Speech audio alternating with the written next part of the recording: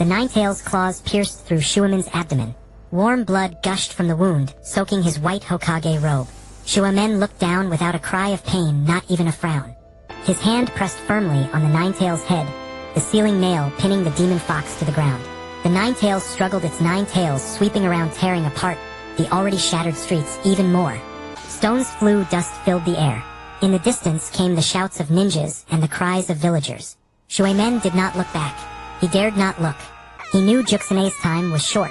He also knew his own time was short. In his arms Mingren was crying, his voice sharp and loud like the first declaration of entering this world. Shuemen looked down at his son, the wrinkled little face flushed red, tiny fists waving in the air, as if protesting against this cruel world.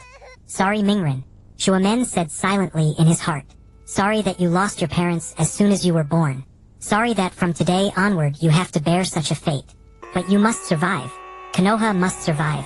The Ninetales' roar shattered the surrounding buildings, its voice filled with violence and madness. It was suppressed by the sealing nail, but still struggled desperately, its claws gouging deep trenches into the ground, its 9 tails like 9 giant serpents tearing everything. Shuemen knew that the 8 trigrams sealing alone was not enough. The Ninetales' power was too strong. It was the strongest tailed beast in the world, an aggregate of chakra disaster itself. Mingren was too young, only a few hours old. His body could not withstand the full 9 tails. So there was only... Shuemen took a deep breath and began to form hand seals. Snake, boar, ram, rabbit, dog, rat, bird, ox, snake, each seal heavy as a mountain, each burning his remaining chakra. His fingers trembled not from fear, but from blood loss from the wound that had pierced his abdomen, pushing his body to... But he did not stop. Dead demon consuming seal. The moment his hands clasped, the world changed. An extremely cold aura surged from the void like a wind from the deepest abyss, making every hair on Shuemen's body stand on end. It was not ordinary cold, it was the fear of being stared at by a soul, a taboo that the living should not touch. The death god appeared behind him. A huge pale demon god with a rosary in its mouth rose slowly from the void. Its figure was taller than the Ninetales, its face blurred yet terrifying, its hollow eyes fixed on Shuemen, as if appraising a delicious meal. A bony hand rested on Shuemen's shoulder. Cold. Shuemen's body jolted violently. It was not physical cold, but the shudder of a soul being touched, as if an invisible hand reached into his chest and gripped his core. The death god's hand passed through Shuemen's body and grasped the soul inside him. Shuemen could feel his soul being pulled out bit by bit, an indescribable sensation, not pain but a fear deeper than pain, the feeling of existence itself being shaken. But he did not retreat. This was his choice. Split. Shuemen gritted his teeth, dividing the Ninetales' power into 2. The Ninetales let out a sky-shaking roar. The roar contained anger, fear, and disbelief. It felt its power being forcibly divided by a supreme rule, half pushed toward the baby in Shuemen's arms, half pulled toward Shuemen himself. "Damn you, 4th Hokage. You're insane.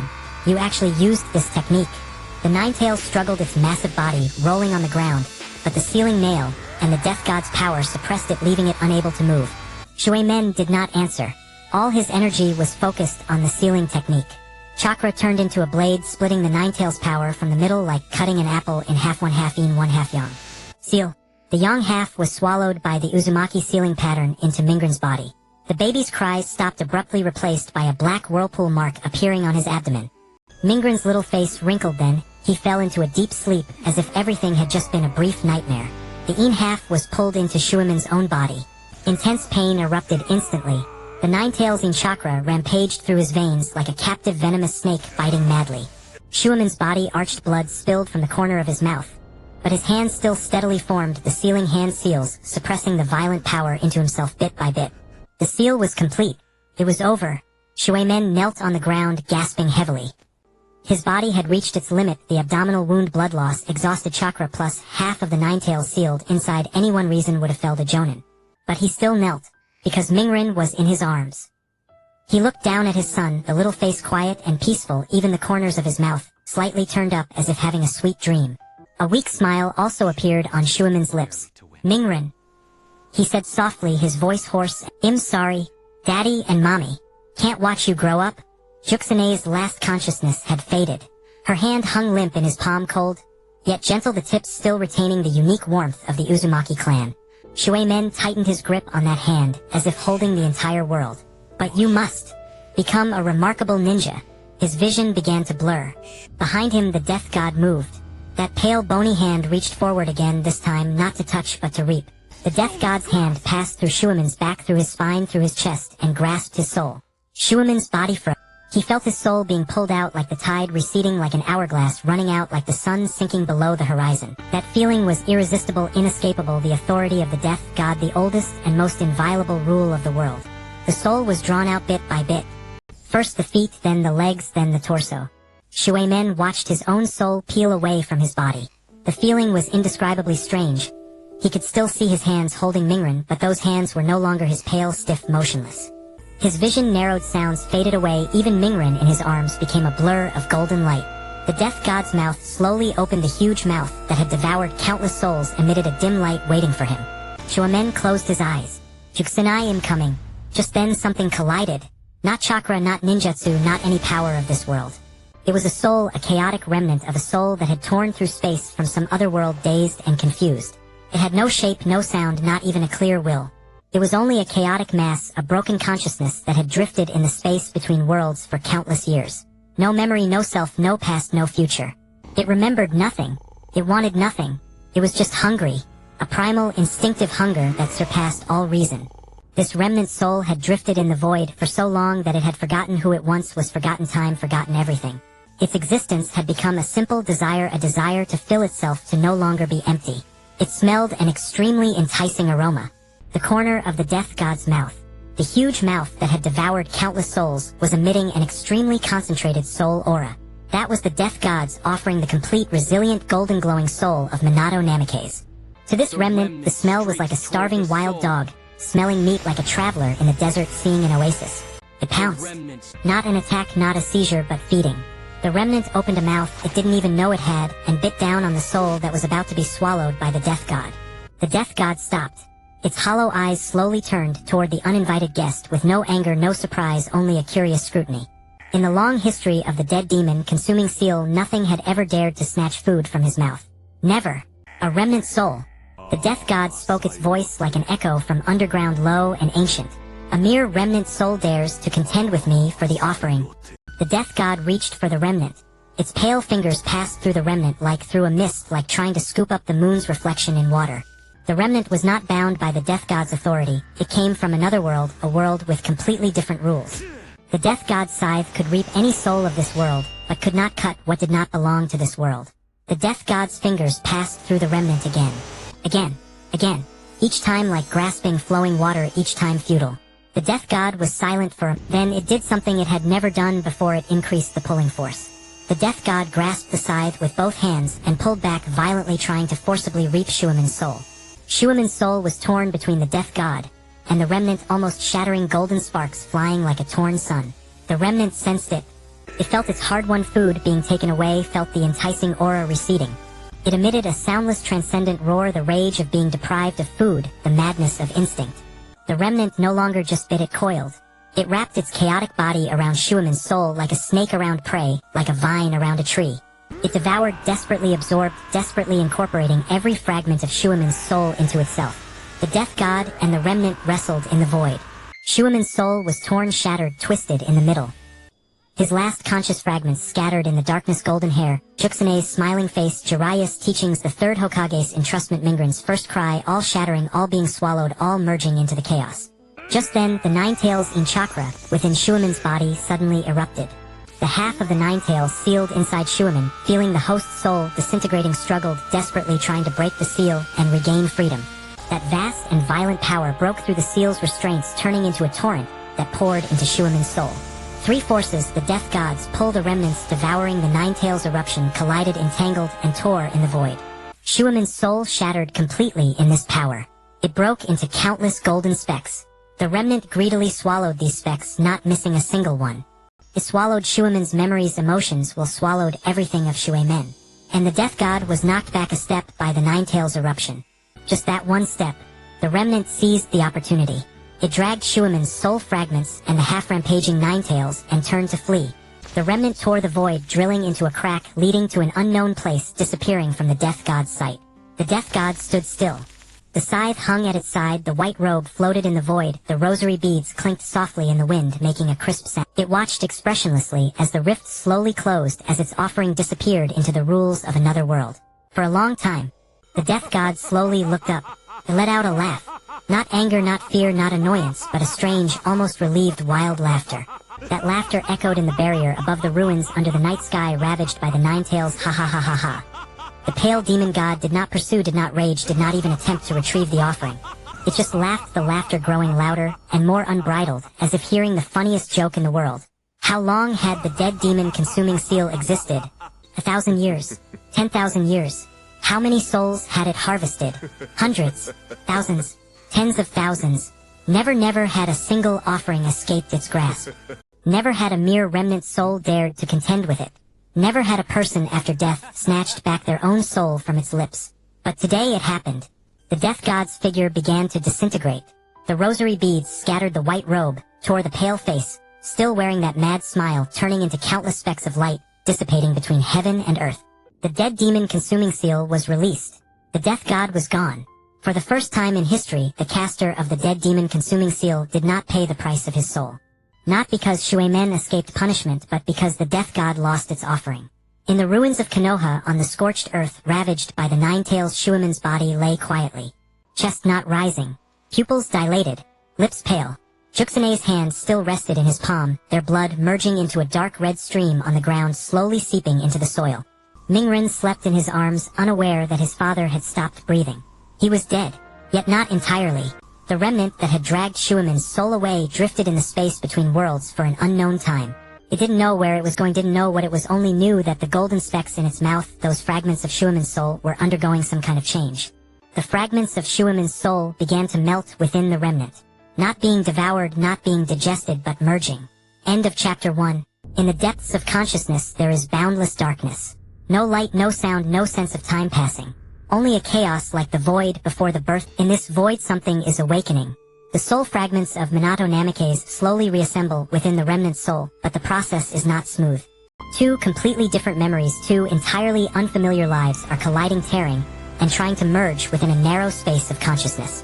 Like two rivers surging at their confluence, or two shattered mirrors forcibly pieced together, each crack refracting a different light. Minato begins to see images that do not belong to him. At first they are blurry, like watching a distant dream through frosted glass, but gradually the images become clear. He sees a young boy. The boy sits in a small room in front of a glowing thin board. The walls of the room are covered with colorful posters. The desk is piled with textbooks and test papers, and sunlight streams through the blinds, casting mottled shadows on the floor. This is a world Minato has never seen before. No chakra, no ninja tools, no ninjas. This is an ordinary, peaceful, and mundane world. And on that glowing thin board a video is playing. Minato recognizes it. It is himself. On the screen, a golden-haired ninja is holding a baby, a giant death god phantom appearing behind him. That is the moment he performed the dead demon consume. He recognizes his Hokage robe, recognizes Naruto's wrinkled little face, recognizes the wound across his abdomen. He is watching his own death. The boy stares intently at the screen, his eyes reddening, his lips trembling slightly. His fingers grip the tissue on his knees, his whole body curled up in the chair, as if something has struck his chest hard. Minato can feel the boy's emotions. A pity like a dull knife cutting his heart, an admiration like a flame burning in his chest, a reluctance like an invisible hand choking his throat, making it hard to breathe. The fourth Hokage. What a pity. The boy murmurs, his voice hoarse and barely audible. He sniffs, wipes his eyes with a tissue, and continues staring at the screen. Minato is stunned. This boy knows him. This completely strange boy from another world knows him. The images begin to spin, shatter, and reform. New images emerge. Minato sees the boy's life, or rather who the boy once was. He sees the boy walking on a wide street flanked by tall buildings under a clear blue sky. The boy carries a backpack, earphones in his ears, steps light, and it was an ordinary afternoon, warm sunlight, gentle breeze, the world as peaceful as still water. Then, the image suddenly shatters.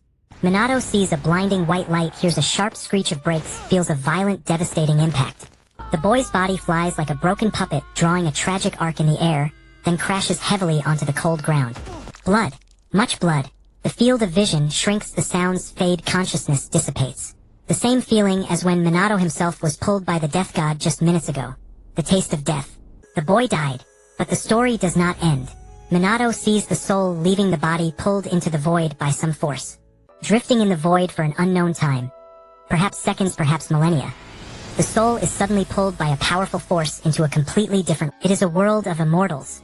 The images change again, mountains, rivers, clouds, huge cranes soaring in the sky, a golden dragon rising from a lake. Some ride flying swords through the air, some summon thunder, with a wave of their hands some practice alchemy and seek immortality. This is a world more ancient and mysterious than the ninja world. And the boy, no longer a boy, appears in these images. He wears a green Taoist robe, his hair in a topknot, standing on a mountain peak overlooking the sea of clouds below. His eyes are more resolute than those of the ordinary boy on earth. That is the look of someone who has found his own path. Minato sees that person's cultivation day after day, year after year. Meditation, breathing techniques, chi, refining foundation establishment. From a mortal knowing nothing about cultivation to a small chi refining cultivator, then to a foundation establishment powerhouse. Every step is difficult and solid, like climbing a mountain with no end. He sees that person's loneliness. In the cultivation world, there are no family, no friends, only one person walking forward silently. In 60 years he once tried to travel with others, but the path of cultivation is ultimately a single plank bridge, and only oneself can reach the end. In 60 years he has wanted to give up countless times, but each time at the last moment he gritted his teeth and continued, because he does not want to die again. This thought, like a nail driven deep into his soul, has supported him through 60 long years. Minato sees the thunder tribulation. The sky splits open, purple lightning pours down from the rift as if heaven and earth themselves are roaring in anger. The person sits cross-legged on the mountain peak, surrounded by defensive arrays, holding a golden core that emits a faint light. Once the core forms, he will enter a new realm, golden core stage. Lifespan extended to 500 years, strength multiplied several times from an ant to a true cultivator. The first lightning strikes. The array shatters. The second lightning strikes. The mountain peak collapses. The third lightning strikes. The person spits, blood cracks appear on the golden core. The fifth. The sixth. Each one more violent than the last, each pushing him toward the abyss of death. His Taoist robe is torn, his skin scorched black, his bones creak in the lightning. But his eyes never change. A stubborn determination, a resolve that says, I have come this far, I cannot turn back. The seventh lightning strikes. The golden core shatters. The person shatters too. Not the body, the soul. The lightning penetrates the flesh, shattering the soul's origin itself. In that moment Minato sees the last glimmer of light in that person's eyes extinguish like a candle blown out in the wind. Dead. 60 years of cultivation gone in an instant. Minato closes his eyes. He can feel that despair. The despair of using all efforts, paying all costs, finally reaching the door only to be shattered at the moment of pushing it open. He has experienced a similar despair. The night of the Nine Tails attack, when he saw Kushina hit by the tailed beast ball, when his own arm pierced his body, when he realized he could not watch Naruto grow up. Two souls, two lives, yet resonating at the deepest level. Both gave everything. Both fell before the finish line. Both are unwilling to accept this fate. The scene continues. The shattered soul did not dissipate. It was drawn into the void by an incomprehensible force drifting slowly through the chaos. Memories trickled away bit by bit, consciousness gradually blurred until it became a muddled remnant soul left with nothing but the primal instinct of hunger. It forgot who it once was. Forgot the teenager on Earth sitting before a screen weeping for the fourth Hokage. Forgot the 60 years of arduous cultivation in the immortal cultivation world, day and night. Forgot the seventh heavenly tribulation lightning that shattered everything during the golden core tribulation. Forgot everything. Only hunger remained. A most primal, most instinctual hunger transcending all reason. How long had it drifted in the void? 10 years. 100 years. Longer. Time lost all meaning there. The remnant soul wandered endlessly through the chaos, searching for something to fill the void. Until it caught the scent of the death god's breath. Until it lunged at Minato Namikaze's soul. Until now. In the space of consciousness, those blue eyes snapped wide open. Care remembered. He remembered everything. He remembered his ordinary self on Earth. A recent college graduate holed up in a rented apartment, watching anime, sobbing uncontrollably over Naruto.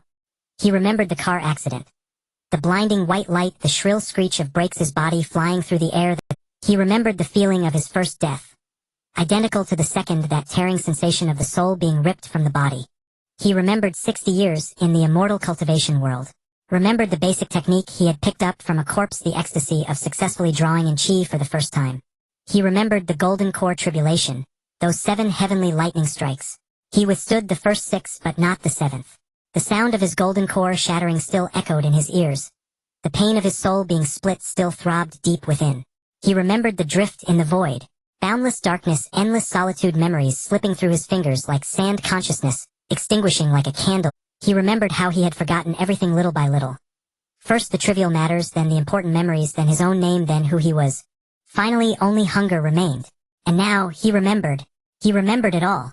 Deep in the space of consciousness, Kei's figure slowly materialized. He was no longer that dazed remnant soul. He had a form.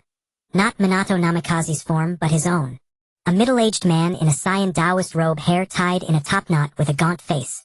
60 years of immortal cultivation had carved deep lines into his face, and in his eyes was something Minato Namikaze lacked. The calm that comes from seeing through life and death, the serenity born of experiencing death twice. He stood in the space of consciousness facing the fragmented soul of Minato Namikaze. Those golden radiant shards slowly reassembling within his remnant soul. Two beings. Two souls. Gazed at each other in the darkness. Kei looked at Minato. Minato looked at Kei.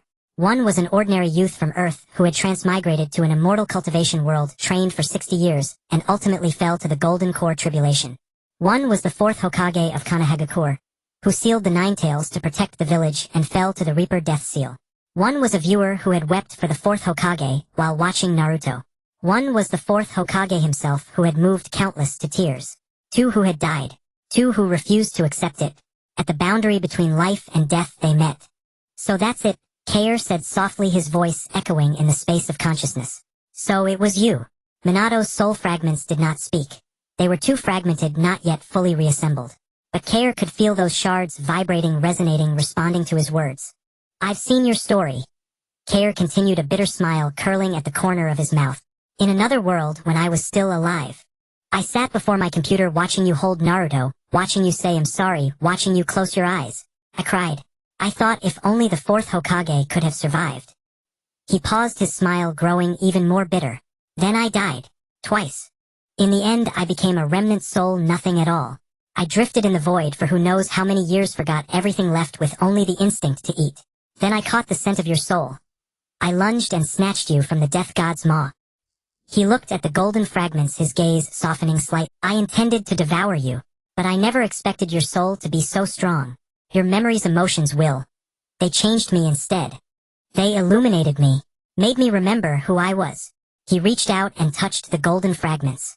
The warmth at his fingertips stunned him. It was the heat of chakra, also the heat of a soul. Minato Namikaze, Kei said. We are alike. Both gave everything to protect something. Both fell just short of the finish line. Both refused to end this way. The golden fragments began to glow, brighter and brighter, as if ignited by his words. So Kei took a deep breath. I want to vow, nor will you consume me. Let us merge, not one replacing the other, but two becoming one. Your memories and mine, your ninjutsu and my immortal cultivation, your will of fire and my obsession with not dying again. He closed his eyes. Let me live on for you. Let me see Naruto grow up for you. Let me protect Konoha for you. In my way and in yours. The golden fragments burst apart, transforming into countless streams of light that surged into Kei's remnant soul. Kei's body began to change. The Saiyan Taoist robe slowly dissolved, replaced by the white Hokage cloak. The tied topknot came loose, becoming a head of brilliant golden hair. The gaunt face softened into gentle handsomeness, blue eyes replacing black pupils. Minato Namikaze's soul fragments took root in Kei's remnant soul. Kei's chaos was illuminated and shaped by the golden light. The memories, emotions, will, and power of both. Everything merged completely in that moment. Minato saw Kei's life, an ordinary youth on Earth, death, in a car accident, transmigration, to an immortal cultivation world, 60 years of arduous training, the Golden Core tribulation, drifting in the void. Kei saw Minato's life, the yellow flash of Konoha, the fourth Hokage, the love with Kushina, Naruto's birth, the night of the Nine Tails, the Reaper Death Seal. Two lives overlapped, interwove, and fused in the space of consciousness. It was not 1 + 1 = 2. It became one. Deep in the space of consciousness, darkness began to recede. Light surged from all directions, illuminating every corner. At the center of the radiance, a new figure slowly emerged. Golden hair, blue eyes, white Hokage cloak. That was Minato Namikaze's appearance. But in those eyes, besides Minato's characteristic gentleness and resolve, there was something more. The weariness of traversing two worlds, the vicissitudes of 60 years of immortal cultivation, the tranquility after dying once and then again, the courage to move forward even after seeing through fate. He slowly opened his eyes. He knew who he was. He was Minato Namikaze, the fourth Hokage of Konohagakure, the Yellow Flag, the Jinchuriki of the Nine Tails, father of Uzumaki Naruto. He was also Kei, once a youth from Earth, once a viewer of Naruto, once an immortal cultivator, a cultivator at the peak of Foundation establishment, the wretch struck dead by the tribulation lightning. He was two people. He was also one person. He lowered his head and looked at his hands. They were long and strong with lingering traces of Rasengan chakra at his fingertips. He closed his eyes and sensed the state of this body. The body was in terrible condition. The wound on his abdomen had not healed. He was weak from blood loss, and the eon chakra of half the Ninetales rampaged within the seal like a beast trapped in a cage. But he was alive. Or rather, he had come back to life. His heart beat, blood flowed, lungs breathed. All this told him, you are still alive. He opened his eyes, a faint smile curling at the corners of his mouth. That smile was incredibly warm. Minato Namikaze's signature smile, like a spring breeze. But if one looked closely enough, they would find something extra in that smile. A deep serenity that only a soul who had traversed two worlds could possess. He raised his head, gazing into the depths of the space of consciousness. A crack led to the real world. Without hesitation, he stepped forward. In the real world, amidst the rubble, Minato's body stirred. First his fingers. The 5 blood-stained digits slowly curled inward, gripping Kushina's icy hand. Then his eyelids. Those closed eyes twitched faintly, as if struggling to break free from some unseen constraint. Finally his chest. The cavity that had ceased to rise and fall suddenly heaved violently, like the first gasp of a drowning survivor breaking the surface. Minato coughed once. Then a second time. A third. His body arched, and from his throat came a hoarse, fractured sound. It was not a groan but an affirmation. An acknowledgement that he was still alive, that this body was still functioning, that his heart was beating, blood flowing, lungs breathing. Naruto slipped from his embrace, and Minato instinctively reached out to catch him. The motion was sluggish, as if he were still unaccustomed to this freshly awakened form, but he ultimately steadied the infant's head with unwavering hands. Naruto smacked his lips in his slumber, his tiny face nuzzling against Minato's palm, peaceful, as if nothing had ever happened. Minato knelt on the rubble, panting heavily. Pain. Agonizing pain. The wound in his abdomen burned like fire, and every breath pulled at the searing laceration. The eon chakra of the Ninetales writhed within the seal, occasionally spilling out, rampaging through his body, bringing waves of bone-chilling cold. The weakness from massive blood loss left him dizzy. The ruins and night sky spun gently before his eyes. Yet he was smiling. The corners of his mouth curved into a faint arc. A weak, exhausted smile, yet one tinged with the relief of a survivor. He looked down at Naruto in his arms. The infant's face was wrinkled, his skin still flushed with newborn pink, a few strands of golden fuzz plastered to his forehead. His tiny lips were slightly parted, his breathing steady and serene. Minato gazed at that small face, and 2 utterly different emotions surged within him, merging in an instant. One belonged to Minato. It was a father's love for his son. Deep, burning, willing to sacrifice everything. He looked at Naruto, recalling Kushina lying in a pool of blood, the choked sob when he said, "I'm sorry," and the fate this child would bear from today as a Jinchuriki. Guilt, heartache, reluctance. They surged like a tide. The other belonged to Carl. It was the perspective of an outsider, a viewer, who had once wept while watching Naruto behind a screen. He knew Naruto's future. Knew this child would grow up in loneliness, would learn to feign strength under everyone's contemptuous glares, would meet Jiraiya, master the Rasengan, defeat pain, become a hero, and fulfill his dreams. He ached for Naruto, but that ache carried a certainty. I know you'll get through this.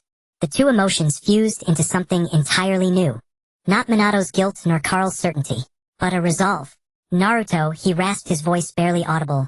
This time, you won't be alone. Those words were meant for Naruto and for himself. In the distance, footsteps and shouts approached. Lord Fourth. Lord Fourth is here. Quick. Medical unit. Lord Fourth is still alive. By the heavens, his wounds. Several NBU ninja dashed onto the rubble, their faces etched with shock and disbelief.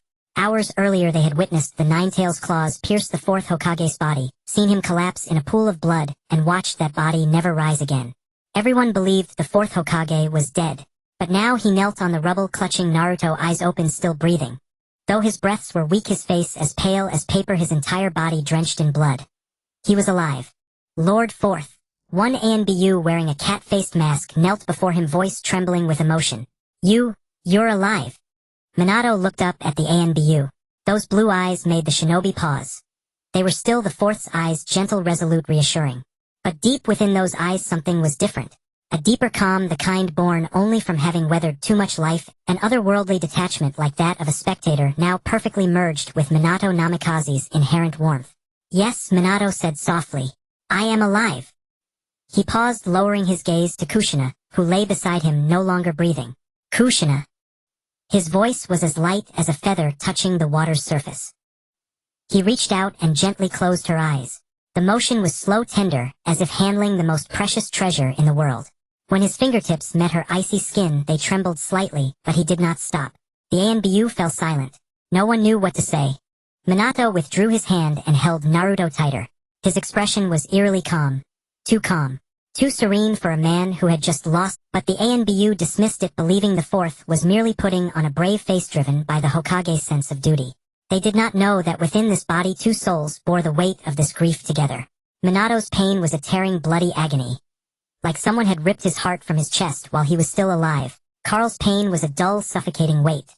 Like a boulder pressing on his chest, making it hard to breathe. He looked at Kushina, remembering how he had sobbed uncontrollably watching this episode on his screen. And now he was here, he was Minato, and Kushina lay beside him lifeless. The two pains combined nearly crushed him. But he did not fall. Because Naruto was in his arms.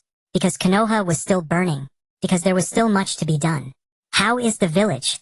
Minato asked, his voice steadier than before. Lord Third has organized squads to contain the fires, the ANBU quickly reported. Casualties are still being tallied. But thanks to your timely sealing of the Nine Tails, the damage has been minimized. Minimized? Minato closed his eyes. Every person who died tonight was one of his villagers. Each had a family friend's dreams. Each death was his responsibility. Take me to the third Hokage, Minato said. I have matters to report. Lord Fourth, your injuries. They are of no consequence. He rose slowly, holding Naruto. His body swayed and the ANBU instinctively reached out to steady him, but Minato waved them off and steadied himself. He looked down at his own hands. Pale, bloodied, trembling faintly. Then he clenched his fists. He knew that from this moment he was no longer Carl. He was Minato Namikaze. He knew the future of Naruto. The threat of Akatsuki, the truth of Itachi Uchiha, the identity of pain, that Obito was still alive, the fourth great ninja war, Kagaya Otsutsuki. He knew every endpoint. He also knew the path of cultivation. How to refine spiritual energy, break through realms, and forge an entirely different road in this world. Two streams of knowledge, two powers, two lives. Fused into one. He raised his head toward Konoha. In the distance, the firelight had faded, replaced by the first glimmer of dawn. Dawn was breaking. He took his first step. His footing was unsteady but firm. A second step, a third, a fourth. Each step was more resolute than the last. He was Minato Namikaze. And also Carl. He was a soul returned from the Yellow Springs. Shuamen carrying Mingren traversed a desolate expanse of rubble, accompanied by the ANBU. The streets of Mai were utterly unrecognizable. Houses had collapsed, the road surface was cracked, and everywhere bore the scars left by the sweeping tails of the Nine Tails. Medical men hurried through the debris, hoisting the wounded onto stretchers. Shinobi employed earth release to clear the rubble, and fire release to incinerate the remnants of villagers stood silently along the roadside, their faces still etched with the terror of their narrow escape from calamity. As Shuemen passed by, everyone halted their tasks. Lord Fourth Hokage. Lord Fourth Hokage is alive. Thank goodness. Lord Fourth Hokage, he. Some began to weep, some fell to their knees, and others clasped their hands in silent prayer. Shuemen walked past them, nodding slightly but without pausing.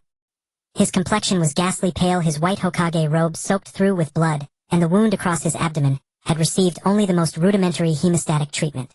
Yet his stride was steady, his back held straight. In his arms, Mingren slept peacefully.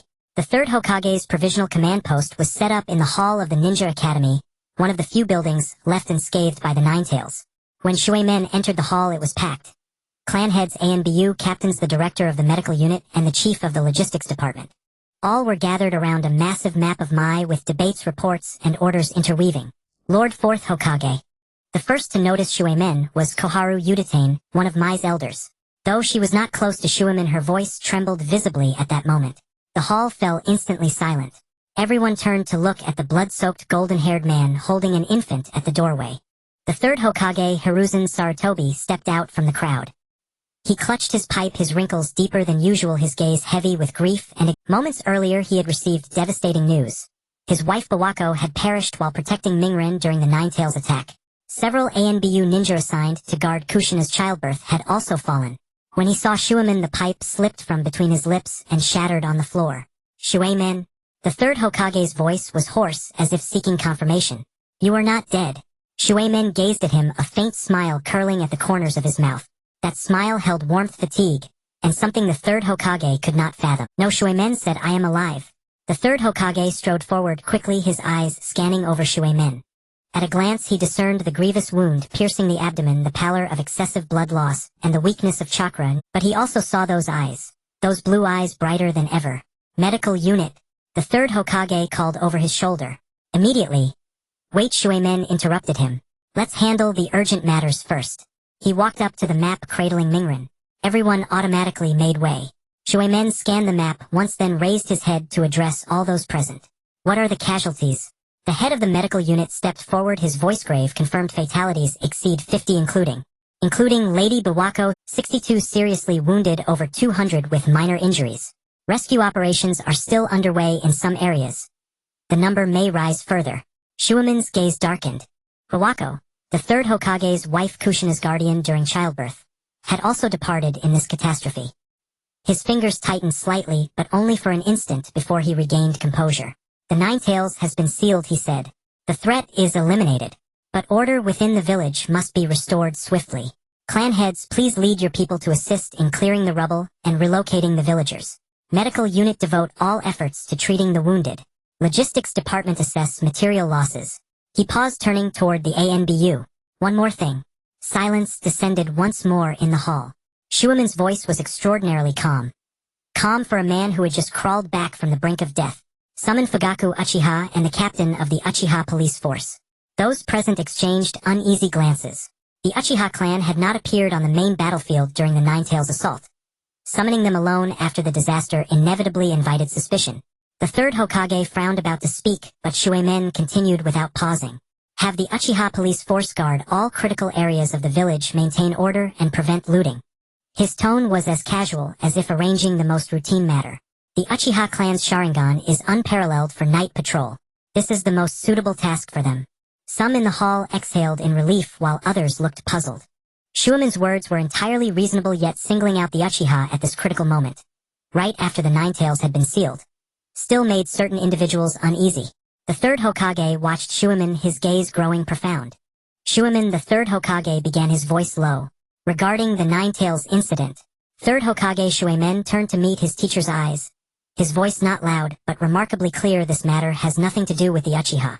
The hall was utterly still, all eyes fixed on Shuemen. His expression was as placid as still water, betraying no agitation. Yet within those eyes lay a power that could not be questioned. Shuemen's voice echoed through the hall. I do not want anyone at any time to associate this incident with the Uchiha clan. The third Hokage was silent for a moment.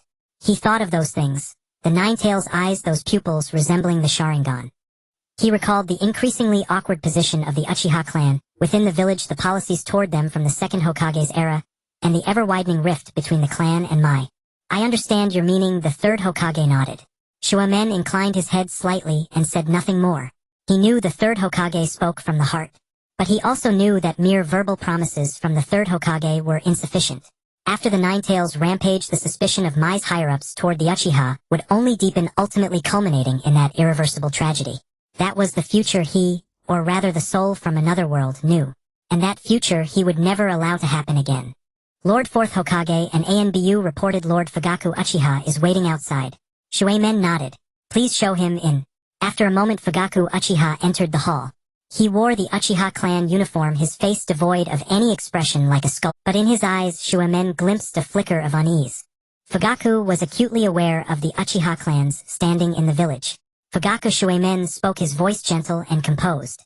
I have been told why the Uchiha were not present on the battlefield. Fugaku was slightly taken aback. He had not expected Shuemen's first words to be an explanation rather than an interrogation. Shuemen's voice echoed in the hall as if proclaiming a fact. Going forward, I will need the Uchiha to continue maintaining order within the village. I will arrange for the ANBU to coordinate with your team.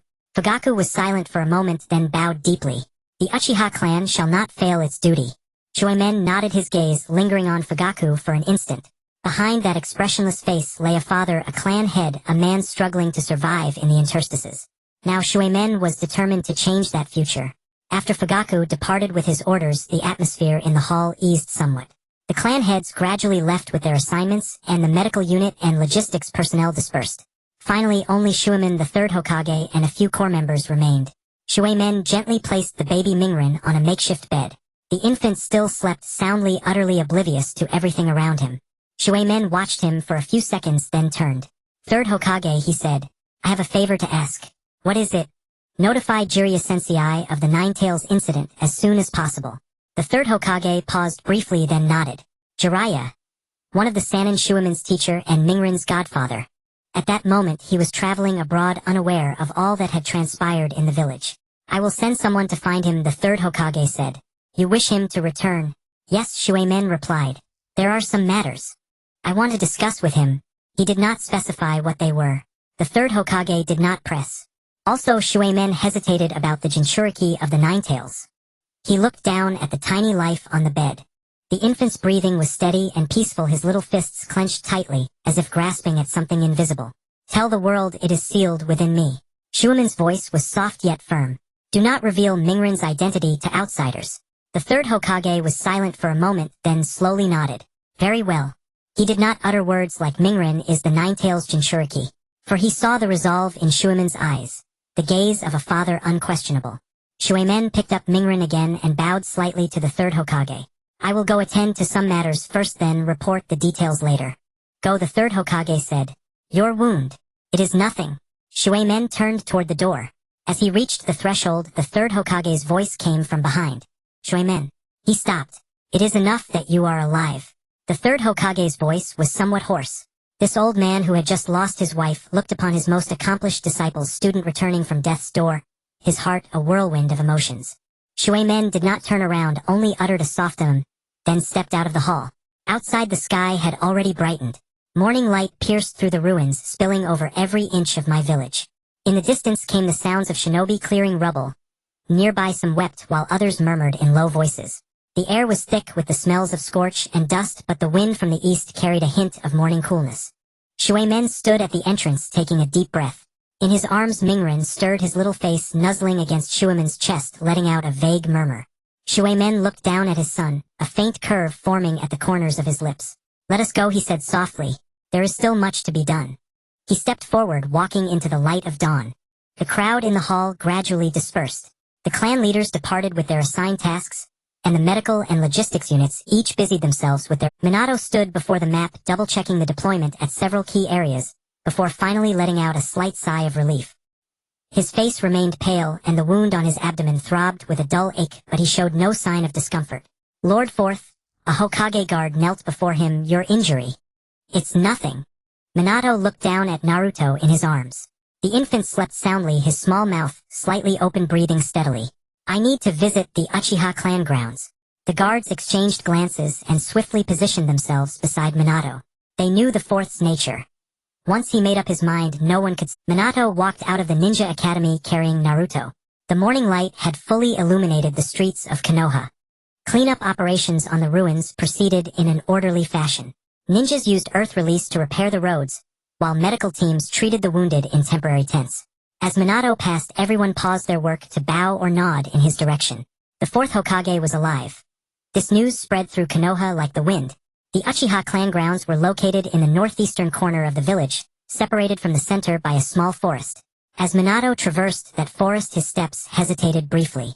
This forest was the boundary between the Uchiha clan lands and the rest of the village. It was also where the rift would one day begin. He continued forward, passed through the gate of the Uchiha district, and stepped into this relatively unscathed area. The Nine Tails attack had mainly concentrated on the central and western parts. Because of its remote location, the Uchiha clan grounds had suffered little damage. Lord Fourth, a young Uchiha clansman, spotted Minato, and his eyes widened in astonishment. He quickly bowed, then turned and ran into the depths of the compound, clearly to report the news. Minato did not have to wait long.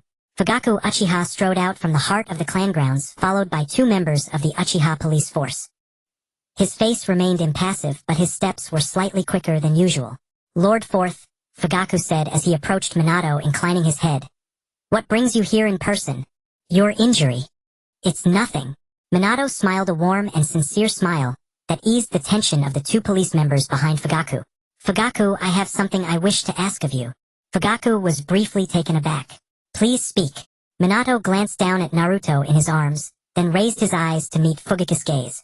Naruto's mother just passed away. His voice was calm, but Fugaku noticed the hand holding the infant tighten slightly. I have too many matters to attend to now, and my wound hasn't fully healed. I would like to leave Naruto at your home for a while. Fugaku was stunned. The two police members behind him were also stunned. The fourth Hokage, the supreme leader of Konohagakure, wanted to entrust his own son to the Uchiha clan. I recall your wife Mikoto recently gave birth to Sasuke. Minato continued his tone, as if stating the most ordinary thing. The two children are around the same age, so they can be cared for together. Mikoto and Kushina were close friends for years. I feel at ease leaving Naruto with her. Fugaku was silent for a moment. Countless thoughts raced through his mind. The implication of the fourth's decision, its impact on the Uchiha clan, and how others in the village would perceive it. But in the end, all those thoughts were overwhelmed by one simple truth. The fourth trusted him. The fourth trusted the Uchiha. Very well. Fugaku nodded, his voice lower than usual. Mikoto will take good care of him. Minato smiled a smile that held gratitude and something Fugaku could not quite discern. Come, I'll go with you to see your home. Fugaku stepped aside and the two walked side by side down the streets of the Uchiha district. The two police members followed behind while the Hokage guards lingered a little farther back. This procession through the Uchiha clan grounds drew countless curious. Uchiha clansmen stood by the roadside watching the fourth Hokage carry an infant while walking shoulder to shoulder with their clan head.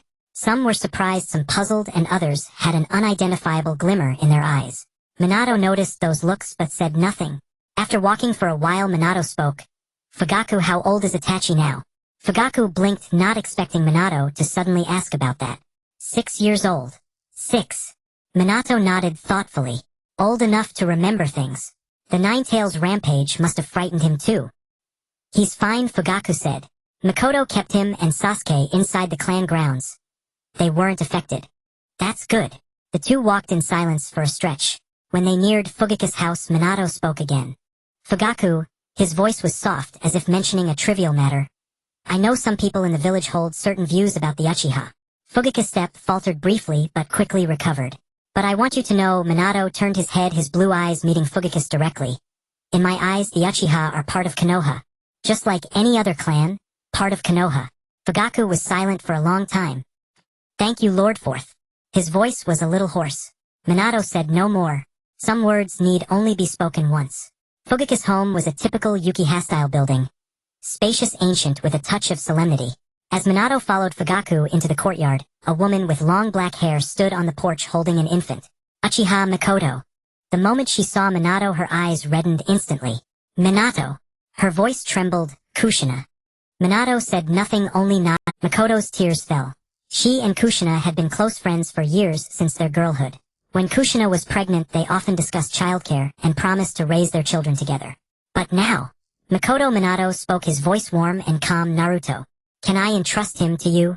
He looked down at Naruto in his arms. Mikoto wiped her tears, stepped forward, and took Naruto from Minato's hands. She gazed at the baby with golden fuzz on his head, and tears welled up again. Of course, she choked. Of course. Kushina's child is my child. Watching her hold Naruto, the weight that had been pressing on Minato's heart finally lifted. Just then, a small figure emerged from inside the house. It was a boy with short black hair, black eyes, and a face still carrying childish innocence. He walked up to Mikoto and looked curiously at the baby in her arms. Mom, who is this? Itachi. Mikoto crouched down so Itachi could see Naruto's face. This is Uncle Minato's son. His name is Naruto. He'll be staying with us for a few days. You must take good care of him, okay? 6-year-old Itachi nodded earnestly, reached out his small hand and gently touched Naruto's cheek. He's so tiny, Itachi said. Even smaller than Sasuke. Minato crouched down to meet Itachi at eye level. He reached out and gently ruffled Itachi's hair. Itachi, Minato said with a smile. I entrust Naruto to you. Itachi looked at Minato, his black eyes possessing a composure beyond. He nodded solemnly. I will, Uncle Minato. Minato stood up and turned to Fugaku. The child will stay here for now. I appreciate your trouble. Fugaku nodded. Rest assured, Lord Fourth. Minato looked once more at Naruto in Mikoto's arms. The infant still slept soundly, oblivious to everything around him. His gaze lingered on Naruto's face for a few seconds, then he turned and walked toward the door. At the threshold, he paused and glanced back. Mikoto stood on the porch holding Naruto, Itachi at her side, Fugaku behind them. The morning light bathed the Uchiha-style building, coating it in a layer. This scene, Minato would remember it for a long time. He turned and strode out of the Uchiha clan ground. The Hokage guards followed behind him. One of them could not help but ask, Lord Fourth, is it truly all right to leave young Naruto with the Uchiha? Minato did not answer. He simply continued walking. A faint smile curled at the corner of his lips. He knew exactly what he was doing, and trusting Naruto to the Uchiha was not merely because of Mikoto and Kushina's friendship nor solely because he needed a reliable person to care for Naruto. It was a signal to all of Konoha. The fourth Hokage trusts the Uchiha. A signal to the Uchiha. You are part of Konoha, not a signal to the future.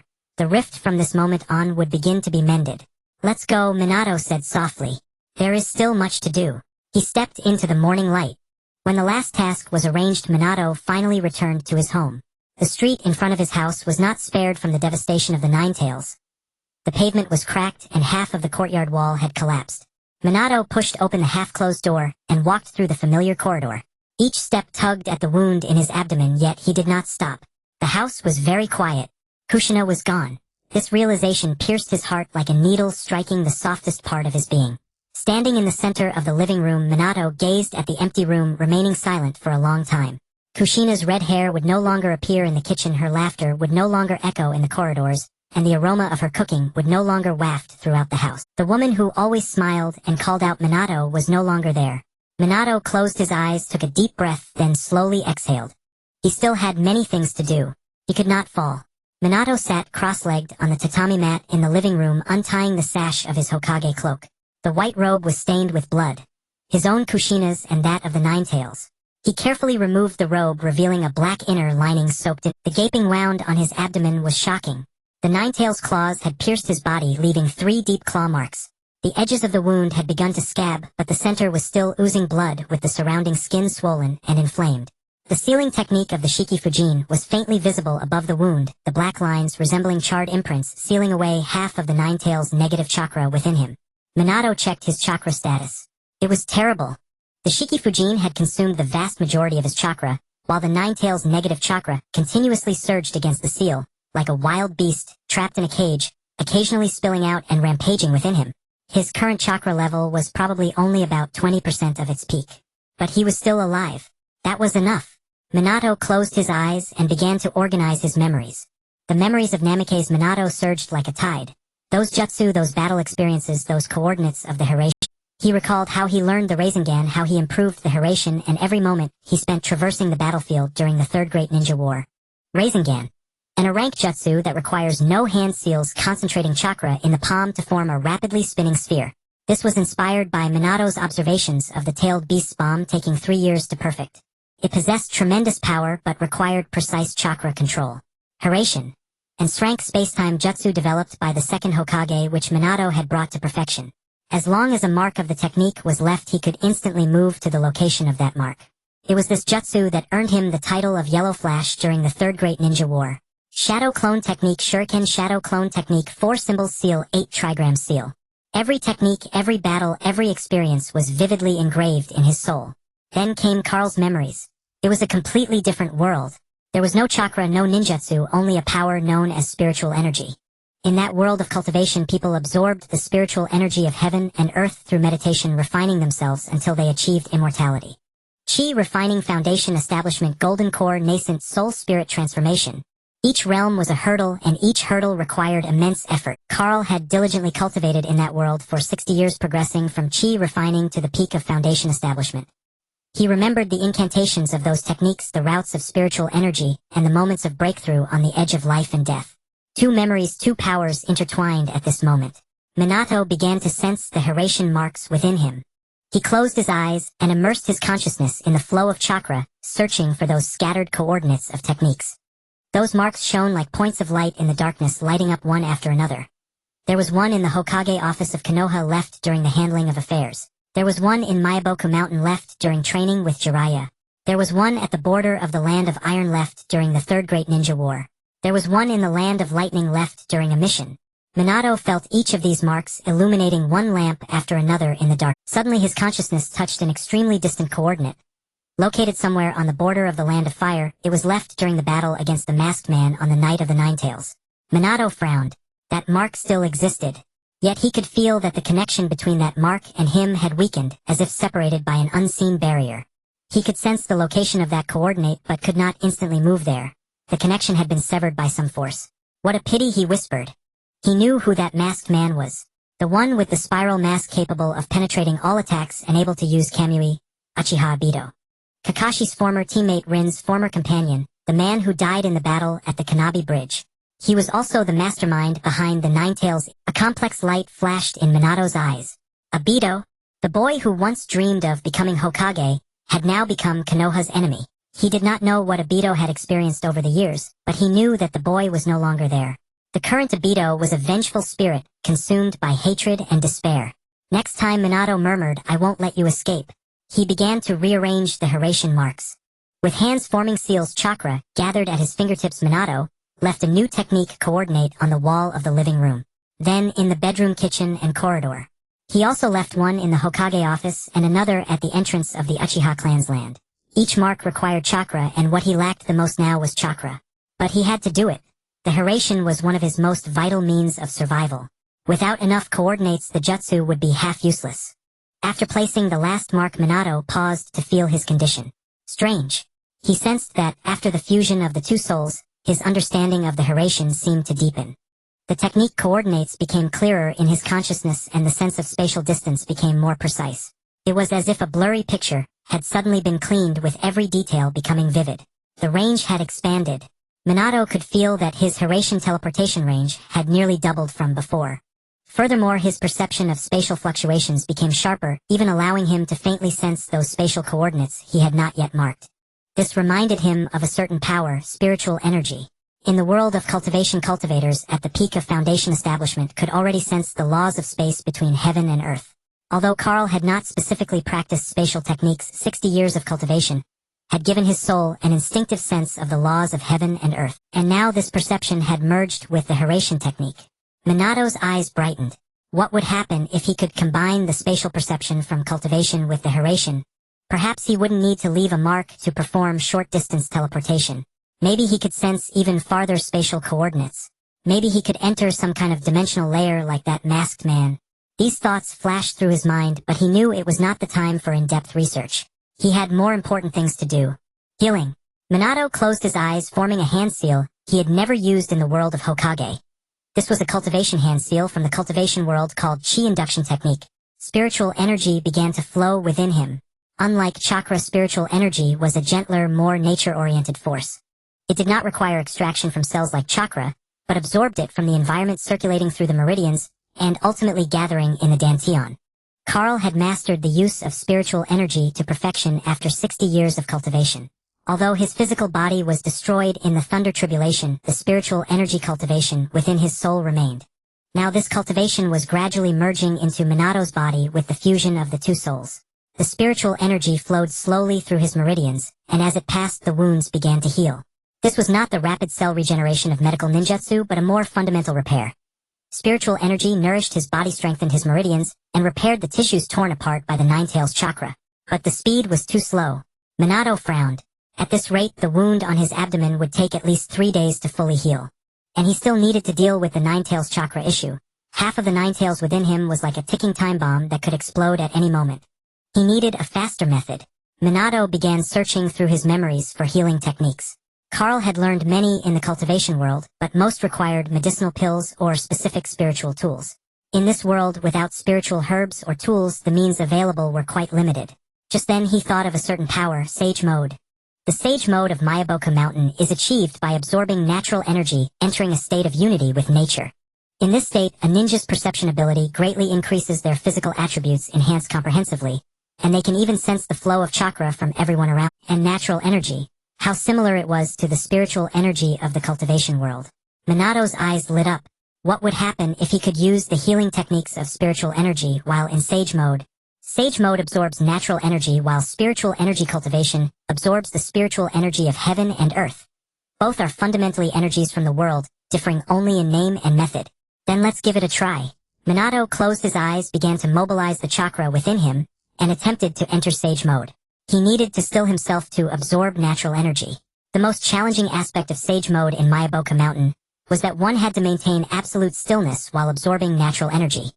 Even the slightest movement of a finger could cause the natural energy to go out of control. Jiraiya Sensei took a long time to master it, and he too had trained for quite a while in Mayaboka Mountain before learning. But now Minato felt something. When he began to absorb natural energy, the spiritual energy within him also began to circulate automatically. The two energies converged in his body, without conflict or rejection, but rather like two rivers merging into the same ocean, naturally fusing together. Natural energy poured into his body and spiritual energy flowed through the meridians. The two complemented each other, as if performing a perfectly synchronized dance. The patterns of Sage Mode began to appear on Minato's face. An orange shadow appeared beneath his eyelids, and his pupils transformed into a vertical shape. But unlike before, those orange patterns faintly revealed some light blue glow, the color of spiritual energy. Sage Mode activated. Minato felt a tremendous change in his body. His perception soared, allowing him to clearly sense the chakra fluctuations of everyone within several miles. His physical abilities were comprehensively enhanced, even his breathing became stronger. At the sight of his abdominal wound, natural energy and spiritual energy worked together, beginning to heal at a visible rate. But this was not what he wanted. Minato began to channel the healing technique of spiritual energy, revitalization technique. This was the most basic healing technique in the world of cultivation, usable even by chi refiners. It guided spiritual energy to circulate through the meridians, accelerating the Bodhi's self-repair ability. Though basic, its effects were significant. Under Sage Mode, the effects of revitalization technique were amplified several times.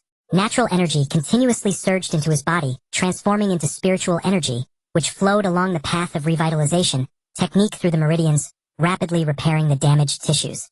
The wound on his abdomen healed at a visibly rapid pace. The redness and swelling subsided, and the 3 deep claw marks turned into 3 faint pink scars within a matter. Minato could feel that the Ninetales negative chakra within him had also been suppressed. The dual powers of natural energy and spiritual energy acted like an additional lock on the seal, rendering the Ninetales struggles increasingly futile. So that's how it is. Minato murmured to himself. Sage Mode absorbs natural energy, while spiritual energy cultivation absorbs the spiritual energy of heaven and earth. Both are powers of the same origin. In this world, natural energy was everywhere far more abundant than the spiritual energy in the cultivation world. If he could combine the two. He closed his eyes and continued to channel the revitalization technique. After circulating spiritual energy for 36 cycles, Minato slowly opened his eyes. The patterns of Sage Mode faded from his face, the natural energy dissipated, and the spiritual energy returned to calm. He looked down at his abdomen. The wound had completely healed, leaving only 3 faint scars. His chakra had recovered to about 60% of its peak, and the Ninetales negative chakra within him was much calmer. More importantly, he could sense that his mastery of spiritual energy had improved slightly during this healing. Though it was just a trivial increase, it was indeed growing. This meant that, in this world, he could also cultivate. Minato stood up and moved his body. The pain was gone, the feeling of weakness had vanished, and he felt as if he had come back to life. He walked to the window and pushed it open. The night breeze blew in, carrying a hint of coolness. The moon hung in the sky, cold and bright. In the distance, Konoha village lay quietly asleep under the moonlight. The cleanup of the ruins had already paused, with only a few lights flickering in the darkness. Minato stood by the window, gazing at the village he fought to protect. He knew that the Ninetales incident was just the beginning. There were more challenges ahead. Akatsuki Uchiha Bido Orochimaru, the Uchiha Massacre, the 4th Great Ninja War. These crises loomed like mountains on the path to the future. But he was not afraid. He was Namikaze Minato, the Yellow Flash of Konoha, the 4th Hokage. He was also Carl, a Foundation establishment cultivator with 60 years of experience. A soul returned from the Yellow Springs. 2 souls, 2 powers, 2 lives. Merged together, they became the present him. Minato turned around, took a clean bandage from the cabinet, and wrapped it around the scar on his abdomen. Then he put on a new Hokage robe, the white fabric shimmering gently in the moonlight. He retrieved the specially made kunai for Hiraishin from the wall, spun it in his hand, and placed it back into his ninja tool pouch. Then he walked out of his home. There were many things to do, but at least tonight, he could quietly keep vigil for Kushina's spirit. Everyone had left. Minato waved his hand, and the last Umbu hesitated for a moment before bowing and retreating. The sound of footsteps faded down the corridor, eventually swallowed by the wind. The room was now empty save for him. No, not quite. Kushina was still there. Minato sat down beside her. The sound of his knees meeting the tatami mat echoed distinctly in the vast hollow space. The candle flame flickered, casting her shadow on the wall, which swayed with it. She had changed clothes. A white kimono clean free of any bloodstain. Her hair had been brushed again, lying neatly beside the pillow, a stark blazing red. Minato gazed at her face and suddenly felt a sense of unreality. She looked as if she were merely asleep. Her eyelashes still curled upward, and the corner of her lips seemed to hold a faint curve, as though she were dreaming a pleasant. He had seen her sleeping countless times. Sometimes she would kick off the covers, sometimes she would talk in her sleep, and sometimes she would suddenly turn over and drape her arm across his neck, pressing down until he could barely breathe. But this time she was utterly still. Minato reached out and took her hand. It was cold. He remembered the warmth it once held. In winter, she would slip her hands into his pockets, saying, "Minato, you're warm, let me borrow some." In summer, she would press her palms against his face, complaining, so hot, Minato, cool me down." Now it was cold. A chill devoid of warmth, quiet, lying motionless in his palm. Minato did not cry. It wasn't that he didn't want to. It was that he couldn't. His eyes felt dry and sore, his throat tight, but the tears refused to fall. It was a strange sensation, as if something was lodged in his chest, unable to rise or fall, stubbornly obstructing everything. He simply sat there, holding her hand, thinking of nothing. Or perhaps he was thinking too much. So much that he himself didn't know what he was thinking. Occasionally shouts drifted in from outside. The night duty shinobi were changing shifts. In the distance, people were moving stones, setting up tents, and tallying supplies. The entire village was bustling, cleaning up the mess from last night. A memorial ceremony was scheduled for 3 days later. Someone had reported earlier that the third Hokage had decided to give proper burials to all the fallen. The messenger had recited a long list of names, but Minato barely registered them. He only remembered waving his hand at the end, saying, "I understand," and dismissing the man. He didn't want anyone else here. Naruto was with Fugaku's family. Itachi would look after him, and Mikoto would feed him. The child was still young, knowing nothing. Crying when hungry, sleeping when full, unaware that his mother was gone. That was for the best. Not knowing was better. Minato shifted, turning Kushina's hand over, studying her palm. He suddenly remembered the first time he held that hand. How old had they been then? 12 or 13? He had driven off a few cloud shinobi for her, and she had scolded him for meddling. Later somehow they made up, and then he took her hand. That evening the sunset was especially beautiful, painting her face a rosy hue. Whether from the light or her shyness, he couldn't tell. Minato's lips twitched a faint semblance of a smile. Then he remembered that he was no longer the same Minato. His mind now carried another world, another self. Lived for 60 years, cultivated immortality for 60 years, and finally struck down by lightning. In those 60 years, there was no Kushina. In those 60 years, he was merely a spectator sitting before a screen, watching the fourth Hokage hold Naruto, watching Kushina, closer eyes, watching the barrage of my eyes are wet scrolling past. He had cried then too. But now he was here, holding her hand, cold. Two lives, two selves, thoroughly intertwined on this night. It wasn't that one had swallowed the other, nor that one had taken advantage. It was simply becoming one person. A person who had lived 2 lifetimes. A person who, for the first time, loved someone so deeply. Minato felt his throat tighten further. He lowered his head, pressing his forehead against Her fingers were cool against his forehead, reminiscent of the gesture she used to take his temperature when she was ill, only now the roles were reversed. "I'll bring you back." His voice was barely a whisper, as if afraid to wake her. He knew there was a way, the Rinnegan Nagato's technique. Though it required a life in exchange, he would find a way.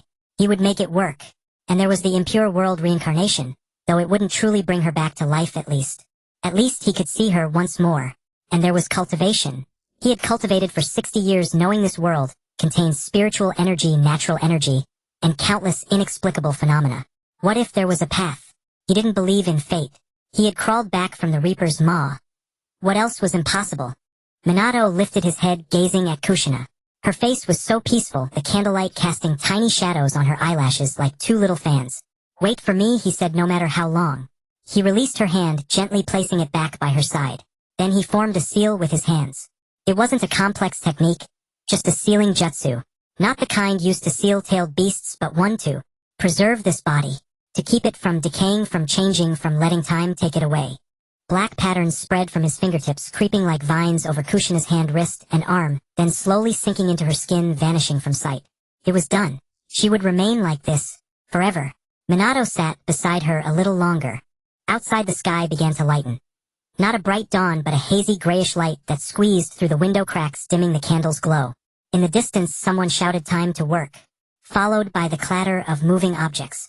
A new day had begun. Minato stood up, his knees numb.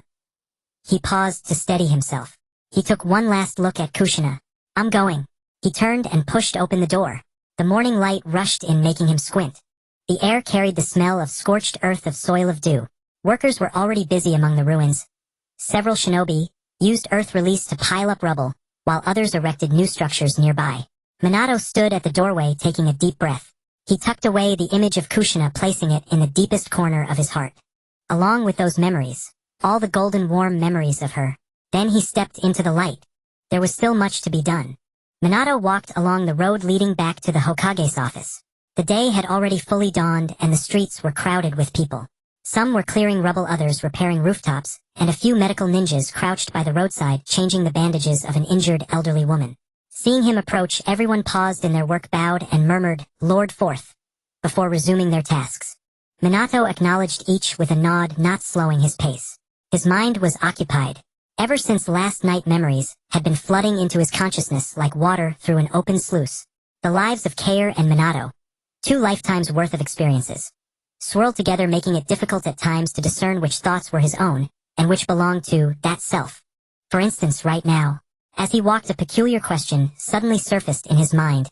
Which of the 2 worlds possessed greater? This question had often crossed Kair's mind during his days in the cultivation world.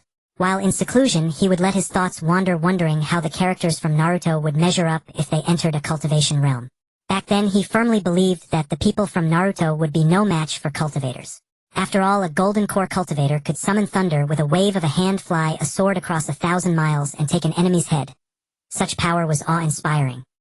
He himself, at the peak of Foundation establishment, could already stride through the cultivation world with impunity. Even cage-level fighters, if they came here, would probably be no stronger than him.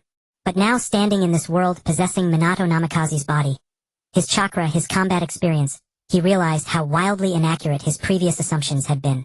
Kair had cultivated for 60 years, reaching the peak of Foundation establishment 1 step away from the golden core.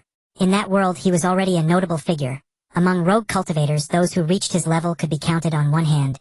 His arsenal was not insignificant: the chi absorption art, the spring restoration art, the wind control art, the condensed chi into weapons technique, along with several magical artifacts, a flying sword, and a defensive formation plate. In that world, these abilities allowed him to roam freely. But now, comparing them to the combat powers of this world, he finally gained a clear perspective. In that world, these abilities allowed him to roam freely. But now, comparing them to the combat powers of this world, he finally gained a clear. That was his greatest advantage.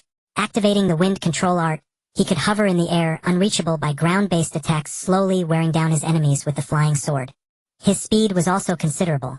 When fully exerted, it surpassed that of most jonin. At the peak of Foundation establishment, his protective true essence made ordinary ninjutsu feel like mere tickles. He had tested it with Minato's shadow clones, unleashing basic fire, water, and wind techniques. Upon striking the protective true essence, they merely caused faint ripples. Kair possessed a flying sword. Swift, devastatingly powerful. A single strike could shear off half a mountain peak. It was incredibly sharp, chakra shields before it were like paper. Yet when he measured these abilities against the true cage-level fighters of this world, they were merely average. Capable of fighting but unable to defeat the top. Minato conducted a mental simulation Kair at his full strength against Jiraiya. With Sage Mode activated and 2-toed sages on his shoulders, Jiraiya would unleash a massive Rasengan. Kair doubted he could withstand it. Protective True Essence could block ordinary ninjutsu but not attacks of that magnitude. The flying sword was fast, but Jiraiya's perception was sharp. And once the Toad confrontation chant began, there would be no time to react before falling under genjutsu. Moreover, Jiraiya was tough and resilient. Kair's offensive techniques would probably only inflict light wounds. What about facing the 3rd Hokage? At his peak, the 3rd was known as the Professor of Ninjutsu, mastering all 5 chakra natures, and wielding any technique with ease. With the indestructible Monkey King Enma summoned, you could neither outmatch him in close combat nor outgun him at range. Though aged, the 3rd's combat experience was terrifying. Kair's cultivation world fighting style would probably seem like child's play to him. Minato mentally positioned Kair. The peak of Foundation establishment was roughly on par with an ordinary cage level in this world. He could exchange blows with the likes of Jiraiya or the 3rd Hokage, but his chances of victory were slim. He could defeat ordinary jonin and most elite jonin, but against true cage-level experts he was merely average. And what about the Golden Core stage? When Kair failed his tribulation, he had witnessed from afar the battles of several Golden Core cultivators. The spectacle was indeed terrifying. Flying swords blotting out the sky, spells overwhelming the land, a single palm strike leveling a mountain peak. He had once believed that such power was the limit of mortals, and that no one in this world could surpass it. But now he thought differently. A Golden Core cultivator was roughly on par with the super cage level in this world. Fighters like Naruto, Sasuke, Hashirama Senju, or Madara Uchiha. Minato closed his eyes, envisioning Hashirama's true several thousand hands cannon Buddha. a wooden colossus whose single palm strike could reshape the terrain, a monster that only a full-power-tailed beast ball from the Nine Tails could barely counter. He also imagined a golden core cultivator going all out, flying swords unleashed in unison, spells bombarding wildly, the golden core self-destructing. It was comparable. Truly comparable. The top combat power of the golden core stage was roughly at the level of Hashirama and Madara. Incredibly strong, absurdly so. Capable of annihilating an entire nation single-handedly. But in this world even they were not invincible. And what of the nascent soul stage? Minato had never seen a nascent soul cultivator, neither had Kair. Beings of that level were already legends within legends in the cultivation world, appearing once every few centuries at most. Yet Minato felt that the nascent soul stage roughly corresponded to the Six Paths level in this world. Fighters like the Sage of Six Paths Kagaya, Otsutsuki Six Paths Madara, and Six Paths Naruto. As for the stages of spirit transformation, body integration, and Mahayana, Kair had never even heard of them. They likely existed only in myths. Beings of that caliber had probably already transcended the realm of comprehension in this world. Minato suddenly felt a surge of emotion. He had cultivated for 60 years in that world, enduring countless hardships and sufferings only to be struck down by lightning. And in the end, the cultivation prowess he had prided himself on amounted to merely an ordinary cage level in this world. He couldn't even be certain of defeating Jiraiya, let alone the future Naruto, Sasuke, Hashirama, Madara, or even Kagaya. He continued walking, his mind still turning. No, this comparison was flawed. The inadequacy of Kair's world did not mean the path of cultivation itself was lacking. The key point was, he was no longer just Kair nor purely Minato. He was a new existence formed by the fusion of the two. He possessed Minato's chakra, flying thunder god Rasengan, and sage mode. He also possessed Kair's spiritual energy formation techniques, alchemy, and chi perception. Combining these elements was not 1 + 1 = 2, but 1 + 1 = 3 = 5 = 10. Minato stopped, standing by the roadside, to think for a moment. A possibility dawned on him. What if he could integrate the method of cultivating spiritual energy with the method of cultivating chakra? Using spiritual energy to enhance chakra recovery and chakra to drive the circulation of spiritual energy. The two would complement each other, potentially giving rise to a completely new power. What if he combined the formation techniques of the cultivation world with the sealing techniques of ninjas? Though Kair's formations were rudimentary, their principles shared much in common with sealing arts. If he could learn from each other's strengths, he might create something truly intriguing. What if he merged the healing principles of the spring restoration art with medical ninja? The spring restoration art excelled in sustainability, consuming no personal energy, and drawing on the spiritual energy of heaven and earth. Medical ninjutsu excelled in speed and immediate results. Combining them might enable him to achieve what was previously impossible. And then there was sage mode. Minato had already mastered it, but his proficiency was lacking. It took him a long time to enter the state, and its duration was short. Now, with Kair's ability to perceive the spiritual energy of heaven and earth, he believed he could enter sage mode many times faster. He might even achieve instantaneous activation like Naruto. If he could reach that level, his strength would soar dramatically. Even now, he was already among the top-tier cage-level fighters. The title of Yellow Flash was not given lightly. The combination of Flying Thunder God and Rasengan had proven its worth throughout the Third Great Ninja War. But if he could thoroughly master the cultivation techniques and integrate them into his own combat system, he would have confidence in contending with the monsters of the future. Naruto, Sasuke, Obito, Madara, Kagaya, those beings whom he had once looked up to from afar. Perhaps one day he would stand on the same level as them. A glimmer of light shone in Minato's eyes. But he did not dwell on it further, for he had arrived at the Hokage's office. The guard at the door immediately saluted upon seeing him. Minato nodded and pushed the door open to enter. The third Hokage was already seated inside a pile of documents spread before him, his pipe resting on the corner of the desk, smoke still curling upward. Seeing Minato enter, the third Hokage looked up. His eyes held a trace of weariness, but also a hint of relief. "You're here." "Yes." Minato sat down opposite him. The third Hokage studied him, noticing the deep dark circles under his eyes, though his spirit seemed intact. "And Kushina, I've taken care of," Minato replied calmly. The third Hokage nodded without further inquiry. He fell silent for a moment, then pushed the stack of documents across the table toward Minato. "These are the arrangements for the next 3 days. Take a look." Minato accepted and flipped through several pages. The location, procedure, roster, security plan for the memorial ceremony, all meticulously written. He read with great attention. The third Hokage smoked beside him, occasionally casting a glance his way. Sunlight streamed through the window, casting a warm glow across the desktop. In the distance, someone was shouting a work chant. ninjas coordinating to lift a large stone. Further off, a baby was crying, probably awakened by the noise. Minato finished browsing the last page and placed the documents back on the table. No problem, he said. Let's follow this plan. The third Hokage nodded, picked up his pipe, and took a puff. Then, 3 days from now. He paused. You'll give a speech. Minato was silent for a beat. All right. He did not decline. He was the fourth Hokage. Some things had to be done by him. The third Hokage looked at him, and suddenly felt that this disciple's disciple seemed somehow different. The same face, the same blue eyes, the same gentle tone. But something had changed. Heavier, steadier, like a blade sheathed in its scabbard. Minato, the third Hokage, said, Are you all right? Minato was taken aback for a moment, then smiled. I'm fine. He stood and placed the documents back in front of the third Hokage. They'll get to work now. The third Hokage nodded, watching him turn and walk toward the door. Just before stepping out, Minato paused and glanced back at the third Hokage. Third Hokage, he said about Kushina. Don't worry.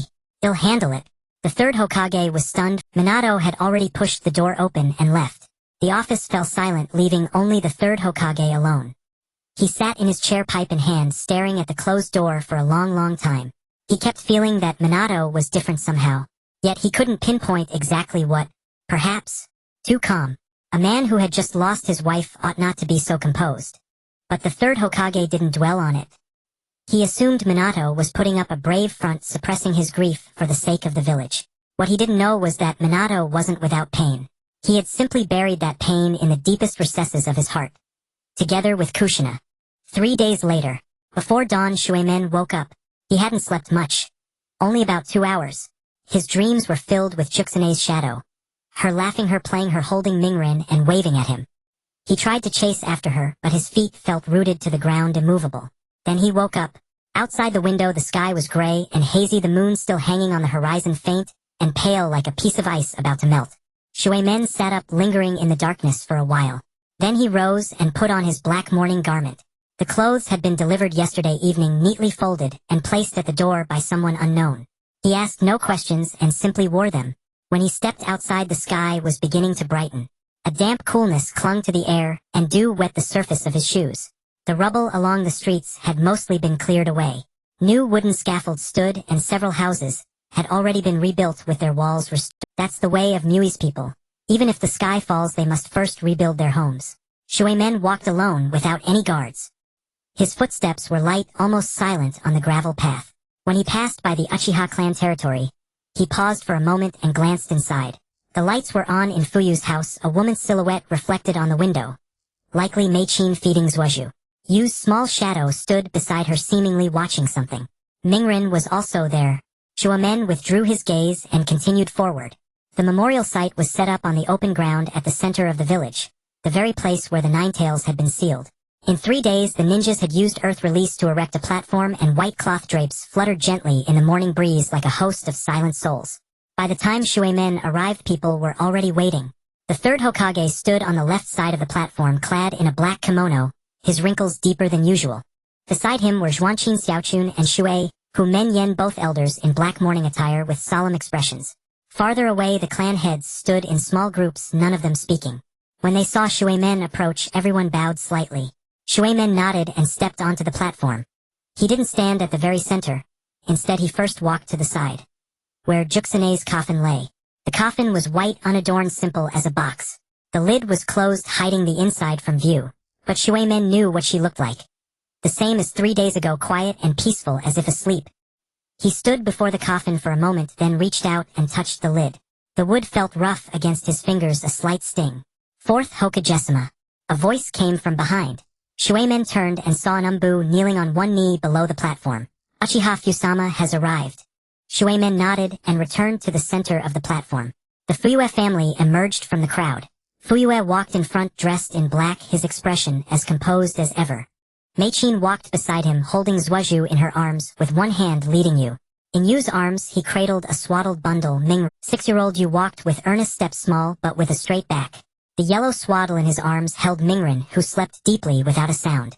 Shuemen descended the platform and came before Yu. Yu looked up at him with round black eyes.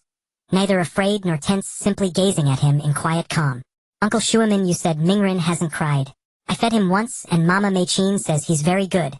Shuemen crouched down, first looking at Mingren. The baby's little face was rosy, his mouth slightly open, breathing evenly. Then he reached out and gently ruffled Yu's hair. Thank you, Yu. Yu shook his head. No need to thank me. Shuamen took Mingren from Yu's arms. The infant stirred slightly during the transfer, his little face rubbing against Shuamen's chest, then settled again. Shuamen held him in the crook of his left arm, his right hand gently supporting the back of his head. Meichin watched from nearby, her eyes rimmed with red. She opened her mouth as if to say something, but in the end only whispered softly, Shuamen. My condolences. Shuamen nodded at her. Meichin, I've troubled you these past few days. It's no trouble. Meichin shook her head, her voice slightly hoarse. Juxinai was my friend and Mingren is my child. Shuamen said nothing more, carrying Mingren back to the platform. Everyone was present. The third Hokage stepped forward and stood beside Shuamen. He looked at Mingren in Shuamen's arms, then at Shuamen's face and asked in a low voice, begin. Shuamen nodded. The third Hokage turned to face the crowd and cleared his throat. Ladies and gentlemen. His voice was not loud, but it carried far in the quiet morning. 3 nights ago, the Ninetales attacked our village. Many lost their lives that night, lost their loved ones, lost their homes. Today we gather here to bid them farewell. The third Hokage began to read the names. One by one he read them. Each name was like a stone dropped into a still lake, rippling outward in ever-widening circles. Yuanfei People Lake. Juxinai. Then the names of the Umbu, the Chunin, the Genin, the ordinary villagers. The numbers from 3 days ago had grown by a few.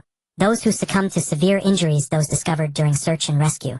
After reading the last name, the third Hokage fell silent for a long time. The wind came from the east, rustling the white cloth drapes with a flapping sound. Shuamen stepped forward. He stood at the very front of the platform, holding Mingren in his arms. The morning light fell on his face, casting a long shadow that stretched deep into the crowd. Everyone looked at him. Kakashi stood at the outermost edge of the crowd. He wore all black, a mask covering half his face, only one eye visible. That eye was red, whether from lack of sleep or something else unknown. Beside him, Mate Kai was also in black, his thick eyebrows knitted together, lips pressed tightly. Asima held a cigarette ash falling onto his lapel without his notice. Hong leaned against a tree, her fingers clutching the hem of her clothes, knuckles white. In the distance, Zilai leaned against an old tree, not joining the crowd. He had rushed back 3 days ago upon receiving the news, traveling day and night. He arrived late last night when Shuamen was arranging memorial affairs in his office. Zilai stood outside the door for a while, watching but did not enter. Now he stood there looking at his disciple on the platform, at the infant in his disciple's arms, at the white coffin. His eyes were moist. Zilai recalled many years ago when Shuamen was still a youth saying something to him. Back then Shuamen had just met Juxinai and his whole being shone brightly as if bathed in sunlight. Teacher Shuamen had said, I want to protect one person. For a lifetime. Zilai had laughed at him, then saying a child knew nothing about a lifetime. Now he wasn't laughing. On the platform Shuamen spoke. 3 nights ago he said our village was attacked. His voice was not loud but steady. Many people died. My wife also died. As he said these words, he lowered his head to glance at Mingren in his arms. The infant still slept, oblivious to everything. But my still stands. He lifted his head, his gaze sweeping over every person present. Houses can be rebuilt. Roads can be repaired. But the dead. He paused. The dead will never return. When these words were spoken, someone in the crowd began to cry. Soft, stifled sobs like the sound of wind passing through a bamboo grove. But there is one thing we can do, Shuamen said, to let the dead rest in peace. He paused again. Make the living my... The crowd fell silent. Everyone looked at him. At this man who had just lost his wife, at this Hokage who had crawled back from the brink of death, at the innocent infant in his arms. The Ninetales rampage was not a natural disaster, Shuamen declared. It was man-made. These words dropped like a pebble into a still pond. Gasps arose from the crowd as some murmured among themselves, others widened their eyes. The third Hokage frowned beside him but did not intervene. Someone controlled the Ninetales and attacked my... Shuamen's voice remained calm, as if he were speaking of something unrelated to himself. That person wore a mask and used a kind of space-time jutsu. I crossed blades with him and left my flying thunder god mark on him. Having said this, he did not elaborate further. He did not reveal who it was. He did not disclose the masked man's identity or his motives. But everyone on the fourth Hokage would go after that man. Mai would retaliate. Shuamen took a step back and bowed deeply to the crowd. Everyone please offer flowers to the departed. The crowd began to move. People formed a line one by one, stepping forward to place their flowers before the platform. White chrysanthemums, yellow chrysanthemums, and occasionally a few red ones. Juxinai's favorite color. Zilai straightened up from the tree, and slowly walked into the crowd. He did not queue. He simply waited at the back until everyone had offered their flowers, then he walked up slowly. In his hand he held a single white flower, its petals bearing dew picked from the roadside. When he reached the coffin, Zilai paused. He did not speak. He merely placed the flower beside the coffin, then stepped back, pressed his palms together, and closed his eyes. After a long time he opened his eyes.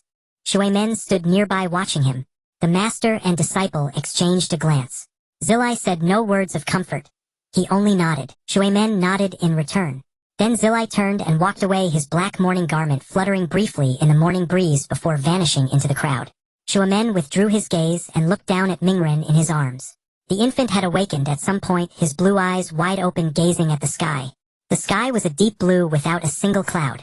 It was a fine day for a farewell. The ceremony had just ended when the sun passed noon. The crowd slowly dispersed, white petals scattered everywhere in the wind, falling into crevices between broken stones onto freshly turned soil and beside Kushina's coffin. Minato stood on the high platform watching the last few people leave before he turned and descended. Itachi was still standing there holding Sasuke in his arms with Fugaku and Mikoto beside him. Naruto had already been taken by Mikoto, sleeping peacefully in his swaddling clothes. Minato walked over, took Naruto from Mikoto's arms, glanced at him, and then handed him back to Itachi. Itachi, take him back for your uncle first. Itachi nodded, took Naruto, and held him steadily. A 6-year-old carrying 2 infants seemed a bit strenuous, but he remained silent, his back straight. Minato crouched down, looking into Itachi's eyes. I'll pick him up tonight. Okay. Minato ruffled his hair, stood up, and nodded to Fugaku. Fugaku gave a slight bow and the family turned to leave. Itachi walked at the rear, his steps small, but steady, not jostling the 2 infants in his arms. Minato stood still for a while, watching until the figures disappeared at the end of the street. Then he turned and walked toward the Hokage rock. The wind was strong on the Hokage rock. Minato stood atop the statue of the 4th Hokage, gazing down at the village below. The sun had already shifted westward, dyeing the entire ruin in an orange-red hue. Fresh lumber piled up along the roadside. Ushinobi were still working, looking from afar like a colony of ants moving back and forth tirelessly. Jiraiya leaned against the hair of the 3rd Hokage statue, holding a sake flask in his hand. He took a drink, shook it. The 2 men just stood there, one on the 4th's head, one on the 3rd's, separated by several meters of distance.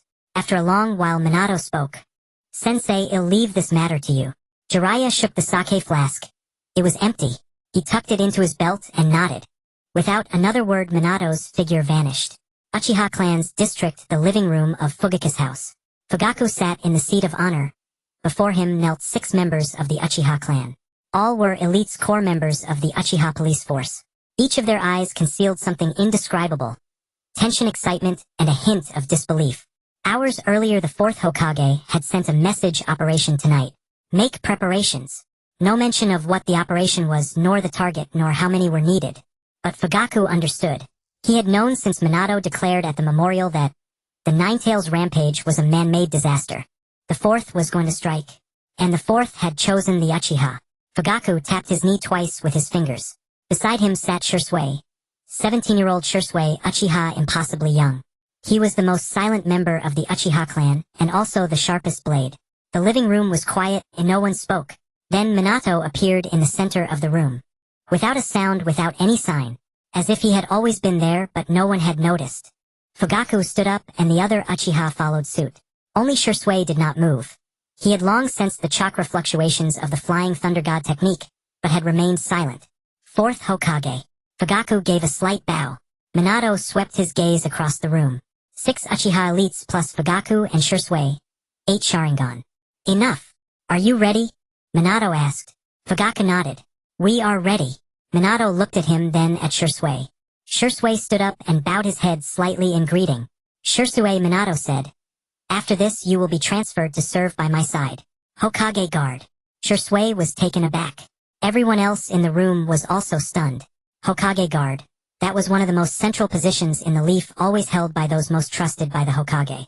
No Uchiha had ever served as Hokage guard. Never. Shursui paused for 3 seconds, then knelt on one knee. Yes. Minato turned to Fugaku. As for Itachi, he said, after this is over I will take him as my disciple. Just like Kakashi and the others. Fugaku's eyelid twitched. The weight of those words was even heavier than Shizui's promotion to Hokage guard. A disciple of the 4th. That meant Itachi's future would belong not just to the Uchiha clan but to the entire Leaf village. That was true trust, true acceptance, true inclusion of the Uchiha as one of their own. Thank you, fourth Hokage. Fugaku said, his voice slight. Minato said no more. He turned to face the 8 people in the room. Target Root. The air in the room instantly froze. Root. Danzo's Root. The underground organization within the Leaf's ANBU beyond the Hokage's jurisdiction, bound by no rules. Like a venomous snake hidden in the dark. Danzo has built a private army without authorization, abused his authority, assassinated comrades, and colluded with enemies. Minato's voice was low, but every word struck like a nail into the ears of everyone present. His crimes warrant death. He did not mention the Ninetales incident, nor that the masked man might be an Uchiha, nor the years of suppression and suspicion Danzo had inflicted upon the Uchiha. But Fugaku knew. Every Uchiha present knew. Tonight's operation was not merely about purging Danzo. It was the fourth's pledge to the Uchiha. I trust you. I hand you the blade. Together we will cut out the tumor from this village. Fugaku took a deep breath and stood up. The Uchiha clan follows the fourth Hokage's orders. Minato nodded and his figure vanished once more. Meanwhile, at the other end of Konoha, the third Hokage stood on a rooftop. Beside him was Jiraiya. Jiraiya held a kunai. One Minato had left him etched with the flying thunder god seal. What did Minato say? The third asked, his voice heavy. Purge Root, Jiraiya replied. The 2 men fell silent. Root. Danzo's Root. They both knew what it was. Assassination, brainwashing, human experimentation, using one's own people as pawns. The tumor of the leaf, everyone could see it, but no one dared to touch it. Now the fourth was going to take action. Minato also said one more thing. What? Leave no one alive. The third Hokage prepared to leap off the roof, but Jiraiya stopped him. Root's stronghold was underground. That was Danzo's consistent style. Concealed beneath the earth in darkness where no one could see. The entrance lay in an old forest at the northeast corner of the village. Ostensibly an abandoned warehouse, the 3 underground floors were entirely rooted. When Minato appeared at the warehouse entrance, Fugaku and Shursui had already arrived with their people. 8 Uchiha, 8 Sharingan, gleaming red like blood in the moonlight. 3 floors below, Minato said. The first floor has peripheral personnel, the second floor has core members, and the third floor is Danzo himself. He looked at Fugaku. Fugaku, take your people and clear the first and second floors. Leave no survivors. Fugaku nodded. Minato then looked at Shursui. Shursui, come with me. Shursui nodded. Without another word, Minato turned and pushed open the warehouse door. The hinges issued a piercing creak and dust trickled down from the doorframe. The warehouse was cluttered with old wooden crates and debris, and the air smelled of mold. Minato walked to the center, crouched down, and tapped the floor 3 times with his fingers. A crack split open in the floor. It was a descending passage, pitch black with no end in sight. From the passage came a chilling wind carrying the scent of blood and medicinal chemicals. Minato leaped down. Root's first floor. By the time the Nightwatch Root members heard the noise, Minato was already standing before them. 3 masked Root shinobi reacted instantly. One drew his blade, one formed hand signs, and one retreated to raise the alarm. The trio moved with seamless coordination, clearly trained as ruthless operatives. But they faced the yellow flash. Minato did not move. It was not him. It was Fugaku. 3 shuriken flew from the darkness, precisely striking each of the 3 in the throat. All 3 fell simultaneously without a sound. Fugaku emerged from the darkness, followed by 6 Uchiha.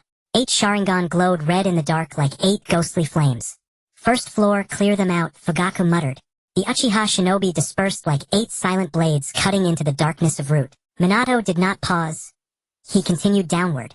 The battle on the second floor was fiercer than the first. Root's core members were they sensed the intrusion and began setting up ambushes in the corridor. Explosive tags, traps, poison gas, genjutsu barriers.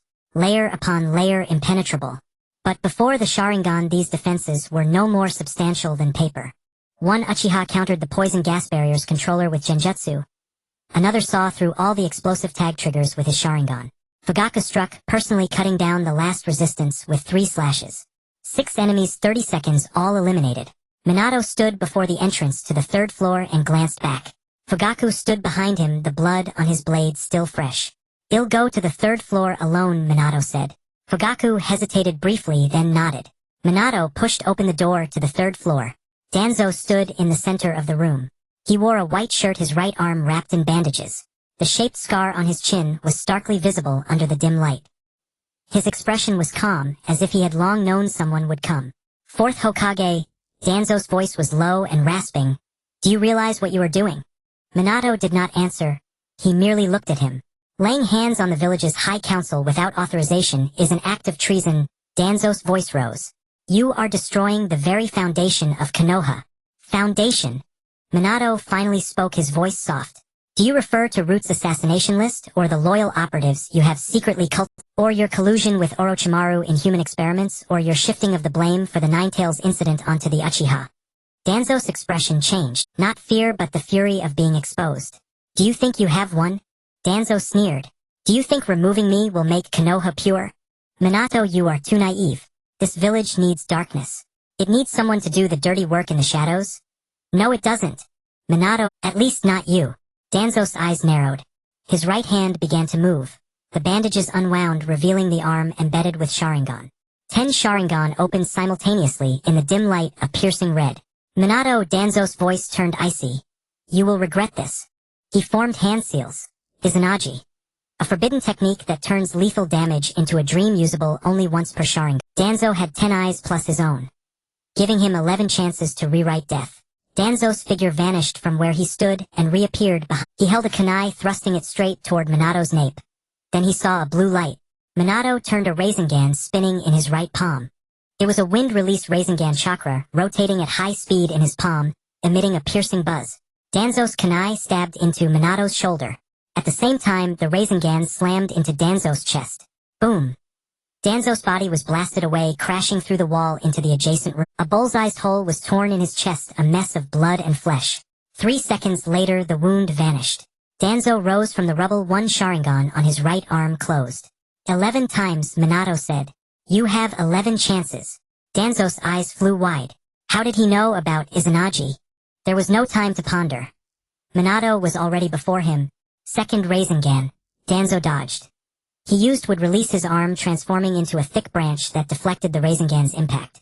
But the rotation of the Rasengan shredded the branch to pieces, fragments flying and cutting Danzo's face. The third Sharingan closed. Danzo began to retreat. He knew he couldn't defeat Minato. The combination of Flying Thunder God and Rasengan was unbeatable. He needed distance, needed time, needed. Minato appeared behind him. Third Rasengan. Danzo barely blocked with wind release, but the shockwave still sent him flying. The fourth Sharingan closed. You? Danzo's voice trembled, not with fear but fury. Do you think killing me will change anything? The darkness of this village will not vanish. I know. Minato appeared before him, face to face, less than a meter away. But at least I can lessen it. Fifth Rasengan. This time Danzo did not dodge. The Rasengan struck his abdomen squarely, pinning him to the wall, cracked, dust flying. The fifth Sharingan closed. Danzo slid down from the wall, landing on his knees, gasping for breath. 5 eyes still open on his right arm. 5 chances. 5. Minato. Danzo lifted his head, blood seeping from the corner of his mouth. If you kill me, the council will not let you go. Koharu and Hamura will impeach you. They want. Minato's voice was calm. Because from tonight onward, Root no longer exists. All your files, experiment records, assassination lists. They will appear on the third Hokage's desk. The entire leaf will know your dirty deeds. Danzo's face turned completely pale. Do you think you were protecting Konoha? Minato looked at him, his blue eyes devoid of both anger and pity. You were only protecting yourself. He raised his hand. Sixth Rasengan. This time there were no fancy moves or complex footwork. Just the simplest of Rasengan pressed against Danzo's chest. 6th, 7th, 8th, 9th, 10th. Each Rasengan struck Danzo precisely, and each time Danzo revived using Izanagi. But with each revival he could feel his vitality draining. The cost of Izanagi was not just eyes but chakra and life itself. 11th. Danzo's last Sharingan closed. He knelt on the ground, drenched in blood, all 10 eyes on his right arm sealed shut like 10 doors forever closed. Minato stood before him, looking down. You still have one last chance, Minato said. The one in your right eye. Danzo's body stiffened. The one in his right eye. That was the last trump card he had obtained from Uchiha Kagami and used for decades, never deployed. He looked up at Minato. Minato's expression was calm, as if waiting for an answer. Danzo suddenly laughed. The laughter was light and dry, like withered leaves scattered by the wind. Minato, he said. You are more suited than I am to be the one in the darkness. Minato did not answer. Danzo closed his eyes. Do it. Minato raised his hand. The Rasengan condensed in his palm, blue light illuminating the entire room, lighting up Danzo's pale face and the mottled bloodstains on the wall. Then the light vanished. Minato stood in the corridor of the room. Behind him was silent. There was no blood on his hands. The Rasengan's power had been contained to the smallest radius, enough to kill one man but not to harm innocents. He looked down at his own hands, clean. He clenched his fist, then released it. Then he lifted his head and walked back along the corridor. When he reached the first floor, Fugaku was already waiting with his people. 8 Uchiha, none injured. Over 20 root members lay on the ground, all dead.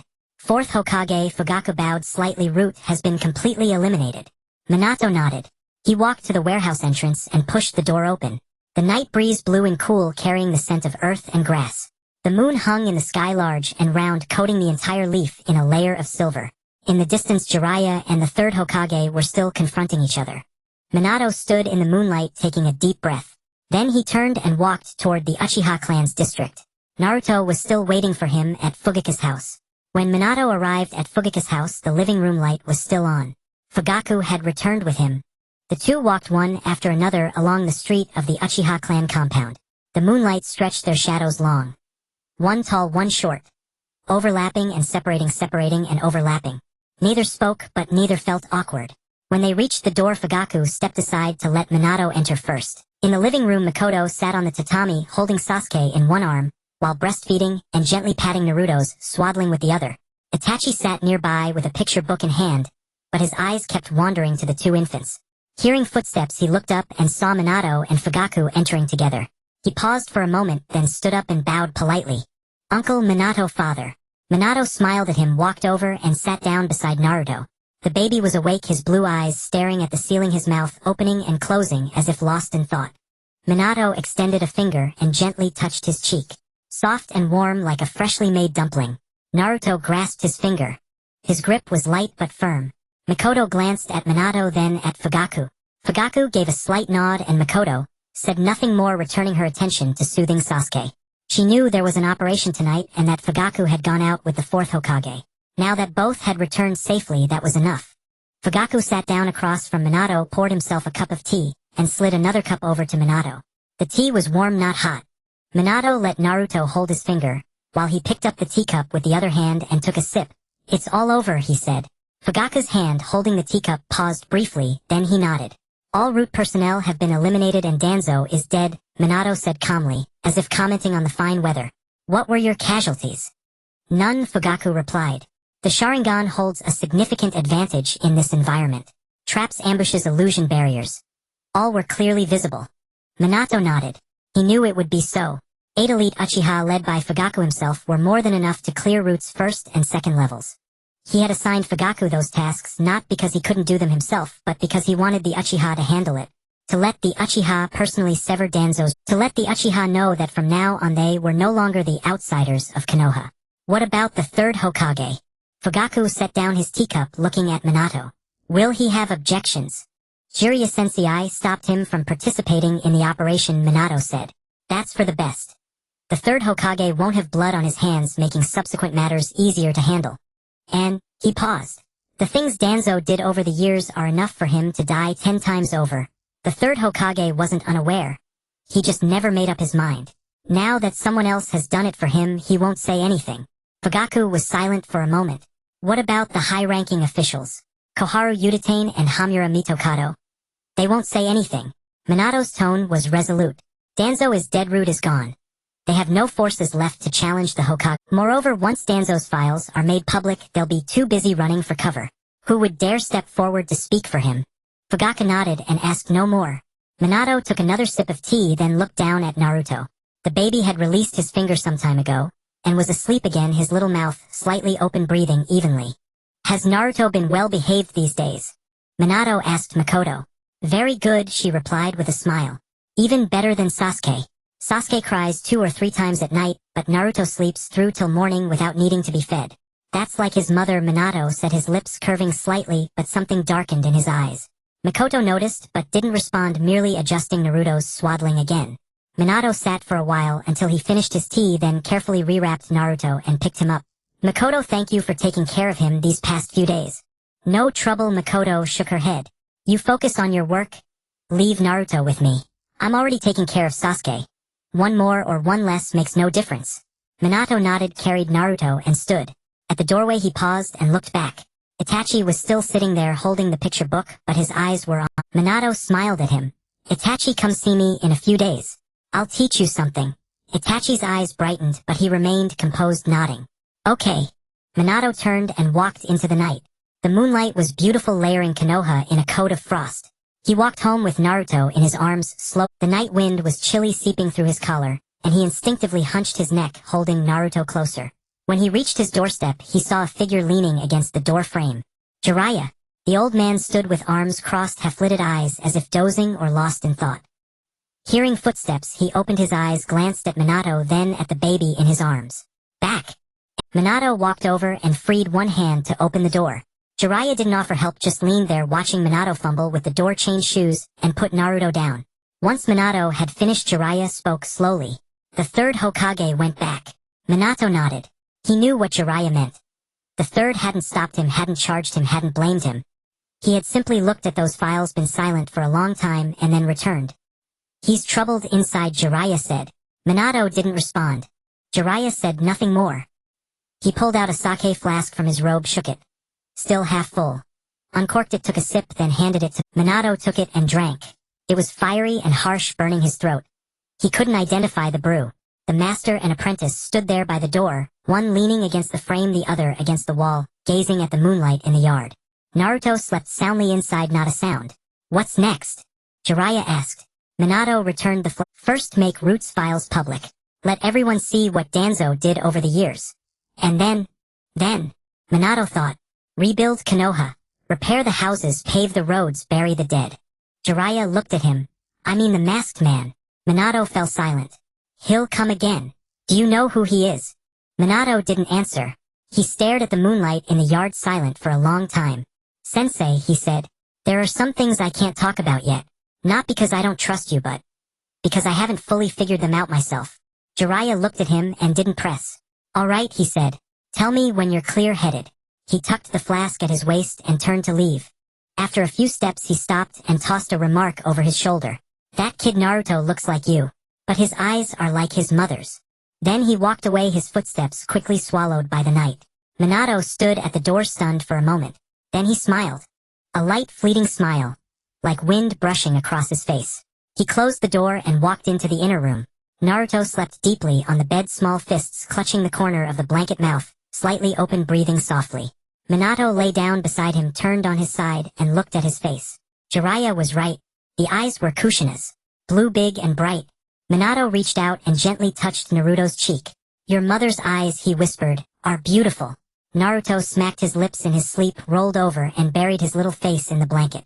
Minato pulled the blanket over him, lay back, and stared at the ceiling. Moonlight streamed through the window, white and watery, pooling across the floor. He closed his eyes. Tonight's business could be considered wrapped up. Danzo was dead, Root was destroyed, and the Uchiha were settled. There was still much to do. Rebuilding the village, dealing with the elders, guarding against the masked man, finding a way to revive Kushina. But he didn't want to think about he just wanted to lie here listening to Naruto's breathing and get some sleep. He would worry about it tomorrow. Minato turned over to face Naruto and closed his eyes. Inch by inch the moonlight moved. From the floor to the wall to the ceiling to the other side of the window frame. The night was very quiet. Konoha slowly healed under the moonlight. The moonlight had shifted to the other side of the window frame. Minato lay with his eyes closed, yet sleep eluded him. Naruto's breaths were soft and even like a small creature curled up beside him. He could hear the occasional bark of a distant dog and the mournful whistle of wind threading through the ruins. His mind was wandering, not to the thoughts of the day. Rebuilding the village, handling the council, guarding against the masked man. Those could wait until tomorrow. What occupied him now was his own path. Carl had spent 60 years in the cultivation world, reaching the peak of foundation establishment, a step away from the golden core. That path had been arduous and slow, but every step was solid.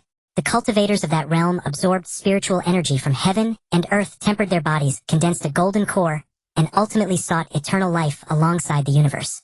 Power came slowly, but it came steadily without harming the body or draining life. Minato had walked the shinobi world for 24 years, rising from a genin of Konoha to the 4th Hokage, his name as the yellow flash striking terror into the entire ninja world. On this path he had advanced swiftly. So swiftly that he had never paused to consider the cost before he stood at the forefront. What was the cost? It was life itself. Chakra was extracted from cells. Every jutsu, every battle, every burst of power consumed his vitality. The more he used it, the faster he aged. The greatest shinobi, Hashirama Senju Madara Uchiha Jiraiya, the third Hokage. Had they not all traded their lives for power? Hashirama died in his prime. Madara prolonged his life with the demonic statue of the outer path. Jiraiya's body had begun to decline in his 50s.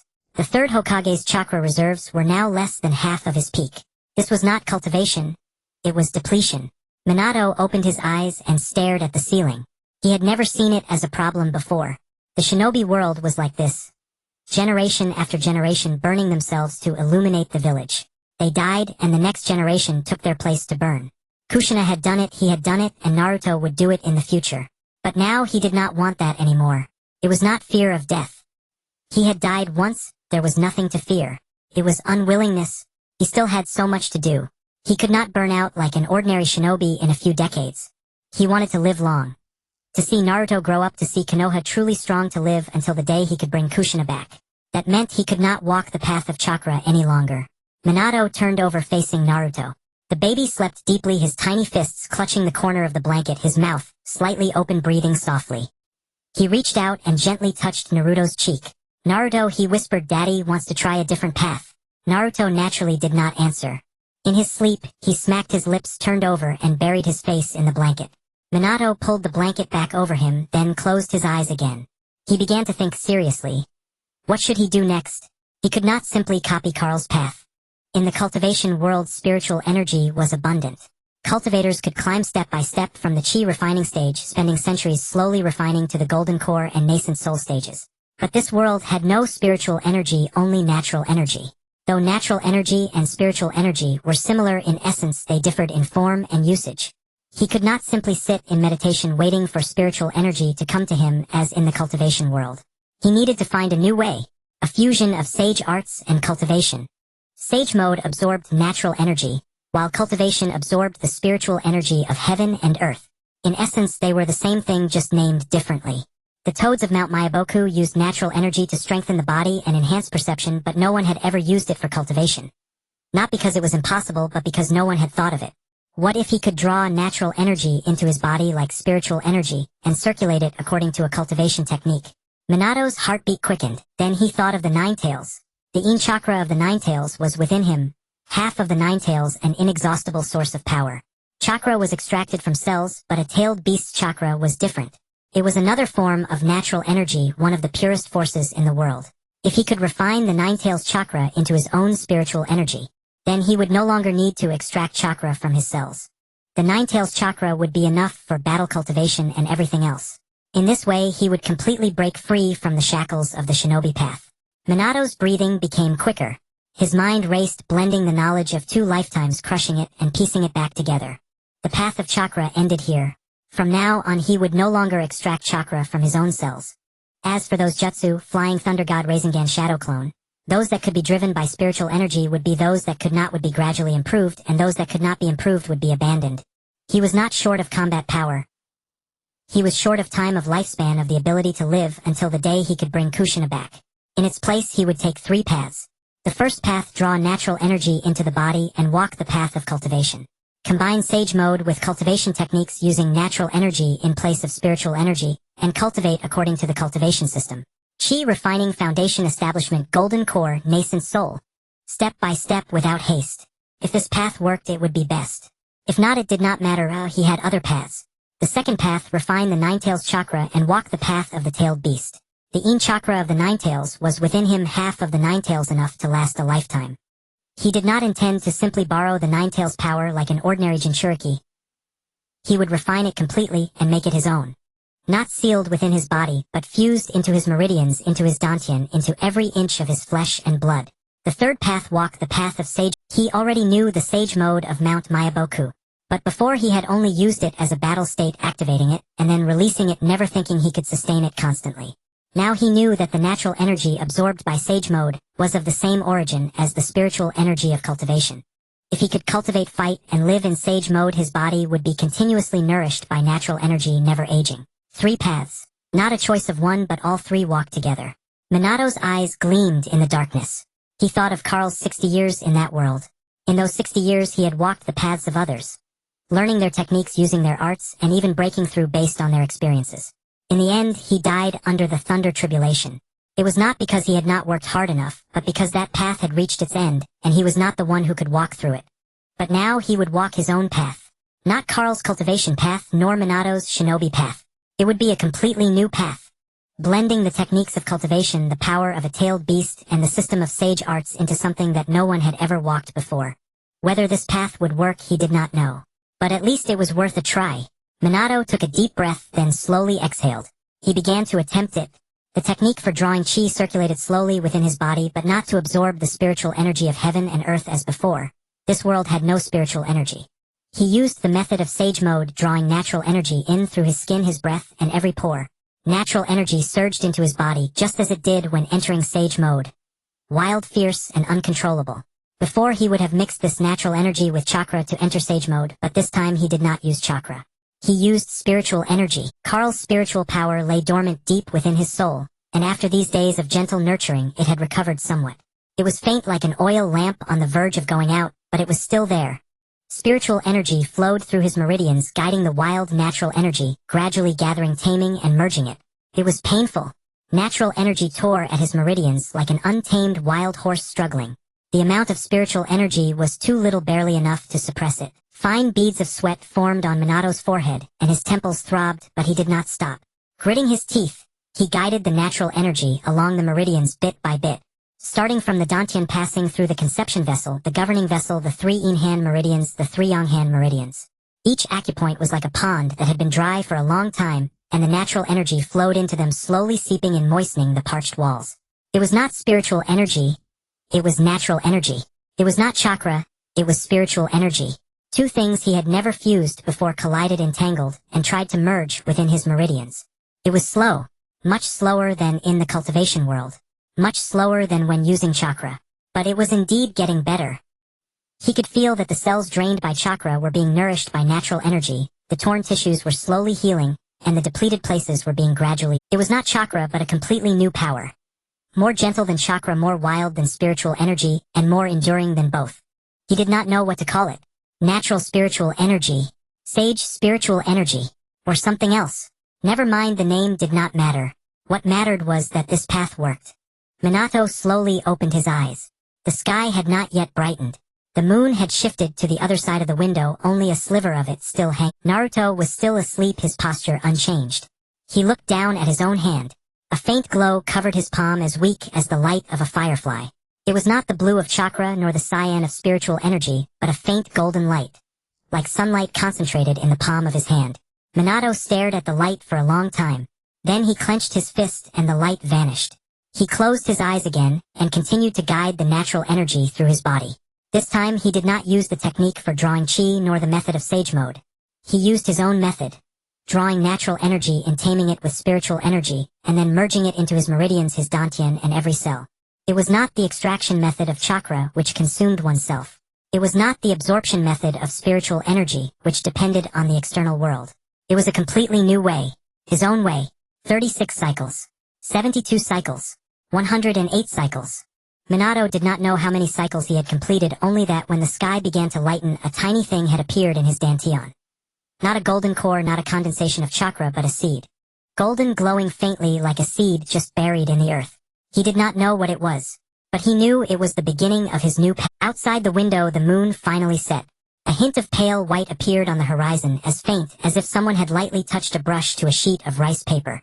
From the distant ruins, the shouts of early rising shinobi carrying work chants could be heard, along with the clinking sounds of a new day's labor beginning. Minato did not. He lay beside Naruto, listening to the baby's breathing, feeling the faint glow of the seed in his dantian, utterly still. The sun rose from the east and sunlight streamed through the window, falling on his face, warm and soothing. Naruto woke, whimpering, and moving his tiny fist, emerging from the blanket corner, waving wildly in the air. Minato opened his eyes and looked down at the baby's blue eyes, looked back at him, unblinking, as if recognizing him. Minato picked him up and held him close. Naruto, he said, Daddy is not gonna walk the path of chakra anymore. He paused. I'm gonna walk a new path. One that no one has ever walked. Naruto yawned, buried his face in Minato's chest, and fell asleep again. Minato stood up, holding him, and walked to the window. Sunlight spread over Konohagakure, golden and bright, illuminating even the ruin. New lumber was piled by the roadside. The shinobi had already begun working. Some carrying stones, some mixing cement, some standing on rooftops hammering. The village was being rebuilt. So was he. But this time it was on his own terms. The meeting was scheduled for the morning. By the time Minato arrived, the conference room was already filled with people. On both sides of the long table, the heads of the major clans were seated in order. Hayashi Hyuga Shikaku Nara Inoichi Yamanaka Choza Akimichi Tsum Inazuka Shikuro Aburame, and Fugaku Uchiha, who sat nearest the door, the same position he had occupied for years. 2 seats by the window were empty, those belonging to Koharu Uchiha and Hamura Mitokado. The third Hokage sat slightly to the side of the head of the table, not in the main seat. He saw Minato enter, nodded slightly, and set down his pipe. Minato walked to the head of the table and sat. Naruto was not with him. He had left him at Fugaku's house with Itachi watching over him. "Let's begin," he said. Shikaku Nara spoke first. He reported on the reconstruction progress over the past few days. Building repairs, wounded treatment, resource allocation, and fortification reinforcement.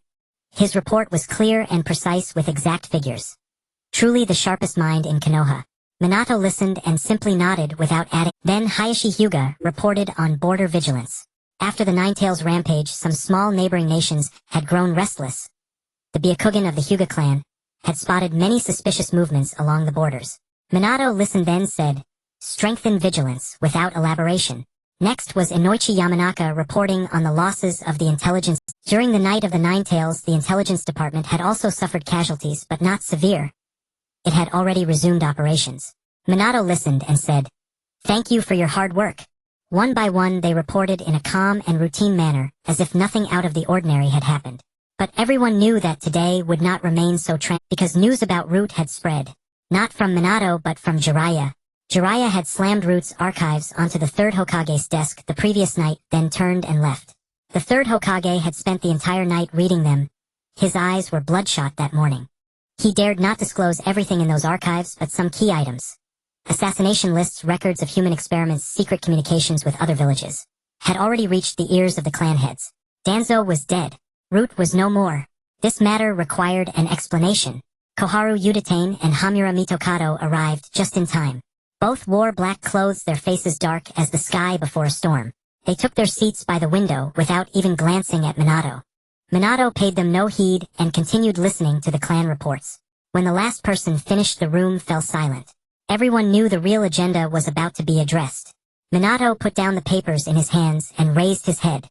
"I have several announcements to make today." His voice was not loud, but every person in the room heard him clearly. First, effective today, the position of Hokage advisor is abolished. Dead silence filled the conference room.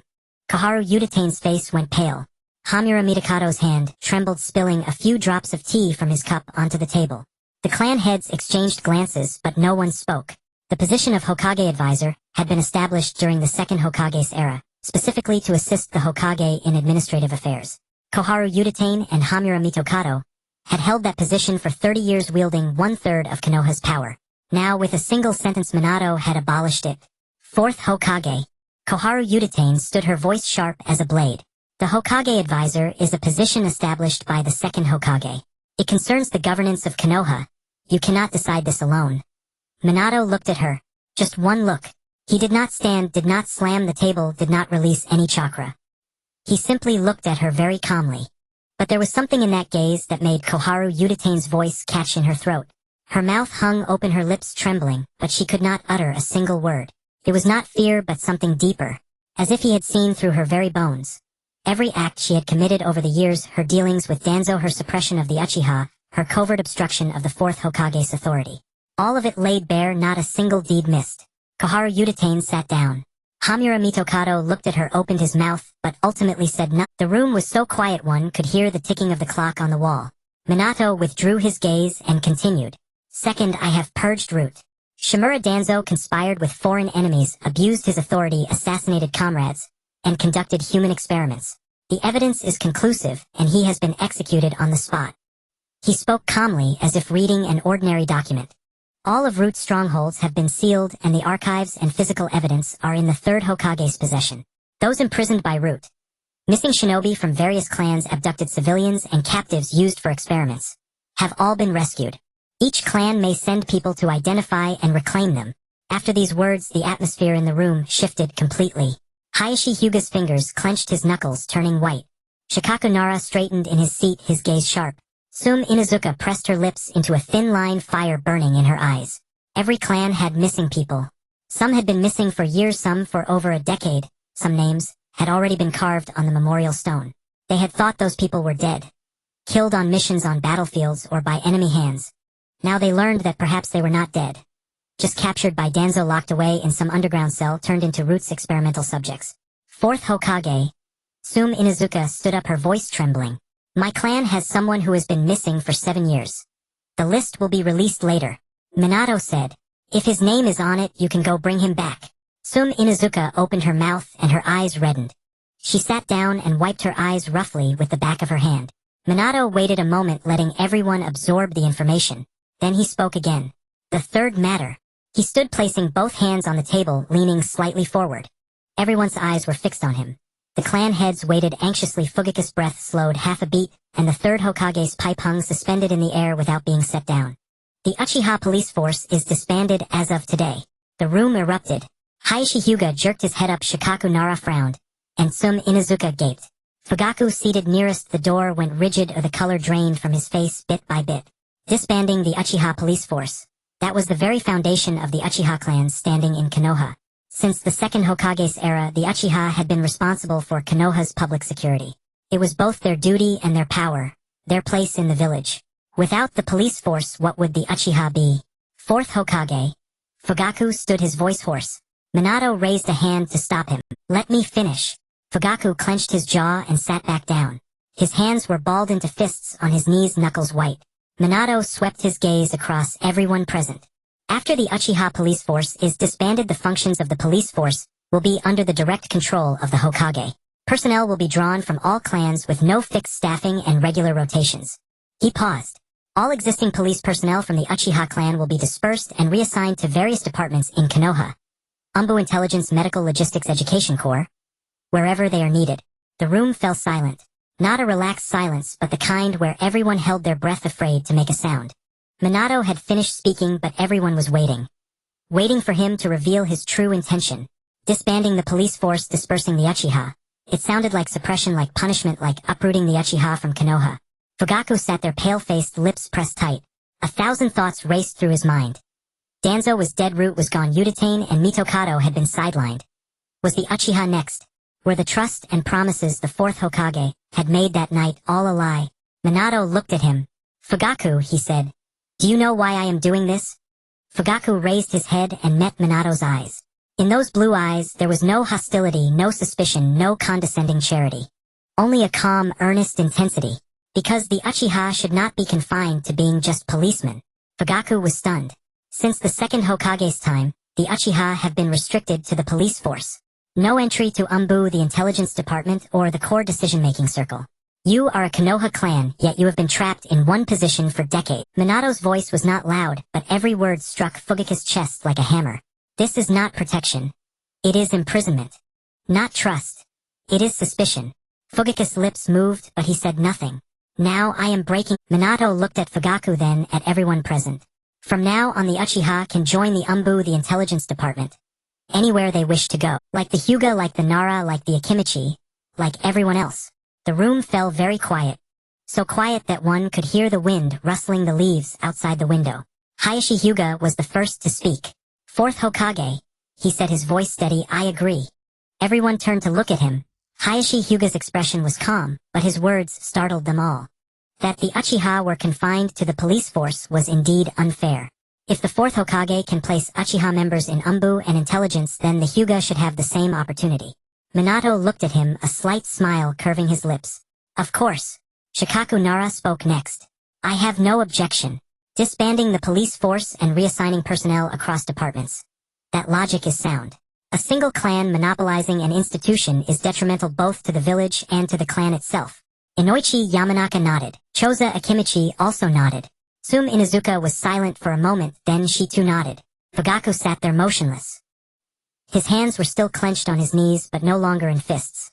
His fingers had loosened, his palms resting on his knees, trembling slightly. He finally understood Minato's intent. Disbanding the Uchiha police force was not meant to suppress the Uchiha. It was to set them free from that cage. Since the second Hokage's era, the Uchiha had been locked in the cage of the police force. called trust, but it was actually precaution. You handle security but do not touch core power. Your Sharingan is useful, but only in designated places. You are part of Konoha, but always that part. Now Minato had broken the cage. The police force was gone, but now Uchiha could enter the the intelligence department, any place they had been barred from before. No longer objects of surveillance, no longer a clan to be guarded against. But just like any other clan, ordinary members of Konoha. Fugaku stood up. He bowed deeply to Minato. Fourth Hokage, his voice was hoarse but steady. The Uchiha clan is deeply grateful. Minato nodded. One more thing. He paused. Shursui Uchiha is hereby transferred to the Hokage. Itachi Uchiha, once he comes of age, will become my disciple. Fugaku's body trembled slightly. Hokage guard. Hokage's disciple. These two positions meant that the Uchiha clan would directly enter the core of Konoha's power. Not dismantled Uchiha, not suppressed Uchiha, but the most trusted people of the Hokage. Thank you, fourth Hokage. Minato nodded. Meeting adjourned. The clan heads left one by one. Hayashi Hyuga nodded to Minato as he walked out and then nodded to Fugaku as well. Shikaku Nara patted Fugaku on the shoulder as he left. Sum Inuzuka, her eyes still red, glanced at Fugaku, her lips moving softly to whisper, "Congratulations." Fugaku stood by his seat and responded to each in turn. Koharu Udatane and Hamura Mitokado were the last to leave. As they stood, their legs trembled. At the door, Koharu Udatane stopped and turned back to look at Minato. Fourth Hokage, her voice was as rough as sandpaper. You will regret this. Minato did not look at her. I won't. Koharu Udatane's lips quivered, then she turned and left. Hamura Mitokado followed his steps, unsteady, as if his bones had been drained away. Only Minato and the third Hokage remained in the conference room. The third Hokage picked up his pipe and lit it. Smoke drifted between them like a thin veil. Minato, the third Hokage, said, "Your decisions today were very bold. I know. Placing Uchiha in Umbu and intelligence will cause unease in the village. I know. But you still want to do it." Minato turned to look at the third Hokage. Third Hokage, from the second Hokage's era until now, the Uchiha have been confined for 40 years. 40 years of suspicion, precaution, and isolation. What has it brought? Danzo is dead, root is gone, but the Uchiha are still here. If things do not change, another Danzo will appear, another root will be established, and the rift between the Uchiha and Konoha will only deepen. He paused. I did not dismantle the police force. I dismantled that wall. The third Hokage was silent for a long time. You are right, he said at last, his voice weary. Perhaps that wall should never have been built. Minato did not respond. He stood up and walked toward the door. At the doorway he stopped and looked back. Third Hokage, the root archives. Release what can be released. The people of Konoha have the right to know the truth. The third Hokage nodded. Minato pushed open the door and stepped out. Outside, the sunlight was... Fugaku had not left. He was leaning against the wall in the corridor waiting for him. Their eyes met. Fourth Hokage, Fugaku said. Minato shook his head. Don't thank me. You chose this yourself. Fugaku paused for a moment. About Itachi. I told you I will take him as my disciple. Once the village's affairs are settled, we will begin. Fugaku nodded, said nothing more, and turned away. His steps were much lighter than when he had arrived, as if he had shed a heavy burden he had carried for a long time. Minato stood in the corridor watching him walk away. Shursui approached from the other end and stood beside Minato. Fourth Hokage. Shursui, come with me. Where? Minato thought for a moment. First go to the Uchiha house to pick up Naruto. Then report to the Hokage guard. Starting today, you will be with me. Shursui was silent for a moment, then knelt on one knee. Yes. Minato looked at him and suddenly smiled. Get up. Don't kneel so From now on, if you're with me, you don't need so many formalities. Shursui stood, his face expressionless, but the tips of his ears reddened slightly. Minato turned and walked down the corridor, Shursui following behind. Their footsteps echoed in the empty hallway, one after the other gradually fading away. As they stepped out of the building, the sunlight hit them full on, making Minato squint. In the distance, shinobi were still working on the ruins. Some were moving stones, some mixing cement, others standing on rooftops hammering nails. The clanging sounds carried over like a haphazard melody. Minato stood on the steps and took a deep breath. When Shuemen found Zilai, the old man was sitting by the memorial stone drinking. He wasn't there to mourn anyone. Just sitting back against the stone, legs stretched out, long sake flask resting on his knee. Seeing Shuemen approach, he shook the flask. Half full. You're here. Shuemen sat down beside him. They leaned side by side against the memorial stone, gazing at the Hokage rock in the distance.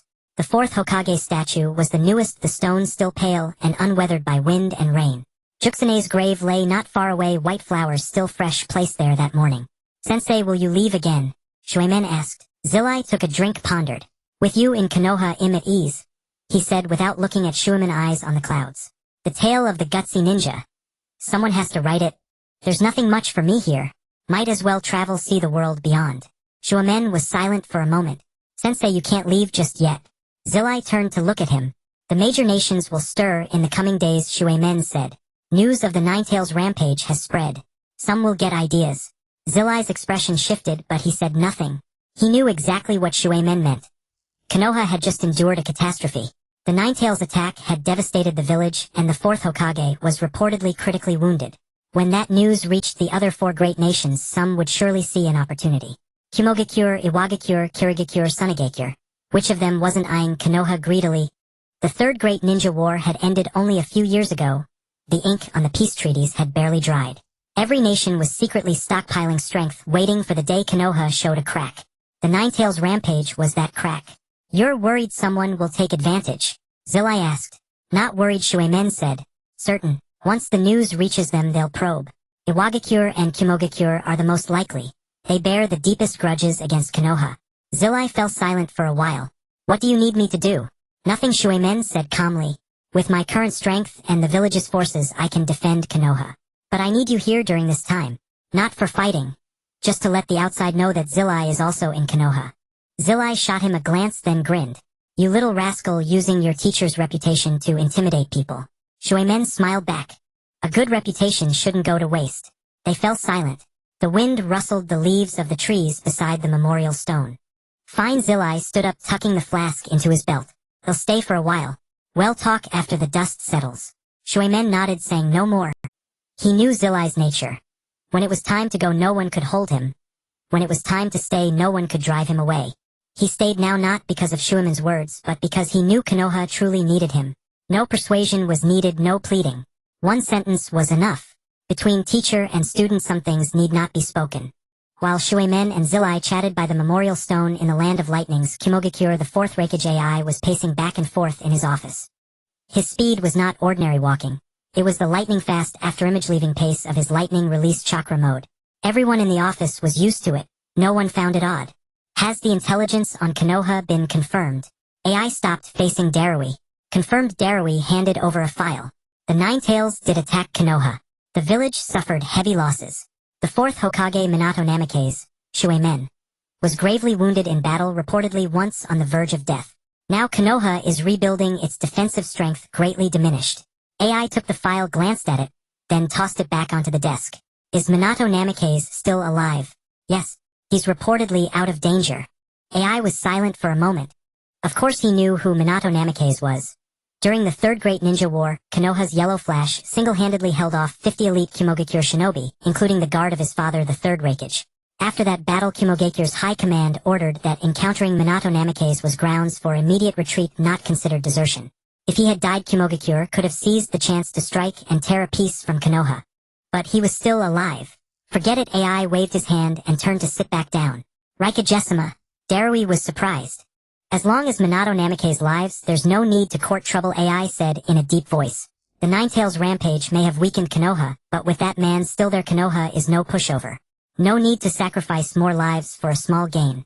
Darui nodded and said nothing more. In the land of Earth, Iwagakure, the third Tsuchikage Anoki, Daimyo, floated midair studying a map. He was small, but the light in his eyes commanded respect.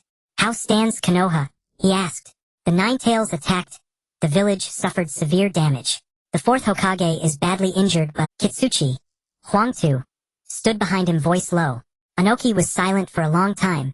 His fingers tapped the map at the border between the land of fire and the land of earth. During the Third Great Ninja War, Iwagakure and Konoha had fought countless battles here, countless dead. Minato Namikaze alone had cut down his finest squad on this battlefield, forcing him to sign the armistice. If Minato had died, he could have attacked and reclaimed the lands lost in war. But he was alive. Forget it. Anoki descended from midair and Tsuchikage-sama. Kitsuchi was surprised. Minato Namikaze lives. No need to take risks, Anoki said softly but firmly. We all know that man's power. He alone is worth an army. The Ninetales rampage didn't kill him. That means heaven doesn't want Konoha to fall. We should not defy heaven. Kitsuchi nodded and put away the map. In the land of water Kirigakure, the fourth Mizukage Yagura Shirgue sat at his desk holding a report. His face showed little emotion. He looked like an ordinary youth, but those who knew him understood how dangerous he was. Is the fourth Hokage of Konoha still alive? He asked. Alive, replied the shinobi beside him. Yagura was silent for a moment. Then let it be. He set the report on the table and said no more. Kartachi Yagura Shirgue spoke no further, but neither did he order an attack. In the land of Wind Sunagakure, the fourth Kazekage Raza Luosha stood by the window gazing at the desert outside. A report was crumpled in his hand. The Nine Tails attacked Konoha. Fourth Hokage gravely wounded. Village devastated. If he struck now, perhaps he could gain something. Konoha's wealth was forever beyond Sunagakure's reach. But he remembered one man, Minato Namikaze, the one who single-handedly turned the tide of the entire Third Great Ninja War. As long as he lived, Konoha was a hard bone to crack. Forget it. Raza tossed the report onto the desk and left the office. His wife Gari, Jaluluo, stood at the door. Their eyes met and neither spoke. For days later, news returned to Konoha. Shuemen sat in the Hokage's office reviewing the intelligence summary. Zillai leaned by the window, arms crossed, waiting for him to finish. Kimogakure backed off. Awagakure backed off. Kirigakure and Sunagakure made no move. Shuemen set down the report, looking up. As I said, your reputation worked. Zillai chuckled. Famen shook his head. Not my reputation. They simply don't want war. The Third Great Ninja War ended only a few years ago. Every nation's losses haven't healed. The Nine Tails rampage was an opportunity, but the cost of going to war with Konoha for it was too high. They calculated the balance. Zillai looked at him and felt that his disciple had changed. Before, Shuemen had been a warm golden flash, everyone's hope, Konoha's sharpest blade. Now, besides sharpness, there was something more. Steadiness, calculation, a clarity that saw the entire chessboard. Regardless, Zillai took out his flask and drank. This crisis is past. Shuemen nodded. For now. He stood up, walked to the window, and looked out over Konoha. Rubble remained, but many new houses had already risen. Shinobi were still working. Children ran through the streets, their laughter drifting from afar. Sensei, Shuemen said. Zillai blinked. For what? For staying. Zillai was silent a moment, then smiled. Don't thank me. I just don't want to miss the show. Shuemen turned to him. What show? You. Zillai pointed at him. What you, the fourth Hokage, will do next? I'm curious. Shuemen paused, then laughed. Then you'll have to stay a while. How long? Maybe a long time. Zillai shook his flask. There wasn't Alright, he said, a long time then. Outside, the sun shone bright. Konoha grew slowly under the sunlight. New houses rising one by one, new trees planted one after another. Children ran through the streets, their laughter clear as bells. Shuemen stood at the window watching it all. Zillai leaned by the window drinking. Neither spoke, but the silence was a comfortable one.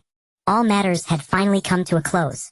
The progress of reconstruction was catching up. The resettlement of various clans was arranged, and the upper echelons lay as still as a stagnant pool of water. The third Hokage was handling the aftermath of Root Jiraiya, was stationed in the village, and Shursui had been officially transferred to the Hokage's guard unit. Itachi would come to the Hokage's office after school each day, sit quietly without speaking, merely staying there, occasionally handing a document to Minato. Minato felt it was time to retract his focus and place it upon himself. That evening he dropped Naruto off at Fugaku's house, told Makoto, I might be a bit late to pick him up, and returned to his empty home alone. The house was silent. Moonlight streamed through the window, spreading a layer of white across the floor. Minato sat down in the center of the living room, crossed his legs, closed his eyes, and placed his hands on his knees. He did not rush to begin. Instead, he first let himself settle. His breathing gradually deepened and lengthened, his heartbeat gradually slowed and steadied, and his thoughts gradually sank like sediment in water, settling to the bottom bit by bit. Then his consciousness descended. The seal space was pitch black. Iron bars stretched from the ground to the ceiling, each inscribed with sealing formulas, their black patterns faintly glowing in the darkness. Kurama lay behind the iron bars, its massive body, like a small mountain, nine tails, slowly swaying behind it. Those crimson eyes blazed like two flames in the dark, staring straight at Minato. Minato walked up to the iron bars, stopped, and looked up at Kurama. He did not speak, and Kurama did not speak. Man and fox faced each other, as if sizing each other up, as if confirming something. The seal space was so quiet that the sound of sealing formulas flowing over the iron bars could be heard, a buzzing like bees in flight. At last Minato broke the silence. Kurama, he said, you should know why I've come. Kurama's pupils contracted sharply. Not because Minato had called its name.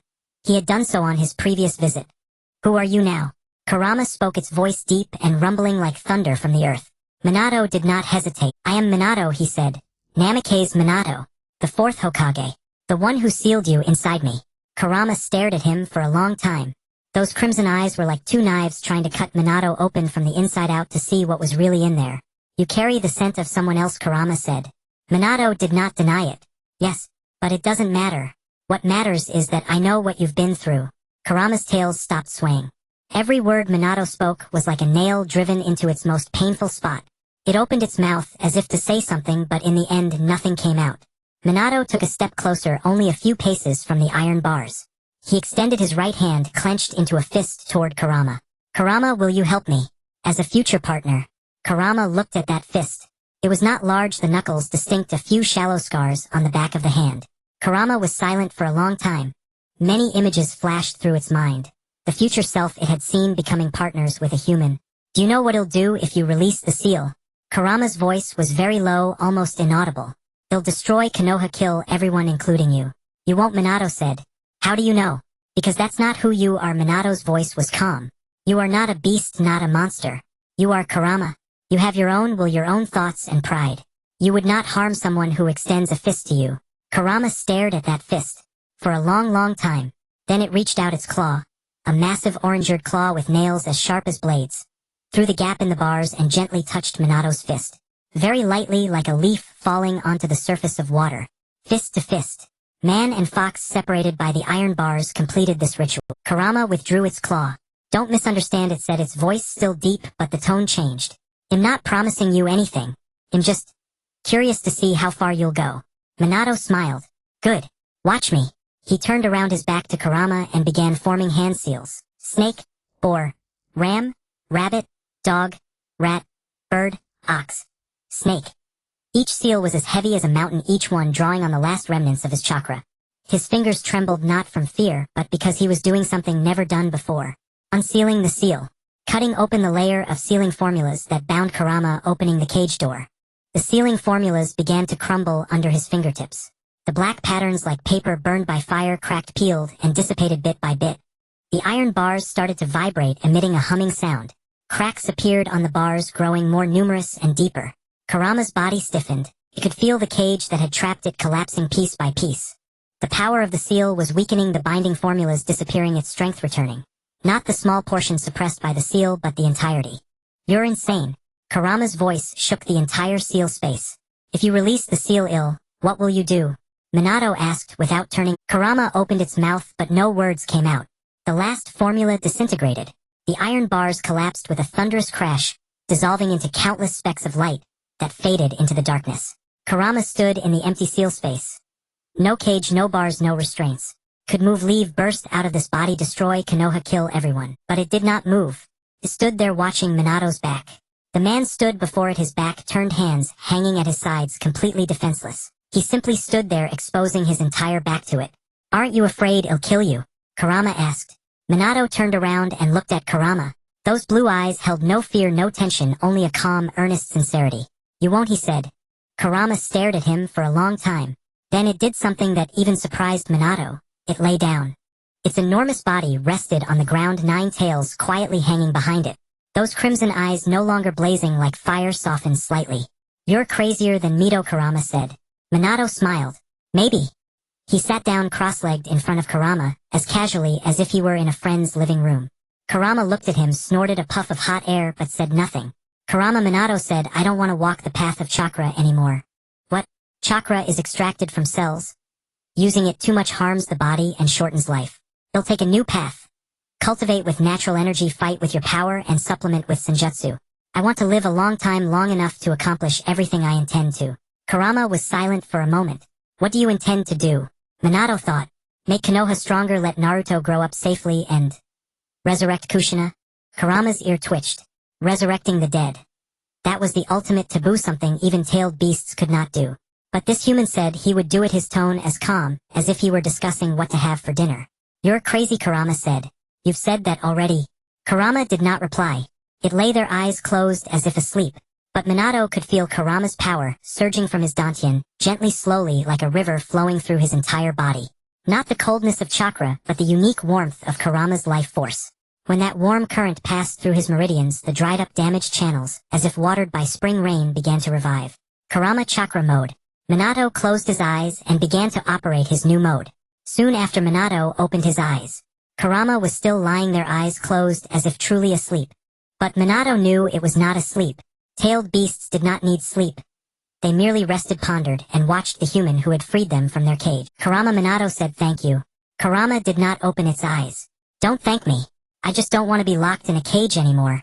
Minato stood up, brushed the dust from his clothes. He walked up to Kurama, reached out, and gently touched its nose. Kurama's nose was cool and moist like a dog's nose. Kurama opened its eyes and glared at him. Don't touch me. Minato smiled and withdrew his hand. From now on I look forward to working with you, he said. Kurama did not answer. It closed its eyes again, and its tail gave a gentle flick. Minato withdrew from the seal space. In the living room, the moonlight was still white, the shadows on the floor still. Minato opened his eyes and looked down at his hands. Kurama chakra mode. Minato stood up, walked to the window, and pushed it open. The night breeze blew in cool, carrying the scent of earth and grass. The moon hung in the sky, large and round, coating the entire Konoha in a layer of silver. Kurama. Minato whispered good night. In the seal space, Kurama lay on the ground, eyes closed, offering no reply. But its tail gave another gentle flick. Minato stood before the window, bathed in moonlight that cast a silvery sheen upon him. He lowered his gaze to his own hands, where the Ninetales chakra mode had already been activated. Golden light enveloped his entire form, draping him like a thin, shimmering veil of radiance. He could feel that power flowing within him. Warm, abundant like a river that would never run dry. Then he deactivated the Ninetales chakra mode. The golden light receded from his skin like tides, withdrawing into the sand, quietly retreating back into his body. The searing current of the Ninetales also settled, curling around that seed, as if dozing. He stood by the window for a while, lost in thought. With the Ninetales chakra, he no longer needed to worry about chakra reserves during battle. The Ninetales chakra was inexhaustible, never to be depleted. What would it be like to combine the Ninetales chakra mode with the Phalation? Moreover, the Ninetales chakra was denser and more explosive than ordinary chakra. A Rasengan formed with the Ninetales chakra would have at least double the power. But this was not all. The Ninetales chakra only solved the problem of combat. What truly mattered was another path. A path he would carve for himself alone. To absorb natural energy into his body, using it to temper his flesh, nourish his meridians, and prolong his life. Long enough to see Mingren grow up and bring Jushina back. It was that simple. Minato sat down on the tatami, crossed his legs, and closed his eyes. He began to meditate.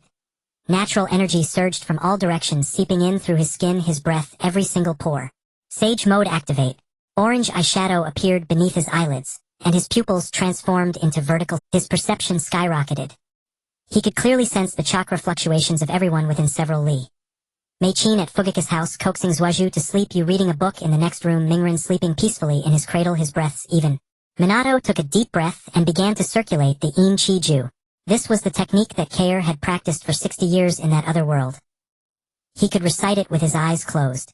The pathway of the In-Chi-Ju slowly unfurled through his meridians, starting from the Dantian, passing through the Ren meridian and Du meridian to the Baihui acupoint at the crown, then along the 3 Yin meridians of the arms to the palms, and from the Laogong acupoint in the palms, returning through the 3 Yang meridians of the arms back to the shoulders, finally sinking into the Dantian. 1 cycle. 2 cycles. 3 cycles. Natural energy began to follow the route of the In-Chi-Ju.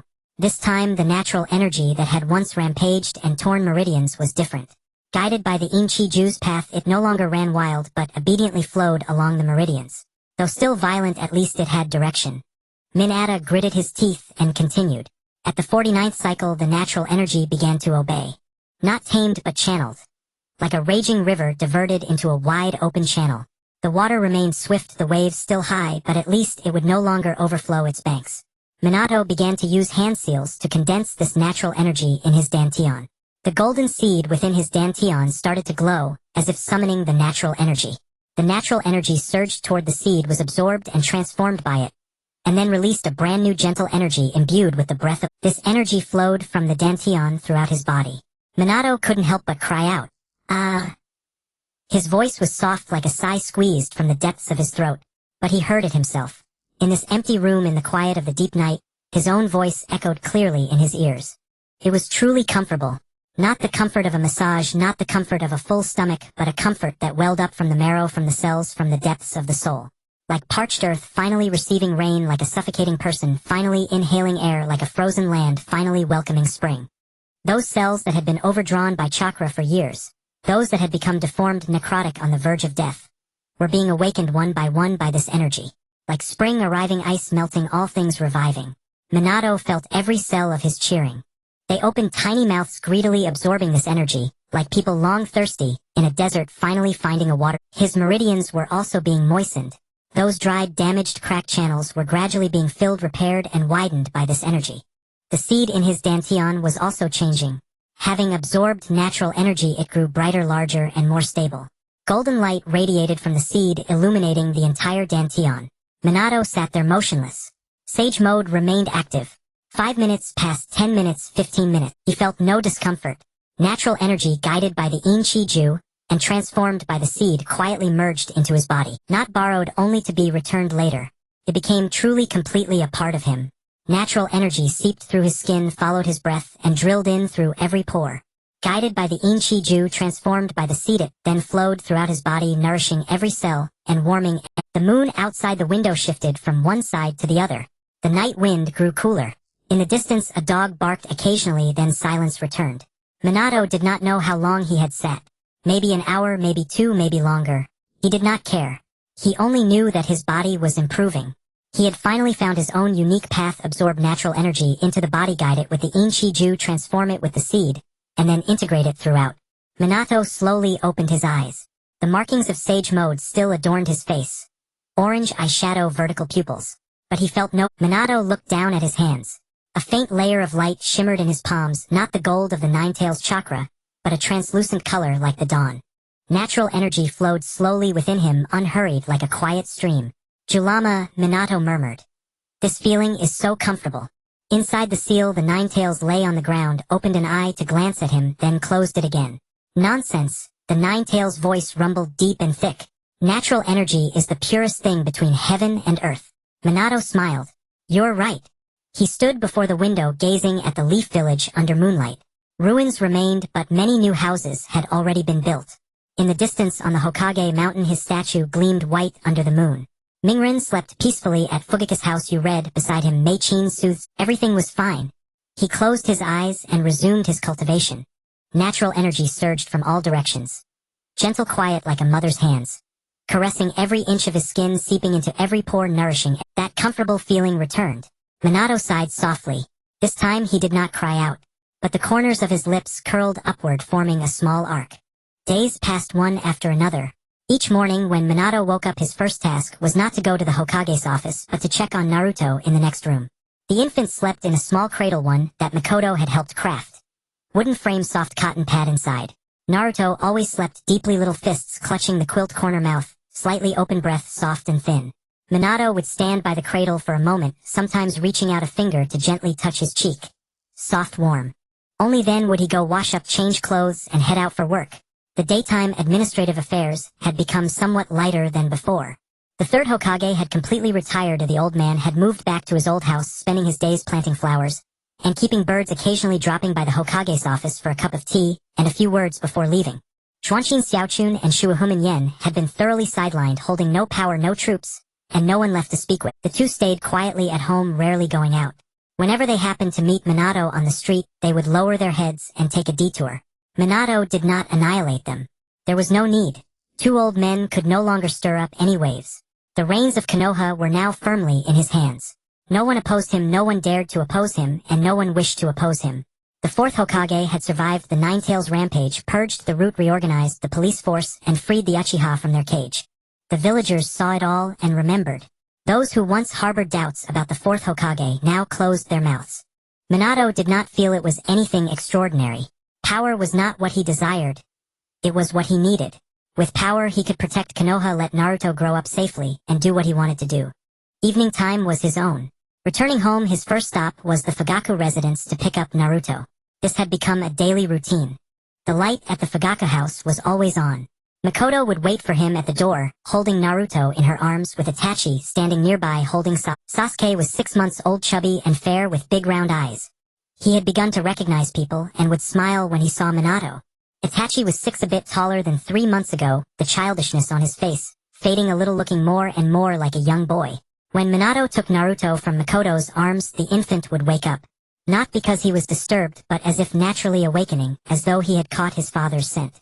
Naruto's blue eyes looked at Minato, blinked, and then his tiny hand would reach out from the swaddling clothes stretching toward Minato. That little hand was so small, the fingers slender, the nails thin like translucent film.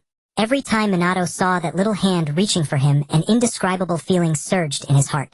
It wasn't excitement or emotion. It was a very quiet, solid sense of fulfillment, like taking a sip of hot soup on a winter day, warmth spreading from the throat down to the stomach. He lifted Naruto up, and the infant's tiny hands would grab his collar, clutching tightly, as if afraid he might run away. Minato looked down at him, and Naruto looked back, blue eyes meeting blue eyes. "Let's go home." Naruto couldn't speak, but he could smile. The corners of his mouth curved, revealing pink gums, and his eyes narrowed into slits. That smile was exactly like Kushina's. Minato carried Naruto along the path home. The moonlight was beautiful, coating all of Konoha in a layer. Naruto stayed quietly in his arms, tiny hand still gripping his collar tightly. 3 months had passed. Minato could sense his own body change, not a sudden overnight transformation, but slow, gradual change, like a plant growing. Natural energy circulated within him every day.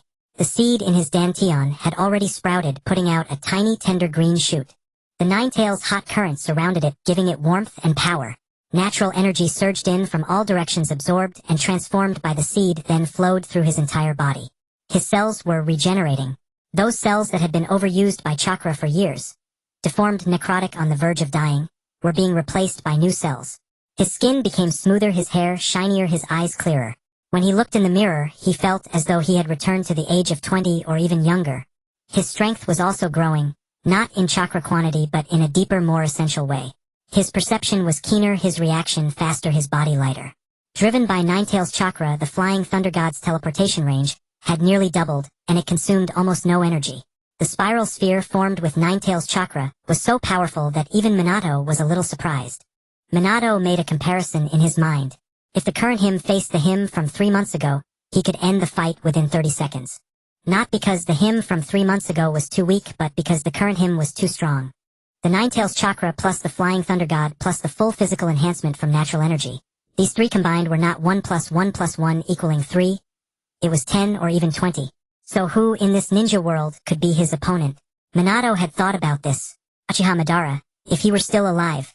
That legendary man, the only rival of Hashirama, Senju, a monster, possessing the Rinnegan and would release. Minato had never seen Madara, but he knew from Carl's memories how powerful he was. The current him was probably not Madara's match yet, but the gap was not too large. If he were given another year, letting natural energy nurture him a little longer and letting the Ninetales power merge more deeply, he should have the confidence to fight Madara. Another was Nagato, the owner of the Rinnegan, the behind-the-scenes leader of the Akatsuki. From Carl's memories, Minato knew how strong Nagato was. The 6 paths of pain, each of cage-level strength, and all 6 together were nearly invincible. But Minato was not afraid of Nagato. The Flying Thunder God was the bane of the Rinnegan. No matter how powerful the Rinnegan, it had blind spots. As long as he could shuttle between the blind spots of the 6 paths and take them down one by one, he would have a chance. As for the others, the 4th Reikage, the 3rd Tsuchikage, the 4th Kazekage, the 5th Mizukage, Minato felt none of them could match him. It wasn't arrogance, it was confidence. The name Yellow Flash had already proven everything during the 3rd Shinobi World War. Now, with the Ninetales chakra and natural energy boosting him, he was many times stronger than back then. But Minato was not complacent. He had seen true power. Hashirama, Senju, Uchiha Madara, the sage of 6 paths. Their strength was still beyond his reach. He still had a long way to go. So every night after putting Naruto to sleep, he would sit in the living room, enter sage mode, circulate the Kai absorption art, and absorb natural energy. Not hurried, not rushing, going with the flow. Natural energy poured in from all directions, absorbed and transformed by the seed, then flowed through his entire body. That comfortable feeling always made him softly sigh. That day Minato finished handling the last document in the Hokage's office, leaned back in his chair, and closed his eyes for a moment. Then he stood up, walked to the window, and looked out at Konoha village. The ruins had been mostly cleared, a rows of new houses were being built, and the streets had regained their former bustle. Children chased and played in the streets, their laughter drifting from afar, crisp as bells. He suddenly thought of Itachi. Over these 3 months, Itachi had come to the Hokage's office every day after school. It wasn't something Minato had asked for. Itachi came on his own. When he arrived, he wouldn't speak, just sat quietly in the corner chair, sometimes reading, sometimes doing homework, sometimes just sitting there watching Minato handle documents. At first Minato found it a little strange, but later he got used to it. Sometimes when he was done, he would chat with Itachi for a few sentences, asking about school, about home, about what books he was reading recently. Itachi's answers were always brief but earnest, as if he were doing something very important. Minato knew why Itachi came. Not because he wanted to learn something, because he wanted to stay there. This 6-year-old child possessed maturity and sensitivity beyond his years. He could feel Minato's expectations for him and also Minato's trust. He didn't want to let that trust down, so he came, sat quietly, and waited for the day Minato would need him. Minato felt that the time had come. That evening Itachi came to the Hokage's office, as usual, sat down in the corner chair, and took a book from his school bag. Minato finished the last document, put down his pen, turned to face Itachi. Itachi! Itachi looked up, his black eyes round, gazing at him. Minato looked at Itachi's face. A 6-year-old child, his cheeks still carrying baby fat, but the shadow of a young boy could already be seen between his brows. Those black eyes were bright and deep like a bottomless well. Minato remembered himself at 6. Back then he was still climbing trees, throwing kunai, and fighting with classmates at the ninja academy. Itachi was far more mature than he had been. In that case, Minato said, "Starting tomorrow, I'll teach." Itachi's eyes brightened. Not in an exaggerated jumping Gapansharing way, but very quietly, like a ripple stirred by the wind on the water's surface. He closed the book, stood up, and bowed to Minato. "Yes. Thank you, 4th Hokage." Minato smiled. "Call me teacher." Itachi paused. Then the corners of his mouth curved into a very slight arc. The closest thing to a smile Minato had ever seen on Itachi's face. "Teacher." Minato nodded. He stood up, walked to the window, and pushed it open. The evening breeze blew in from outside, cool, carrying the scent of sunset. In the distance, his statue on the Hokage monument gleamed with golden light in the setting sun. "Tomorrow afternoon, meet at the training ground." "Okay." Itachi slung his school bag over his shoulder, walked to the door, stopped, and looked back at Minato. "Teacher," he said, "I will work hard." Minato nodded. Itachi pushed the door and left. His footsteps gradually faded down the corridor, light and steady, just like his personality. Minato stood by the window, watching the sunset sink bit by bit. The horizon was dyed orange-hued, as if someone had spilled a bottle of paint. Konoha village grew quiet in the twilight, cooking smoke, rising from chimneys of each house, dispersing into the sky. It was time for him to pick up Naruto. Minato closed the door and walked out of the Hokage building. The sunset shone on him, stretching his shadow very long. He walked through the streets of Konoha, passing newly built houses, newly planted saplings, and ninjas returning home in 2s and 3s. The light at the Fugaku residence was already on. When Minato pushed open the yard gate, Makoto was sitting on the porch holding Naruto, waiting for him. Sasuke was sleeping in a cradle beside her, and Itachi sat on the steps reading a book. Seeing Minato enter, Naruto's little hand reached out from the swaddling clothes stretching toward him.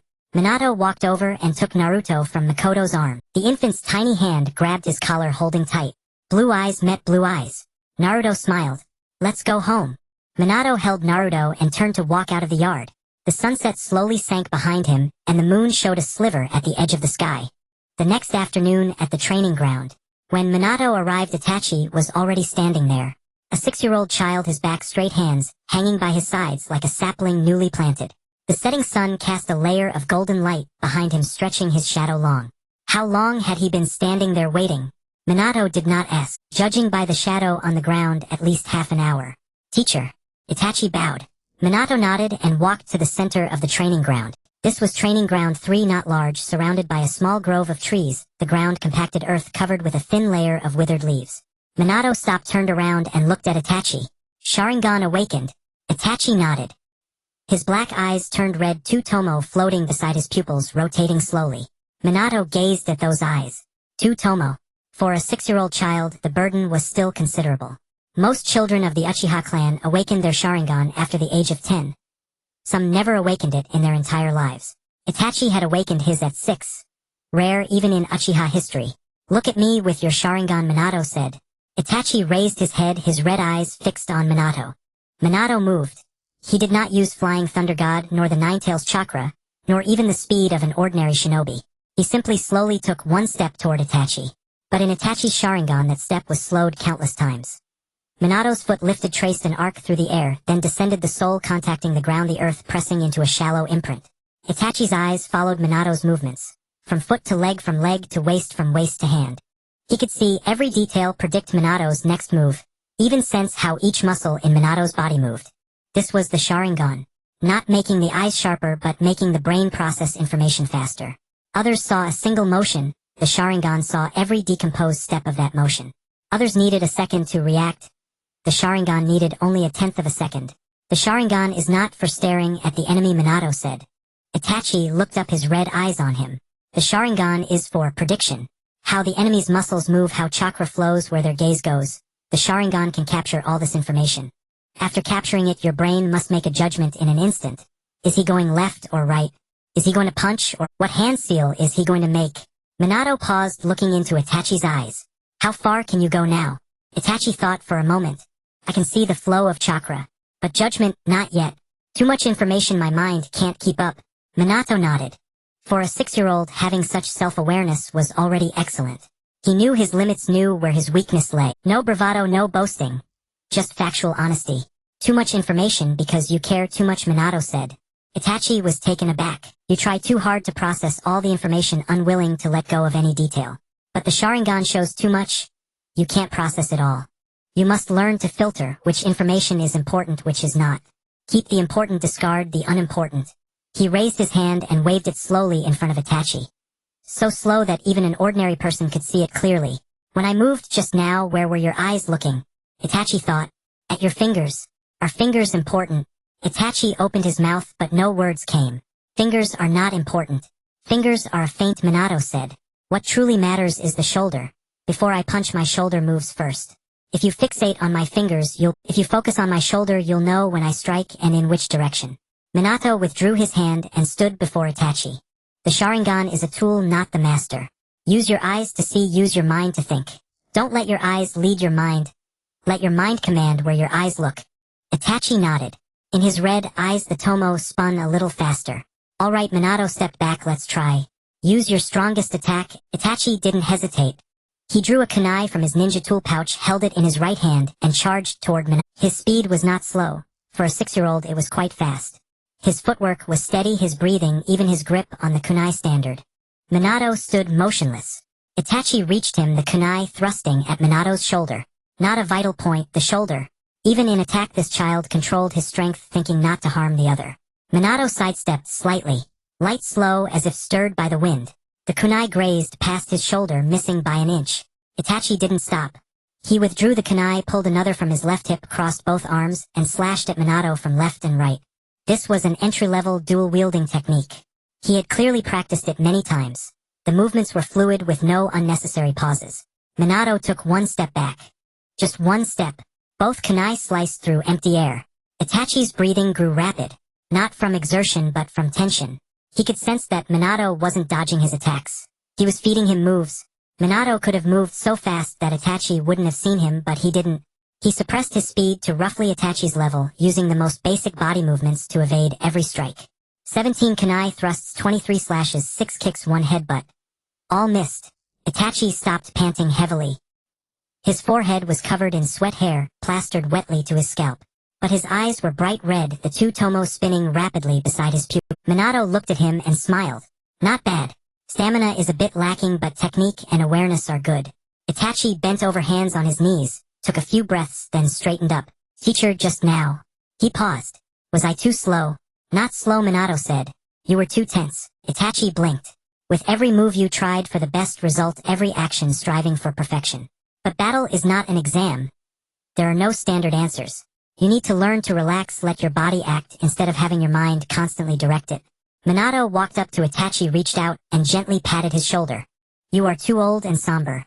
Itachi looked up, his black eyes filled with confusion. A 6-year-old shouldn't be so old.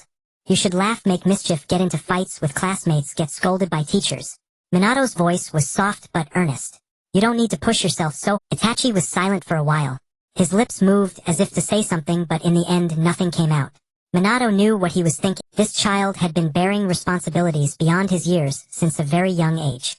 The future of the Uchiha clan, the family's expectations, his father's injunctions, and his own demands on himself. These things were like a mountain pressing down on his thin shoulders. I have a mission for you, Minato said. Itachi looked up. Starting tomorrow, you are not allowed to use Shadow Clone to go to school. Itachi's eyes widened slightly. Go to school in person every day, attend class, properly play with your classmates. After school, don't run off. Walk with your friends, go play in the park for a while, then go home and finish your homework by yourself. No shadow clone. Itachi opened his mouth about to protest. Minato raised a hand to stop him. This is a mission. You must complete it. Itachi was silent for a long time. Then he lowered his head and murmured softly yes. Minato watched him, the corner of his mouth curving. He knew Itachi didn't understand why he had to do this. In Itachi's eyes, going to school, playing with friends, doing homework, these were all a waste of time. He had more important things to do, more important things to learn. But Minato knew that some things were more important than ninjutsu. Let's go. Minato turned and walked out of the training ground. Time to pick up Naruto. Itachi followed behind him, his steps light as a cat. The two walked one after another on the streets of Konoha. The setting sun stretched their shadows long and longer. One tall, one short, overlapping and separating and overlapping again. After a few steps, Itachi suddenly spoke. Teacher. Minato didn't turn back. My classmates at school. I think they are very childish. Minato laughed. Of course they are. They're kids, so naturally they're childish. Itachi froze. He had never heard Minato use the word of course in such a casual tone. The fourth Hokage, the Yellow Flash, the hero of Konoha, actually saying of course. You are a child too, Minato said. You also have the right to be childish. Don't see yourself as an adult. You are only 6. Itachi said nothing more. But his steps felt lighter than before, as if something had been When they reached the gate of the Uchiha residence, Makoto was already waiting on the porch, holding Naruto in her arms. Sasuke was in the cradle beside her, kicking his tiny hands and feet, babbling happily. At the sight of Sasuke, a hint of a smile appeared on Itachi's face. He crouched down and gently touched Sasuke's cheek. Minato took Naruto from Makoto's arms. The baby's small hand reached out again, grabbing his collar tightly. Blue eyes met blue eyes. Naruto smiled. Let's go home. Minato turned and walked away with Naruto in his arms. Itachi stood at the gate watching Minato's back for a while, then turned and walked into the courtyard. Makoto looked at Itachi and felt that her son seemed a little different today. She couldn't quite put her finger on it, but he seemed lighter somehow. Itachi, Makoto asked, how was your day? Itachi thought for a moment. Teacher, Minato gave me a mission. Go to school, no shadow clone. Use my real body. Makoto paused, then smiled. Her smile was gentle, the corners of her eyes curving like crescent moons. Then you must complete it well. Itachi nodded and went into the house. He sat down at his desk, opened his school bag, and took out his homework notebook. He didn't summon a shadow clone as before. Instead, he sat for a while looking out the window at the sky. Dusk was falling, or the last traces of sunset glow slowly faded at the horizon. He recalled Minato's words. You are a child too. You also have the right to be childish. Itachi lowered his head and looked at his own hand. Small and thin, the fingers marked with calluses from gripping kunai. He clenched his fists, then released them. Then he picked up his pen and began to write his homework. His handwriting was neat, each stroke deliberate, as if he were engaged in something very important.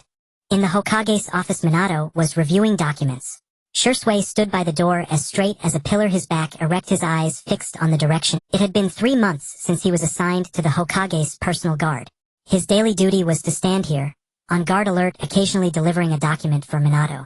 At first he thought this job was too dull. Shursui Uchiha, the possessor of the Mangekyo Sharingan, standing at the door like a gatekeeper every day. But gradually he understood. Minato had him stand here not because he needed protection, but because he needed to be seen. Shursui Uchiha, Hokage's personal guard. This identity itself was a statement. The door opened. Jiraiya walked in. The old man was neatly dressed today, not in his usual slovenly appearance. His hair was tied back, his clothes were fresh, and his sake flask was not hanging at his waist. As he entered, his footsteps were heavier than usual, as if he had something to say. Minato looked up, glanced at Jiraiya, then lowered his head to continue reviewing documents. Sensei, have a seat. Jiraiya did not sit. He stood in front of the desk, arms crossed, watching Minato work. After a while he spoke. Minato, I'm leaving. Minato's brush paused. A very slight pause, almost imperceptible. Then he continued writing, finished the last few characters, set down the brush, and looked up at Jiraiya. Master and disciple gazed at each other. The office was so quiet that the ticking of the wall clock could be heard. Sunlight streamed in through the window, casting a crooked patch of light on the desk. Minato said nothing. He nodded. Jiraiya nodded as well. No unnecessary words, no reluctance, no trivialities like, take care. Between master and disciple, some words need not be spoken. Jiraiya turned and walked toward the door. After a few steps he stopped without looking back. Minato. You've done better than I imagined. Minato did not reply. Jiraiya pushed open the door and stepped out. His footsteps faded down the corridor, growing softer until they vanished. Shursui stood rigidly at the door, watching Jiraiya's figure disappear at the end of the corridor. Minato sat behind the desk staring at the spot where Jiraiya had stood. There was nothing there now, only a beam of sunlight streaming through the window, falling on the floor dazzlingly bright. He picked up his brush and continued reviewing Mount Mayaboku. Jiraiya crossed the Toad Oil Pond, walked along the long damp passage, and arrived at the shrine of the Great Toad Sage. The shrine was vast and empty, the air filled with a damp, mossy scent. The Great Toad Sage sat on the stone throne at the far end, its massive body like a small mountain, eyes closed as if sleeping. Fukasaku and Shima stood on either side. Seeing Jiraiya enter, they exchanged a glance but said nothing. Jiraiya walked to the Great Toad Sage and sat down cross-legged. "Old man, you called for me." The Great Toad Sage slowly opened its eyes. Those eyes were huge, yellow with vertical pupils like blades. It looked at Jiraiya for a moment, then spoke. Its voice was slow, deep, as if rising from somewhere very far beneath. "Jiraiya, I had a dream." Jiraiya's body straightened slightly. The Great Toad Sage's dreams were never ordinary. Every dream was a prophecy, a fragment of the future, a shard of fate. He had visited the Great Toad Sage many times, and each dream meant something momentous was about to happen. "What did you dream?" Jiraiya asked. The Great Toad Sage was silent for a while. Its eyes half closed, half open, as if recalling the dream or confirming its contents. "Fate has changed." Jiraiya frowned. Fate changed. What did that mean? The Great Toad Sage's prophecies had always been accurate, never wrong. Fate was fixed, predetermined, unalterable. If fate had changed, were the prophecies still valid? "That child," said the Great Toad Sage, "the child of prophecy." Jiraiya's heart skipped a beat.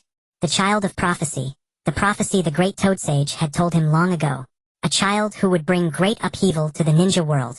Either destruction or peace. He had searched for that child for many years, first thinking it was Minato, then Nagato.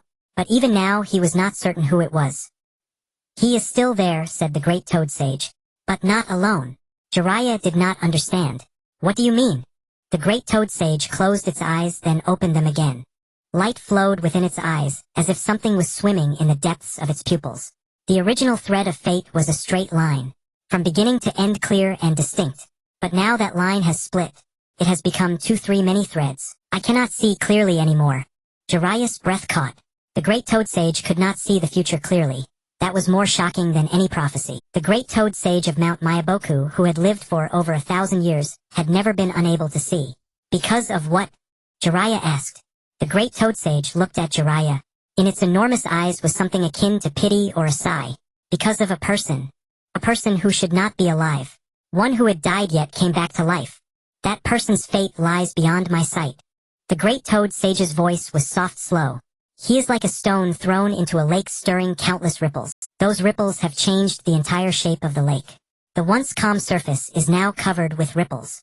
I cannot see where those ripples will spread, nor what will become of the places where they intersect." Jiraiya was silent for a long time. "Old man, what can you tell me?" The Great Toad Sage closed its eyes as if recalling the dream. After a long while it spoke. "The future hero will bring change. He will end the war. He will lead the ninja world in a new direction." Jiraiya waited. "But I do not know who he is." There was a tone in the Great Toad Sage's voice that Jiraiya had never heard before. Not confusion, not bewilderment, but something very light, very faint, like a sigh. "Perhaps that child. Perhaps that child's child. Perhaps that person himself. Perhaps someone else.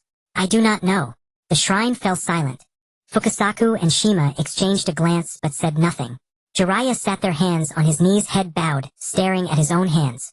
His hands were large, thick, with robust knuckles. These hands had killed many and saved many. These hands had written many books and drunk much sake. These hands had held Minato and had held Naruto. "Old man," Jiraiya looked up. "You called me here just to tell me this?" The Great Toad Sage looked at him. "Jiraiya, the path ahead is yours to walk alone. In the past I would tell you where to go, whom to seek, but now I cannot see clearly. So you must choose for yourself." Jiraiya was silent for a moment, then smiled. That smile carried relief, acceptance, and a hint of bitterness. "Choose for myself." "Very well."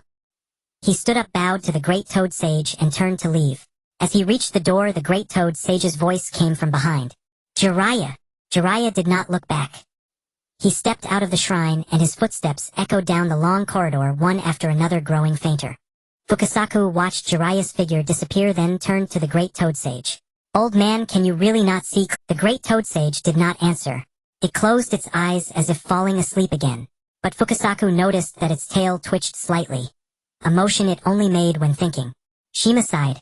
Old man, do you think that child Jiraiya can bear it? Fukasaku shook his head. Whether he can bear it or not, he must. He is Jiraiya. Neither toad spoke further. When Jiraiya walked out of Mount Mayaboku, the sky was nearly dark. He stood at the cave entrance gazing at the distant sunset. The plains of the land of fire spread out before him in the twilight gold-red-orange, like a vast oil painting. He pulled out his sake flask from his robe, shook it. There was still half left. He uncorked it and took a drink, the liquor burning his throat. He thought of Nagato, the youth he had believed to be the child of prophecy, the disciple with the Rinnegan. Could it be him? Jiraiya capped the flask and tucked it back into his robe. After work, Minato did not let Shursui follow him. Shursui, Minato said, taking off his conical hat at the entrance of the Hokage building and handing it to Shursui. Go to Fugaku's place first and tell him that Naruto will stay there tonight. I won't pick him up. He'll pick him up tomorrow morning. Shursui took the hat and nodded. Understood. And you? I have some things to do. You go ahead, no need to follow me. Shursui hesitated for a moment, but seeing Minato's expression, he said nothing more. He bowed and turned away. His figure gradually receded into the twilight, his steps light, as a cat soon disappearing around the corner of the street. Minato stood at the building entrance watching the sky darken bit by bit. The sunset had already sunk behind the mountains, leaving only a last touch of orangered light hanging on the horizon, as if someone had lightly dabbed a brush on rice paper. On the streets of Konoha, people were finishing work and heading home. Some were closing shop doors, some were packing up stalls, some were holding their children's hands and walking home.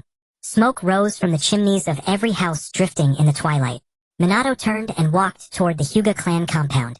He did not enter through the main gate, not because he didn't want to, but because he didn't want to attract too much attention. The walls of the Hyuga compound were high, but that was no problem for him. He used the Flying Thunder God technique to teleport inside, landing in the shadow of an old pine tree. The interior of the Hyuga compound was quieter than he had imagined. The courtyard was large, paved with white gravel that rustled underfoot, so he walked lightly, each step soundless like a cat landing. Several old pine trees were scattered in the yard, their branches, twisted bark cracked, looking quite aged. The wooden floor of the corridor was polished to a shine, glowing faintly silver under the moonlight. He knew where Hizashi lived. The residence of the head of the Hyuga branch family was in the northeast corner of the compound, not large but very quiet. Minato bypassed the main house, walked through a long corridor and arrived at a door. The door was not closed. Through the crack he saw Hizashi. Hizashi was sitting on the tatami, holding a child in his arms. The child was very small, about 2 or 3 years old, with black hair, white eyes, and skin as white as porcelain. He wore a small blue kimono and clutched a wooden toy. That was Hyuga Niji. 3-year-old Hyuga Niji. Minato stood outside the door, watching Hizashi holding Niji. A dark cloth band was tied around Hizashi's forehead, and beneath it was the caged bird curse seal. He lowered his head, looking at the son in his arms, his expression complex. There was gentleness, affection, but also a deep, profound sadness. What was he thinking? Minato knew. He was thinking that this child too would one day be branded with the same curse seal. This child's forehead would also be engraved with that ugly, humiliating mark. This child's entire life would be bound by that mark, never able to break free. Minato stood outside the door for a moment, then gently knocked on the doorframe. Hizashi looked up, and the moment he saw Minato, his body stiffened. His eyes widened slightly, his mouth opened a little, but nothing came out. He had not expected Minato to come, not expected the fourth Hokage to come to the Hyuga compound alone at night to his though they were contemporaries and good friends, their meetings over the years could be counted on one hand. Minato was the Hokage and he was the head of the Hyuga branch family. Their positions were too far apart. Minato did not wait for Hizashi to invite him in. He took off his shoes and entered the room. He sat down across from Hizashi, cross-legged, as casually as if he were in his own home. Hizashi looked at him for a long time. Then he lowered his head and gently patted Niji in his arms. Niji, go play in the back room for a while. 3-year-old Niji looked up, his white eyes glancing at Minato and then at his father. Obediently, he climbed down from Hizashi's arms, clutching his little wooden bird, and toddled into the back room. The door curtain fell, blocking the small figure. Only 2 people remained in the room. Hizashi knelt upright, his back straight, hands on his knees. His expression had recovered from the initial shock, returning to the demeanor befitting the head of the Hyuga branch family. Calm, restrained, impenetrable. But Minato could see something in his eyes, a deep, heavy tension like a tightly drawn string. Minato did not rush. He looked around the room. It was not large, the furnishings simple, more like an ordinary ninja's home compared to the Hyuga main family's reception hall. No scrolls hung on the walls, no expensive tatami on the floor, even the tea set was the most ordinary kind.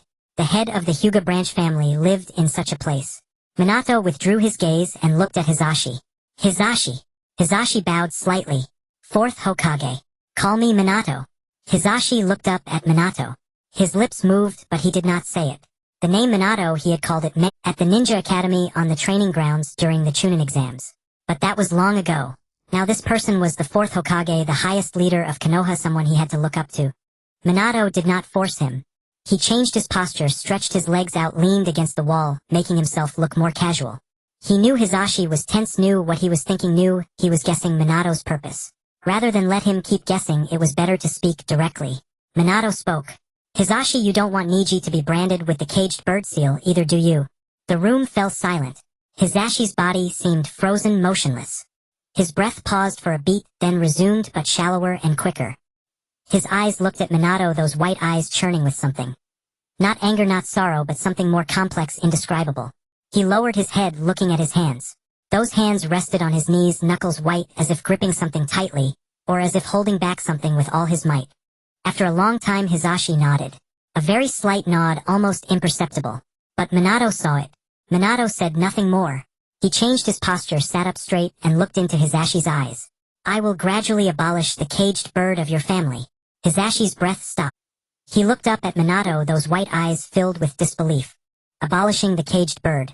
That was a tradition of the Hyuga clan for 1,000 years, the foundation of the main family's control over the branch family, the most core secret of the Hyuga clan. A Hokage said he would abolish it. Hizashi opened his mouth to speak, but Minato raised his hand to stop him. Not now. The time is not yet ripe. The main family won't agree and other clans will have objections. But I will take it step by step, little by little. First let the branch family members go out, let Konoha see the power of the Hyuga branch. Then slowly make the caged bird a dead letter.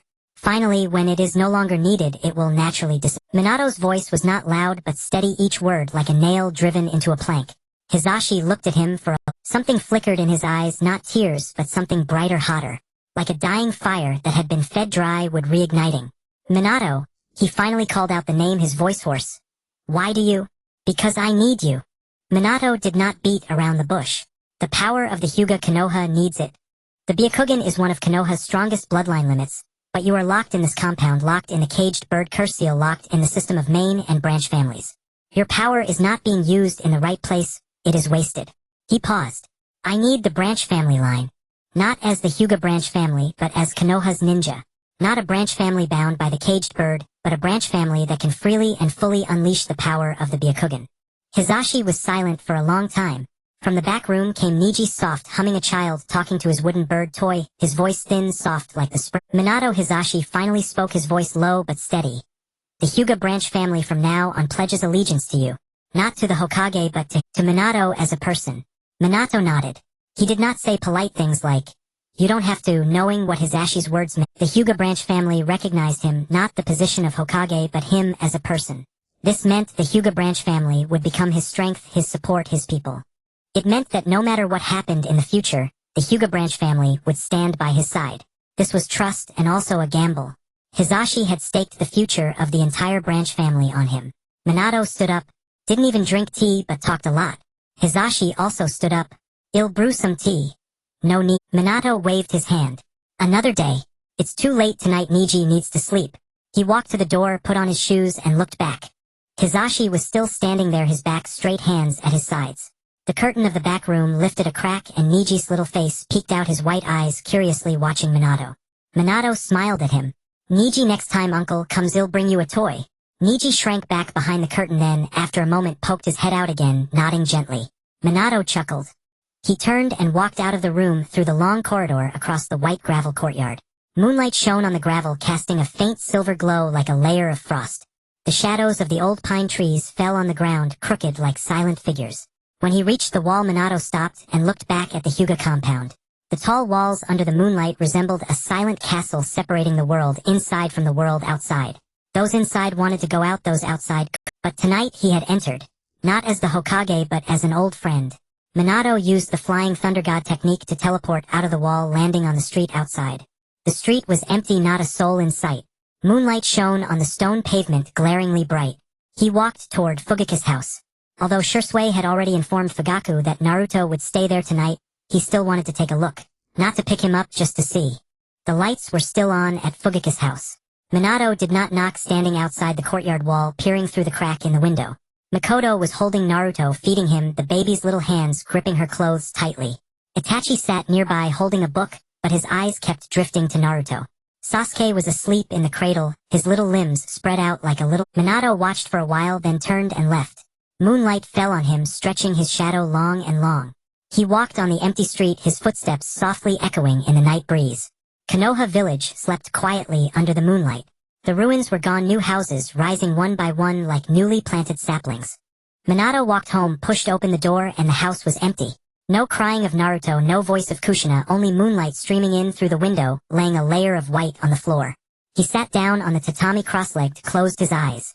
Natural energy surged from all directions, seeping in through his skin, his breath, every pore. The seed in his dantian had sprouted a green shoot, small, swaying gently in the golden hot current of the Nine Tails. Minato took a deep breath, then slowly exhaled. By the time Shuemen returned home, the moon had climbed high. The house was empty. No cries from Mingren, no voice of Jukusanai. Only moonlight streamed through the window, spreading a layer of white across the floor. He stood at the entrance for a moment, listening to his own breathing. Then he took off his shoes, walked into the living room, and sat down on the tatami. He did not rush to begin cultivation. Instead, he closed his eyes and thought. 3 months. It had been exactly 3 months since the night of the 9th. In those 3 months he had done many things. Purged the root, reorganized the police force, freed the Uchiha from their cage, visited the Hyuga branch family, taken Yu as his disciple, and gone to Fuyu's home every day to pick up Mingren. Konoha was being rebuilt, power was being centralized, and the great clans were realigning. Everything was moving in the right direction. But he knew the true storm had not yet arrived. Uchiha Dai too. Changmen, the wielder of the reincarnation eye, disciple of Master Zilayi, and the hidden leader of the Akatsuki organization. And Uchiha Ban, that legendary man, the only rival of Chensho Jujin, the demon of the ninja realm, and the Otsutsuki clan. Shuemen opened his eyes and stared at the ceiling. Moonlight painted a crooked square on the ceiling, pale and desolate. Then his thoughts drifted to the children who had yet to grow up. Mingren, 3 months old, still on milk, unable even to roll over. Zuoju, 6 months old, paler than Mingren with darker hair. Ningxi, 3 years old, a prodigy of the Hyuga branch family, inheritor of the Byakugan. And Yu, 6 years old, whose eyes had already awakened, bearing the future of the Uchiha clan. At this thought, a flicker of joy passed through Shuemen's heart. Not excitement, not thrill, but a faint light ripples like a spring breeze brushing across the water. Because he knew the future. He knew what these children would become. But he also knew that future had already been altered by his own hands. Tuanzong was dead, Root was gone, the Uchiha police force was disbanded, and the Uchiha members were dispersed into various departments. Yu no longer needed to massacre his clan, and Zuoju no longer needed to become an avenger. The Hyuga branch family had acknowledged him.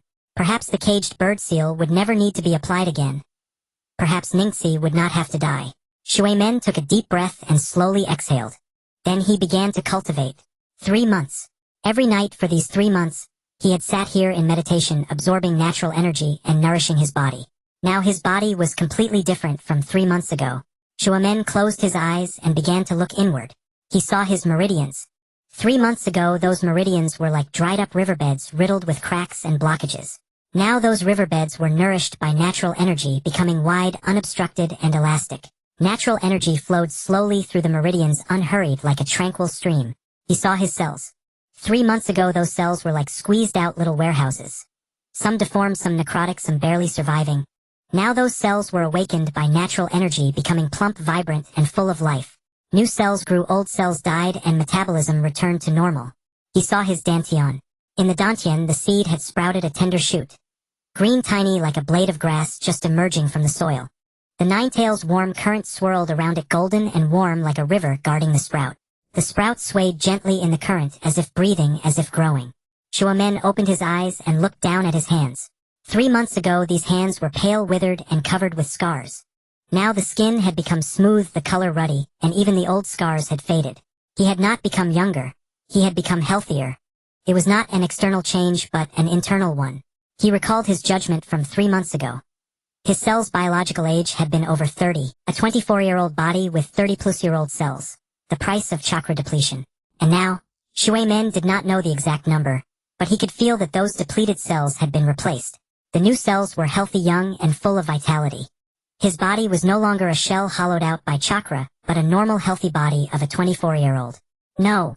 Better than normal. Shuemen stood up and stretched. There was no soreness, stiffness, or that hollow feeling. His body felt light and loose, as if he had soaked in a hot bath or slept soundly. He walked to the window and pushed it open. The night breeze flowed in cool, carrying the scent of earth and grass. He took a deep breath and slowly exhaled.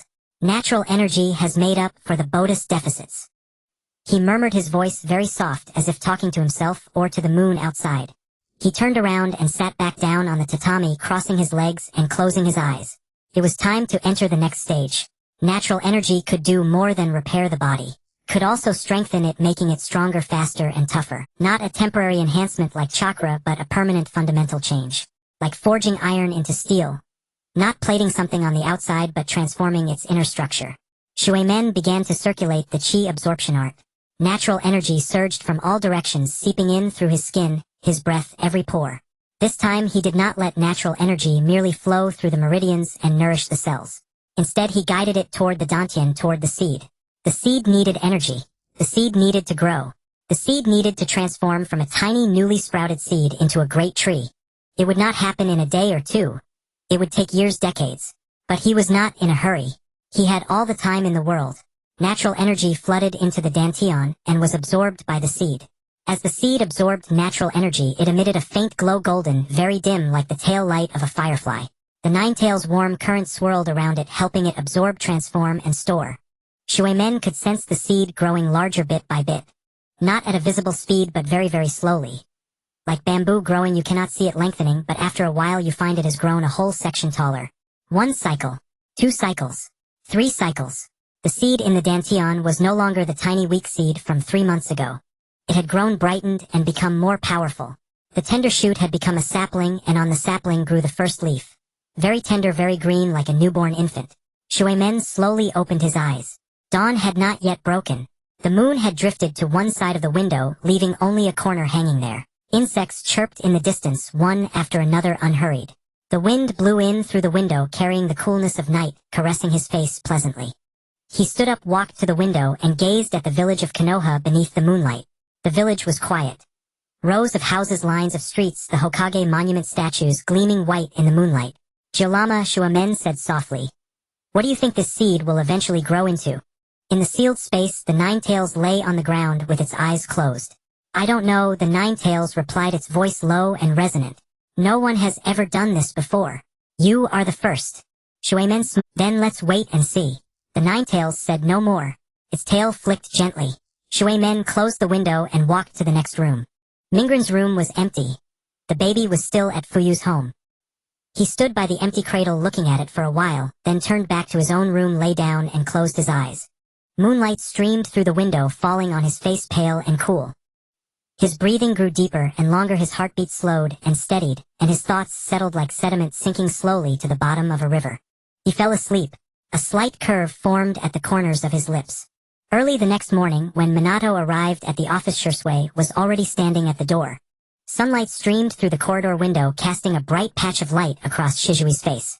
He stood straight as a pillar, his eyes fixed on the hallway. Shursui, go fetch Kakashi. Shursui nodded and turned away. Minato pushed open the office door, stepped inside, and sat down in his chair.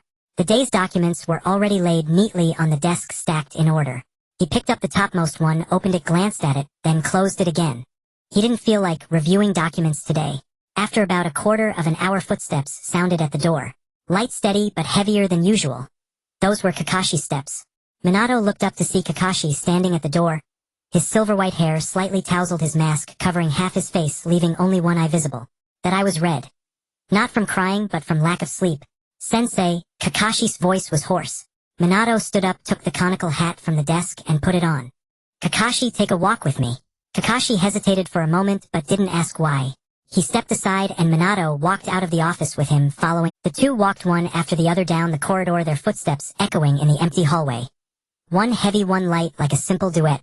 When they stepped out of the Hokage building, the sunlight greeted them, making Minato squint. He stood on the steps, taking a deep breath.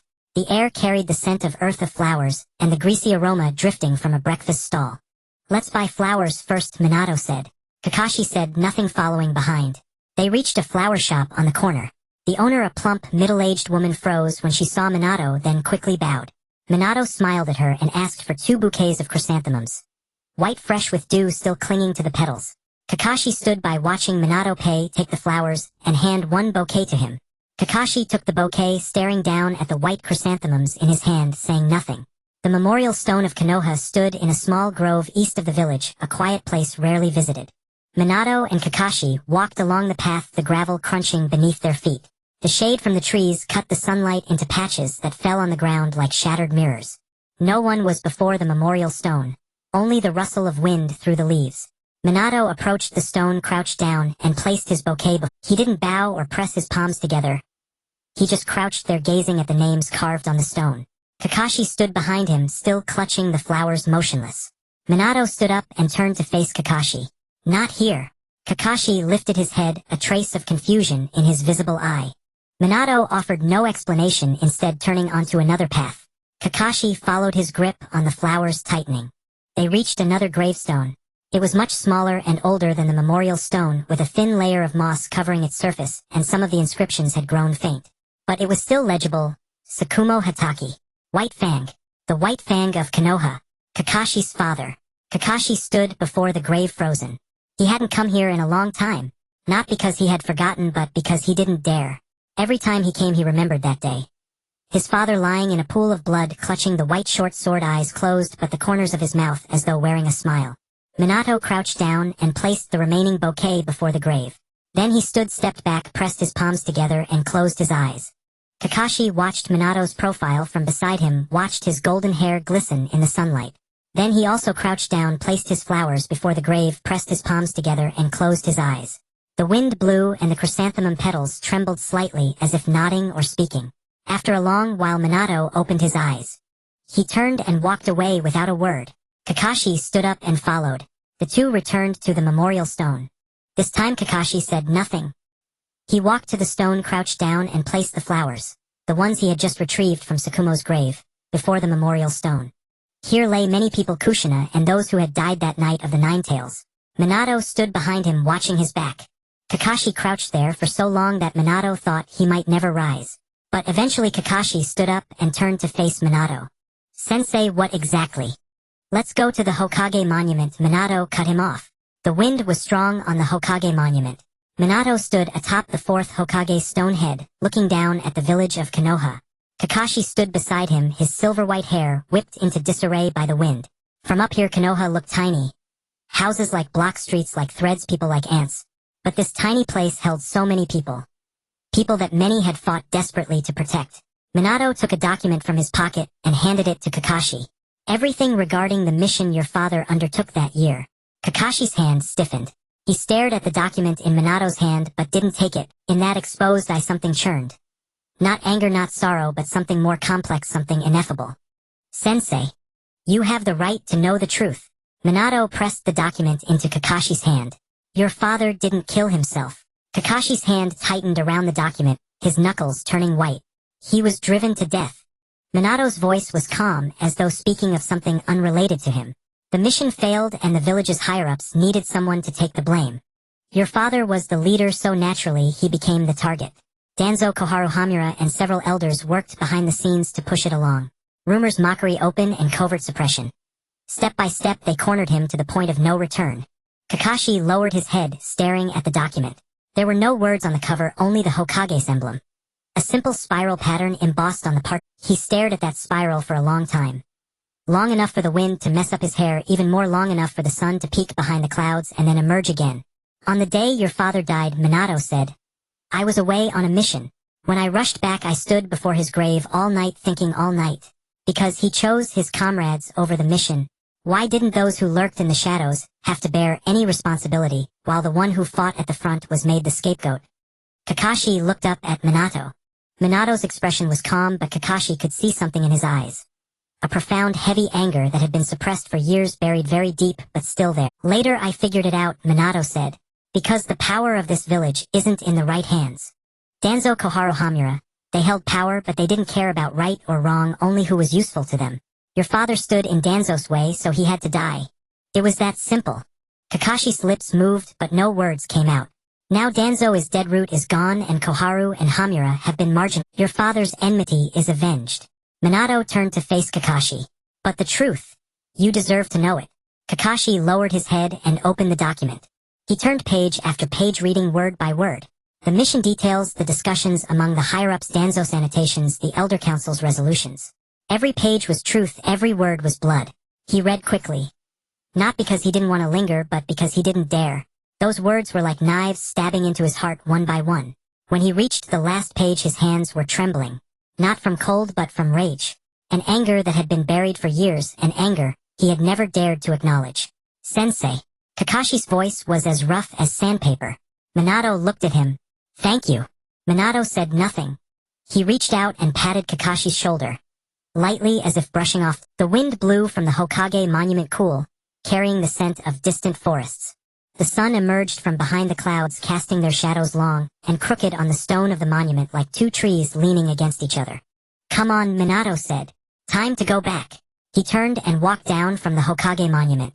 Kakashi followed the document, still clutched tightly in his hand. The two walked one after the other down the stone steps, their footsteps echoing rhythmically on the stone. When they reached the entrance of the Hokage building, Minato stopped and turned to face Kakashi. Kakashi, don't blame yourself for what happened to your father. Kakashi looked up and something glistened in his exposed. You were not wrong, and neither was he. The ones at fault were those who hid in the shadows. They are gone now. Your father can finally rest in peace.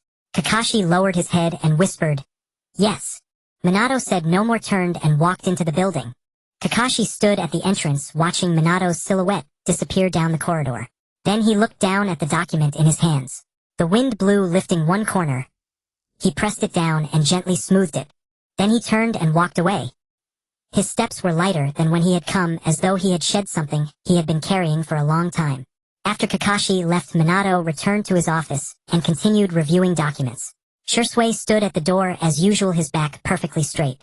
Minato reviewed a few files, then looked up at Shisui, noticing that he was staring down the corridor with a somewhat vacant gaze, as if lost in thought. Shisui. Shisui snapped back to attention and walked in. Fourth Hokage. What are you thinking about? Shisui hesitated. Is Kakashi-senpai all right? Minato looked at him. What do you think? Shisui thought for a moment. He didn't look good, but somehow he seemed a little better than before.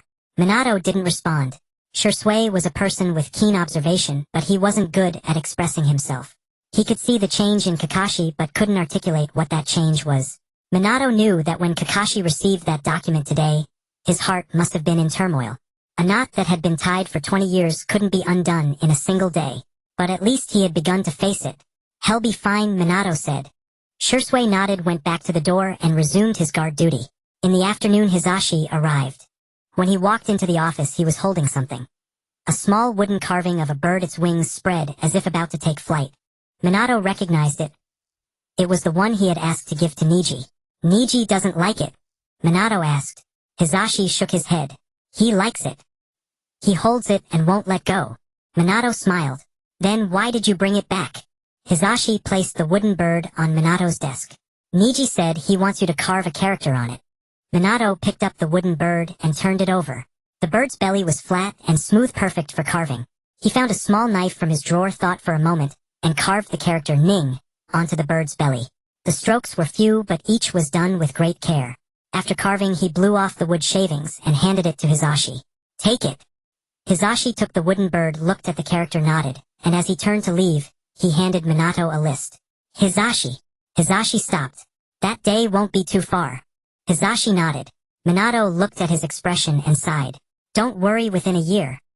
Hisashi opened his mouth as if to say something, but seeing Minato's expression, he closed it again. Yes. He left with the wooden bird. Minato leaned back in his chair, watching his figure disappear through the door. By evening, Minato had finished reviewing all the documents. He stood up and stretched his bones, cracking a few times. Shisui had already left for the day, replaced at the door by an ANBU member. A new face, who quickly saluted upon seeing him emerge. Minato nodded, walked out of the building, and headed toward Fugika's house. The sunset dyed the entire Konoha in orange-red. People on the streets were finishing work and heading home. Some were packing up stalls, some were closing doors, some were holding their children's hands as they walked home. Minato passed by them, Some recognized him, and would stop to bow calling out Lord Fourth Hokage. Then continue with their own business. The lights were already on at Fugaku's house. When Minato pushed open the garden gate, Makoto was holding Naruto on the veranda waiting for him. Sasuke was sleeping in a cradle beside her, his little arms and legs spread out like a small frog. Itachi was sitting on the steps reading a book. Upon seeing Minato enter, he closed the book and stood up. Minato took Naruto from Makoto's arms. The infant's small hand immediately reached out, grabbing his collar tightly. Blue eyes met blue eyes. Naruto smiled. Minato smiled too. Let's go home. He turned and walked out of the yard holding Naruto. Itachi stood at the door watching his retreating figure for a while, then turned and went inside. Makoto watched Itachi's back and sighed softly. What's wrong? Fugaku came out from inside. Nothing, Makoto said.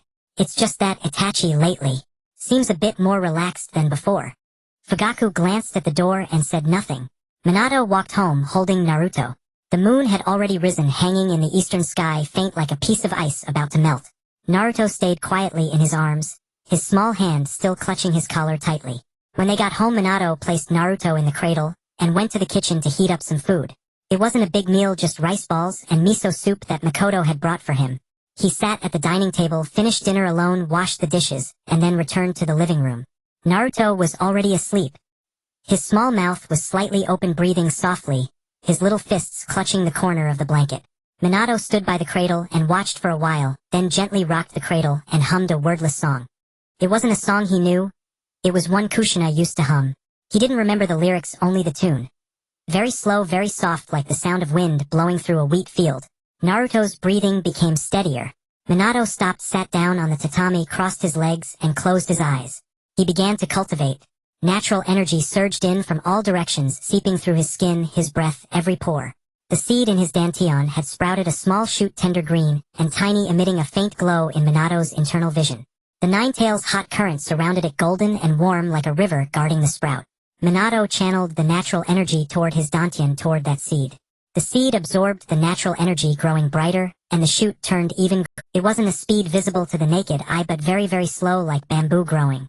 He wasn't in a hurry. He had all the time in the world. After 108 cycles, Minato slowly opened his eyes. Moonlight streamed in through the window, laying a blanket of white on the floor. Naruto was sleeping soundly in the cradle, his breathing soft like a small animal. Minato stood up, walked to the window, and pushed it open. The night breeze blew and cool, carrying the unique stillness of the night. In the distance, insects were chirping one after another, unhurried. He stood at the window, gazing at Konoha under the moonlight. Rows of houses, lines of streets, the statues on the Hokage rock glowed white in the moonlight. There was still much to do tomorrow, but at least tonight he could stay still and quiet for a while. Minato closed the window, walked to the cradle, and looked at Naruto once more. The infant slept peacefully, the corners of his mouth curved into a small smile, as if dreaming a good dream. Good night, Naruto. Minato blew out the lamp, lay down on the tatami, and closed his eyes. Moonlight streamed through the window, falling on his face, white and cool. His breathing gradually deepened and lengthened, his heartbeat slowly slowed, and steadied. His thoughts quietly settled like sediment, sinking bit by bit to the bottom of water. He fell asleep. A small smile curved at the corners of his mouth. Early the next morning, when Shuei Men arrived at his office, Shuei was already standing at the door. His back was straight as a ramrod, his gaze fixed on the corridor, just like yesterday, resembling a pillar. As Shuei Men walked past him, he caught a faint fragrance of tea. Shuei had drunk tea today, and it was fine tea. Shuei, go fetch Kakashi. Both of you come together. Shuei nodded and turned to leave. Shuei Men pushed open the office door, stepped inside, and settled into his chair. The day's documents were already arranged on the desk. He did not rush to review them, but instead pulled an old map from a drawer and spread it across the table. It was a map of the grass country, very old, with curled edges and pencil markings left by the third Hokage during his youth, the Uzumaki clan. After the fall of the Whirlpool country, its clanspeople scattered in all directions. Some fled to the rain country, some to the fire country, and some to the grass country. Among those in the grass country, according to the original story, two survived: Xianglin and her mother. Xianglin possessed a special constitution. Her chakra could heal injuries, even bring people back from the brink of death. In a place like the grass country, such an ability was a curse. She was treated as a mobile blood bag, bitten, drained, and consumed, until she met Suiju. Shuei Men recalled the images from Calorie's memory. Xianglin with red hair, wearing glasses, boisterous, infatuated with Suiju, always wearing a blissful expression whenever Suiju bit her. Back then it seemed amusing. Now it only evoked heartache. A girl raised as a tool since childhood, bitten hundreds or thousands of times, could still manage a smile. This time she would not endure that again. Shui Men folded the map and returned it to the drawer. After waiting about a quarter of an hour, he heard footsteps at the door. 2 sets of footsteps. One light, one heavy. The light ones belonged to Ji Shui, the heavy ones to Kakashi. Shui Men looked up to see Kakashi and Ji Shui entering one after the other. Kakashi's hair was as messy as ever, his mask still covering half his face, but his eye seemed brighter than the day before, no longer as red. "Teacher," said Kakashi. "Fourth Hokage," said Ji Shui. Shui Men nodded, gesturing for them to sit. The two took seats across the desk. Kakashi leaning back, Ji Shui sitting bolt upright. Shui Men regarded them. One was his student, the other his personal guard. One had endured too much loss, the other bore the weight of the entire Uchiha clan. Neither was adept at smiling or speaking, but both were people he could trust. "I have a mission for you," Shui Men said. The expressions of Kakashi and Ji Shui shifted. Not surprise, but focus. A mission was a mission, no matter who or when. Those words instantly triggered a state of readiness. The grass country. Shui Men retrieved the map from the drawer and spread it on the desk. After the fall of the Uzumaki clan, some clanspeople fled to the grass country. "I need you to find them." Kakashi frowned at the map. "There are still Uzumaki clanspeople in the grass country." "Yes," said Shui Men. "At least 2. A mother and a daughter. I don't know the mother's name. The daughter is called Xianglin. Red hair, the hallmark of the Uzumaki clan." Ji Shui spoke up beside him. "Fourth Hokage, the grass country is not an ally of the fire country. Our people cannot enter openly. Hence covert operation," Shui Men said. "Don't reveal your identities, don't draw the attention of grass country shinobi. Find them, confirm their identities, then bring them back to Konoha. If they are unwilling, do not force them, but ask for their reasons." Kakashi looked at Shui Men, a hint of puzzlement in his exposed eye. "Teacher, why place such importance on these 2? Shui Men was silent for a moment, contemplating how to explain. The Uzumaki clan has a unique constitution.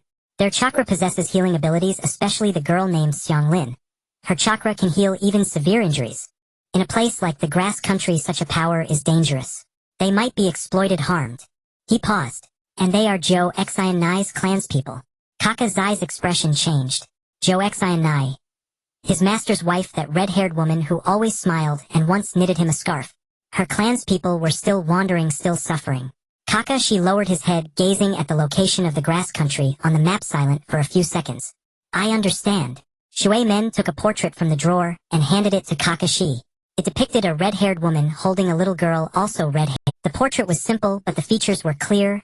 Red hair, the distinctive shade of the Uzumaki clan. Based on intelligence, it may not be accurate, but red hair is the Uzumaki mark. Once you're in the grass country, keep an eye out for red-haired individuals. Kakashi took the portrait, studied it briefly, then folded it and tucked it into his ninja tool pouch. Ji Shui also glanced at it, memorizing the red hair trait. "One more thing," said Shui Men. Kakashi and Ji Shui looked at him. "There may be some ruins of the Uzumaki clan in the grass country, containing sealing technique scrolls and historical documents of the clan. If you find them, bring them back as well. But that is not the priority is those 2. Kakashi nodded. "When do we depart?" "This afternoon. Prepare yourselves and bring everything necessary. Once in the grass country, be cautious. There is the hidden grass village, grass country shinobi, as well as rogue ninja and bounty hunters. Don't court trouble, but if trouble comes knocking, don't be afraid." Shui Men stood up, walked to the window and pushed it open. The morning sunlight streamed in warm on his face. In the distance, Konoha village slowly awakened in the dawn-light smoke, rising from chimneys and dispersing into the sky. "Teacher." Kakashi rose, looking at Shui Men's back. "What were those 2 called?" Shui Men turned around. "The mother's name is unknown. The daughter is called Xianglin. Xianglin of the Uzumaki." Kakashi murmured the name once, then nodded. Ji Shui also repeated it, silently committing it to memory. "Go now. Depart this afternoon. No need to report back. Come directly to me when you return." Kakashi and Ji Shui stood up, bowed to Shui Men, and left the office. Their footsteps receded down the corridor, one light, one heavy, like the rhythm of a heartbeat. Shui Men stood by the window, gazing at Konoha village below. The sunlight cast his shadow on the wall, long and crooked. Xianglin of the Uzumaki. Red hair, glasses, boisterous, fond of biting. This time she would not be bitten. Shui Men lingered at the window for a while, then returned to his desk and began processing documents. The pile on the desk was tall, but he worked quickly, one after another. Signing, stamping, setting aside. Halfway through he paused, picked up a pen, and wrote a line on a sticky note. Xianglin of the Uzumaki grass country, red hair, mother and daughter. He stuck the note on the corner of the desk and resumed reviewing documents. That afternoon Kakashi and Ji Shuei set out. Shuei men did not see them off. He stood at the Hokage's office window watching as the two figures walked out of the village gate. Kakashi led the way, his silver-white hair glistening in the sunlight. Ji Shuei followed, black hair, black clothes like a... Their figures grew smaller and smaller until they vanished over the horizon. Shuei men turned back to his desk and continued processing documents. There was still much to be done. After Kakashi and Shursui left, Minato sat alone in the office for a long time. He didn't review documents or study maps. He simply sat there gazing at the sky beyond the window.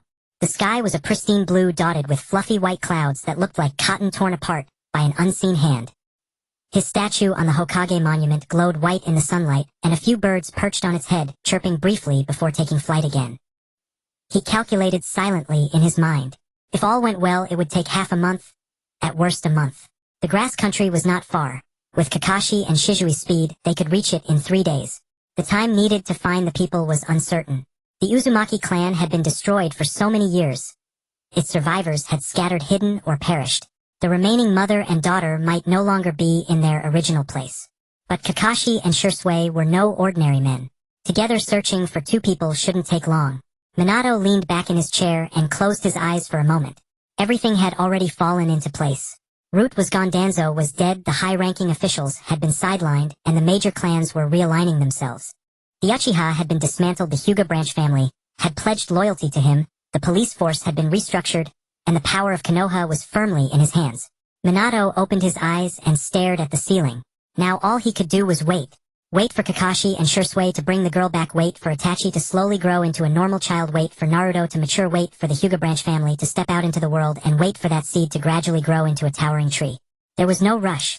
He had all the time in the world. He stood up, walked to the window, and pushed it open. The evening breeze floating cool and carrying the scent of the setting sun. The distant village of Konoha grew quiet in the twilight. Smoke from cooking fires rose from chimneys, drifting into the sky like a thin veil. Minato stood at the window for a while, then returned to his desk. He picked up a pen and wrote a line on a sticky note. Uzumaki Karen grass country, red hair, mother and daughter. He stuck the note to the corner of his desk and resumed reviewing documents. The days passed one by one. Minato spent his mornings at the Hokage's office reviewing files, afternoons teaching Itachi ninjutsu, and evenings going to Fugaku's house to pick up Naruto, followed by training and sleep at home. Occasionally he would visit the Hyuga compound, share tea with Hayashi, exchange a few words with Hizashi, and play with Miji. Sometimes he would stand before the memorial stone, gaze at Kushina's name, and speak to her, telling her that Naruto had smiled again today, that Konoha was becoming a better place. In quieter moments he thought about Karen. What was that girl doing now? Was she locked up somewhere in the grass country, her blood and chakra siphoned away? Or had she escaped, hiding alone in a corner of the world? He didn't know. All he could do was wait. A month later Kakashi and Shursui returned. That afternoon Minato was reviewing documents in his office. The door suddenly swung open and Shursui stood there, his clothes stained with mud and blood. Not his own but from others. His hair was a mess, dark circles deeply etched under his eyes, yet his back remained straight. Kakashi stood behind him, his silver hair, even more disheveled, dust clinging to his mask. The single visible eye was red. Not from crying but from days without sleep. Between them stood a girl. Very young, perhaps 3 or 4 years old. Her red hair was tangled and unkempt, her face smudged with dirt, her clothes tattered and torn. She had lost one shoe and the sole of her bare foot bore a wound crusted with dark red scabs. Her eyes were large, a shade of blue unique to the Uzumaki clan. The same blue as Kushina's. But those eyes held no light. No fear, no curiosity, nothing at all. It was as if she had been hollowed out, leaving only an empty shell. Minato put down his pen, rose, walked over to the girl, and crouched to meet her gaze. You must be Karen. The girl did not speak. She looked at Minato. At his blue eyes, his golden hair, his white robe, and the character 4th Hokage emblazoned on it. Her lips moved, but no sound came out. Kakashi spoke, his voice raspy like sandpaper. Sensei, that child's mother. She's dead. Minato's movement froze. By the time we arrived, her mother was already dying. The people of the grass country discovered their abilities, and imprisoned them using their blood and chakra to make medicine. Her mother had been drained too much, or her body couldn't hold on. She breathed her last just as we arrived. Minato was silent for a few seconds. And the child? She was drained a few times, but not too often. Physically she's fine. just severely traumatized. Minato looked at the girl. The girl looked back at him. Their blue eyes met. One large, one bright, one deep. Minato reached out and gently touched the girl's hair. Red tangled matted unwashed for a long time. The girl didn't flinch or move. She stood there like a sapling that had been battered by the wind for so long it had forgotten how to sway. Karen, Minato said, "From now on you'll come with me." The girl didn't speak. Her lips moved again, and this time a faint sound emerged. So soft it was almost inaudible. "Mom." Minato's heart ached. He said nothing but lifted the girl into his arms. She was light as a bundle of straw. Her body stiffened for an instant, then slowly, gradually relaxed, leaning against his chest. Her small hands clutched his collar tightly. The same posture, the same grip, the same dependence as Naruto. Minato stood up holding the girl and looked at Kakashi and Shisui. "Thank you for your hard work." Kakashi shook his head. Shisui remained silent. "What about her mother?" Minato asked. "Buried," Kakashi said. "In the grass country, in a place where flowers can be seen." Shisui chose the spot. Minato glanced at Shisui. Shisui lowered his head and said nothing. Minato carried the girl to the window and let her see the village of Konoha outside. The sun had already set, leaving only a final orange glow on the horizon. Lights in the village flickered on one by one like stars falling to the earth. "Karen, look," Minato said. "This is your home from now on." The girl gazed at the lights beyond the window, saying nothing. But the hand clutching Minato's collar loosened slightly, then tightened again. As if afraid to let go yet wanting to. Minato stood at the window for a moment, then turned to Shisui. "Shisui, take this girl to Fugaku's house. Tell Fugaku it's my wish. Let them help raise her, together with Naruto and Sasuke." Shisui nodded, stepped forward, and took the girl from Minato's arms. The girl tensed again, but she didn't cry or fuss. She simply stayed quietly in Shizui's arms, looking at Minato. Minato smiled at her. "Karen, I'll come see you tomorrow." The girl didn't reply. Shisui turned and walked away, his footsteps fading down the hall. Kakashi remained in the office watching Minato. "Sensei, is there anything else?" Minato looked at him. "Go get You've worked hard these past few days." Kakashi nodded and turned to leave. At the doorway he paused without looking. "Sensei, that child's mother. She said something before she died." Minato waited. "She said let my child live." Kakashi left. The hallway fell silent again. Minato stood at the window gazing at Konoha below. The lights glowed one by one like hearts beating in the darkness. "Let her live," Minato murmured. "I will." He closed the window. 3 days earlier, on the border of the Chao country, Kakashi and Shisui stood atop a small hill gazing at the Chao country in the distance. The sky was gray and hazy, as if about to rain or just after a rain. The grass on the ground was tall yellow-green, swaying wildly in the wind like drunken men. The country earned its name from the sheer abundance of grass. Tall and short, yellow and green, sprawling in chaotic disarray. Kakashi crouched down, pulled the portrait from his ninja tool pouch, and studied it once more. Red hair. The hallmark of the Uzumaki clan.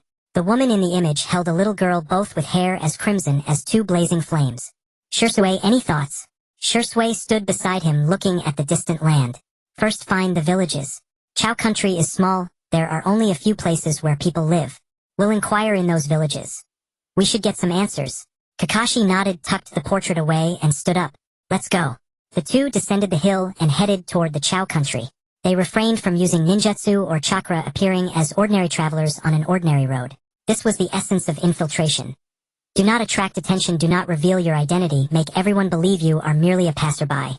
After walking for about 2 hours, they spotted the first village. It was tiny, with perhaps a dozen households. Houses built of wood and thatch, crooked and leaning as if about to collapse at any moment. At the village entrance stood a well, where an elderly man was drawing water in slow, deliberate motions like a scene playing in slow motion. Kakashi approached and asked with a smile, "Excuse us, elder. We're travelers passing through. Could we trouble you for a drink of water?" The old man lifted his head, glanced at him, then at Shisui, said nothing, and pointed to a wooden bucket beside the well. Half a bucket of water sat inside a withered leaf floating on the surface. Kakashi thanked him, scooped a ladle of water, took a sip, and handed it to Shisui. Shisui also drank. Kakashi placed the ladle back, then pulled out 2 rice balls from his pocket and offered one to the old man. "Elder, may I ask you something? Have you seen anyone with red hair around here?" The old man's hand paused. He stared at Kakashi, his eyes filled with wariness, fear, and an indescribable complexity. "Why are you looking for red-haired people?" His voice was hoarse, as if he hadn't spoken in a long time. Kakashi smiled. "I have a relative I lost touch with long ago. I heard she might be in the Chow country area. I'm trying to find her. The old man remained silent for a long while. He looked at the rice ball in his hands, studied it for a moment, then took a bite. He chewed slowly for a long time before swallowing. Go east, the old man said. Cross that mountain ridge. There's a village. A woman with red hair lives there. She has a daughter, also red-haired. Kakashi's heart skipped a beat, but his face betrayed nothing. He smiled again, thanked the old man, and pulled Shursui away. After they had walked some distance, Shursui whispered he was lying. Kakashi glanced at him. His eyes, Shursui said. When he spoke, his gaze flicked westward twice. East was a lie, west is the truth. Kakashi nodded. He knew Shursui's Sharingan could see through lies, but he hadn't expected Shursui to discern it, without even activating his eyes. This was innate insight, born from the mind, not the eyes. Then we go west. The two traveled westward for about half a day. As dusk approached, they spied another village. This village was slightly larger than the previous one, but the houses were just as crooked and the roads just as bumpy. A few people were sitting and chatting at the village entrance. When they saw Kakashi and Shursui approaching, they fell silent and eyed them warily. Kakashi smiled again and asked, "We're travelers. Could we find a place to stay for the night?" No one answered. They exchanged glances, then one man stood up and pointed to the house farthest inside the village. "That house has a vacant room. Go ask there." Kakashi thanked him and led Shursui deeper into the village. As they reached the door of that house, he stopped. A scent reached him. Medicine. A strong medicinal odor wafted from inside, mingled with a sour, rotting smell. The door opened. A woman stood in the doorway. Red hair. Kakashi looked at her crimson hair, her face, the dark circles under her eyes, her arms as thin as dry twigs. She held a little girl in her arms. Also red-haired, also emaciated, her eyes closed as if asleep, or perhaps not. The woman gazed at Kakashi and Shursui, her eyes devoid of vigilance or fear, only a deep, profound exhaustion. As though she had been worn to the brink with no strength left even for terror. "Who are you?" Her voice was faint, as if a gust of wind would scatter it. Kakashi did not smile. He pulled the portrait from his chest, unfolded it, and held it up before her. "By order of the fourth Hokage, I am to bring you home. We're here to take you home." The woman's eyes widened slightly. She looked at the image of herself and her daughter, simple rough strokes, and stared for a long time. Then her tears flowed silent, unceasing, like a dam bursting. "Too late," she said. Her voice was still faint, but now laced with something else. Despair. "Too late." She lowered her head, gazing at the daughter in her arms. The girl's breathing was weak and shallow, as if it might cease at any moment. "They discovered my ability," the woman said. "They found that my chakra could heal wounds, my blood could serve as medicine. They locked us up, drained blood and chakra every day. I could endure it, but Karen is too small. She can't hold on." Kakashi crouched down, looking at the girl in the woman's arms. Messy red hair, mud on her face, pale lips, deeply sunken eyes. Her hands were tiny fingers, slender nails, a purplish blue. "Let me see her," Shursui said. Kakashi glanced at him and nodded. Shursui crouched, placed his hand on the girl's forehead, and closed his eyes. After a moment, he opened his eyes. "Her body is weak, but she can still hold on. She needs rest, food, and no more draining." The woman's tears flowed even more fiercely. She hugged the girl tightly, as if afraid someone would take her. "Take her," the woman said. "Take Karen away." "I can't go." Kakashi looked at her. "You." "My body is finished," the woman said. "Drained too many times. The source of my chakra is dry. Even if I went with you, I wouldn't live long. But Karen is still young. She still has a chance." Kakashi fell silent for a long time. Shursui was silent too. The two crouched at that dilapidated doorway, looking at the red-haired woman, at the red-haired girl in her arms, at their tears and despair. "Are you sure?" Kakashi asked. The woman nodded. "Sure." She bowed her head and kissed her daughter's forehead. It was featherlight, like a leaf settling on water. "Karen," she said, "Mama has to go. You go with these two uncles. They'll take you somewhere safe. There will be many people, lots of good food. No one will bite you, no one will drain your blood. You must live well." The girl did not wake. Her eyes remained closed, her breathing still weak, but her tiny hand moved slightly, as if trying to grasp something. The woman handed the girl to Kakashi. He took her. She was so light it made his heart tighten. The woman looked at the girl in Kakashi's arms, gazed for a moment, then smiled. That smile was faint and weak, like a dying candle flame flickering one last time in the wind. "Let my child live," she said. Kakashi nodded. The woman closed her eyes. Shursui stood by, head bowed, hands clasped together. Kakashi held the girl standing at the doorway, watching the red-haired woman lean against the doorframe. Her breathing grew weaker, fainter, until finally it ceased. Wind swept in from afar, stirring the woman's red hair like a small flag. Kakashi turned and walked out with the girl in his arms. Shisui followed behind. The two left the village, traversed the bumpy roads, crossed the yellow-green grassland, and stepped into the twilight. The sky was darkening, distant mountains became black silhouettes, as if cut out with scissors. Kakashi glanced down at the girl in his arms. She was still asleep, her breathing steadier, now a faint blush coloring her cheeks. Shisui, Kakashi said. What was her name? Karen. Uzumaki Karen. Kakashi nodded, hugged the girl a little tighter, and continued walking. Shisui followed behind, one after the other, their footsteps softly echoing across the empty grassland, steady as a... 3 days later they returned to Muyi. Thus 8 months passed in a punctual and orderly manner. During these 8 months, Shui Men's daily life remained largely the same. In the morning, he went to the Hokage's office to review documents. In the evening, he went to Fuyu's house to pick up Mingren. After returning home, he cultivated and slept. Occasionally he would visit the Hayashi residence, share a cup of tea with Rizu, exchange a few words with Richa, and playfully tease Ning Ci. At other times he would stand before the memorial stone for a while, gaze at Jo Xinai's name, and speak a few words to her. Life flowed like a tranquil river, unhurried and steady. Yet beneath that calm surface many things were quietly transforming. Shui Men's power was steadily increasing. The seed within his dantian had grown into a small sapling, verdant, upright, gently swaying in the golden heat of the nine tails. Natural energy surged into his body, every day absorbed and transformed by the sapling, then circulated throughout his entire. His meridians became broader and more resilient, his cells grew plumper and more vibrant, and even his bones became denser and stronger. He did not know what realm he had reached, nor did he care. He simply felt that his body was improving. Lighter, more powerful, and filled with vitality. Previously, when using the Flying Thunder God, he had to consciously drive his chakra. Now, with a mere thought, he could instantly appear wherever he wished. In the past, when molding a spiral sphere, he had to concentrate intently to control the rotation of chakra. Now he could casually form one with more than twice the power. The fusion with the Ninetales' power had also deepened. It was no longer a mere borrowing relationship between a Jinchuriki and a tailed beast, but a more essential, profound integration. The Ninetales' chakra flowed within him as naturally as his own. He no longer needed to consciously summon or control it. He could use it when he wished and withdraw it at will. The Ninetales still maintained its aloof demeanor, lying in his dantian with closed eyes, occasionally uttering a word or two. Yet Shui Men could sense that the beast's attitude toward him had changed. It no longer regarded him as a mere vessel, nor as a partner, but as one of its own. The feeling was indescribable, but unmistakably different. Mingrun was nearly 1 year old. He had learned to crawl, to sit up, and to pull himself up against the wall. His hair had grown yellower, his eyes bluer, and his smile increasingly resembled Jo Xinai's. Every time Shui Men went to Fuyu's house to pick him up, Mingrun would stretch out his tiny hands, grab Shui Men's collar, and babble incoherently. Recently he had begun to speak. The first word he uttered was, Baba. The first time Shui Men heard it, he paused, then broke into a smile. That smile was broad and radiant like the sun emerging from behind the clouds. He lifted Mingrun high above his head, and the boy giggled, laughter clear as a bell. Xianglin had also returned. That red-haired girl from the grass country had arrived like a wounded animal. Silent, unsmiling, tearless, refusing to eat. She would curl into a tiny ball in a corner, hugging her knees. Mei Qin would feed her, and she would eat. If not fed, she would not eat. You spoke to her, but she ignored him. As Wazhu cried beside her, but she paid no attention. Every day when Shui Men came to fetch Mingren, he would squat before her and say a few words. Sometimes he said, "The weather is nice today." Other times, Mingren laughed again, "Today."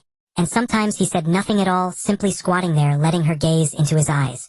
One day Xianglin spoke, not to Shui Men but to Mingren. When Mingren cried in his crib, she crawled over, reached into the crib, and gently pat. Mingren stopped crying and looked at her, blue eyes meeting blue eyes. Xianglin gazed at him for a moment, then said, "Don't cry." Her voice was very, very soft like wind, seeping through a crack in the door. But Shui Men heard it. Mei Qin heard it. You heard it too. From that day on, Xianglin gradually began to speak. First to Mingren, then to Zhuozhu, then to you, then to Mei Qin, and finally to Shui Men. The day she called Shui Men Baba, he was having dinner. Xianglin walked out of her room, stood before him, looked at him for a long time, and then called out, "Baba." Shui Men's chopsticks paused. He looked up at Xianglin, at her blue eyes, identical to Jo Xinai's, and her red hair just like Jo Xinai. He smiled, reached out, and gently ruffled her hair. "MHM." Xianglin's eyes brightened. It was a light that Shui Men had never seen in her eyes before. Not fear, not vigilance, not emptiness, but a small, timid glow like a newly sprouted seedling. He picked her up and set her on his lap. Her body was still a little stiff, but much better than before.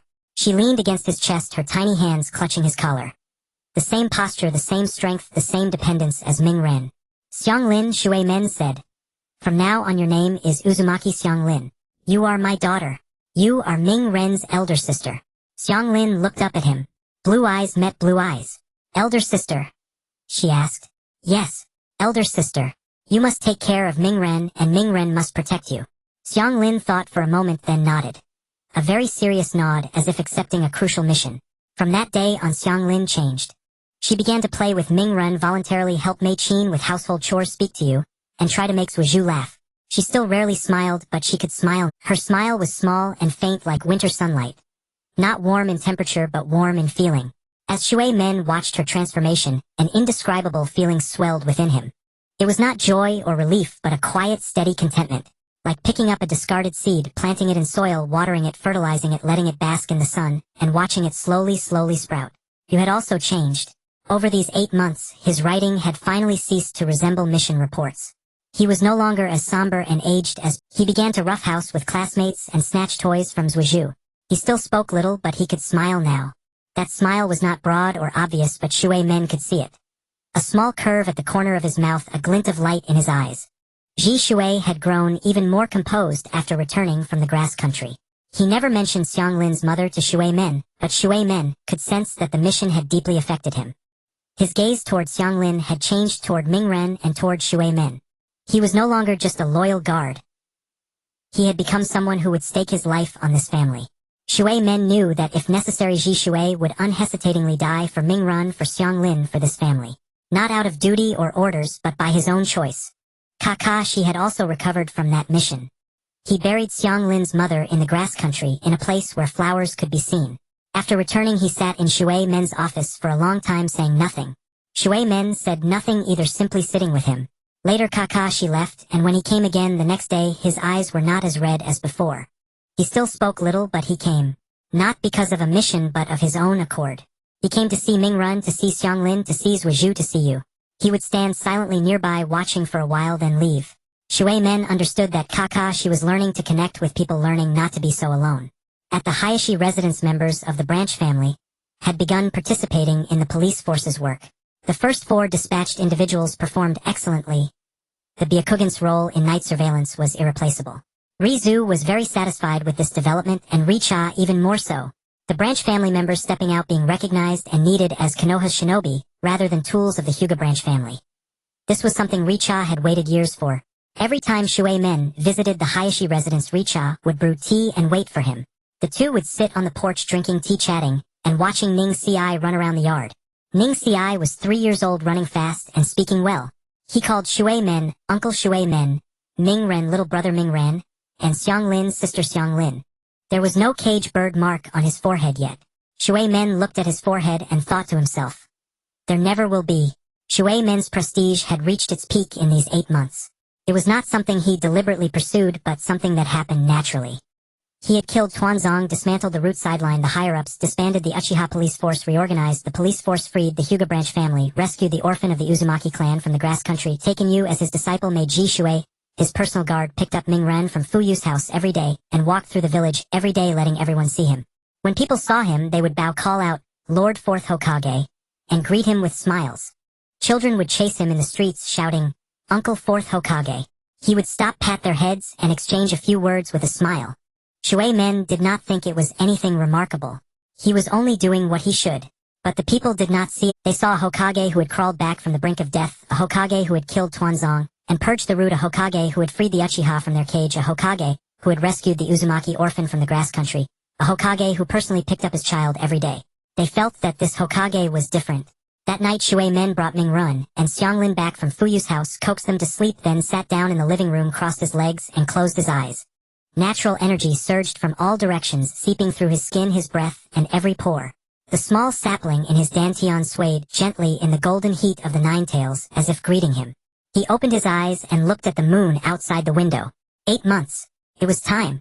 Jalama, Shui Men murmured. Do you think now is the right time to move against the Hyuga's cage bird? In the sealed space, the Ninetales lay on the ground with closed eyes. Did you ask me? Shui Men smiled. I wasn't asking you. I was asking myself. The Ninetales' tail gently flicked. Don't you already have the answer? Shuemen did not reply. He stood up, walked to the window, and pushed it open. The night breeze flowed in cool and crisp, carrying the unique stillness of the night. The moon hung at the edge of the sky, full and round, casting a silver sheen over all of Konoha.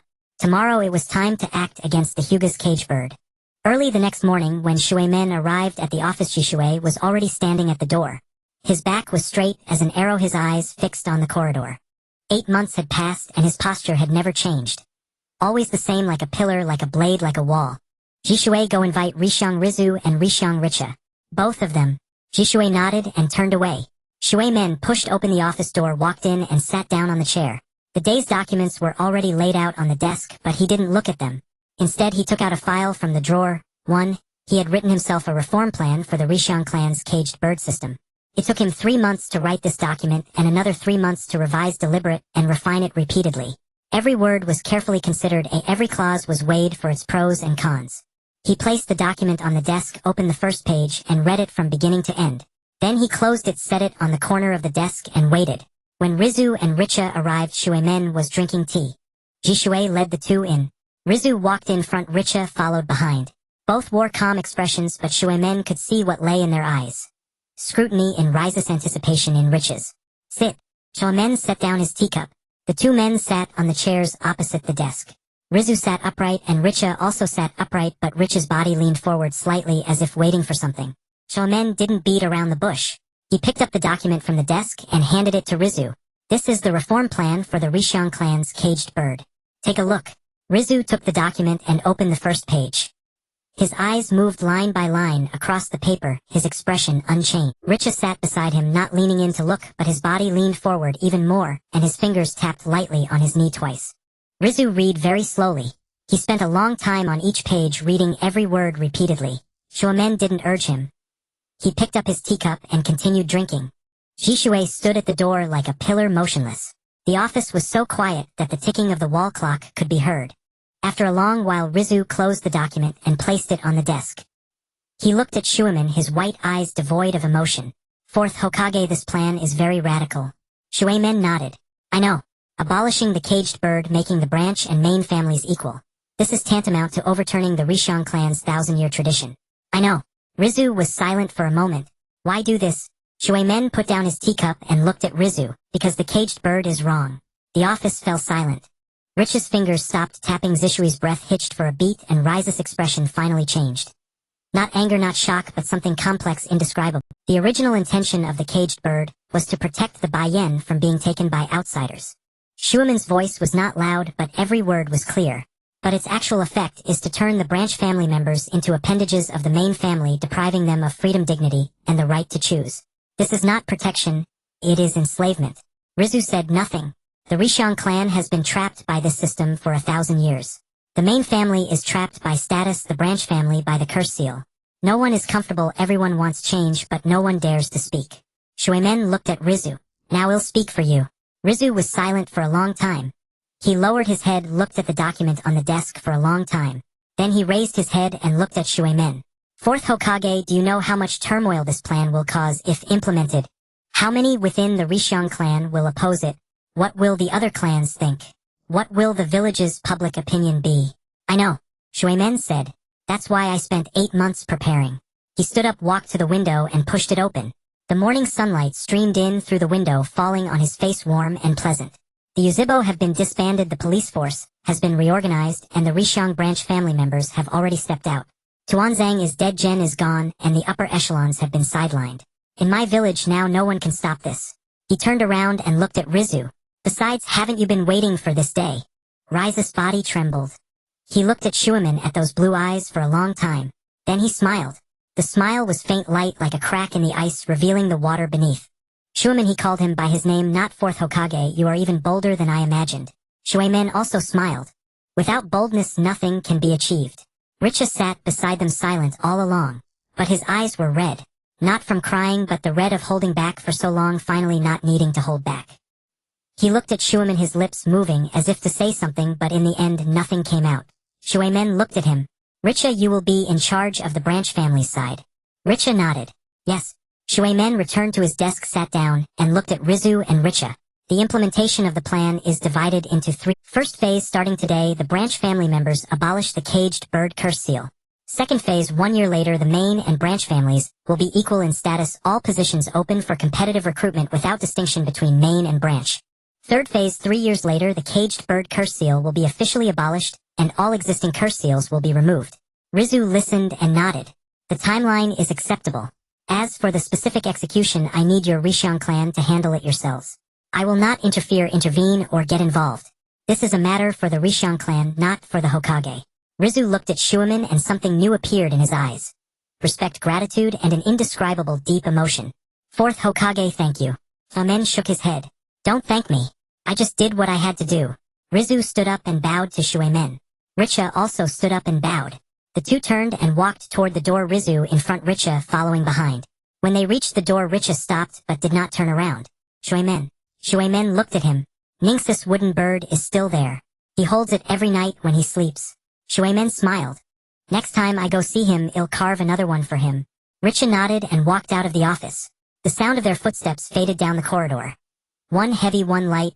The heavy one was Rizu, the light one was Richa. Jishui stood at the door watching the two figures disappear, then turned to look at Shuamen. Fourth Hokage, are you really not afraid of opposition within the Rishion clan? Shuamen leaned back in his chair looking at the ceiling. I am afraid, but what must be done even if afraid must be done? Jishui asked no more. Shuamen sat in the office for a while, then stood up and walked to the window. The sunlight fell on his face, warm and pleasant. In the distance, my village slowly awakened in the morning light. Cooking smoke rose from the chimneys of every house, drifting into the sky. 8 months. It is time. He turned around, picked up the conical hat from the desk, put it on his head, and walked out of the office. Jishui followed behind. The two walked one after another down the corridor. Their footsteps echoed in the empty hallway, one after another like a heartbeat. Sunlight streamed through the window, warming his face. In the distance, my village slowly awakened in the morning light.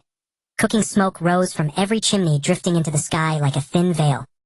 He watched the smoke, the newly risen sun, and the figures gradually multiplying on the streets, his heart tranquil. Not the calm of utter stillness, but the taut, expectant calm before a storm, waiting for something to shatter. Shuamen turned around, picked up the conical hat from the table, put it on, and walked out of the office. Jishui followed behind. The two walked one after another along the corridor. Their footsteps echoed in the empty hallway, beat by beat like a heartbeat. When they reached the door of the Hokage building, Shuamen stopped and looked at Jishui. Jishui, you don't need to follow me today. Go to Fuyu's house and keep an eye on Mingren and Xianglin. Jishui hesitated. Lord, for your safety. No one in my village can harm me, Shuamen said, his tone flat. Not boastful, merely stating a fact. Jishui looked at him, was silent for 2 seconds, then nodded, turned and left. Shuamen walked alone through the streets of my village. The morning streets were bustling of breakfast shops, steamed with heat. Some sold dumplings, some sold soy milk. Children with backpacks ran across the street, their laughter crisp as bells. He passed by them, some recognized him, stopped to bow and call out, Lord Forth. Then resumed their own affair. He nodded and smiled all the way, never slowing his pace. The gates of the Rishion clan compound stood wide open. When Shuamen entered, the guards at the door hesitated for a moment, then quickly bowed. He did not wait for an announcement, he walked straight in. The gravel path rustled under his feet, and the pine trees on either side swayed gently in the morning breeze as if greeting him. The Rishion clan's council hall was vast, able to seat dozens. When Shuamen arrived, it was already full. The elders of the main family sat on the left, the clan heads of the branch family on the right. Rizu sat in the main seat, Richa beside him. Both wore calm expressions, but Shuamen could see what lay in their eyes. Rizus was scrutiny, Richa's was expectation. The others were different. The main family elders' faces were full of discontent and wariness. The branch family heads' faces were full of unease and when Shuamen walked in, the council hall fell silent. Everyone looked at him. At this young blonde-haired Hokage, at the conical hat on his head, at the white robe he wore. He walked to Riza's side, did not sit, stood, and looked at everyone present. I have come today to speak of one matter. Shuamen's voice was not loud, but everyone in the hall could hear clearly. The Rishion clan's cage bird. From today, it is abolished. The hall erupted. The main family elders stood up, shouting in a cacophony. Lord Forth, this is an internal matter of the Rishion clan. The cage bird is a 1,000-year tradition of the Rishion clan. It cannot be abolished on a whim. You are interfering in our clan's internal affairs. The branch family heads did not stand, but they whispered among themselves. Their expressions shifted from unease and doubt to shock and bewilderment. Shuamen said nothing. He simply stood there waiting. He waited for the voices to gradually subside, for the people to sit back down, for the hall to fall silent again. Then he spoke. The original intention of the cage bird was to protect the Baiyan from being taken by outsiders. But its actual effect has been to turn the branch family into appendages of the main family, depriving them of freedom, dignity, and choice. His voice was calm, as if stating a fact. This is not protection, it is enslavement. The Rishiang clan has been trapped by this system for 1,000 years. The main family is trapped by status, the branch family by the curse seal. No one is at ease, everyone wants change, but no one dares to speak. Today I am speaking for you. A main family elder stood up, his face flushed red. Lord Fourth, you are an outsider. By what right do you meddle in the affairs of the Rishiang clan? Shuemen looked at him. By right of being Hokage. By right that every villager of my, regardless of surname or clan, is someone I am to protect. By right that the branch family of the Rishiang has been trapped by the cage bird for 1,000 years, and I am the first willing to help them open the cage. That elder opened his mouth, wanting to say something, but meeting Shuemen's eyes, he closed it again. Those blue eyes held no anger, no threat, only a very calm, very resolute quality. Like a nail driven in, impossible to pull out. Shuemen took out the document from his bosom and placed it on the table. The plan has 3 phases. Phase 1, from today, the branch family abolishes the cage bird curse seal. Phase 2, after 1 year, the main family and branch family will have equal status and all positions will be publicly competed for. Phase 3, after 3 years, the cage bird curse seal will be officially abolished and all existing curse seals will be removed. The hall fell silent again. This time it was not the silence of an eruption, but a breath-holding silence, waiting for... The branch family heads looked at the document, at the words on it, at Shuemen's face. In their eyes something was changing. From shock to bewilderment to doubt to a cautious, hardly to read, to believe, hope. Rizu stood up, looking at everyone present. I agree with Lord Fourth's plan. The main family elders were stunned. They looked at Rizu, at this clan head of the Rishiang, at this man, who should have been the staunchest defender of tradition among them. Rize's expression was calm, but in his eyes there was a light they had never seen before. The cage bird is wrong. Rizu said, his voice not loud but each word clear. I have known it for a long time. I just dared not say it. Today Lord Fourth helped me say it. Richa also stood up. He did not speak, just stood there looking at the branch family heads. The branch family heads looked at him, at his forehead, still bound with a cloth beneath which the curse seal was carved. But in Richa's eyes there was no resentment, no anger, only something very calm and very resolute. The same as what was in Shuemen's eyes. A branch family head stood up, his voice trembling. Lord Fourth, is this real? The cage bird. Can it really be abolished? Shuemen looked at him. Yes. Can we of the branch family really be free? Yes. That clan head's tears streamed down. He did not wipe them. He just stood there, tears flowing from his face, dripping onto the ground. The other branch family heads also stood up, one after another, without speaking, just standing there looking at Shuemen. Shuemen looked at them and felt an indescribable sensation in his heart. Not joy, not relief, but a very quiet, very solid contentment. Like opening a lock that had been locked for 1,000 years, hearing that click. The news spread quickly. By that afternoon everyone in Mai knew that the caged bird of the Rishiang clan had been abolished.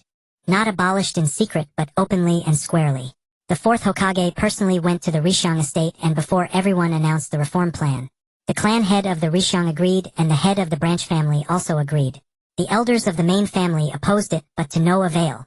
Because the Hokage stood with the branch family, because the clan head stood with the branch family, because the era stood with the branch family. The villagers reacted in different ways. Some applauded. The branch family of the Rishiang should have been freed long ago. The 4th Hokage is truly bold, daring to touch the 1,000-year tradition of the Rishiang. This is what a Hokage should do. Some watched coldly. What business do outsiders have meddling in the Rixiang's affairs? If the caged bird is abolished, how will the secret of the Byakugan be protected? The 4th Hokage is too hasty. It will cause chaos. But no matter how they thought, everyone knew one thing. Mai had changed.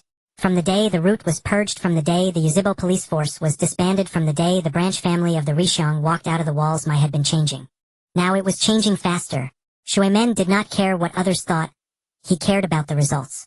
That evening Richa came to the Hokage's office. He stood at the doorway, not entering, just standing there looking at Shuemen. Shuemen, the branch family wants to see you. Shuemen looked up. Now. They are waiting in the clan grounds. Many people. Shuemen put down his pen, stood up, picked up his hat, and walked out of the office. Jishue followed behind. Richa walked ahead. The 3 walked one after another in the twilight. It was almost dark. The setting sun dyed the entire Maya tangerine red. People on the streets were finishing work and heading home. Seeing Shuemen pass by, they would stop, bow, call out Lord Fourth Hokage, and then continue with their own. The courtyard of the Rishan clan grounds was filled with people. Not the main family but the branch family. Men, women, the elderly, children. Several hundred people stood in the twilight watching Shuemen. Their foreheads were all bound with cloth strips, and beneath the strips were carved the caged bird curse marks. Those strips were dark or light, some new, some old. Some people's cloth strips had already turned yellow, as if they had been worn for many years. Shuemen walked before them, stopped, and looked at them. No one's. Wind blew through the courtyard, rustling the pine branches, and stirring the cloth strips on people's heads. An old man stepped out. He was very old. Hunched back, white hair, wrinkles like carved knife marks on his face. He walked up to Shuemen, looked at him for a long time. Then he knelt down. Not a bow but a prostration. Knees on the ground, forehead touching the earth. Others followed, kneeling one by one like dominoes, from the front to the back, from the elderly to the children, all kneeling down. Shuemen stood there watching them kneel before him, his heart feeling as if something was blocked. Not moved, not distressed. An indescribable feeling. Get up, he said. No one moved. Get up, he said again, his voice louder than before. The old man lifted his head, looked at Shuemen, tears streaming from his clouded eyes.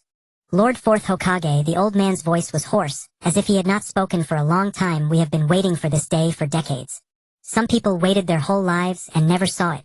I am old, but I have lived to see it. Shuemen crouched down, supporting the old man's arm, helping him up. Get up. No need to kneel to me. I only did what I should. The old man stood up, but still remained bent, refusing to straighten. Shuemen looked at his forehead, at that yellowed cloth strip, at the curse mark carved beneath it for a lifetime. He reached out and gently touched the cloth strip. Soon it will no longer be needed. The old man's tears flowed even more fiercely. He did not wipe them, just stood there crying, looking at Shuemen. The others also stood up, gathered around, looking at Shuemen. In their eyes were tears, light, and something that had been suppressed for a long time and finally released. Shuemen looked at them, and the blockage in his heart slowly dissipated. That night Shuemen stayed in the Rishan clan grounds for a long time. He spoke with the branch family members one by one. He listened to their stories, heard how they had lived through these years, and learned what the caged bird had brought them. Some cried as they spoke, some laughed as they spoke, some fell silent, just sitting there staring at the ceiling, their eyes hollow. Shuemen listened without interrupting, without comforting, without saying it's all in the past. He knew that the pain of these people could not be soothed by a single. All he could do was listen, remember, and then change. When he left the Rishan clan grounds, the sky was already pitch black. The moon hung in the sky, large and round, casting a silver glow over Mai. Shuemen walked home, his steps much slower than usual. Jishue followed behind, silent. The two walked one after another under the moonlight, their shadows stretched long and far like two black rivers flowing on the silver ground. When he reached his doorstep, Shuemen stopped and turned back to look at Jishue. Jishue, what did you see today? Jishue thought for a moment. I saw many people kneeling. And Jishue thought again. I saw their eyes. There were tears and light. Shuemen nodded. Remember those eyes? He pushed the door open and walked inside. Mingren and Xianglin were already asleep. He walked to the cradle and looked at them. Mingren's round face, Xianglin's thin face, both were fast asleep, breathing softly like two little animals. Shuemen watched for a while, gently rocked the cradle, then went to the living room, sat down cross-legged on the tatami, and closed his eyes. Natural energy surged from all directions, seeping in through his skin, his breath, every pore. The small sapling in his dantian swayed gently in the golden heat flow of the ninetails, as if greeting him. Jalama, Shuemen whispered, one day you too will leave this cage. Shuemen said no more. He closed his eyes and continued his cultivation. Natural energy flowed slowly through his body, unhurried like a quiet stream. The small sapling in his dantian swayed gently in the ninetails' heat flow, as if dancing. Moonlight streamed in through the window, falling on the floor, spreading a layer of white. Shuemen sat in the moonlight, his breathing gradually deepening and lengthening, his heartbeat slowly calming, and steadying, his thoughts settling like sediment in water, sinking little by little to the bottom. The Hyuga matter had just been settled. Minato sat in his office, twirling a pen in his hand, but his mind was elsewhere. That child. It had been so long since he told him about his father. By now he should have accepted it. When he came to visit Naruto and Karen, he just stood by watching, saying nothing. His face utterly blank. Minato knew what he was thinking. His father's death, Obito's death, Rin's death, and Kushina's death. One after another, everyone had vanished from his side. He thought he had grown used to it, thought hiding the wounds would stop the pain. But Minato knew those wounds had never healed. They were only buried deep, festering, aching within. Minato set down his pen. Shursui, go fetch Kakashi. Shursui nodded and left. Minato leaned back, stared at the ceiling, and pondered for a moment. Kakashi arrived quickly. He stood at the door, silver hair slightly disheveled, his mask covering half his face, only one eye visible. That eye was red. Not from tears, but from lack of sleep. Sensei, he said, his voice still hoarse. Minato rose, picked up the conical hat from the desk, and put it on. Kakashi, come take a walk with me. Kakashi paused, but didn't ask why. He stepped aside and Minato walked out of the office with Kakashi following by. The two walked one after another down the corridor, their footsteps echoing in the empty hallway. One heavy, one light. As they stepped out of the Hokage building, sunlight flooded in, making Minato squint. He stood on the steps and took a deep breath. Come, let's go see the sea. Kakashi's step faltered. The sea, Konoha, lay deep in the land of fire, hundreds of miles from the nearest coastline. But he didn't ask, simply following behind. He knew his sensei wouldn't say such things without reason. Minato used the flying thunder god to bring Kakashi to the seaside. Upon arrival, Minato asked, "How have you been lately?" Kakashi was silent for a moment. "Not bad." Minato smiled. "What does not bad mean?" Kakashi fell silent again. He didn't answer, not because he didn't want to, but because he didn't know how. How have I been lately? He had asked himself that many times. The answer was always the same. Not bad, not terrible, not good, not happy, not in pain. Just living, completing missions, eating, sleeping, waking up, doing missions again. Like a machine move when pressed, stop when released. Minato didn't press further. Standing there looking down from the spot one could see very far. Mountains, rivers, plains, and a silver line shimmering at the edge of the sky. That was the sea. Kakashi stared at that silver line, feeling something indescribable. Not awe, not emotion, but a quiet, hollow sensation. Minato sat on a rock by the roadside and patted the stone beside him, signaling for Kakashi to sit. Kakashi sat down and the two sat shoulder to shoulder, gazing at the distant sea. "Kakashi," Minato said, "I plan to seal your Sharingan." Kakashi turned his head and looked at Minato. The exposed eye held a hint of confusion. "Your Sharingan was given to you by Obito. It didn't awaken on its own, so it constantly consumes your chakra. You can't turn it off, can't stop it. It drains you while you sleep, while you eat, even when you stand still. The reason your body has been weak all these years is largely because of this." Kakashi said nothing. He knew it well. The Sharingan Obito gave him was both his pride and his burden. He had never spoken of it to anyone, but every word Minato said was true. Minato pulled a scroll from his cloak and handed it to Kakashi. "This is a sealing formula I've been working on. It will seal your Sharingan inside your body, so it won't drain your chakra normally. During battle you can cut the seal with chakra to release the Sharingan. Then seal it again afterward. It won't hinder your combat ability, and it will stop draining your body." Kakashi took the scroll without opening it, clutching it tightly. Also, Minato turned his gaze back to the distant sea. "You already know about your father." Kakashi's grip tightened. "I remember when I first met you. You were just a little thing, dressed in white, carrying your father's short sword, your eyes shining like a fledgling bird that had just learned to fly." Minato's voice was soft, as if speaking to Kakashi or perhaps to himself.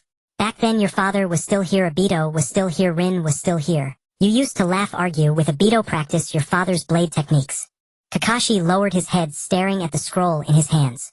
Its cover was pure white, spotless, without a single character. "And now?" Minato asked.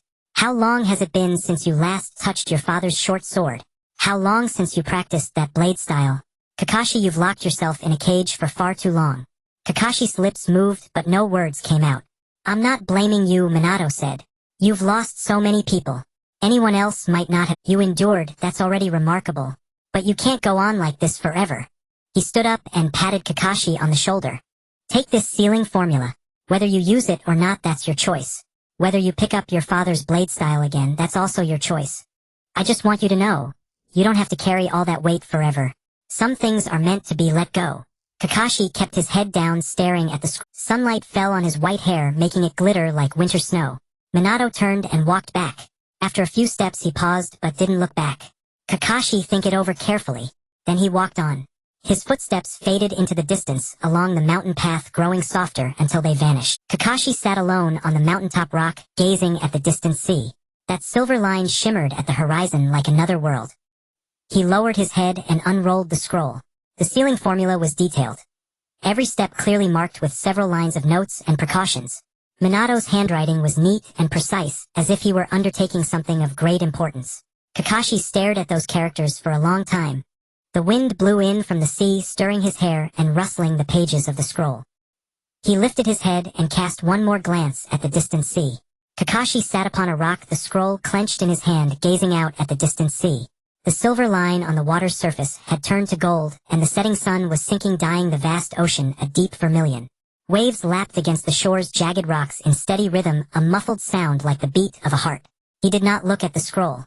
Every word within the scroll was already etched into his memory. The steps of the sealing technique, the flow of chakra, the precautions. Minato had written it all with meticulous detail, as if teaching a child who knew nothing. He had read it over and over until the characters seemed carved into his very mind. Yet still he had not decided. Decision. That word weighed far too heavily upon him. Every decision he had made over the years had brought ruin.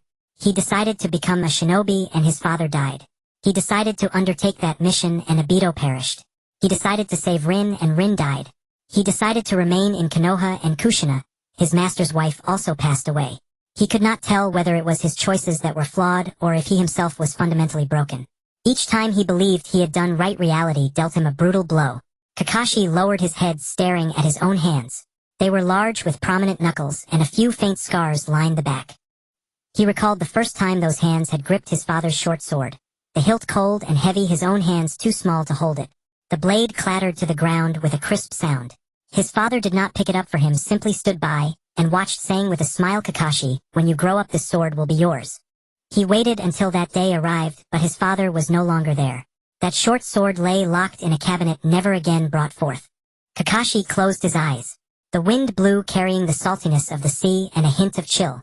Many memories surfaced. People he had long dared not think of. His father, White Fang, the hero of Konoha, the sinner of Konoha. He remembered his father lying in a pool of blood, the white short sword fallen on the floor.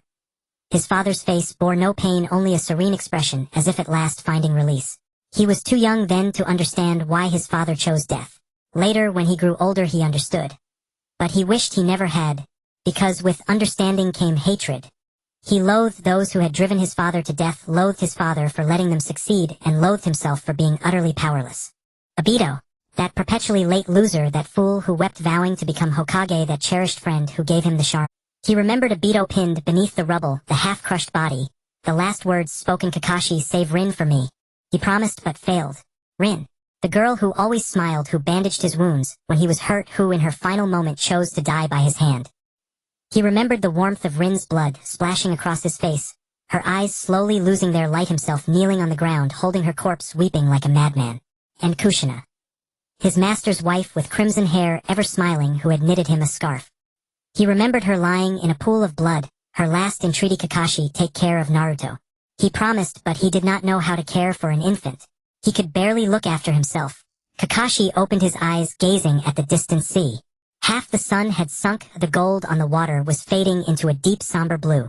Waves still pounded the rocks, unhurried, each in steady cadence. He lowered his head and looked at the scroll in his hand. Its white cover bore no writing at all. Pristine, as if waiting for him to inscribe his own. Kakashi stood. Minato stood not far away, his back to him, watching the sea. His golden hair fluttered gently in the ocean breeze, and the white Hokage cloak rustled noisily. He did not turn around, did not speak. He simply stood there like an old rooted tree. Kakashi walked over and stopped beside Minato. "Master." Minato turned to look at him. "Seal the Sharingan." Minato gazed into Kakashi's eyes. The exposed eye was red, its three tomo slowly rotating. He stared for a long time, then nodded. "Sit down." Kakashi sat on the rock. Minato stood before him, his hands beginning to form seals: snake, horse, ram, hare, dog, rat, bird, ox, snake. Each seal was formed slowly, steadily, as though performing a solemn ritual. Chakra coalesced at Minato's fingertips, a blue light glowing brightly in the twilight. Minato pressed his hand over Kakashi's left eye. Kakashi felt a warm surge of power flowing from Minato's palm into his eye. It was not pain, but a strange sensation, as if something was slowly enveloping his eye. The chakra of the Sharingan resisted, but the resistance was weak. Like a small stream encountering a dam, gradually being blocked, pressed back, sealed away. Minato's hand lingered over Kakashi's eye for a moment, then withdrew. "It's done." Kakashi opened his eyes. The world in his left eye had grown slightly dimmer. Not that he couldn't see, but the feeling of seeing without being drawn in prevailed. Before, when the Sharingan was active, his left eye was always brighter, sharper, more draining. Now that draining sensation was gone. His left eye had become like his right, ordinary quiet requiring no constant maintenance. Kakashi blinked then blinked again. The sensation was strange, as if a heavy burden he had carried for so long was suddenly lifted. His body felt lighter, yet he was unaccustomed to it. I've given you the basic operation of the sealing technique, Minato said. Once you return, study it diligently. In battle, draw a seal near your left eye with chakra, and the seal will release. When the battle is over, draw it again, and it will be resealed. Kakashi nodded. He stood up looking at Minato. Master this technique. Practice on your own, Minato said. No rush. Take your time. Try releasing and sealing repeatedly and you'll get used to it. Kakashi nodded again. He tucked the scroll into his robe, turned to leave. Kakashi. He stopped. Minato did not look at him. He was watching the distant sea. The sun had fully sunk. Only a last streak of vermilion light lingered on the water like a dying line. The first star appeared in the sky, tiny and bright as if winking. Water that is too clear has no fish. Kakashi turned and looked at Minato's back. Konoha is like this sea, Minato said, his voice not loud but every word distinct. There is light and there is darkness.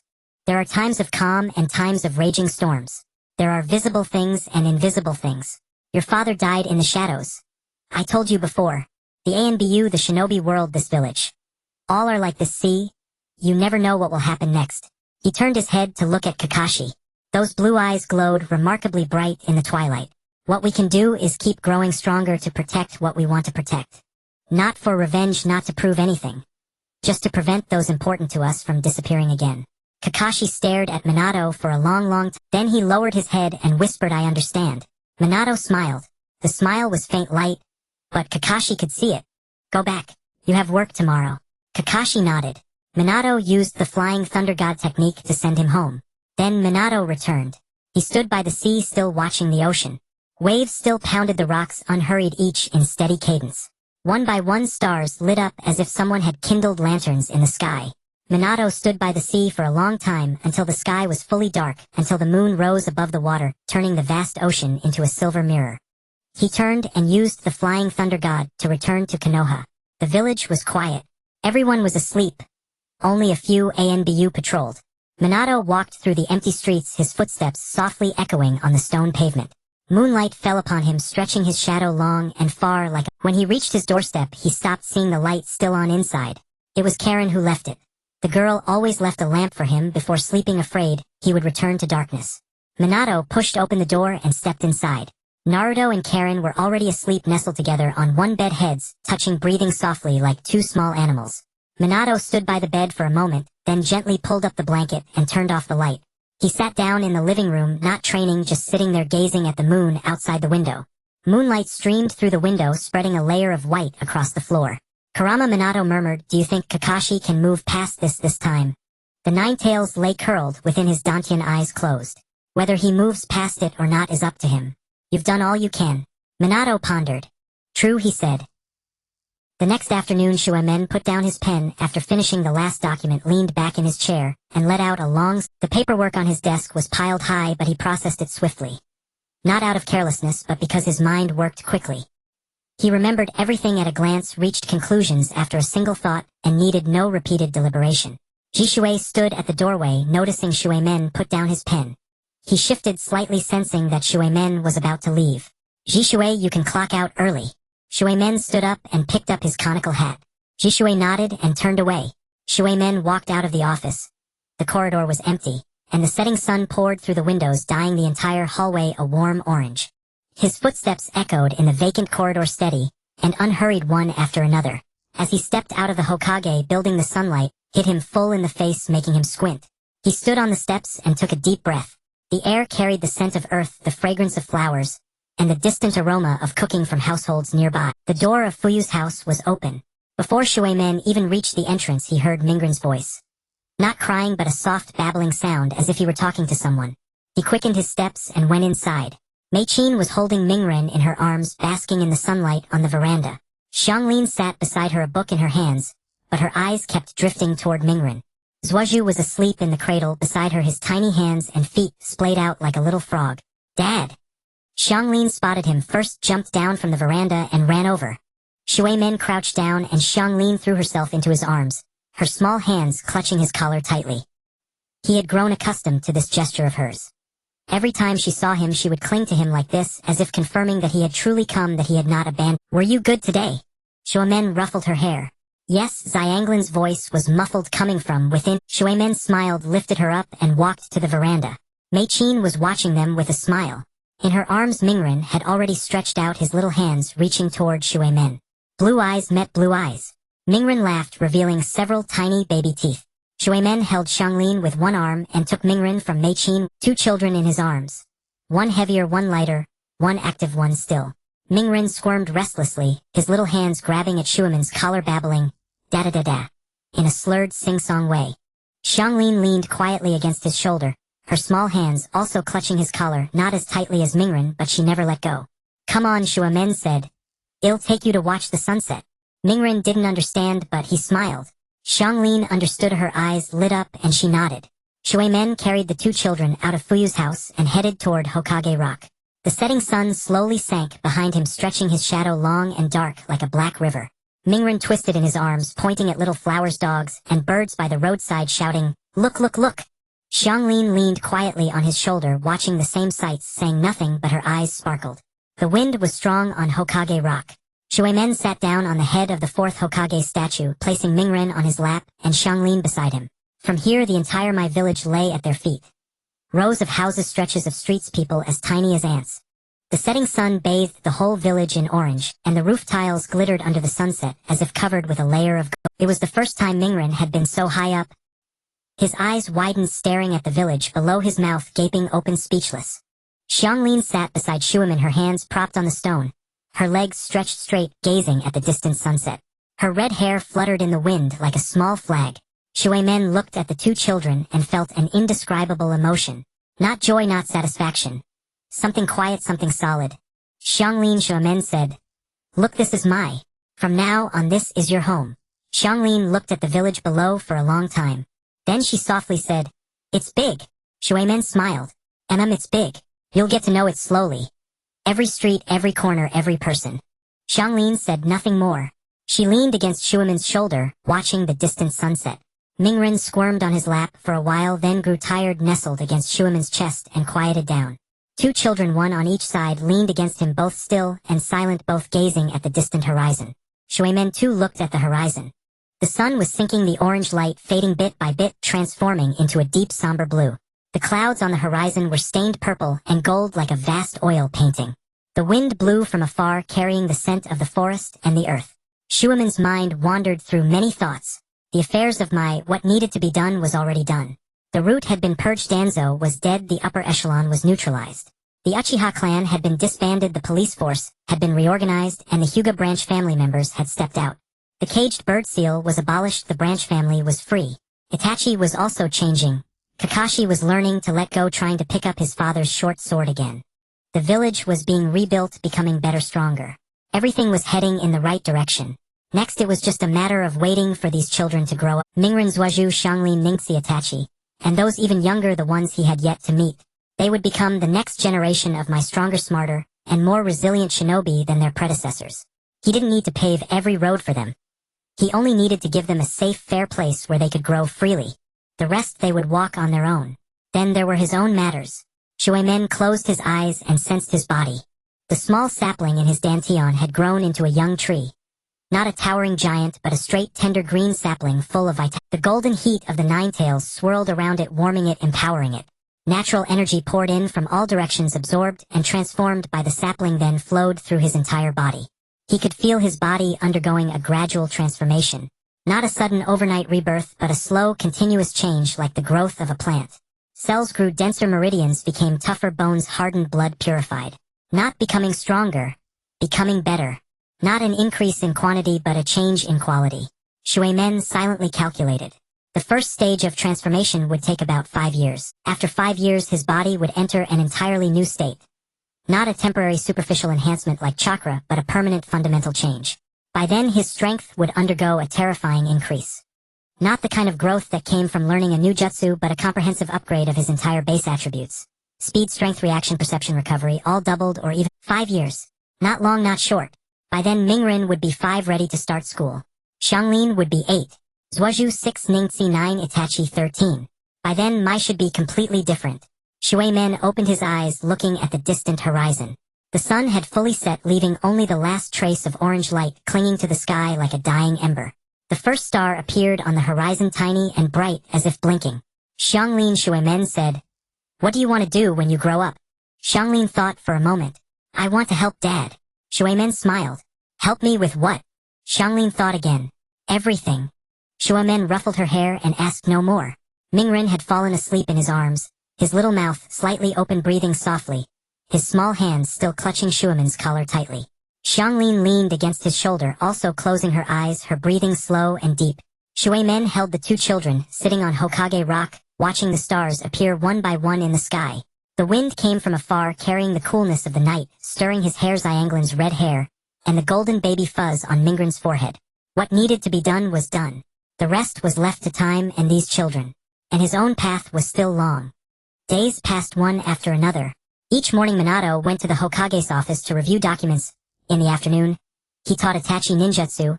In the evening, he picked up Naruto and Karen from Fugaku's house. After returning home, he would train and then sleep. It was the same as before, yet not quite the same. The difference lay in his training having entered a new phase. Previously, his training had been about restoration. Repairing a body drained by chakra overuse, mending torn meridians, and rejuvenating depleted cells. Now his training was about transformation. Gradually turning his body from that of an ordinary person into something more advanced, more perfect, closer to nature itself. Not becoming a monster nor an immortal, but simply a better version of himself. Every night Minato would sit cross-legged in the living room, close his eyes, and enter sage mode. Natural energy surged from all directions, seeping through his skin, his breath, every pore. The small sapling in his dantian swayed gently within the Nine-Tails' golden warmth, as if dancing or breathing. He no longer deliberately guided the natural energy. Before, he had needed to use his will to control, direct, and tame those wild currents. Now the natural energy seemed to recognize his body, knowing where to go and what to do. It came and went of its own accord, absorbed and transformed by the sapling without his intervention. Minato did nothing but sit there, letting his body do what needed to be done. It was a strange yet pleasant sensation, like sitting in a small boat, letting the water flow and the boat drift onward. No need to paddle or pole. Just sit and watch the scenery on both banks slowly recede into the distance. A month passed. Minato could feel his skin becoming smoother. Not the kind of smoothness from applied ointments, but a healthy, radiant glow emanating from within. The scars left by battle were fading bit by bit. Some small ones had already vanished. 2 months passed. Minato sensed that his strength had increased. Not the kind gained from muscle training, but a power surging from his bones, sinews, and every cell. Things he could not lift before he now could. Weights he could not raise he now could. He was not becoming bulkier. He was simply becoming stronger. 3 months passed. Minato felt that his speed had increased. Not the speed boosted by chakra, but the raw speed of his body itself. The walk from home to the Hokage's office used to take a quarter of an hour. Now at the same unhurried pace it took 12 minutes. It wasn't that he walked faster, or his body had become lighter each step, longer, his landing softer, and his rebound more powerful. Half a year passed. Minato could feel his perception sharpening. Previously he could sense chakra fluctuations for miles around only when in sage mode. Now he could perceive them even without entering sage mode. Closing his eyes, he could sense the chakra of everyone in Fugaku's household. Makoto cooking in the kitchen, Fugaku reading in the study, Itachi doing homework in his room, and Sasuke running about in the living room. He could sense Naruto and Karen sleeping, their breaths soft and heartbeats slow. He could sense Shursui standing straight at the office door, eyes fixed on the corridor. He could sense Kakashi at home, sitting by the window gazing at the moon, holding that scroll in his hands. A year passed. Minato stood before the mirror looking at his reflection. Golden hair, blue eyes, fair skin. Exactly the same as a year ago, yet somehow different. He could not pinpoint the exact change, but his entire demeanor had shifted. Before he had been like a blade. Sharp, bright, ever ready to be drawn. Now he was like a tree.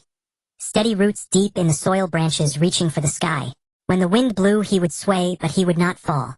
Looking at himself he thought of Kushina. If she were still alive and saw him now, what would she say? She would probably say, "Minato, you've lost weight again." Then she would cook a huge feast, watch him eat, and laugh, saying, "Eat more, eat more." At the thought, the corner of Minato's mouth lifted, then slowly fell. He turned and walked out of the bathroom. Naruto was now 2 years. He had learned to run, to jump, and to speak in full sentences. His hair had grown blonder, his eyes bluer, and his smile resembled Kushina's more. Every time Minato picked him up from Fugaku's house, Naruto would run over, hug his father's legs, tilt his head back, and call out, "Daddy." That single word softened Minato's heart each time. Karen was 5. She had grown much taller, her hair redder, her eyes bluer. No longer did she curl up in corners like when she first arrived. She would initiate conversations, help with housework, and look after Naruto and Sasuke. She still did not laugh much, but she could smile. That smile was small and faint, yet every time Minato saw it, warmth filled his heart. Itachi was 9. He had grown taller, his voice had changed slightly, the baby fat had faded from his face, revealing the contours of youth. He was no longer as solemn as before. He laughed, argued with Sasuke, bickered with Karen, and wrote in his diary, "Today's school lunch was not good, but I finished it anyway." Minato sometimes chuckled when reading Itachi's diary. Kakashi had changed. He had sealed away his Sharingan and taken out his father's Tanto from the cabinet. He had started practicing swordsmanship, waking before dawn every day to swing his blade on the training field. His progress was swift. Not because of talent, but because of sheer hard work. Sometimes Minato would watch him train from a distance without disturbing him. Kakashi knew he was there, but continued swinging one stroke after another, sweat dripping from his face onto the ground. Shursui still stood outside the office door every day, back straight, eyes on the corridor. But his stance was no longer as rigid as before. He was like a tree, steadfast roots in the earth, branches reaching for the sky. Every night Minato continued his training. Natural energy surged from all directions, absorbed and transformed by the sapling, then flowing through his entire body. His body was transforming bit by bit. Not an overnight rebirth, but a slow, continuous change, like the growth. Time flowed like water, silent and unnoticed. Minato spent his days reviewing documents, teaching Itachi, picking up his children, and training. A life steady and grounded. His body was slowly transforming like a tree taking root. On the surface little changed, but beneath the earth the roots grew deeper and wider. Yet, in the unseen corners of Konoha, at the other end of the ninja world, undercurrents stirred. The land of rain, the hidden rain village. The sky remained forever overcast, the rain never ceasing. This country had no clear skies, no sunshine. Only endless rain and mud. In the tallest tower of the hidden rain, a single lamp glowed in the darkness, its dim yellow light spilling through the window, appearing forlorn against the rain. At the top of the tower sat a man, emaciated, his skin pale as paper. Long red hair cascaded down the back of his chair, nearly touching the floor. Several black receivers jutted from his spine, extending to the back of his head, like nails pinning him to the chair. His eyes were purple ripples spreading outward from his pupils. The Rinnegan, the eyes of the Sage of Six Paths, said to hold power over life and death. He was Nagato, scion of the Uzumaki clan, disciple of Jiraiya, and the hidden leader of the Akatsuki. But he had long ceased to think of himself as Nagato. He saw himself as a god, a judge of this world, a savior bringing peace to the ninja realm. Yet his body could no longer endure. Prolonged chakra depletion had reduced him to a skeleton. All he could do now was sit in this chair, controlling 6 corpses. The 6 paths of pain. Through black rods, letting them walk, fight, and judge the world on his behalf. Konan stood beside him, wearing the Akatsuki's black cloak with red clouds of paper flower in her hair. She gazed at Nagato's back, saying nothing. She had grown accustomed to silence, to standing behind him, to watching his body deteriorate day by day, powerless to change. Black Zetsu emerged from the darkness. His body was ebony, like a figure drawn in ink, faceless, only a vague outline. He was the will of Kagaya, having lived for over 1,000 years, witnessing all of the ninja world's history. His voice was soft, slick, like a snake slithering. Nagato, news from Konoha. Nagato's eyes shifted. Speak. The Ninetales rampage ended over a year ago. Minato Namikaze is alive and thriving. He killed Danzo, dismantled the root sideline, the elders broke up the Uchiha, and even abolished the Hyuga clan's caged bird seal. Konoha's power is firmly in his hands. No one can shake his position. Nagato was silent for a moment. Minato Namikaze, Master Jiraiya's disciple. Also the Jinchuriki of the Ninetales, Black Zetsu added. He sealed the Ninetales within himself. He's stronger now than before. Konan spoke. Can we take him? Black Zetsu paused. Not now. Nagato turned his head to look at Black Zetsu. Those Rinnegan held no emotion, only a profound depth, like an abyss. Bottomless. Nagato, your current body cannot withstand it. The 6 paths of pain are formidable, but Minato's speed is too great. The flying thunder god is a bane to the Rinnegan. Your vision has blind spots, and he can freely move between them. As you are now, you cannot defeat him.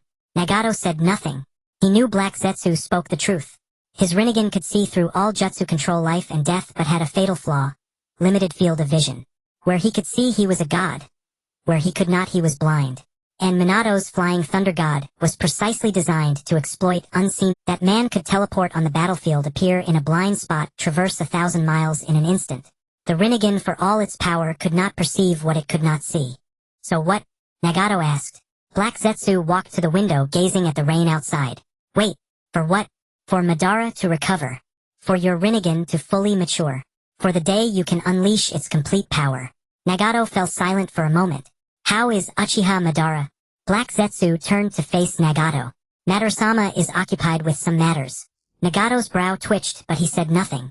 Black Zetsu, however, smiled. That smile was faint light, but Nagato could see something in his eyes. Calculation scheming, a 1,000-year-old constant. Black Zetsu nodded and stepped back into the darkness. His form dissolved in the shadows like a drop of ink into water soon invisible. Konan watched where he vanished, her brow slightly furrowed. Nagato, can we trust Black Zetsu's words? Nagato did not answer. He stared at the rain outside, the unending rain, for a long time. Trust or not, it matters little, he finally said. What matters is that he is right. As we are now, we are no match for Minato Namikaze. So we can only wait. Konan said no more. She stood beside Nagato, also watching the rain. The rain fell endlessly, as if it would never. The land of water, the hidden mist village. Its weather differed from the land of rain. Not rain but fog. Thick fog shrouded the entire village, white and dense, obscuring faces beyond 3 steps. The village was eerily quiet. Few people on the streets. Occasionally a shinobi passed, head-down footsteps hurried, as if afraid of being Uchiha Obito stood on a small hill outside the village, gazing at the mist-covered settlement. He wore an orange spiral mask with only one eye-hole, revealing a crimson Sharingan. 3 tomo slowly rotating. Black hair fell from beneath the mask, swaying in the wind. His black cloak rustled in the night breeze. Black Zetsu emerged from the shadow at his feet, like a black tree sprouting from the earth. Obito, no trouble from Nagato's side. Obito nodded. Then let's begin. He leaped down the hill, heading toward the hidden mist village. His steps were light, steady, barely a sound on the damp grass. The thick fog parted before him and closed again, as if welcoming him or warning him. Black Zetsu followed like a shadow. Yagura is in the Mizukage's office. He is highly alert, with guards always present. Approach unnecessary, Obito said, his voice muffled behind the mask. My Kamui can be activated at a distance. As long as I can see him, I can pull him into the Kamui dimension. Black Zetsu considered. Are you confident? Obito did not reply. He continued forward, the fog parting to reveal a narrow path to the village. The road was lined with black rocks covered in moss. At the village entrance, Obito stopped. He stared at the mist-hidden village, his Sharingan glowing from the mask's eye-hole, the red light piercing the fog. Black Zetsu, Obito said, Minato Namikaze is still alive. Black Zetsu remained silent. The last time I saw him was on the night of the Ninetales. He evaded my Kamui with the flying thunder god, shattered my mask with a Rasengan. If I hadn't fled, I might have died by his hand. Black Zetsu still said nothing. Obito paused. Next time we meet, I won't lose again. Black Zetsu stared at Obito's back for a long time. Then he spoke. Once you master the Uchiha forbidden arts, or fully control the Mangekyo Sharingan, and with style, Minato Namikaze will not be your match. Obito nodded. So for now, control Yagura, control the hidden mist. Then wait for Nagato's Rinnegan to mature and my Sharingan to evolve. When the time comes, we'll deal with Minato. Black Zetsu said nothing more. He shrank back into Obito's shadow like a snake into its hole. Obito stood alone at the village entrance, gazing at the mist-cloaked hidden mist for a long time. Then he stepped inside the fog, closing behind him, swallowing his figure entirely. The Mizukage's office stood at the village's center, the tallest building in the hidden mist. When Obito entered the building, the guards at the entrance did not see him. His Kamui allowed him to pass through walls, corridors, and all obstacles, appearing directly outside the Mizukage's office. He did not rush in. He stood at the door, eyes closed, sensing the chakra within. One person extremely strong. Far beyond ordinary shinobi. It was the chakra of the Three Tails. Yagura was inside alone. Obito opened his eyes and pushed the door open. The fourth Mizukage, Yagura, sat behind his desk holding a document. He looked young, like a teenager, but his eyes held a deep weight. The kind that came from enduring much. He looked up at the man in the orange mask, frowning. Who are you? Obito said nothing. His Sharingan flared, the 3 tomo spinning faster and faster until they blurred into one. Mangekyo Sharingan, Kamui. Yagura's eyes met Obito's. Genjutsu activated. Yagura's body trembled. His eyes became vacant pupils, dilated expression lost. He sat motionless like an empty shell stripped of its soul. Obito watched him for a long moment, then spoke. Fourth Mizukage, henceforth you shall obey my commands. Yagura's lips moved. Yes. Obito turned and left. As he exited the Mizukages building, the fog remained thick, obscuring faces beyond 3 steps. He stood at the entrance gazing at the mist-bound village, his Sharingan blazing in the mask's eyehole, the red light piercing the gloom. Black Zetsu. Black Zetsu emerged from his shadow. Yagura is controlled. The hidden mist is now in our hands. Black Zetsu nodded. What next? Obito paused. Return to the land of rain. Wait for Nagato's Rinnegan to mature. Also initiate a purge in the land of water. He stepped into the thick fog which closed behind him, swallowing his figure. The rain still fell. The fog remained. When Minato emerged from the bathroom, the thin mist on the mirror had not yet dissipated. He glanced at himself in the mirror. Golden hair, blue eyes, skin even finer than a year ago, not pale but radiating a healthy inner glow. The scars left from battles in the past had faded until they were nearly invisible. He extended his hand and examined his palm. There was a thin layer of calluses, marks from years of gripping kunai, but they were much thinner than before, as if the skin itself was repairing, renewing, and replacing the old layer by layer. He sat down on the tatami mat, not rushing to cultivate, but closing his eyes and thinking for a while. 1 year. From the night of the Nine Tails until now, a full year. During this year his body had been gradually transforming. Not a sudden rebirth overnight, but a slow, continuous change like the growth of a plant. Every day he felt his body. The widening of meridians, the renewal of cells, the growth of the small tree in his dantian. He knew very well that the person he was now and the person he was a year ago were no longer on the same level. If compared to the strength in the original story, what level was he a year ago? Peak Cage level. The combination of the Flying Thunder God and the Rasengan had already proven its power in the Third Great Ninja War. Minato began to compare silently in his mind. In the original story, what level was Naruto in his normal state? That Naruto had strong taijutsu and immense chakra reserves. But compared to Hashirama Senju, there was still a gap. His current normal state should already surpass Naruto without the Nine Tails. Without activating any mode, his body was already a formidable combat entity. What if he added the Nine Tails chakra mode? Minato recalled Naruto's first activation of the Nine Tails chakra mode in the original story.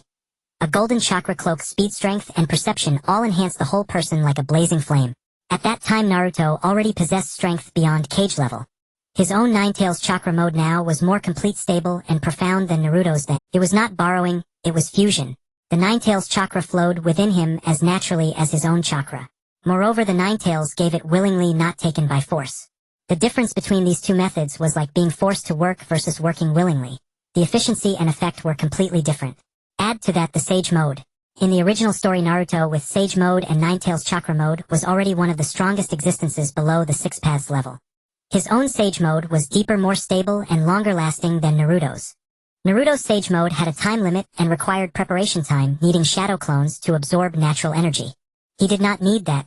His body was already accustomed to natural energy.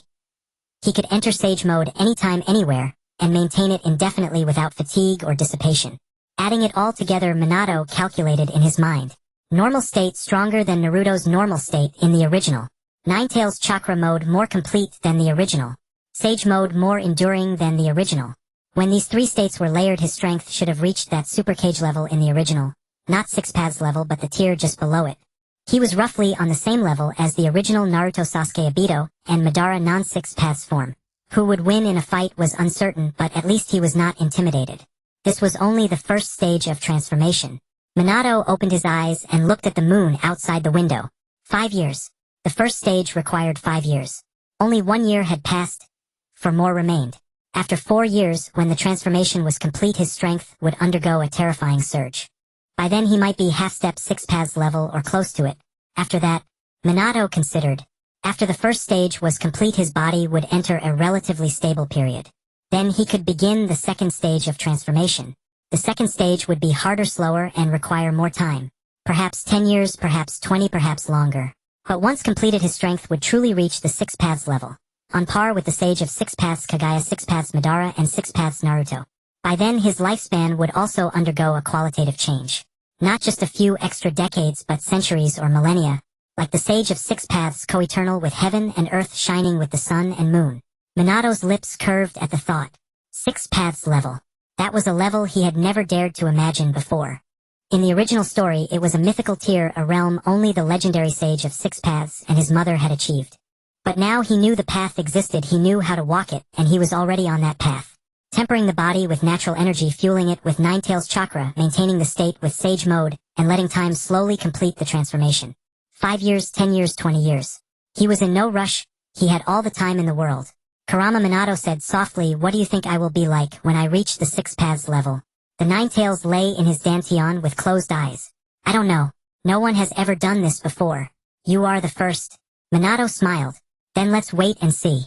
The Ninetales' tail flicked gently. Minato stood up, walked to the window, and pushed it open.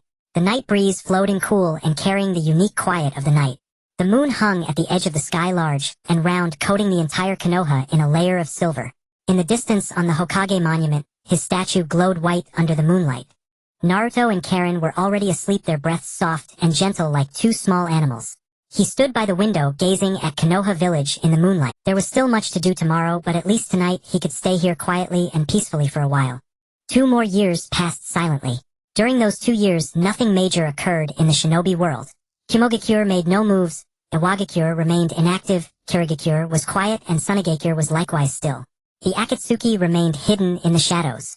Nagato was waiting for his Rinnegan to mature, Obito was waiting for his plan to unfold. It was as if everyone was biding their time, waiting for the right moment for a change, for someone to make the first move. But Konoha cared little for these matters. With each passing day, the village grew better amid its reconstruction. The terror and grief of the Night of the Ninetales had been smoothed over by time, replaced by expressions of steadiness, reassurance, and hope. The 4th Hokage was alive, the 4th Hokage was powerful, and the 4th Hokage protected them. That was enough. Minato's daily routine was simple. In the mornings he reviewed documents, or in the afternoons, he taught Itachi. In the evenings, he picked up his child, went home for training, then slept. 2 years passed like a single day, flowing like a quiet, unhurried river. Yet within this routine subtle changes were taking place. Minato's training had reached a deeper level. Absorbing natural energy no longer required conscious effort. His body performed the task automatically. His meridians had been expanded to their limit, his cells had undergone several cycles of renewal. The small sapling in his dantian had grown into a true tree. Not a towering giant, but a sturdy, vibrant sapling that swayed gently in the golden warmth of the Ninetales. He began studying new techniques. The advanced form of the Rasengan, wind release Rasen Shuriken. This technique, originally invented by Naruto in the original timeline, utilized the nature transformation of wind release chakra.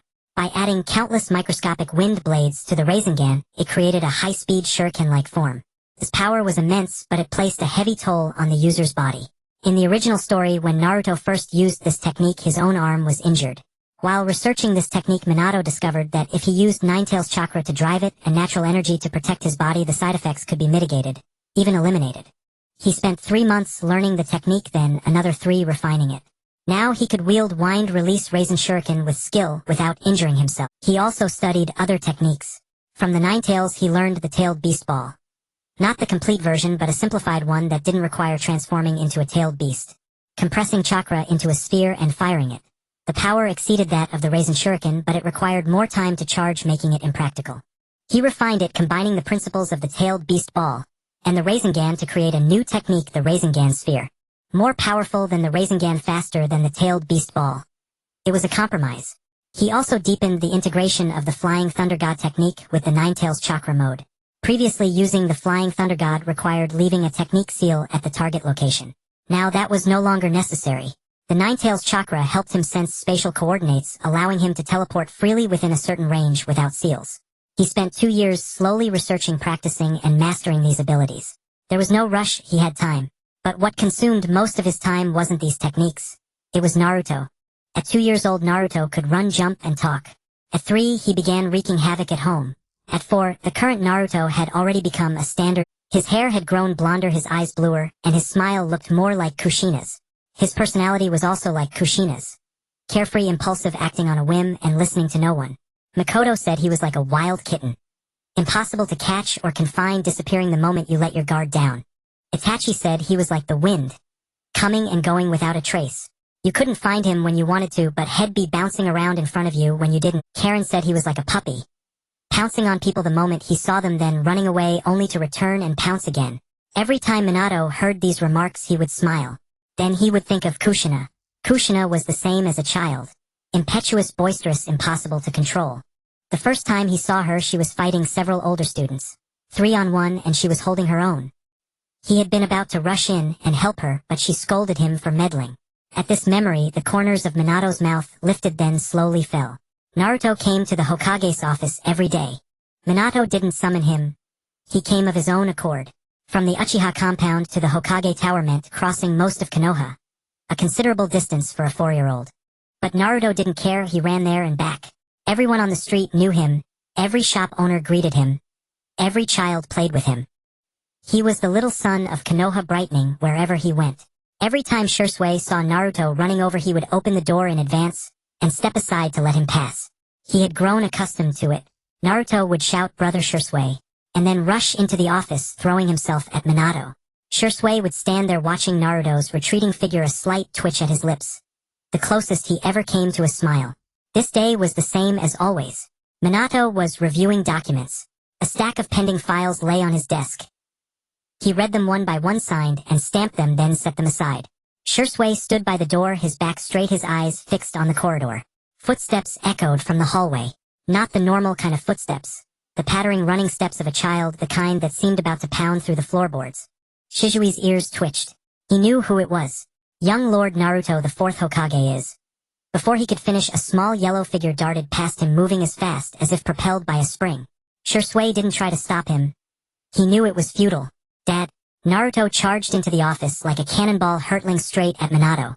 Minato had already heard his footsteps. He put down his pen and opened his arms to catch the cannonball. Naruto crashed into his embrace, little hands gripping his collar tightly. Blue eyes met blue eyes. Naruto grinned, revealing a few tiny baby teeth. "Da-da-da-da-da. Naruto, why are you so early today?" Minato ruffled his hair. Naruto poked his head out from his embrace, glanced at the files on the desk, then at Shisui at the door before turning back to Minato. "I missed you." Minato's heart softened. He lifted Naruto onto his lap, letting him sit in his arms. Naruto reached for the pen on the desk. Minato handed it to him. Naruto took it and drew a crooked circle in the blank space on a document, then nodded with satisfaction. Shisui watched from the doorway, a slight twitch at the corner of his mouth. "Young Lord Naruto, you mustn't scribble on official documents," he began. Naruto turned to him, saying matter-of-factly, "It's a picture." Shizui's twitch became more pronounced. Minato laughed. A big bright laugh like sunlight breaking through clouds.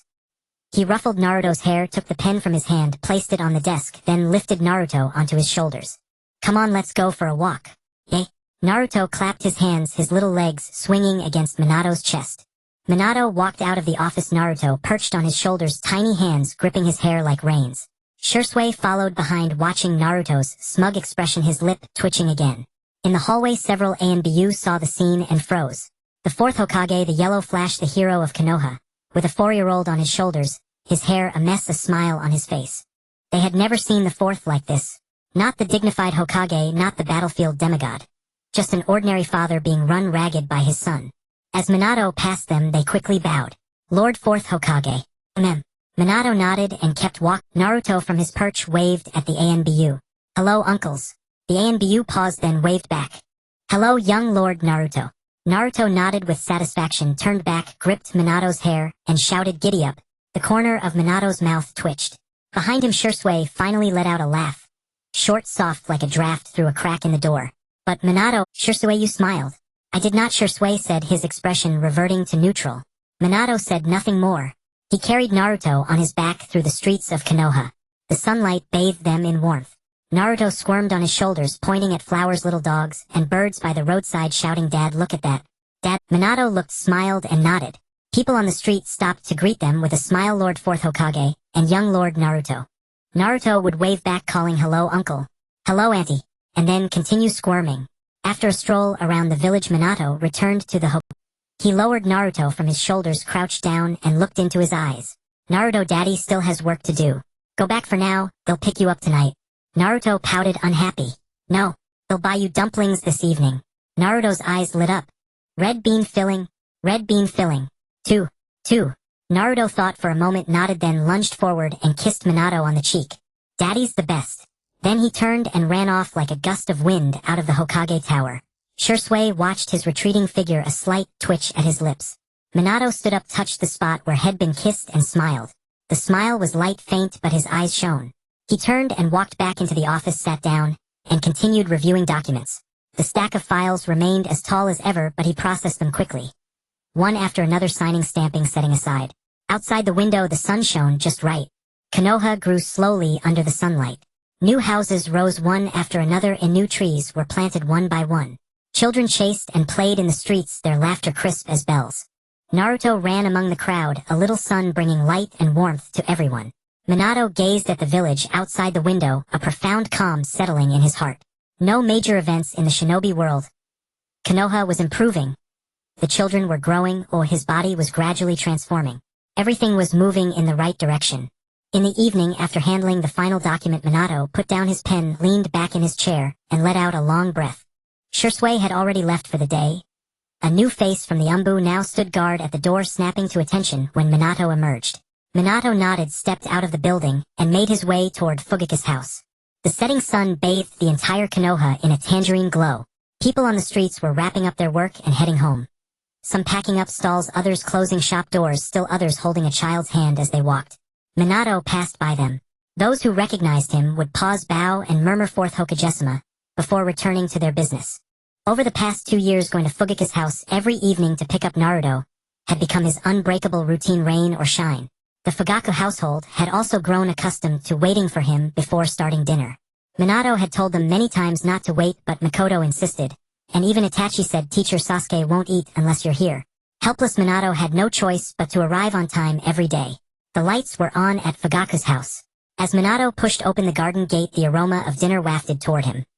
Miso soup, grilled fish, and Makoto's signature stew. He quickened his steps and entered to find the living room full of people. Fugaku sat at the head of the table, newspaper in hand.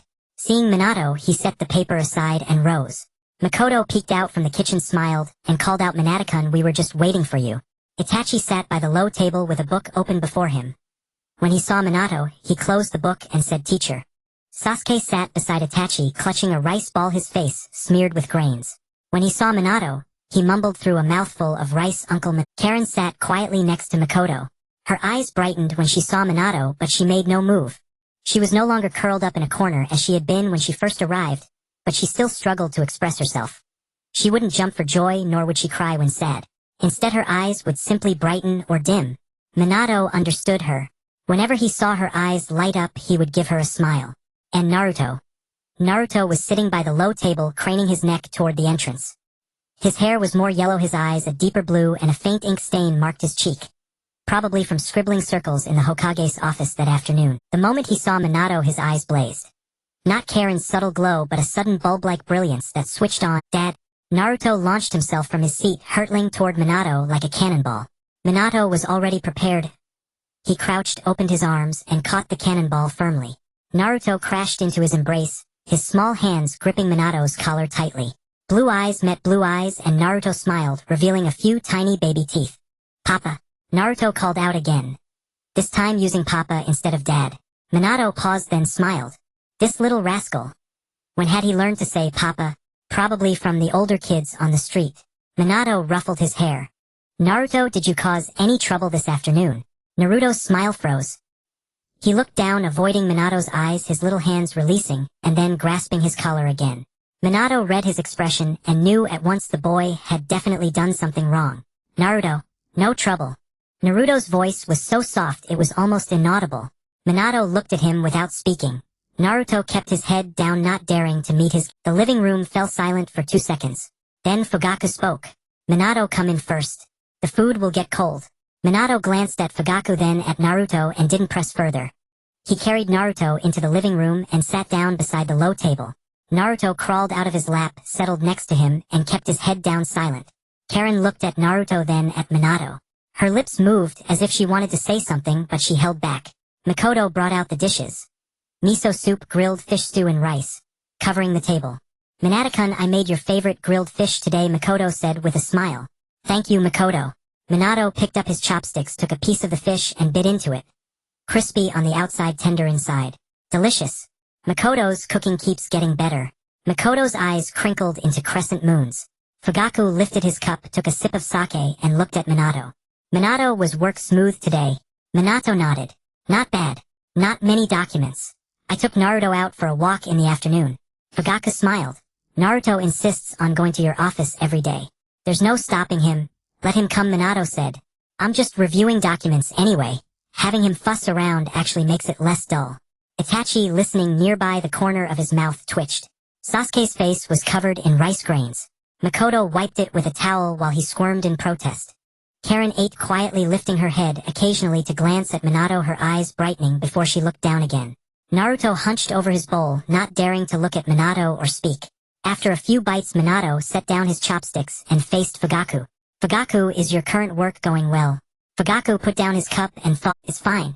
Shikaku is easy to work with. He handles decisions and I handle execution.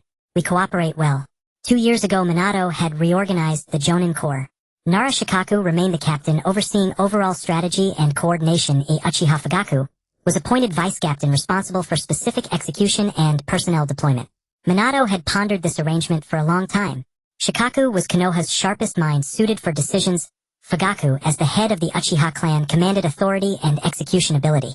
The two complemented each other. One using his brain, the other his hands, balancing and checking each other. It gave Fugaku power and status without letting him dominate. This was Minato's consistent style. Trust but not blind, delegate authority but not lose control. Shikaku speaks highly of you, Minato said. He says you're very steady, that no task you've been given has ever gone wrong. Fugaku's expression didn't change, but his eyes glimmered. Not Karen's subtle brightness nor Naruto's sudden flare, but a faint restrained shimmer, like a breeze stirring a pond's surface into a single ripple. Shikaku flatters me, Fugaku said. He looked at Minato, then at Itachi and Sasuke, and spoke. Minato, have you considered letting Itachi graduate early? Minato's chopsticks paused. Itachi lifted his head to look at Minato. Sasuke kept eating, not understanding. Karen understood. She looked at Itachi, concern in her eyes. Itachi is 10 this year. With his ability, early graduation is no problem, Minato said. But that would mean him entering the shinobi world ahead of time, facing things he shouldn't have to face yet. I sent him to the academy to play with his classmates, to let him slow down, not grow up so fast. Fugaku was silent for a moment. What do you suggest? Let Itachi decide. Fugaku turned to Itachi. Itachi looked down at his bowl. The living room grew quiet enough to hear the ticking of the wall clock. Sasuke stopped eating and stared at his brother Rice, still in his mouth, confusion and worry in his eyes. Karen watched Itachi, her small hands clenched into fists under the table. Naruto also stopped eating. He lifted his head and looked at Itachi, not understanding what was happening but sensing the tension. After a long silence, Itachi raised his eyes to Minato. Teacher, I want to wait another year. Minato looked at him. Why? Itachi thought. There are still some things I haven't finished learning at the academy. And my classmates are still there. When he said my classmates are still there, his voice was very soft, as if afraid to be heard. But Minato heard, Fugaku heard, and Makoto heard. Minato smiled. A faint light smile, but there was light in his eyes. All right, then wait another year.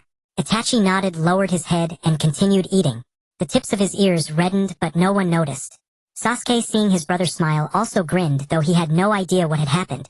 Karen unclenched her fists, picked up her chopsticks, and resumed eating. Naruto glanced at Itachi, then at Minato, and bent over his bowl again. Makoto, watching this, felt her eyes sting. She stood up, pretending to fetch something from the kitchen, and wiped her eyes with the back of her hand. Fugaku raised his cup, took a large gulp, set it down, and looked at Minato. Minato, thank you. Minato shook. No need to thank me. I only did what I should. He looked down at his bowl, picked up a piece of fish, put it in his mouth, and chewed slowly. The grilled fish had grown cold, but it was still delicious. Outside, night had fallen. The moon had risen, hanging in the eastern sky, pale and faint like a piece of ice about to melt. The light in Fugaku's house was on a warm yellow glow, spilling through the window, making it feel especially cozy in the darkness. In the living room, Minato and Fugaku were talking. Makoto cleared the dishes. Itachi helped Karen wipe a grain of rice off her cheek. Naruto squirmed in Minato's arms, and Sasuke had already fallen asleep on the floor. Naruto snuggled in Minato's, hold his small hands clutching his collar, his eyes too heavy to keep open, mumbling vaguely, Papa. Red bean. Dumplings. Minato looked down at him and smiled. He ruffled Naruto's hair and whispered, I'll buy you some tomorrow. At those words, Naruto finally relaxed, closed his eyes, and his breathing deepened and lengthened. Minato stood up, holding Naruto. Karen also rose and came to his side. With one arm cradling Naruto, and the other hand holding Karen's, Minato bid farewell to Fugaku and Makoto. Makoto, thank you for having us again. It's no trouble, Makoto said with a smile. Naruto and Karen are very well behaved. Much better than Sasuke. She glanced at Sasuke, who was asleep on the floor, and sighed. Minato chuckled, then, holding Karen's hand and carrying Naruto, walked out of Fugaku's house. Moonlight fell upon them, stretching their three shadows long and thin. Karen walked beside Minato, her small hand in his quiet and light foot. Naruto nestled in Minato's arms, fast asleep, his little mouth slightly open, breathing softly. After a while Karen spoke. Dad, is brother Itachi going to graduate? Minato looked down at her. He'll wait another year. Karen nodded and said nothing more, but her small hand gripped Minato's more tightly. Minato felt the warmth of her palm, and understood this girl had lost too many people, so she was especially afraid of losing more. Itachi was about to graduate, become a shinobi, take on dangerous missions. She was afraid, but she wouldn't say it. She would only grip Minato's hand a little tighter. Minato crouched down to look into Karen's eyes. Karen, Itachi will be fine. I'll protect him, and he'll protect himself. You don't need to worry. Karen gazed into Minato's blue eyes for a long time. Then she nodded and whispered, Minato stood up, held Karen's hand, and carried Naruto as they continued homeward. Moonlight bathed them, stretching their shadows very long like a dark river flowing over a silver ground. Moonlight bathed them, stretching the shadows of the three figures long and thin. Karen walked beside Minato, her small hand held in his quiet and gentle, her steps soft and light. Naruto lay cradled in Minato's arms, fast asleep, his little mouth slightly open with a soft, even breath. His tiny fingers clutched Minato's collar tightly, as if unwilling to let go even in dreams. The road from Fugaku's house to Minato's was not long, about a 10-minute walk, but these 10 minutes were the most peaceful time of Minato's day. Moonlight night breeze, two children. Karen's small hand warm in his palm, Naruto's breath soft against his chest. He walked slowly, not from fatigue, but to savor the moment a little longer. Dad, Karen spoke again. This afternoon Naruto broke brother Shizui's vase. Minato's steps faltered. What vase? The blue one by brother Shizui's office door. There was a flower in it. Karen's voice was calm, as if recounting an ordinary matter. When Naruto ran in, he bumped into it. The vase fell and shattered. Brother Shisui said it was fine, but Naruto cried in fright. Minato recalled the vase outside Shizui's office. A small blue one, always with a flower. Sometimes white, sometimes yellow. He had never asked Shisui who placed the flower, nor where the vase came from. Shisui was not the type to keep flowers. It was probably a gift from someone. What happened after Naruto cried? Minato asked. Brother Shisui comforted him. Said it's okay, broken is broken, we can buy another. Then Naruto stopped crying, and then he drew circles on your documents. Minato smiled. That little rascal. Breaks Shizui's vase, gets scared, runs to his office, draws circles on his files, and forgets it all. When asked if he misbehaved in the afternoon, he said no with a guilty look. So this was it. Karen, thank you for telling Dad. Karen shook her head, saying no more. Her small hand in Minato's palm relaxed its grip. When they reached the front door, Minato freed one hand to open it. Naruto stirred in his arms, shifted position, and fell back asleep. Karen went in first and turned on the light. The room brightened, a warm yellow glow spilling through the window into the night, exuding an extraordinary coziness. Minato laid Naruto on the bed, removed his shoes and jacket, and covered him with a blanket. Naruto turned over in his sleep, burying his face in the pillow, mumbling something unintelligible. Minato stood by the bed for a moment, then turned and walked to Karen's room. Karen had already changed into her pajamas, and sat on the bed, hugging a small bear plush. It was the birthday gift Minato gave her last year, and she slept with it every night. Dad. After brother Itachi graduates, will he stop coming to our house? Minato sat down by the bedside and looked at Karen. Her eyes shone brightly in the lamplight. Not a joyful brightness, but one of worry, unease, a fear of losing something. No. Even after graduation, Itachi will still be in Konoha in the village. He'll come to see you, and you can go see him too. Karen pondered. Really? Really? When has Dad ever lied to you? Karen thought for a moment, then nodded, lay down, pulled the blanket up to her chin, and hugged the bear plush tightly. Minato tucked her in, gently patted her head. Good night, Karen. Good night, Dad. He turned off the light and left her room, softly closing the door behind him.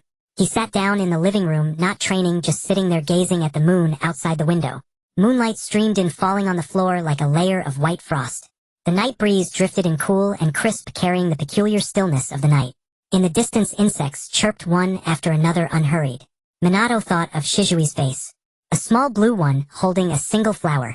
He had never asked Shisui who placed the flower, nor where the vase came from.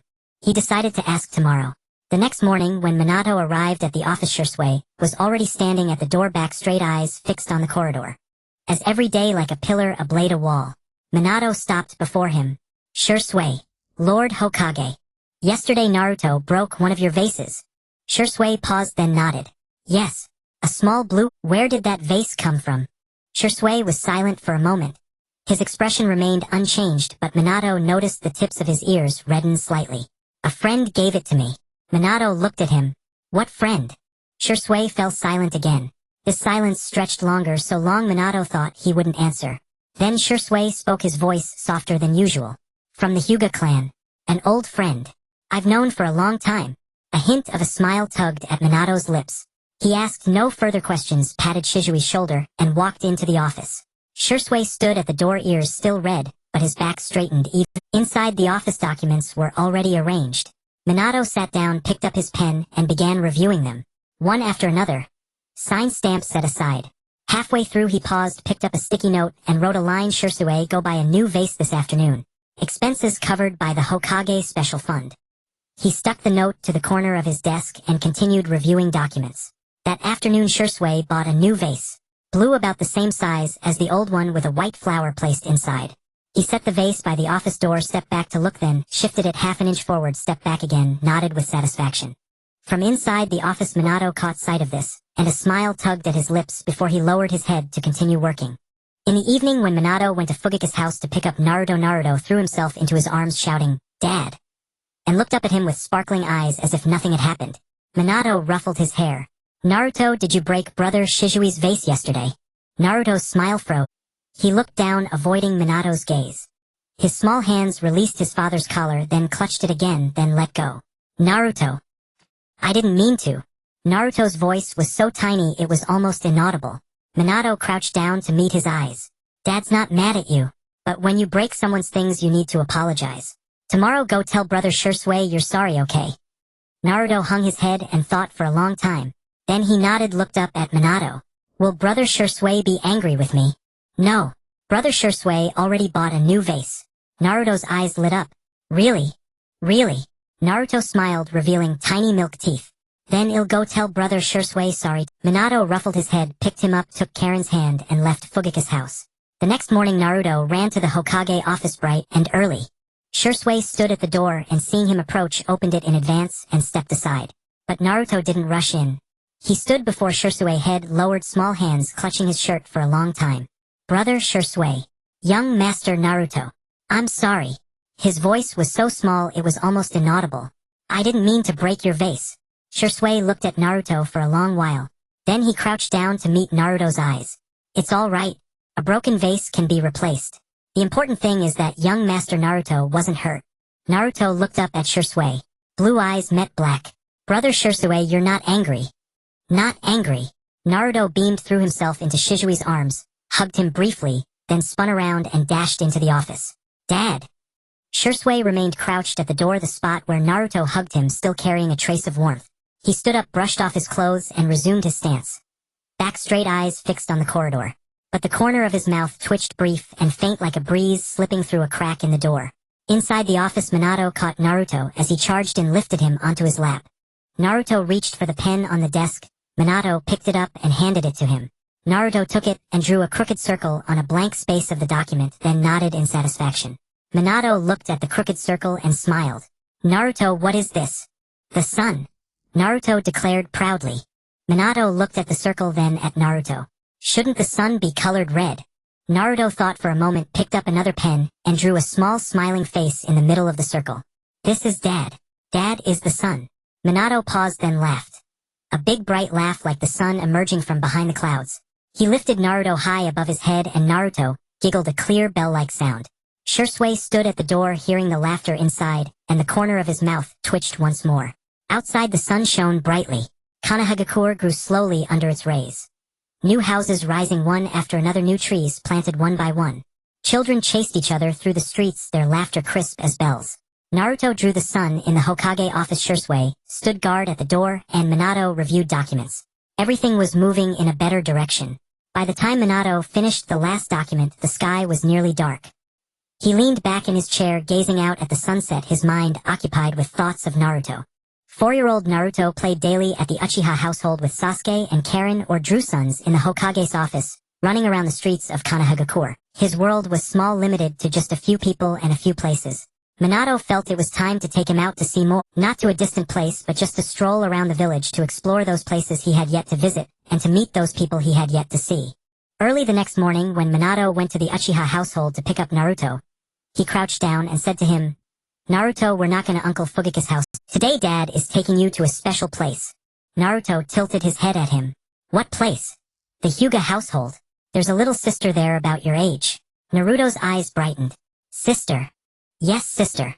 Naruto thought for a moment, then nodded, and reached out his small hand to grasp Minato's finger. Minato stood up holding Naruto's hand and walked out of the Uchiha household. Karen stood at the door watching their figures disappear silent, but her eyes dimmed slightly. After walking a few steps, Minato stopped and turned to look at Karen. "Karen, you should come along too." Karen's eyes brightened. She ran over, grabbed Minato's other hand, and the three of them walked together down the streets of Konohagakure. The morning sunlight warmed them. Naruto hopped along, occasionally picking up a leaf or chasing a butterfly.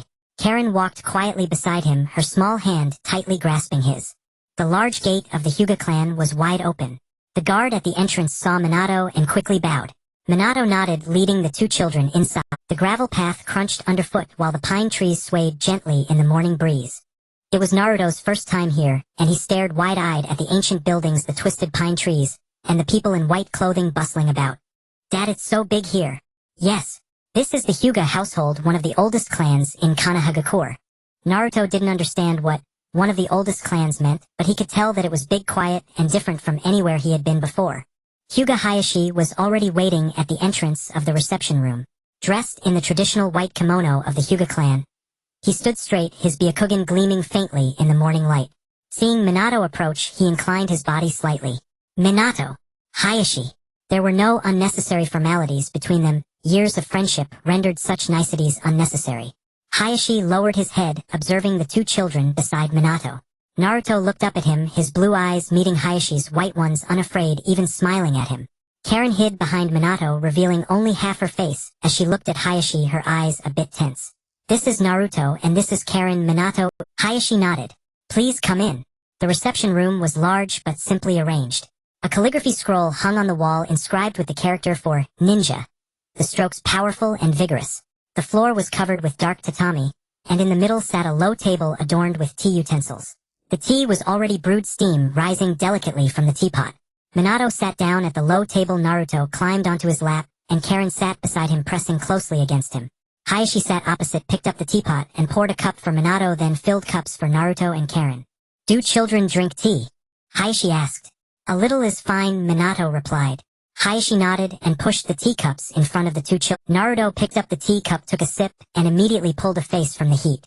"Hot, hot, hot." Karen didn't drink. She held her cup in her hands, feeling the warmth, watching the steam rising from the cup. Hayashi observed Naruto's reaction to the heat, and the corners of his mouth twitched slightly. It was the closest he ever came to smiling. "Hayashi, where is Hinata?" Minato asked. Hayashi set down his cup and turned to the entrance. "She's in the courtyard. I had someone call for her." After a moment, soft footsteps could be heard from the entrance. They were light and slow, as if afraid to step on something they shouldn't.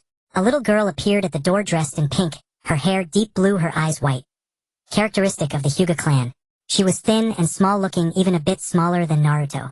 She stood at the entrance, hesitant to enter, her head bowed, her hands clutching the corners of her clothing tightly. "Hinata, come here." Hayashi's voice was steady, but Minato could hear the tenderness in it. Hinata lifted her head, glanced at her father, then at Minato, and finally at Naruto and Karen before lowering her head and stepping inside slowly. Each step was small and slow, as if she were walking on cotton. She reached Hayashi's side, sat down, and kept her head down, daring not to look at anyone. Naruto climbed down from Minato's lap, approached Hinata, crouched down, and tilted his head to look at her. "What's your name?" Hinata kept her head down, saying nothing. Her face turned red from her neck all the way to her ears. "I'm Naruto. Uzumaki Naruto." He pointed to himself, then to Karen. "That's my sister Uzumaki Karen. And that's my dad, the fourth Hokage." He exclaimed the title with pride, as if it were his own. Hinata raised her head, looking at Naruto. Blue eyes met white ones. Naruto was smiling, revealing a few small milk teeth. Hinata stared at that smile, momentarily stunned. She had never seen such a smile before. Not a polite grin, not a courteous smile, but one that radiated warmth and light like the sun. "I'm Hinata Hyuga," she murmured, her voice so soft it was almost inaudible. But Naruto heard her. He smiled and reached out, taking Hinata's hand. "Hinata, let's go play." Naruto pulled her up and she stumbled slightly, nearly falling. Naruto dragged her out of the reception room and into the court. Karen watched their figures, hesitated for a moment, then stood up and followed them out. As she reached the door, she paused and looked back at Minato. Minato nodded at her. She turned and walked out her steps a little faster than usual. Only Minato and Hayashi remained in the reception room. The two sat across from each other, sipping tea and listening to the laughter of the children in the courtyard. "Naruto is just like Kushina. He can play with," Hayashi remarked. Minato smiled. "Yes. His personality is like hers and he looks like her too. Every time I see him smile, I think of Kushina." Hayashi fell silent for a moment. Kushina was a wonderful woman. Her death was a loss for Konohagakure. Minato said nothing and he stared into his cup, watching the fine tea leaves slowly unfurl in the hot water. In the courtyard, Naruto was pulling Hinata around beneath the pine trees. At first Hinata was hesitant to run, stumbling as Naruto pulled her along, nearly falling. But after a few laps she began to laugh. Not a loud laugh, but a soft one squeezed out from her throat, as if she were afraid of being overheard. Hearing her laughter, Naruto ran even faster. Karen stood on the porch watching them, a small smile forming at the corners of her mouth. "Naruto, slow down. Hinata is going to fall." Naruto stopped and turned to look at Hinata. She was panting, her face even redder, but she was still smiling. Naruto looked at her and smiled back. "Hinata, you look really pretty when you smile." Hinata's face turned even redder. She lowered her head, unable to meet Naruto's gaze, but her lips were still curved. Naruto led Hinata to sit down on the porch. Karen also sat down, and the three of them sat side by side, watching the pine trees in the courtyard, the clouds in the sky, and the sunlight painting patterns on the ground. Hinata sat quietly next to Naruto, occasionally sneaking glances at him, and then quickly looking down again. Naruto chattered excitedly about how mischievous Sasuke was at Uncle Fugaku's house, how delicious the rice balls Aunt Makoto made were, and how he had broken Shizui's face, but Shisui wasn't angry. Karen occasionally interrupted to correct Naruto. Hinata listened, smiling, but said nothing. Minato and Hayashi sat in the reception room, looking through the window at the three children in the courtyard. Minato watched Naruto's sociable nature and smiled. Naruto can get along with anyone. Hayashi, Hinata is too quiet. She needs friends like this. Minato looked at Hayashi. "Hayashi, don't you think you are too strict with Hinata?" Hayashi fell silent for a moment. Children of the Hyuga clan must undergo rigorous training from a young age. Hinata is the eldest daughter of the main family, the future heir. She cannot be too weak. Minato looked at the small girl with her head bowed and red face, speaking as softly as a mosquito, then glanced at Hayashi's impassive face. "Hayashi, she is still young. Just 4 years old. You don't need to push her to become the heir of the Hyuga clan so soon. Let her be an ordinary child. Let her laugh, let her play, let her make friends. When she grows up, she will take on the responsibilities that are hers." Hayashi remained silent for a long time. He looked at Hinata in the courtyard, watching her laugh. Not the soft, squeezed-out laughter, but a genuine smile that radiated from her heart, her eyes shining. He had never seen Hinata smile like this before. "Perhaps you are right," Hayashi said, his voice soft, as if speaking to himself. Minato did not say anything further. He picked up his teacup and took a sip. The tea was already cool, but still very pleasant. In the courtyard, Naruto picked up a pine needle from the ground and handed it to Hinata. "Here you go." Hinata accepted the pine needle, observing the green, slender, needle-like leaf. She cradled it in her palm, as if holding something very precious. "Thank you," she said softly. Naruto grinned. "No need to thank me." The sunlight enveloped them warmly. The shadow of the pine trees fell on the ground, twisted and crooked like silent figures. Yet the children's laughter shattered that silence. The laughter rang clear like bells echoing in the ancient courtyard of the Hyuga clan, as if it were the first time someone had laughed here, or as if it had waited a long, long time to finally arrive. Minato watched the three children in the courtyard, feeling an indescribable sensation within him. It was neither joy nor satisfaction, but a quiet, solid feeling, like planting a seed in the ground and watching it slowly, slowly sprout. That night Minato stepped out of the Hyuga residence, holding Naruto in his arms, and leading Karen by the hand. The moonlight cast their shadows long and far across the ground, stretching the silhouettes of the three figures. Naruto, nestled in Minato's arms, had grown drowsy, his eyes half closed and his tiny fingers loosely gripping his father's collar. Not tightly, but not letting go either. Karen walked quietly beside Minato, her small hand held in his, her footsteps soft. Halfway home, Minato's pace suddenly slowed. He sensed a gaze. It wasn't the ordinary feeling of being glanced at. It was a sensation of being locked onto, targeted, watched by something hidden in the shadows. That gaze was subtle, restrained, but Minato's perception, refined over 2 years of transformation, had become keen beyond ordinary comprehension. Even the most skilled ANBU operatives in the village could not conceal their presence from him. Minato did not turn around. He kept walking his stride, unchanged, his breathing steady, his expression unaltered. Yet his mind was already racing. The gaze came from the left rear, about 500 meters away from a position in midair, on a rooftop. The chakra felt strange. Not like an enemy, but not like a villager either. It was immense, so immense that Minato's heart skipped a beat. He had encountered many powerful figures, the fourth Reikage, the third Tsuchikage, Jiraiya Sensei Orochimaru, and that masked man. Yet no one's chakra could compare to the owner of this gaze. It wasn't a matter of quantity but of quality. Minato slowed his steps again. He looked down at Naruto in his arms. The boy was nearly asleep, his eyes closed, his breathing soft, his small mouth slightly open. Karen walked beside him, quiet and oblivious. Naruto, Minato called softly. Naruto blinked drowsily. Minato said nothing more.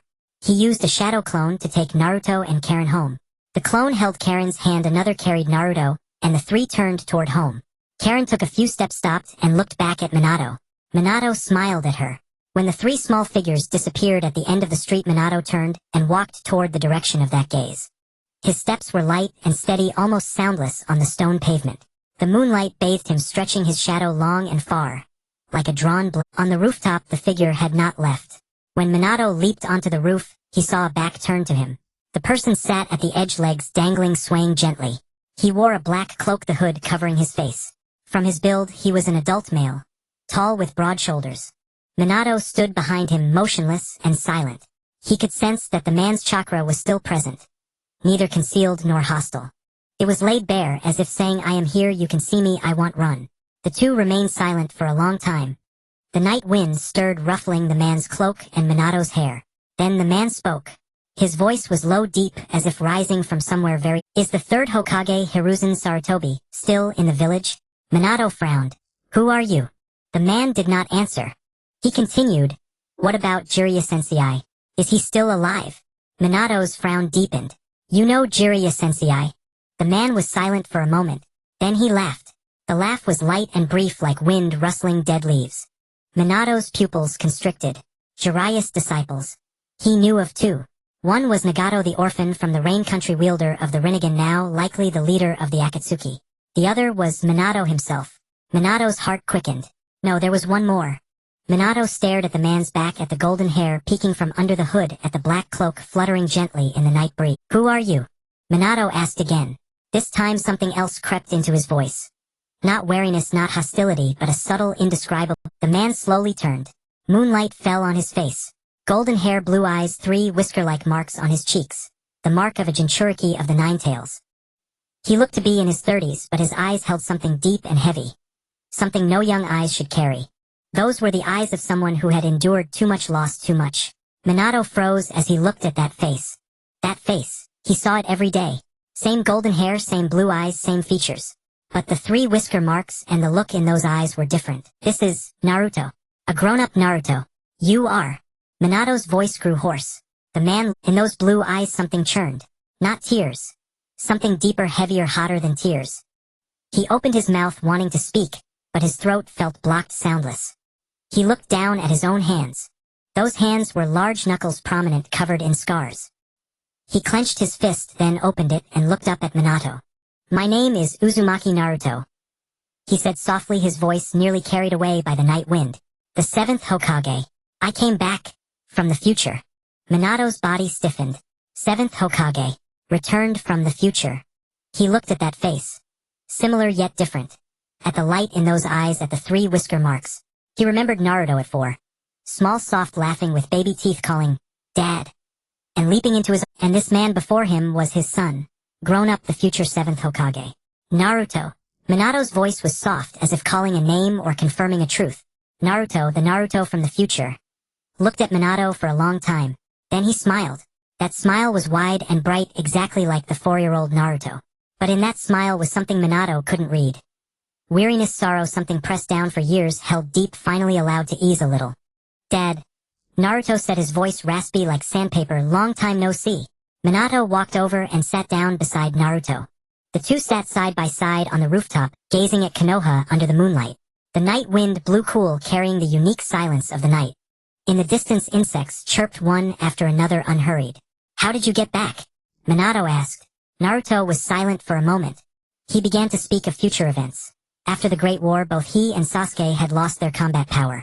Kurama was sealed inside his daughter. He had no choice but to use the divine artifact something capable of traversing time. Originally, I wanted to go back to the past to change some things. But time went haywire and I ended up here. Minato listened, saying nothing.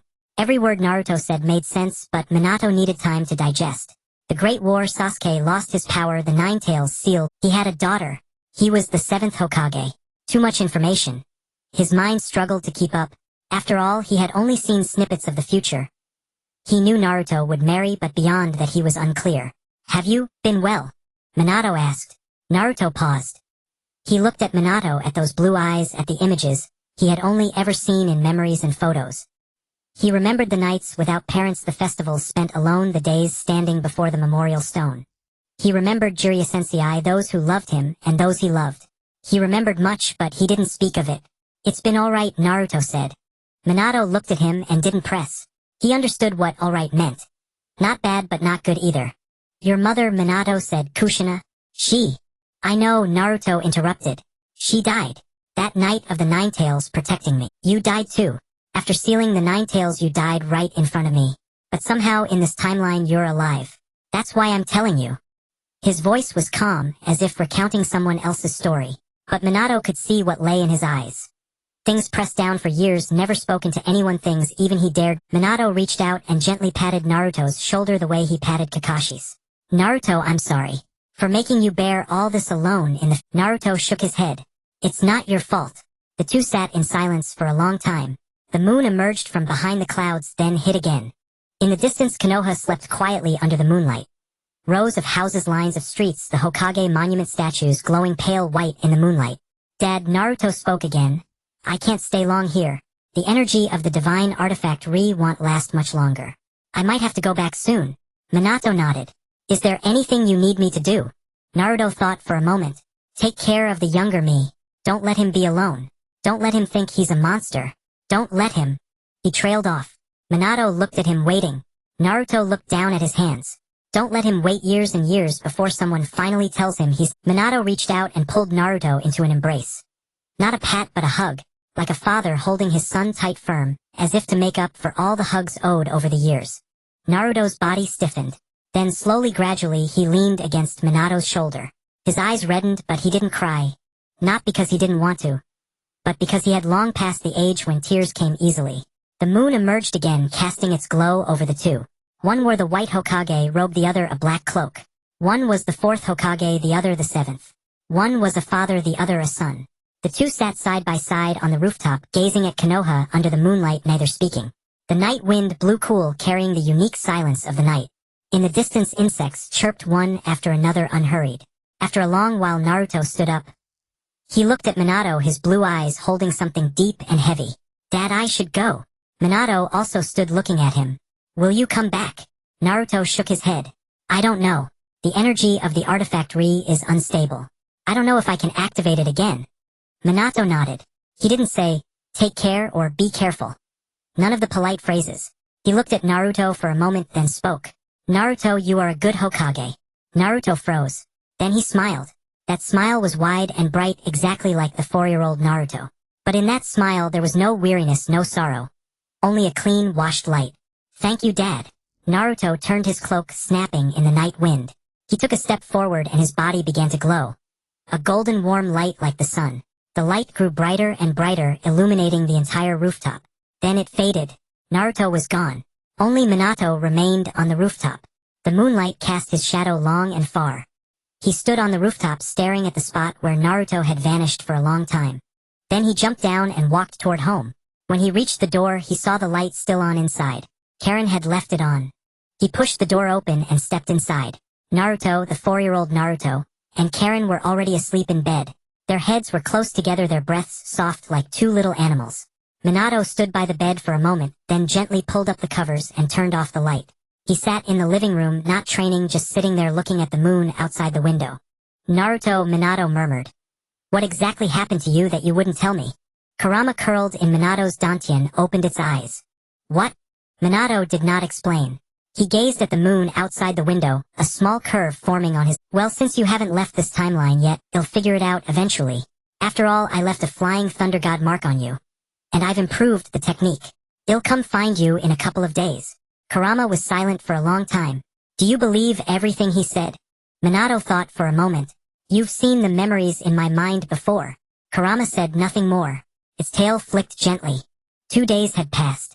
Minato sat in his office, pen in hand, a document spread before him, yet his eyes weren't on the paper. They were fixed on the window. He was sensing the flying thunder god seal he had left on Naruto. That mark had been subtly placed on the future Naruto days ago. He hadn't told anyone about it, not even Kurama. Just at the moment of parting that night, as he patted his shoulder, he had imprinted a minuscule, nearly imperceptible flying thunder god formula onto Naruto's cloak. The mark was still there. Minato could feel it moving. Neither fast nor slow, as if wandering within a fixed range, searching for something. Minato put down his pen, closed his eyes, and focused all his attention on that seal. He sensed Naruto walking through an unfamiliar place, stopping and starting, sometimes pausing for a long time, as if observing something, then moving on. What was he looking for? Minato didn't know, but he could feel that Naruto's state was off. The chakra fluctuation from the mark was faint, much weaker than a few days ago.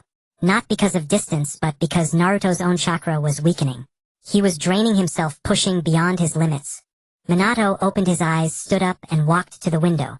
He continued to sense the mark. Naruto was still moving, still searching, still consuming himself. His speed increased. Not a normal walking pace, but the speed of a sprint. Fast, almost as if he were fleeing. Minato's brow furrowed. Something was wrong. Naruto wasn't searching, he was running. Something was chasing him. Minato's hand tightened on the window frame. The mark's speed grew faster and faster to an abnormal degree. Then, Minato sensed a vast, suffocating chakra, one he had never felt before. It wasn't Naruto's. It belonged to someone else. That chakra was like an ocean. Boundless, bottomless, crushing. Minato's pupils contracted. He had encountered many powerful beings, but never such chakra. It wasn't a difference in quantity. It was a difference in quality. Like the difference between a firefly and the sun. Minato didn't hesitate. He formed hand seals and activated the flying thunder god technique. Space twisted before him, and he appeared in an unfamiliar place. Not Konoha, not the land of fire. A place he had never been.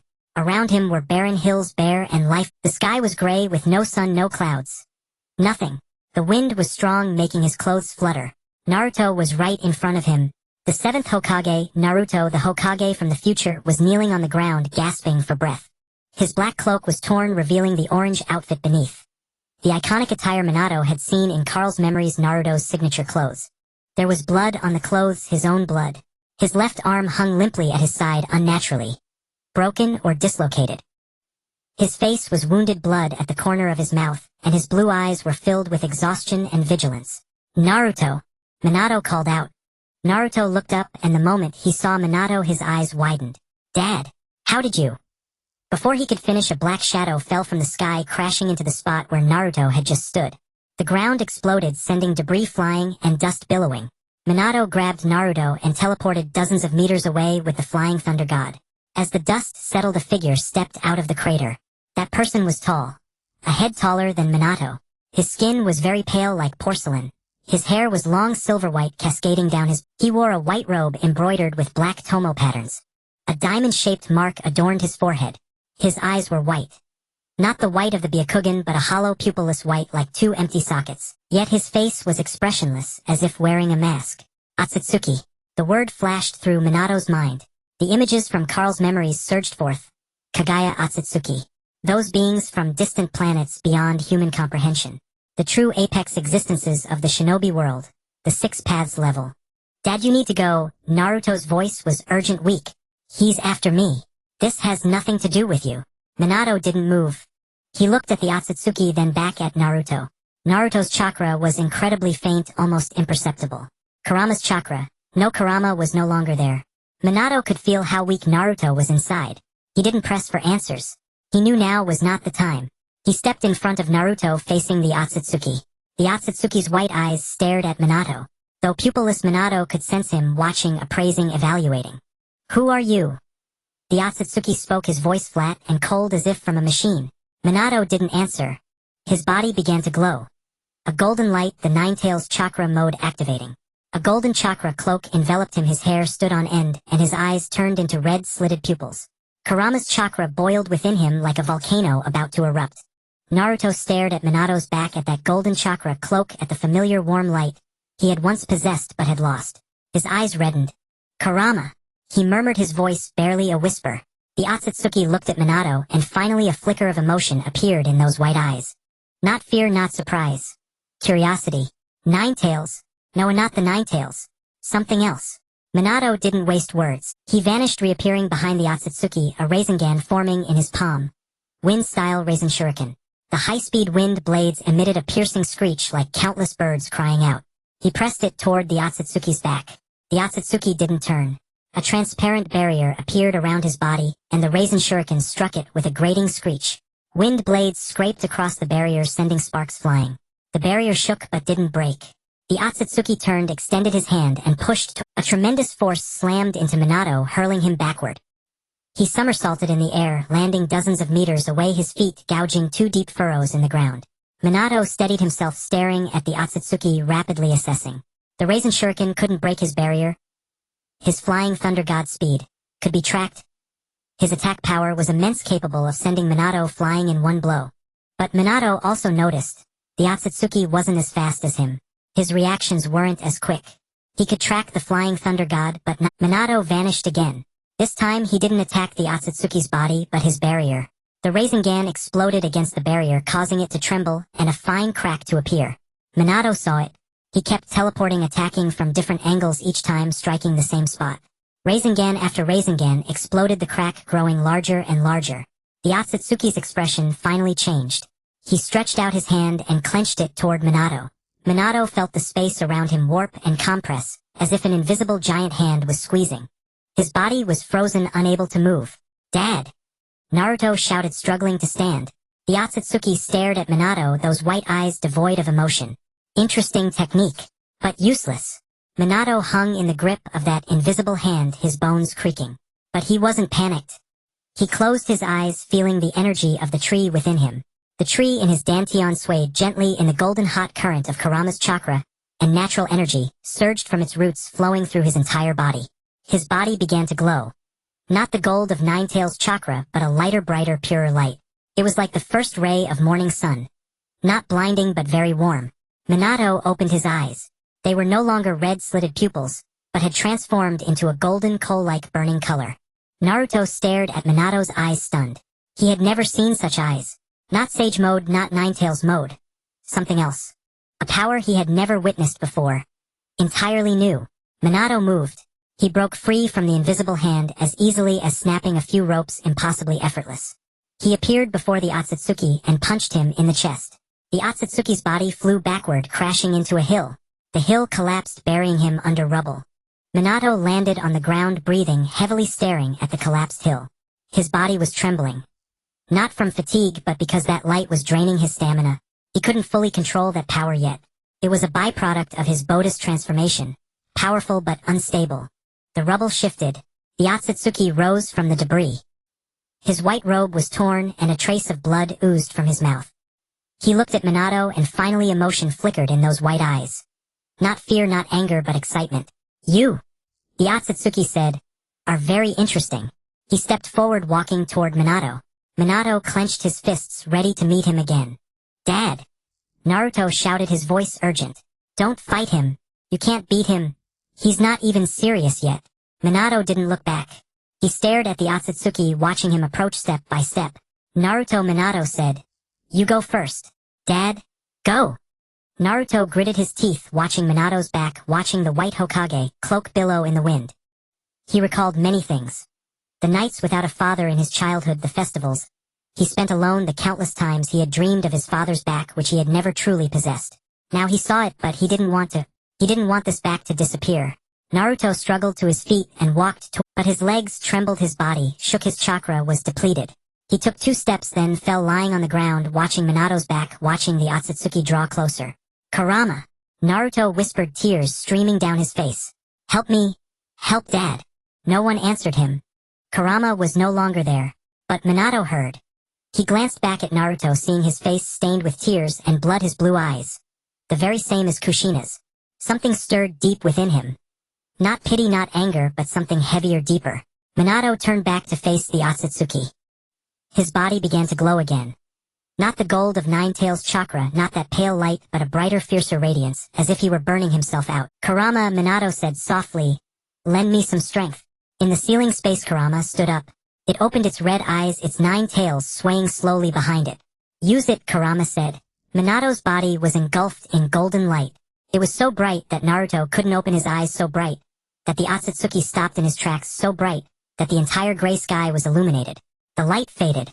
Minato stood there, the same yet different. His golden hair was longer, and the 9 tails chakra cloak had become a tangible flame-like coat. 9 tails swayed slowly behind him.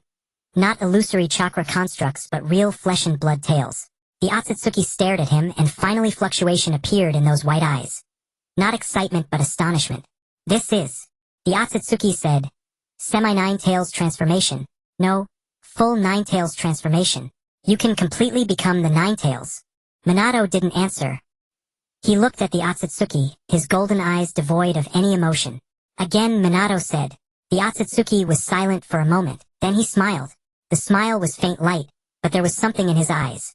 Fighting spirit, expectation, the excitement of finally meeting a worthy opponent. "Good," the Otsutsuki said. The two moved simultaneously. The sky exploded. The hills crumbled. The earth split apart. Naruto lay on the ground watching the two beams of light collide, intertwine, and tear the sky above. He wanted to stand, but couldn't. He wanted to help, but couldn't. All he could do was watch. Watch Minato and the Otsutsuki fight, their speed too fast for the naked eye, their power so immense it shattered mountains and cracked the earth. "Dad!" Naruto murmured, "Be careful." Naruto's voice came from behind horse and urgent. "Dad, watch out. His Rinnegan can absorb chakra and even refine it into pills to devour." Minato's pupils contracted. Absorbing chakra, such an ability. He thought of Nagato. Nagato's Rinnegan could also absorb ninjutsu, but that was the Predapath's power. Mere absorption, not pill refinement. But this man before him could not only absorb but also store and even consume. This meant that ordinary ninjutsu attacks would be useless against him, and might even become his replenishment. Minato's mind raced, but his body never stopped. The 9 tails behind him traced golden arcs through the air, like 9 enormous serpents dancing in the... His eyes had already turned from gold to red. The 9 tails' vertical pupils burning with battle intent, yet also with calm. Otsutsuki, the man with silver-white long hair, stood amid the ruins, his white robe rustling in the wind. The pale purple Rinnegan on his forehead was half open like a lazy cat, and a faint, elusive smile curled at the corner of his lips. He had been forced back a few steps by Minato's 9 tails form, yet bore no wounds. Minato's attacks had indeed landed, but all were absorbed. That transparent barrier was not merely defensive. It was an absorption technique. Any attack imbued with chakra would be devoured by it and converted into Urashiki's power. Jinchuriki of the 9 tails, Otsutsuki spoke, his voice soft, as if talking to himself. "I didn't expect such an existence in this era. However, your chakra is peculiar. It's not ordinary 9 tails chakra. There's something else mixed in." He tilted his head, those white eyes fixed on Minato like he was sizing up an intriguing dish. "Interesting. I'd very much like a taste." Minato was not provoked. His mind calculated at lightning speed. The 9 tails form's attacks had been absorbed. Raisin shuriken-tailed beast ball. All absorbed. Ordinary ninjutsu was useless against him. Flying thunder god speed could keep up, but it couldn't breach his defense. Close combat. When Minato's fist struck him, his barrier absorbed the impact, then he counterattacked. Minato had already taken 2 hits in close quarters. His ribs ached dully. Kurama Minato said inwardly, ordinary attacks won't work. He can absorb chakra. The 9 tails lay in his dantian, its voice low and calm. "I know. The Rinnegan's ability. His absorption technique isn't singular. It's all-encompassing. Any attack carrying chakra, whether ninjutsu or taijutsu, will be decomposed by his Rinnegan. Then what do we do?" Minato paused for a second. "Use Sage Mode. Natural energy isn't chakra. Let's see if he can absorb natural energy." Minato's eyes brightened. Sage Mode. Activate. Natural energy had already merged with his body. Every cell brimmed with it. If he attacked with this power, would Urashiki's absorption technique still hold? Minato didn't know, but he was willing to try. He released the 9 tails form. The golden chakra cloak faded from his body, and the 9 tails retracted. The 9 tails' hot current withdrew into his dantian, quietly encircling that. Minato closed his eyes, took a deep breath, then opened them. Sage Mode activated. Orange eyeshadow appeared beneath his eyelids, and his pupils became vertical slits. Not the Ninetales' red vertical pupils, but the golden vertical pupils of Sage Mode. His hair remained gold, but now carried a faint dawn-like halo. Natural energy surged from all directions. Through his skin, his breath, every pore seeping inward. His perception exploded. He could clearly sense the flow of chakra inside Urashiki. Vast, chaotic like a stormy sea. Otsutsuki watched Minato's transformation and frowned slightly. Sage Mode, the same as Naruto's. He tilted his head, confusion in those white eyes. No, it's not ordinary Sage Mode. Your body itself is natural energy. Minato didn't answer. He vanished and reappeared before Urashiki. He threw a punch at Urashiki's chest. No chakra, no Rasengan, no tailed beast ball. Just a punch, pure physical suffused with natural energy. Otsutsuki instinctively activated his absorption technique. That transparent barrier appeared around his body like a thin film of water. Minato's fist struck the barrier. The barrier shuddered. Not shattered, but distorted. Natural energy was not chakra. The absorption technique couldn't decompose it. The barrier rippled like a pond struck by a stone, sending out massive rings. Otsutsuki's eyes widened slightly. This was the first time he had shown. Minato's fist pierced the barrier and slammed into his chest. Otsutsuki's body flew backward, crashing into another hill. The hill collapsed, burying him under rubble. Minato landed staring at his own fist. It worked. Naruto, lying not far away, watched with eyes full of shock. He had seen countless powerhouses. Rakudo Madara, Rakudo Obito, Kagaya, Otsutsuki Mamashiki, Otsutsuki Kinshiki, Otsutsuki Ishiki, Otsutsuki. But he had never seen anyone break an Otsutsuki's absorption technique with pure natural energy. Natural energy wasn't chakra. It was the power of the world itself. The Otsutsuki's Rinnegan could decompose chakra, but not the world. Minato's fist was the world. Otsutsuki stood up from the debris. His white robe had a tear, and there was a shallow fist print on his chest. He looked down at it, then raised his head to gaze at Minato. The surprise in those white eyes vanished, replaced by a thicker, fiercer excitement. You, Otsutsuki said, are the most interesting person I have encountered in this era. Minato didn't waste words. He vanished again, appearing at Otsutsuki's left, and threw a punch at his shoulder. This time Otsutsuki didn't use his absorption technique. He directly blocked Minato's fist with his hand. Fist met palm, producing a dull, thunderous boom. Minato felt a tremendous force surge from Otsutsuki's palm, numbing his arm. His hands were large, powerful, as if forged from steel. The two locked eyes and moved simultaneously. Fists, feet, knees, elbows. No ninjutsu, no chakra. Just pure primal physical combat. Minato's taijutsu was already top tier among shinobi, and with Sage Mode's enhancement every punch carried the impact of natural energy. But Otsutsuki's taijutsu was even stronger. His body, tempered over a millennium, had surpassed human limits. Every blow was like a landslide, every kick like an earth split. Minato took a punch, stumbled back a few steps, and a trickle of blood seeped from the corner of his mouth. But he didn't stop. He charged again, faster and stronger. He reactivated Ninetales chakra mode. Not full Ninetales transformation, but half Ninetales. A golden chakra cloak enveloped his body, the Ninetales power and natural energy stacking, colliding, fusing and erupting within him. His eyes became golden vertical pupils. Not red, but gold. Sage Mode and Ninetales Mode activated simultaneously. This was the first time Minato had used this state in actual combat. Naruto watched Minato's back, the golden chakra cloak with orange patterns, those golden burning eyes, and felt an indescribable emotion. He had seen Ninetales Sage Mode, one of his own strongest forms in the past. But after his battle with Sasuke, he could no longer use it. However, Minato's Ninetales Sage Mode was different. His natural energy wasn't borrowed. It was his own body's essence. His Ninetales chakra wasn't sealed inside. It was fused with natural energy. The two powers weren't stacked. They were merged. Kurama. Naruto whispered, "Dad. What exactly is he?" No one answered. Minato had already engaged Otsutsuki again. This time he was faster. Flying Thunder God plus Ninetales chakra plus Sage Mode. His speed had reached a level Otsutsuki couldn't keep up with. He appeared behind Otsutsuki, punching his lower back, then to his left, elbowing his ribs, then above his head, stomping on his shoulder. Otsutsuki frantically defended, but his speed couldn't match Minato's rhythm. He took several hits, each carrying the impact of natural energy shaking his body. Otsutsuki grew enraged. He spread his arms and his Rinnegan lit up. Not just one but two. The pale purple Rinnegan on his forehead opened wide, and another one opened on the back of his head. Both Rinnegans shone simultaneously. A purple light surged from his body, forming a huge hemispherical. Everything within the barrier, stones, dust, air, was being absorbed. Minato felt his body grow lighter, his chakra draining, natural energy being stripped away. Dad, Naruto shouted, he's absorbing your chakra and natural energy. Get back. Minato did not retreat. He stood there feeling his power being siphoned away bit by bit. The Ninetales chakra diminished, natural energy waned, even his physical strength ebbed. But he didn't panic. He closed his eyes, sensing the tree inside him and within it a sword.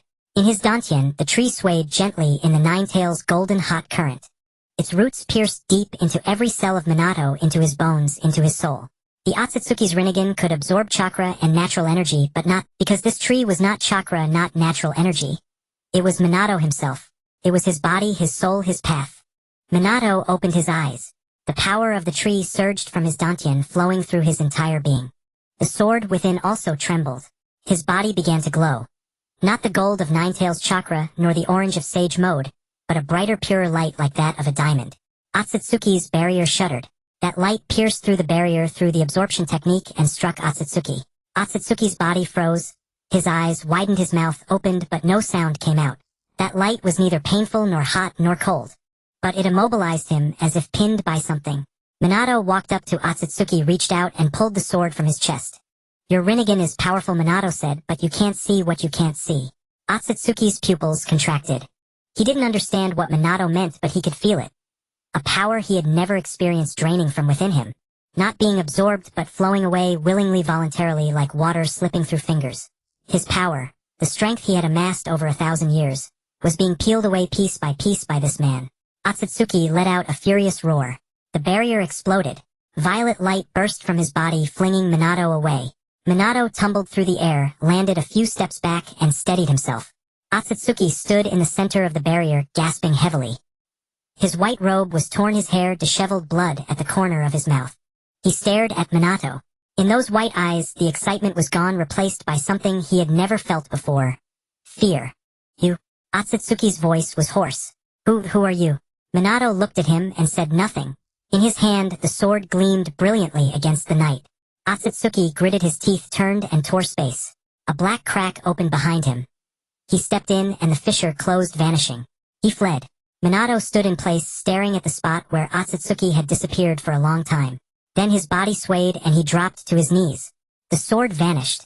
Ninetales chakra mode deactivated. Sage mode deactivated. His face was pale as paper, lips purple, hand. That last move had consumed too much of his power. This battle had forced him to reveal all his cards, and even then he had only barely driven his opponent back. Dad. Naruto crawled over with difficulty, knelt before Minato, and looked at him. Are you okay? Minato lifted his head to meet Naruto's gaze. Those blue eyes were filled with exhaustion, but he smiled. I'm fine. Just a little tired. Naruto's tear. He threw himself into Minato's arms, hugging him tightly, as if afraid he might vanish. Minato was stunned for a moment, then reached out and gently patted Naruto's back. It's over, Minato said. He ran away. Naruto didn't speak. He buried his face in Minato's shoulder and wept like a child. He hadn't cried in so long. Long enough that he believed he had forgotten how. But today he wept. Not out of fear, not out of pain. Because he had waited for this embrace for far too long.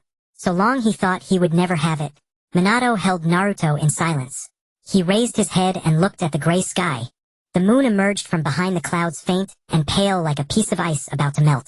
In the distance, insects chirped one after another, unhurried. After Otsutsuki tore through space and fled, the battlefield fell silent. The wind continued to blow as it always had, the gray sky unchanged. In the distance, half a hill had collapsed with rubble scattered everywhere like toy blocks trampled by a giant. Minato knelt on the ground, his knees pressed into the rubble, his hands supporting him as he gasped for air. His body trembled. Not from cold but from exhaustion. The Ninetales chakra mode had automatically deactivated, and the markings of Sage mode faded from his face. The tree within his dantian shrank back to its original size, quietly resting in the golden warmth of the Ninetales, as if it too had been startled by the battle. Naruto lay beside him, tear streaks still fresh on his face. He was even weaker than Minato.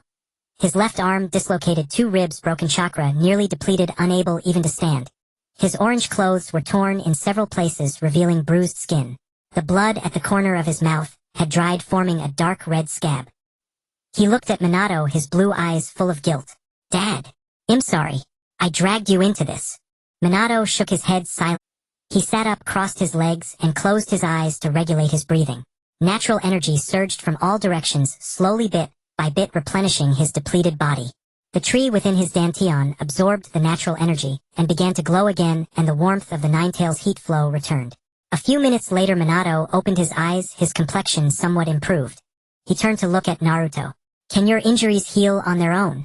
Naruto gave a bitter smile. Back when Kurama was here, wounds like this would heal in minutes. Now. He looked down at his dislocated left arm. Now I can only rely on medical ninjutsu, but I don't even have enough chakra to perform it. Minato reached out, took Naruto's left arm, and gently pushed and pulled. With a click, the dislocated joint was reset. Naruto clenched his teeth, not letting out a sound, but cold sweat beaded on his forehead. Minato then placed his hand on Naruto's chest, using sage chakra, to mend several broken ribs. It wasn't medical ninjutsu. It was the gentle nurture of natural energy, slow but painless and without aftereffects. All right. Minato withdrew his hand. Once we're back, I'll give you a thorough treatment. Let's go. It's not safe here. That Otsutsuki might return. Naruto nodded. Minato stood up and helped Naruto to his feet, one hand supporting his arm, while the other formed. The flying thunder god technique activated. Space twisted before their eyes, and then the two appeared in the living room of Minato's house. The room, moonlight streamed through the window, spreading a layer of white across the floor. From the next room came the steady breathing of Karen and the younger Naruto. 4-year-old Naruto. Soft and gentle like two small animals snoring.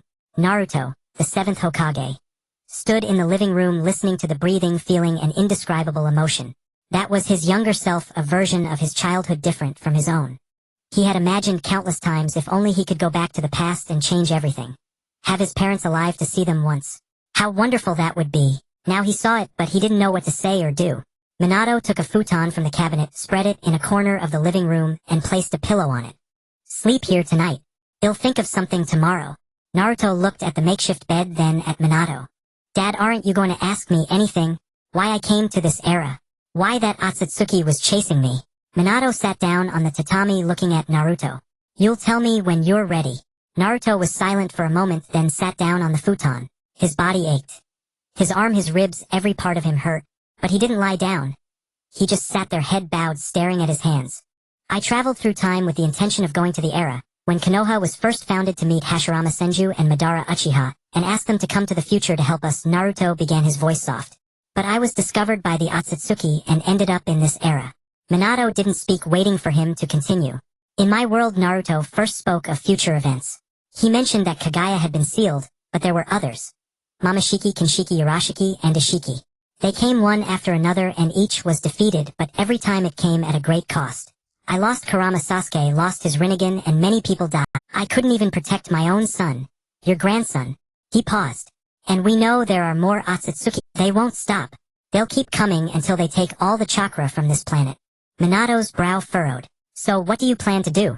I spent a long time discussing with them and came up with a plan. Minato's pupils. A plan. What plan? Minato asked. Naruto continued. Gather the strong from different eras, and use Lee to send them to our world to help us. I have no other choice. My era can't hold on much longer. Minato was silent for a long time. He looked at Naruto. At his weary, pale, scar-covered face, at the weight in his eyes that had been pressing on him for years, threatening to crush him. He remembered the 4-year-old Naruto. Running into his office every day, leaping into his arms, calling out, Dad! And smiling. The Naruto before him had suffered since childhood, and now in his middle age the suffering had begun anew. Rest tonight, Minato said, standing up. Tomorrow I'll help you. Naruto looked up at Minato. Dad. Minato met his gaze. You're my son. Since you've come to this world, then I have to take responsibility. Naruto's lips moved as if to speak, but his throat felt blocked. Minato said nothing more, turned and walked into his own room. He lay on the tatami, closed his eyes, but did not sleep. He was thinking about today's events, the Otsutsuki strength which even the combination of Sage Mode and Ninetales Mode could not defeat, only barely drive back. If not for that sword, he might have lost today. That sword's power was immense, but he couldn't fully control it yet. Forcibly using it placed a huge burden on his body. After today's use, he could barely stand. He needed to accelerate his transformation to enter the next stage, as soon as possible, to elevate his power to a new level. Time. Originally the plan required several more years. But now it seemed he didn't have that much time. The Otsutsuki had already come and might come again. Next time more than one might come. He needed to become stronger before that. Minato turned over facing the wall. In the next room, Karen and the 4-year-old Naruto were sleeping there, breathing soft. In the living room, the 7th Hokage Naruto was also awake, sitting there gazing at the moon outside the window, lost in thought. Minato closed his eyes. Natural energy surged from all directions, seeping into his body, nurturing his meridians and cells. Early the next morning, just as the sky was barely light, Minato woke up. He lay on the tatami mat, listening to the birds outside the window, running through the day's tasks in his mind. Then he got up, washed his face, changed into clean clothes, and walked to the living room. Naruto, the 7th Hokage Naruto, was still sitting on the makeshift bed, the blanket untouched, having sat there all night. His eyes were red, but he showed no sign of sleepiness. When he saw Minato come out, he stood up, opened his mouth, as if to speak, but nothing came out. Minato looked at him. "Follow me. Your presence cannot be known to too many people for now." Naruto nodded. Minato reached out, grabbed Naruto's shoulder, and activated the Flying Thunder God technique. Space twisted, and the two appeared in an unfamiliar forest. The trees were tall, and dense sunlight filtering through the gaps in the leaves, casting patches of light on the ground. The air was humid, with a smell of rotting leaves and soil.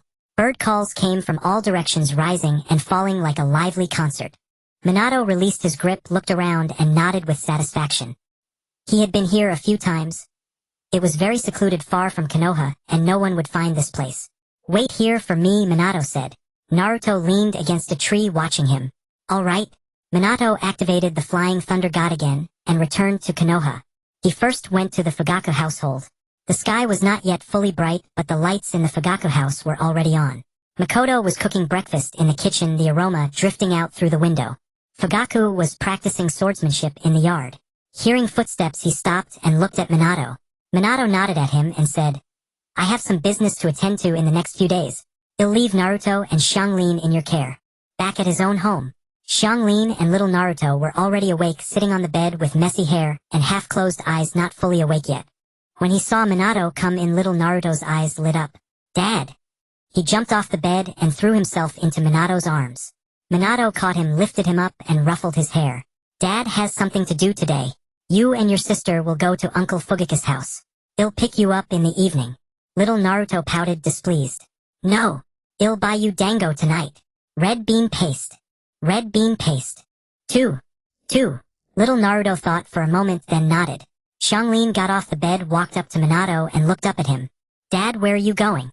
Minato crouched down and looked at her. "I have something to do. I'll be back soon."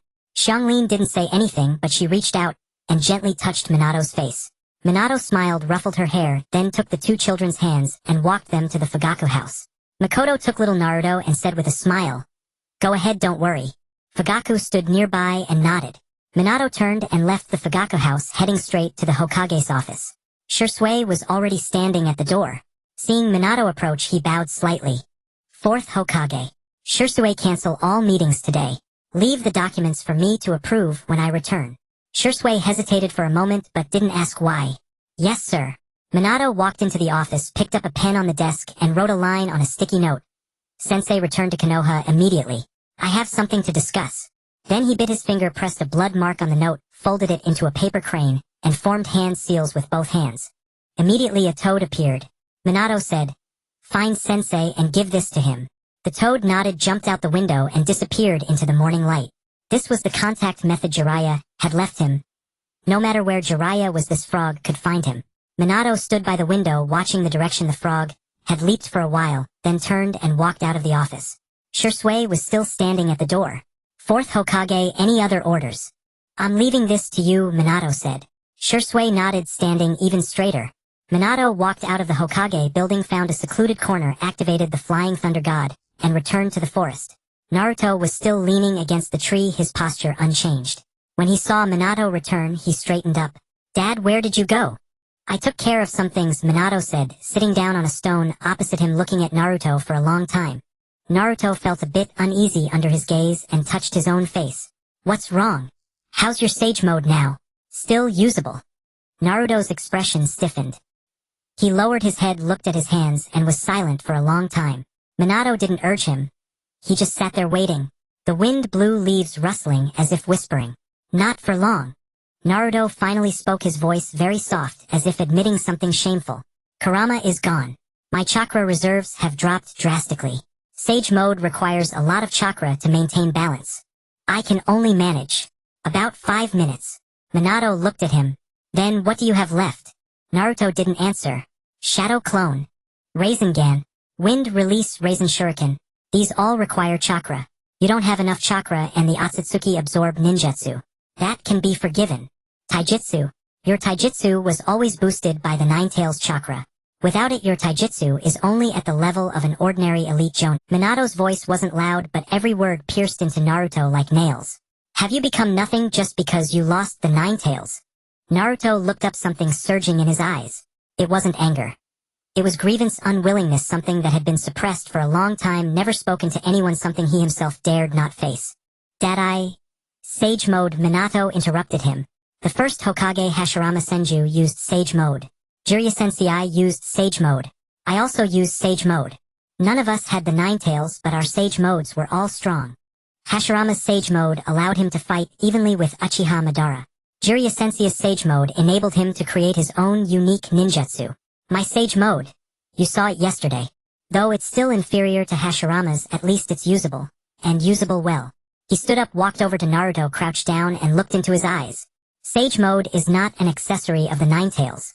It's your own thing, something you learned from Mount Myaboku, something you cultivated yourself. The Nine-Tails only amplified its effects, but even without it you should be able to use it. Your Sage mode was originally very strong. Even stronger than Jiraiya Sensei's. Why can't you use it now? Because you haven't used it for too long. Because you relied too much on the Nine-Tails. Because you forgot that Sage mode needs... Naruto's eyes reddened. He knew every word Minato said was right. Since he learned the Nine-Tails chakra mode, he had rarely used Sage mode. With the Nine-Tails, he didn't need to spend time absorbing natural energy, maintaining balance, or worrying about time limits. The Nine-Tails did everything for him. He thought it was progress, but it was actually regression. He thought he had grown stronger, but it was the Nine-Tails that had grown stronger. He himself hadn't changed. Your Sage mode is a Sage mode that suits you. Minato's voice softened a bit. Not Hashirama's, not Jiraiya Sensei's, not mine. Everyone's Sage mode is different because everyone's body is different, and everyone's natural energy is different. You need to find your own Sage mode. Not by imitating others, not by copying the past, but by feeling, exploring, and creating anew. He stood up, stepped back a few paces, and looked at Naruto. From now on you will train Sage mode here every day. Naruto looked up at Minato. Dad, is Sage mode really useful? Minato shook his head. I don't know that either. But I can tell you one thing. Senjutsu, the power of nature, is the true path of this world. Minato turned around and walked toward the edge of the forest. Dad! Naruto called out. Minato stopped but didn't look back. Thank you. Minato didn't answer and kept walking. His footsteps gradually faded away in the forest, growing softer and softer until Naruto stood alone in the forest. Sunlight filtered through the gaps in the leaves, shining on his face. He closed his eyes and took a deep, natural energy surged from all directions. He tried to draw it into his body, but it was unruly, rampaging through his meridians, causing him to wince, and he didn't stop. He kept absorbing, kept guiding, kept trying. It hurt, but he could endure it. It was far less painful than losing Kurama. Minato walked out of the forest and stood on a hillside looking back. Through the gaps in the leaves he saw Naruto. His son. Sitting cross-legged, eyes closed, his face filled with pain and concentration. He watched for a moment, then turned and walked away. Activating the Flying Thunder God, he returned to Konoha. Shursui was still standing at the office door. Seeing Minato return, he bowed slightly. Minato walked into the office, sat down, and began reviewing documents. The pile on the desk was high, but he worked quickly one after another. Signing, stamping, setting aside. Naruto stood alone in the wood, sunlight filtering through the gaps in the leaves and casting light upon his face. He closed his eyes and took a deep breath. Natural energy surged from all directions. He tried to draw it into his body, but it refused to obey, rampaging through his meridians, causing pain that made him grimace. He did not stop. He continued to absorb, to guide, to try. The pain was bearable. Far lighter than the ache of losing Kurama. 5 minutes. He could only last 5 minutes. Back when Kurama was with him, he had gradually stopped using Sage mode. When chakra was low, the Nine-Tails replenished it. When balance was broken, the Nine-Tails adjusted it. He never had to worry about anything. Just stand there and take hits or chase after others to attack. Now that Kurama was gone, he realized how dependent he had been on that fox. Sage mode required precise chakra control, a perfect balance between body and natural energy, and long periods of focus and practice. He had mastered these skills before, but now they had grown rusty. Not that he had forgotten, but it had been so long since he last used them that his body had lost. Naruto opened his eyes and wiped the sweat from his brow. 5 minutes had passed. The natural energy began to run wild, and his face started to distort, showing signs of toadification. He quickly deactivated Sage Mode and panted heavily. Still not good enough. Oh, he could only sustain it for a few minutes. He sat down, leaned against a tree, and gazed at the sky above. The sky was a deep blue, the clouds a pristine white, drifting one by one like the cotton candy he had enjoyed as a child. He recalled the days when Jiraiya Sensei had taught him to train. He also remembered his time learning Sage Mode on Mount Myaboku. Being smeared with toad oil every day, getting whacked on the head by Fukasakusage, and being chased after by Shimasage to eat. Back then he thought it was tough. But now looking back, those were the most carefree days. Jiraiya Sensei would drink sake nearby, laughing as he watched Naruto being chased by toads. Fukasakusage stood on his shoulder, patiently teaching him how to sense natural energy. Shimasage cooked in the kitchen, the aroma wafting out, making his mouth water. Jiraiya Sensei. Naruto's eyes reddened again. When Jiraiya Sensei died, he couldn't see him one last time. He stood in the rain, crying for so long that the rain washed away his tears, so long that he thought he could cry no more. Every time he thought of Jiraiya, every time he remembered Jiraiya's words, every time he recalled Jiraiya's carefree demeanor, he would cry. Not out of grief, but out of longing. Naruto wiped his eyes, sat up straight again, crossed his legs, and closed his eyes. One more try. This time he did not rush to absorb natural energy. Instead, he first sensed his own body. His father was right. There were still traces of Kurama within his body. Those traces were faint like ink washed by water, barely visible yet still present. He could feel Kurama's chakra lingering in every cell. Dormant, weak, as if waiting to be awakened. Naruto tried to touch those traces with his chakra, not to absorb natural energy, not to enter Sage Mode, just to touch. When touched, those traces emitted a gentle warmth like a hearth in winter. Not scalding, but very warm. He could sense Kurama's presence. Not a real presence, but an illusion, a memory, something etched deep within his soul. Kurama, Naruto whispered. No one answered, but he felt the traces grow a little warmer, as if responding to him. Tears streamed down Naruto's face again. He didn't know why he was crying. After all, he was an adult now, the 7th Hokage, someone who had been through so much. Naruto sniffled and continued to sense those traces. This time he didn't rush or force it. He just sat there, feeling the faint, elusive warmth inside his body, like listening to a song he hadn't heard in a long time. The melody blurred, the lyrics forgotten, but the feeling remained. Natural energy slowly, bit by bit, surged toward him. Not because he actively absorbed it, but because it came on its own, drawn by those traces, summoned by that warmth. Naruto did not resist or guide it. He let it come, let it go, let it flow within his body on its own. As natural energy coursed through his meridians, wherever it passed those traces, the traces grew hotter. The heat turned into light, and the light illuminated him. Naruto didn't know how long it took. Perhaps an hour, perhaps 2, perhaps longer. He didn't care. He simply sat there, feeling the changes within his body, sensing those traces gradually awakening, and natural energy slowly being tamed. Then he entered Sage Mode. The same Sage Mode as Jiraiya Sensei. Orange eyeshadow appeared beneath his eyelids, and his pupils became slit-like. No signs of toadification appeared on his face. Natural energy flowed smoothly within his body. No rampage, no loss of control. He could feel his body growing stronger, his perception sharpening, power surging.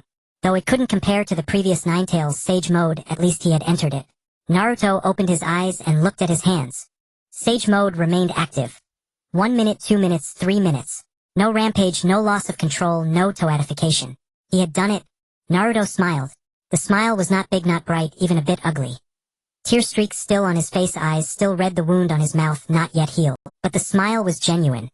Bubbling up from the depths of his heart, unstoppable like a spring gushing forth. Kurama, he whispered, did you see that? I did it. No one answered. But he felt those traces warm up once more. By the time Minato returned to Konoha, it was nearly noon. He had spent the morning processing documents. Signing, stamping, setting them aside one after another. Halfway through, Minato paused, picked up his teacup, and took a sip. The tea had gone cold, but he didn't mind. He gazed out the window at the sky, thinking about. He wondered how the training was going. In the afternoon, Minato finished all the documents. He stood up and stretched his bones, cracking a few times. Shursui had already left for the day. A new Umbu member stood guard at the door. An unfamiliar face. Seeing Minato, he quickly saluted. Minato nodded and walked out of the building. He didn't go to Fugaku's house. Instead, he found a secluded corner, activated the Flying Thunder God technique, and went to that forest. Naruto was still sitting under that tree. His eyes were closed and orange eyeshadow adorned his face. Sage Mode. Minato stood at a distance watching him, not approaching, not making a... He could sense that Naruto's sage mode was different from this morning. In the morning, Naruto's sage mode had seemed forced, unstable, on the verge of collapse. Now, though still immature, it was at least steady. Natural energy flowed slowly within him, neither hurried nor sluggish, like a quiet stream. Minato watched for a while, then turned and left. Naruto didn't know he had been there. His eyes remained closed, focusing on the changes inside his body. Natural energy coursed through his meridians. Wherever it passed those traces, the traces glowed, illuminating the meridians and nurturing them. Nurtured meridians could hold more natural energy. It was a cycle, a positive cycle. He had never known about this before because with Kurama around he never needed to. Now that Kurama was gone, he had to rely on himself. But he discovered that relying on himself wasn't so hard. The difficult part was starting. Once started, it became easy. The sky darkened. Naruto opened his eyes and deactivated sage mode. His stomach growled. He hadn't eaten a thing since morning. He stood up, brushed the dirt off his clothes, and looked around. The forest was silent. No birds, no insects. Only the rustling of leaves in the wind. Naruto leaned against a tree and gazed at the sky. It was almost dark. The setting sun dyed the clouds a fiery orange, as if someone had spilled a bottle of paint. Dusk was falling. The sun had already sunk behind the mountains, leaving only a last smear of orangered light clinging to the horizon like a brushstroke gently dabbed on rice paper. The light dimmed within the forest, the shadows of trees stretching long and thin like silent figures standing in the twilight. Naruto leaned against a tree, his stomach growling again. He hadn't eaten all day, but he didn't want to move. He just lay there watching the light on the horizon fade little by little. Minato appeared before him. No sound, no warning. As if he had grown out of the air itself. Naruto looked up at Minato, at his golden hair glowing faintly in the dusk, at his white Hokage robe fluttering softly in the wind, at his blue eyes holding something gentle like moonlight settling on water. Minato walked over, sat down on the grass, and patted the spot beside him. Sit. Naruto straightened up from the tree and sat down beside him. They sat side by side, gazing at the distant horizon. Neither spoke. The wind blew leaves rustling as if speaking for them. Naruto didn't know what Minato was thinking, but he could feel Minato looking at him. Not a scrutinizing or appraising look, but a quiet one, as if looking at something very important. After a long silence, Minato spoke. How long has it been since you truly examined yourself? Naruto froze. He looked at Minato, his blue eyes filled with confusion. What do you mean? Minato didn't look at him, his gaze remained on the distant skyline. Have you reflected on your battles with the Otsutsuki? Since you reached your peak relying on Kurama's power, how long has it been since you continued your training? Naruto's mouth opened then closed. He wanted to say, I've been training all along. But the words died on his lips. He had been training until he lost Kurama. After losing Kurama, most of his time was consumed by official duties, village affairs, shinobi world matters. Endless tasks that never seemed to finish. He rarely had time to sit down and truly consider his own path, to examine his own life. Minato was right. It had been a long time since he had examined. You've met Guy, Minato said. It was not a question but a statement. Naruto nodded. Guy. Might Guy, Kakashi's contemporary, the blue beast of Konoha, the inheritor of the 8 inner gates. In Boruto's era, Guy was already in a wheelchair, his right leg gone, but his eyes were still bright like 2 lamps. Every time they met, he would give a thumbs up and shout with a grin, Naruto, youth never admits defeat. Naruto always smiled back, but inside he thought this old man's youth truly burned for a lifetime. That child Guy, Minato said, the corner of his mouth curling. You must have seen him. In your time, he must be an old man by now. Naruto nodded again. He didn't know why Minato suddenly brought up Guy, but he didn't interrupt. Guy could never use ninjutsu or genjutsu, or taijutsu was his only weapon. When his father taught him the 8 inner gates, he told him, Guy, you are a genius. Your genius just doesn't lie in ninjutsu. Guy believed it.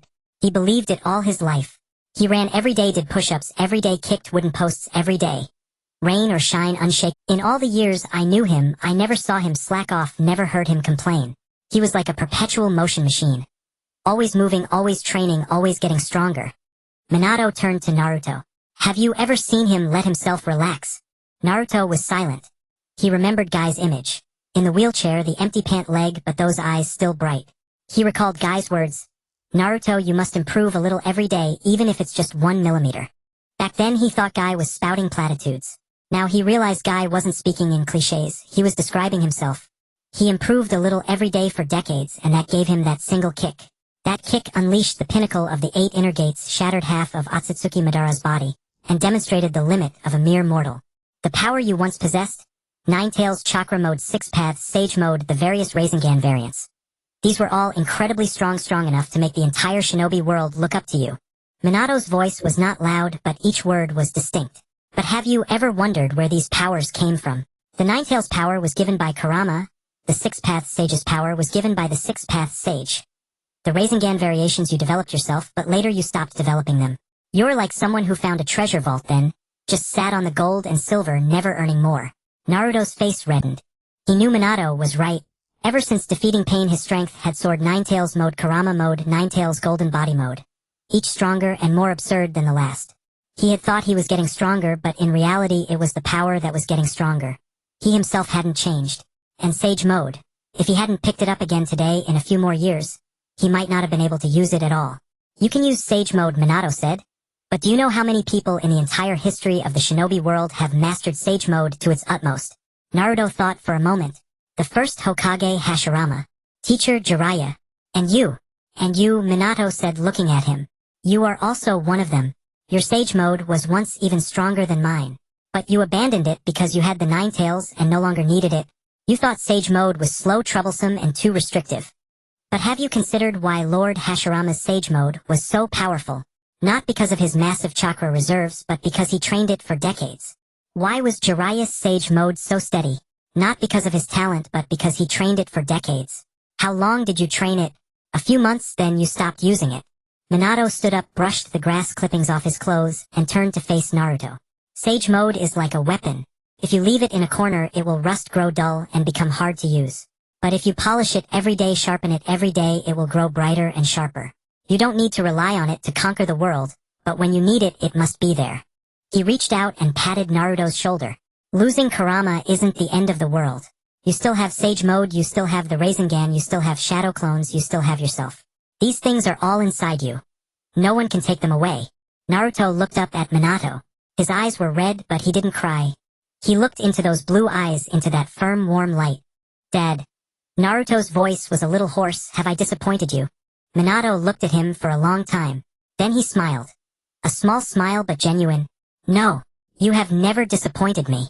Naruto lowered his head, wiping his eyes with the back of his hand, but the tears kept coming more than he could wipe away. Minato sat down beside him, reached out, and wrapped an arm around his shoulders. The sky had fully darkened. The moon had risen, hanging in the eastern sky, pale as a piece of ice about to melt. Stars lit up one by one, as if someone had lit lamps across the heavens. The wind blew from afar, carrying the coolness of night, stirring the hair of... After Naruto finished crying, he wiped his eyes, looked up at Minato, and asked, Dad, what should I do? Now that the Otsutsuki have come, I feel I can't even protect my own child. Then become so strong they wouldn't dare lay a finger on your child. Naruto thought for a moment. I don't know how to become stronger. I've tried every method I know. Minato smiled. Want me to teach you? Naruto froze, then smiled too. A small smile, but bright like a crack in the dark clouds, revealing the... He looked at Minato, at this father. He had only met a few times, only seen in photographs and memories, and felt something indescribable inside. Dad, thank you. Minato shook his head. No need to thank me. I'm your father. Naruto's tears threatened to spill again, but he held them back. He took a deep breath, stood up, and brushed the dirt off his clothes. Then I'll continue training Sage Mode. Minato also stood up, looking at him. Not going to eat. Not hungry. As soon as the words left his mouth, his stomach growled again, even louder. Minato looked at him, and he looked at Minato. They stared at each other for a second, then both burst out laughing. The laughter echoed through the forest, startling a few birds that fluttered away with a flap. Minato reached into his robes and handed something to Naruto. It was a dozen rice balls wrapped in oiled paper, still warm from his body. Naruto took them, unwrapped the paper, and took a bite. Red bean filling. He paused, looking at Minato. Boruto's favorite, Minato said. I thought you might like them too. Naruto finally couldn't hold back his tears. He cried as he ate the rice ball stuck in his throat. Minato handed him a canteen. He took a sip, swallowed, and took another bite. Red bean filling, very sweet. So sweet it made his throat tighten. Naruto bit into a rice ball filled with red bean paste, its sweetness tightening his throat. He chewed while watching Minato, waiting for him to speak. Minato did not rush to speak. After Naruto swallowed, he said slowly, Sage Mode. You know its origin? Naruto nodded. Mount Mayaboku. Jiraiya Sensei took me there. Yes, Mount Mayaboku. Minato sat down, cross-legged across from him, hands resting on his knees. one of the three sacred lands alongside Shikatsu Forest and Ryuchi Cave. The sage arts passed down from the great Toad Sage have endured for over 1,000 years. Our sage mode was learned from there. When Jiraiya Sensei taught you, he must have told you that the core of sage mode is natural energy. Chakra is a combination of physical energy and mental energy, while natural energy is the power inherent in the world itself. Balance the three and you enter sage mode. Imbalance leads to toadification and turning into stone. Naruto took another bite of the rice ball, chewing and nodding. He had learned all this. Jiraiya Sensei taught him and Fukasakusage taught him. He remembered it clearly.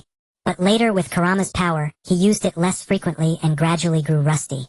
But do you know why the first Hokage Hashirama-sama's sage mode was so powerful? Minato asked. Naruto thought for a moment. Because his chakra reserve was huge. Not entirely. Minato shook his head. Hashirama-sama's chakra reserve was indeed immense, but his sage mode was strong because his physical body itself was formidable. He possessed vitality and regenerative abilities far beyond ordinary people. Natural energy entering his body did not require deliberate balancing, or his body regulated itself automatically. Thus his sage mode had no time limit, no preparation time, and could be activated anytime, anywhere. That was because his body could withstand that power. Naruto fell silent. He recalled Hashirama's sage mode.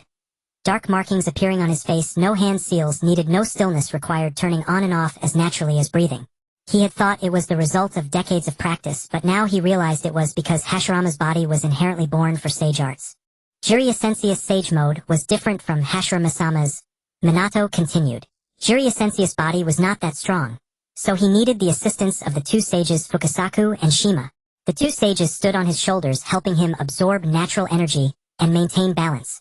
Without them, Jiraiya Sensei could still activate sage mode, but for a very short time and with extensive preparation. That was not because Jiraiya Sensei was weak. It was because his body was not suited for sage arts. The level he achieved with sage mode was already his limit. Naruto remembered Jiraiya Sensei's sage mode appearance. Toad-like markings on his face, his nose enlarged, his eyes turning into toad eyes, with Fukasakusage on his shoulder and Shimasage on his head. At that time he found it a bit amusing, but now he understood it was the limit of an ordinary man. Jiraiya lacked Hashirama's body and Kurama's power. He relied on decades of hard training, and the help of two sages, elevating himself to the pinnacle of the Kage level. My sage mode is different from all of yours. This is my own creation. Minato extended his hand, palm up, and a wisp of natural energy gathered in his palm, emitting a faint greenish light. What is called sage mode is the combination of chakra, spirit, and natural power. But now I think you've already discovered the drawbacks of chakra when facing the Otsutsuki clan. So the sage mode I've created now directly uses spirit to guide natural energy, strengthening the physical body, and using that natural power directly without borrowing chakra. Now with this natural power, my body is still undergoing transformation. It's not yet complete. Once the transformation is finished, my sage mode should reach the level of Hashirama-sama or even higher. Naruto looked at the green light in Minato's palm, feeling an indescribable sensation. Not envy, not jealousy. A calm scenery viewing feeling. Minato's sage mode was beautiful. The green light was soft, not dazzling, not ostentatious, like a quiet stream. Dad, does this path of yours have... Minato withdrew the light, looked at Naruto and said, I'm not sure, but at least it's stronger than now. You already know sage mode. Now you need to abandon chakra. What I'm going to teach you is this. He pulled out a scroll from his bosom. Very old edges, curled paper, yellowed with some stains and smudges, as if it had been handled many times. Minato placed the scroll on the grass between them, unopened, just lying there. This is what I've researched over not a ninjutsu, but a cultivation method. Naruto was taken aback. Cultivation method. Yes, a cultivation method. Minato's voice was calm. You should know that chakra is extracted from cells. The more you use it, the faster your cells age. That's why ninja generally have short lifespans. Why did Hashirama-sama die in his prime? Not because he died in battle, because his cells were severely overdrawn by chakra. Using sage mode through chakra made Hashirama strong, but you know sage mode is chakra combined with natural energy. Hashirama-sama fought wars for years in that era. I suspect that was also one of the reasons for his death. Naruto remained silent. He knew Minato was right. He had seen too many ninja die young, not in battle, but because their bodies gave out. He had also seen too many strong warriors begin to decline in their prime. Not because they lacked effort, but because their bodies could no longer hold up. He himself had felt it. Ever since losing Kurama, his body was like a house, hollowed out by termites, looking fine on the outside, but riddled with holes inside. My cultivation method does not use chakra. It uses natural energy. Minato unrolled the scroll, revealing densely drawn meridian charts, acupoint diagrams, and various textual annotations. Naruto couldn't understand them, but he could see that the diagrams and characters were neat and precise, each stroke executed with care, as if doing something very important. Absorb natural energy into the body, use it to temper the body, nourish the meridians, and repair cells. Not overdrafting, nourishing. Not consuming, accumulating. When practiced deeply, the body will gradually transform, cells will regenerate, meridians will broaden and strengthen, and even lifespan will extend. Naruto's eyes widened slightly. Even lifespan can be extended. Yes, Minato looked at him. You lost Kurama, but your body was nourished by Kurama for decades. Its chakra has permeated every cell of you. That's one of your benefits. You haven't extracted chakra heavily, so your cell lifespan remains. It will shorten the time needed. Also, the traces of the Nine Tails are still there, just dormant.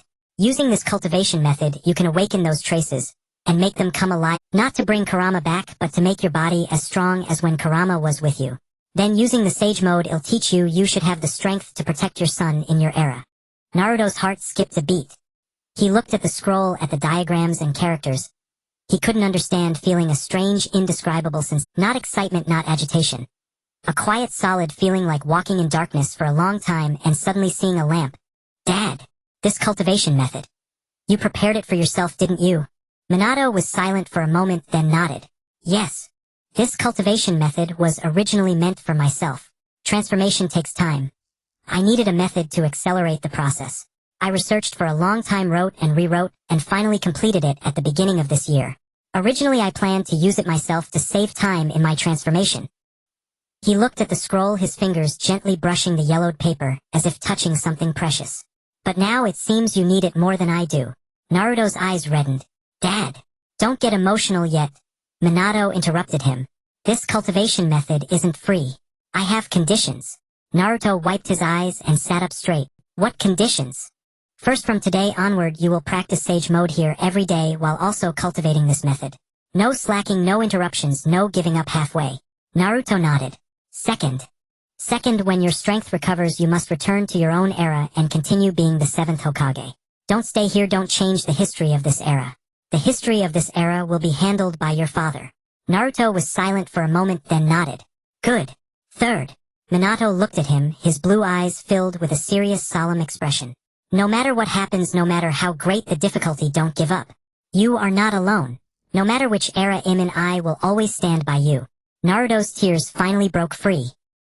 He lowered his head, wiping his eyes with the back of his hand, but the tears came faster and faster, unstoppable. Minato did not offer a handkerchief, nor did he say, "Don't cry." He just sat there waiting for him to finish. After crying for a while, Naruto looked up at Minato. Dad, thank you. Minato shook his head.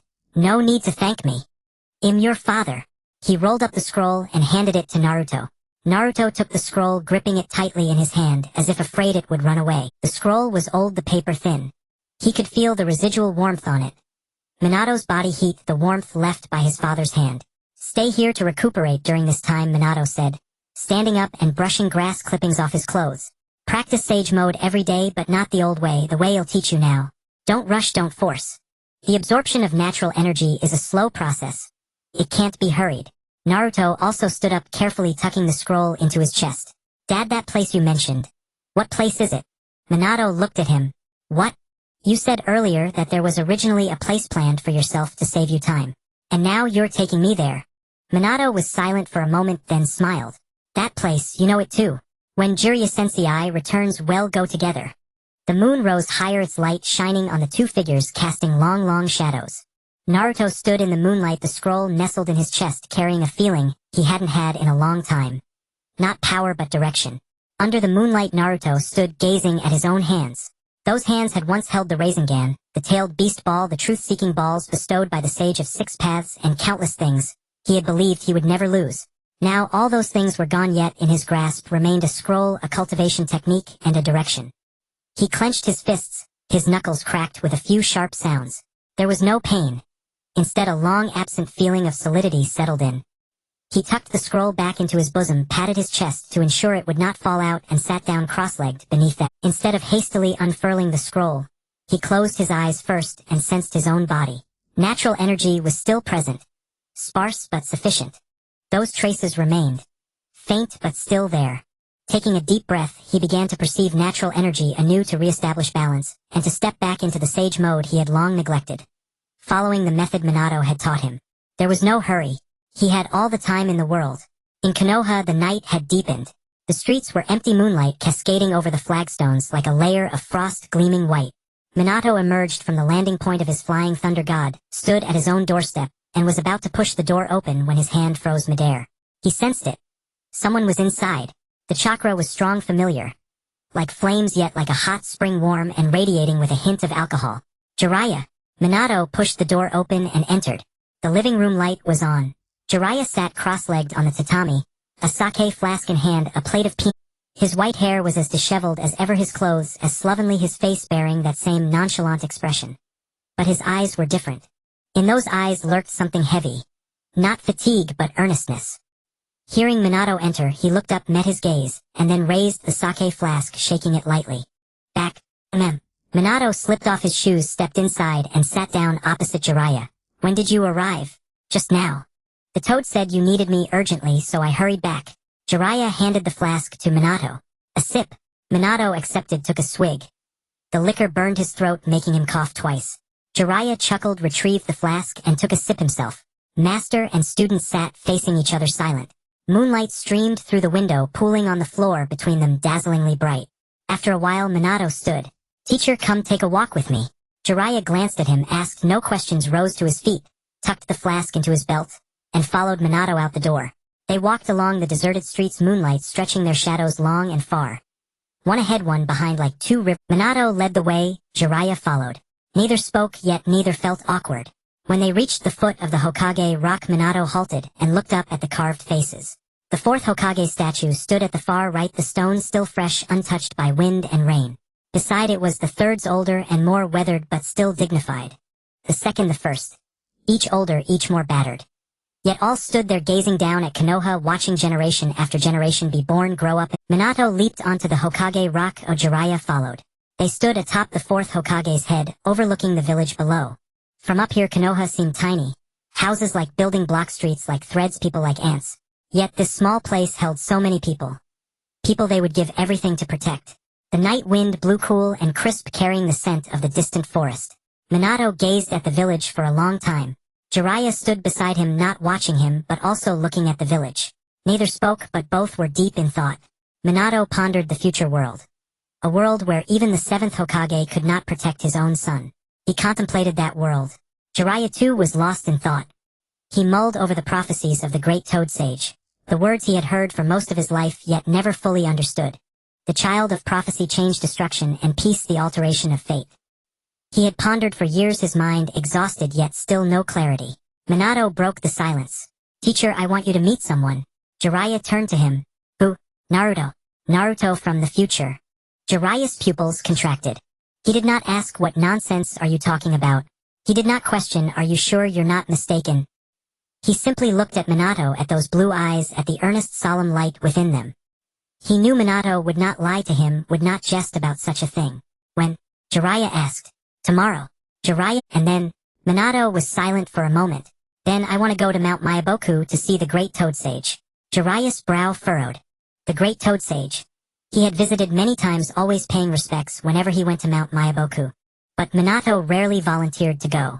He knew Minato disliked those cryptic prophecies, those ambiguous words, that feeling of fate already decided. Now that Minato was the one to bring it up, something must have happened. Something he could not handle alone. Why? Jiraiya asked. Minato did not answer directly. He stared at the distant village, at the scattered specks of light, at the glow that palpitates like so many hearts in the dark. Teacher, there are things I need to confirm. Jiraiya nodded. He asked no further. He knew, when Minato wanted to confirm something, he was already 80% certain. Yet, in his mind, Minato was contemplating the future. The Sage of Six Paths. Hagoromo Otsutsuki, founder of Ninshu, the one who spread chakra. That legendary figure had appeared in that era, helping Naruto and Sasuke seal Kagaya. But in the battles to come, against Momoshiki, Kinshiki, Urashiki, Ishiki, the Sage of Six Paths never appeared. Nor did the mighty ones of the Pure Land, the past Hokage, the past heroes, emerge. Minato's brow tightened further. The more he thought, the more wrong it felt. If the sage intervened to stop Kagaya, why did he not act against the later Otsutsuki? Were those Otsutsuki weaker than Kagaya? No, Mamashiki Ashiki. None were any weaker. And the powers of the Pure Land. Hashirama Senju Madara Uchiha Hiruzen Sarutobi Minato Namikaze himself. Why did they not intervene? Did they not know the ninja world faced annihilation? They knew, they must have known. Yet they did not appear, did not help, did nothing. Unless, Minato's inner voice dropped to a whisper so faint it was almost carried away by the night wind. Unless the Sage of Six Paths has already fallen. And the Pure Land has been breached. The night wind blew cool and chilling. Jiraiya stood there flask in hand, the vessel cold, the liquor within equally cold. He looked at Minato. At his face pale under the moonlight, at the deep heavy something in those blue eyes. Minato, what are you thinking about? Jiraiya's voice drifted over. Minato turned to face him. I'm thinking about the future. Because of the future, Jiraiya said. So you want to see the great Toad Sage? Yes. Minato replied. Jiraiya fell silent for a long time. He looked down at Konoha, at the scattered glimmers, at those lights beating like hearts in the darkness. Tomorrow, Jiraiya finally spoke, we'll see Naruto first. Then, I'll take you to Mount Mayaboku. Minato nodded. They stood on the Hokage rock, gazing at Konoha bathed in moonlight. Neither spoke again. The night wind blew cool and quiet, carrying the unique stillness of the hour. In the distance, insects chirped one after another, unhurried and steady. By the time Minato and Jiraiya descended from the Hokage rock, the sky was nearly light. A pale fishbelly white spread across the eastern horizon, as if someone had gently dabbed a brush on a sheet of rice paper. Master, let's go to my place first, Minato said. Jiraiya nodded and followed him toward his home. The two walked down the empty street in silence. Minato's house was on the east side of the village, small but clean. In the yard grew a persimmon tree planted by Kushina, while she was still alive, now as thick as a wrist. Minato's house was on the east side of the village, small but clean.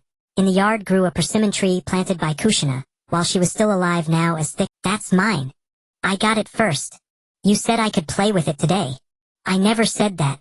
The two argued loudly, their voices growing sharper and louder. Minato stood at the door listening for a moment, a faint smile curling at the corner of his mouth. Then he stepped inside. Naruto, Karen, stop fighting. Both children froze and turned to look at him. Naruto's eyes lit up at the sight of Minato, but before he could shout, Dad, he noticed Jiraiya standing behind him. He tilted his head, staring at the white-haired, redrobed old man with curiosity in his blue eyes. Dad, who is this? Minato crouched down and ruffled Naruto's hair. This is Grandpa Jiraiya, your father's teacher. Naruto looked at Jiraiya and Jiraiya looked back at Naruto. One was 4 years old, the other over 40. Old and young, their eyes met. After a few seconds, Naruto suddenly smiled, revealing a few tiny baby teeth. Hello, Grandpa Jiraiya. Jiraiya was taken aback. He had seen many children, taught many students, and heard many call him Lord Jiraiya, Master Jiraiya, or Pervy Sage. But never once had anyone called him Grandpa Jiraiya. The title came from the mouth of a 4-year-old. Soft, sticky, like freshly made mochi, so sweet it made his throat tighten. Jiraiya crouched down and pulled out a small wooden carving. A toad, round and plump with bulging eyes, endearingly naive. He handed the carving to Naruto. I made this little gift for little Naruto. Naruto took it, turned it over a few times, then hugged it to his chest and smiled again. Thank you, Grandpa Jiraiya. Karen peeked over from the side, her eyes also curious about the wooden toad. Jiraiya glanced at her and pulled out another small carving. A butterfly, its wings so thin they seemed ready to take. He handed the carving to Karen. This is for you. Karen took it, lowered her head, and stared at the wooden butterfly for a long time. Then she looked up at Jiraiya and whispered, Thank you. Her voice was so soft it was almost inaudible, but Jiraiya heard it. He laughed, a hearty laugh that crinkled the corners of his eyes. Minato stood nearby watching the scene, a complex feeling stirring in his heart. He watched Jiraiya crouching on the ground talking to the two children, and was reminded of his own childhood. He had been about Karen's age when he first met Jiraiya. Back then Jiraiya was younger, his hair not so white, his face not so lined, but his smile was the same. Carefree, joking, yet with the same light in his eyes. Naruto, Karen, you're going to Uncle Fugaku's house today, Minato said. Naruto hugged the wooden toad and pouted. No. I'll buy you dango tonight. Red bean filling. Red bean filling. 3 sticks. 2. Naruto thought for a moment, then nodded. Karen said nothing. She carefully tucked the wooden butterfly into her pocket, patted it to make sure it wouldn't fall out, then walked over to Minato and took his hand. Minato led the two children to Fugaku's house. Makoto greeted them at the door. She was startled to see Jiraiya, then quickly bowed. Jiraiya waved his hand and said with a smile, No need to be formal. Then followed Minato away. At a secluded spot at the village edge, Minato reached out, grabbed Jiraiya's shoulder, and activated the Flying Thunder God technique. Space twisted and the two appeared in that unfamiliar forest. Sunlight filtered through the gaps in the leaves, painting patches of light on the ground. On the grass under the tree, Naruto, the seventh Hokage Naruto, was sitting cross-legged, eyes closed with orange eyeshadow on his face. He was still practicing sage mode. He hadn't stopped since Minato left the day before. Sensing something, Naruto opened his eyes. He saw Minato first and smiled, then noticed the person beside him. White hair, red robe, wooden clogs, a sake flask hanging from his waist, and on his face that expression Naruto would never forget. Carefree, joking, but with eyes full of seriousness. Naruto's body froze. Jiraiya stood still, looking at the Naruto who had come from the future. Golden hair, blue eyes, 3 whisker-like marks on it. It was different from what he had imagined. He had pictured Naruto grown up. Tall, strong, imposing, wearing a Hokage robe, standing on the Hokage rock, overlooking the entire village. But the Naruto before him was not tall, not strong, not imposing. He was thin, haggard, his eyes filled with exhaustion, his clothes dirty, and his face bore fresh wounds. Yet his eyes were bright. As bright as when he was 4 years old, so bright it seemed a lamp that would never go out burned inside them. The two stared at each other for a long time. Naruto stood up. His legs trembled not from exhaustion but from excitement. His hands shook not from cold but from an uncontrollable surge. His eyes reddened, tears welling up but not yet falling. He looked at Jiraiya. At the face he had only seen in photographs and memories and dreams. The face he thought he would never see again. Then he rushed forward. Naruto threw himself at Jiraiya, and hugged him tightly, so tightly it was, as if he feared Jiraiya would vanish, as if this were a dream and letting go would wake him. Jiraiya stumbled back a step, then steadied himself, reached out and patted Naruto's back. Naruto's tears finally broke free. He buried his face in Jiraiya's shoulder and cried like a child. Not silent tears but a loud wailing cry that shook his whole body, that left him gasping for breath, as if he were pouring out all the grievances, sorrow and longing of the past. Jiraiya said nothing. He didn't ask what's wrong, or say, don't cry. He just stood there, letting Naruto hold him, letting him weep, his hand patting Naruto's back rhythmically, gently, slowly, as if soothing a child who had a nightmare. Minato stood at a distance, watching, not approaching. He knew this was a moment between Naruto and Jiraiya. He didn't need to be there, nor should he be. He turned and walked to the other side of the forest, leaned against a tree and waited. Naruto cried for a long time, until his voice was hoarse, until his tears ran dry, until he felt all his strength had been drained away. He lifted his head from Jiraiya's shoulder and looked at Jiraiya's face. White hair, red robe, that carefree expression, the wrinkles at the corners of his eyes, the smile on his lips. Jiraiya sensei. Naruto's voice rasped like sandpaper. Jiraiya looked at him and smiled. That smile was exactly as he remembered. Carefree, joking, but with eyes full of tenderness. Naruto, you've grown up. Naruto's tears started again.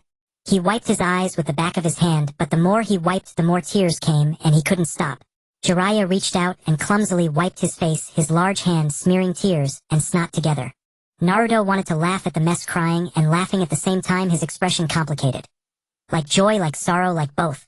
Jiraiya looked at Naruto's tear-streaked, laughing face for a long time, then spoke. Naruto, you haven't been doing well. It wasn't a question, it was a statement.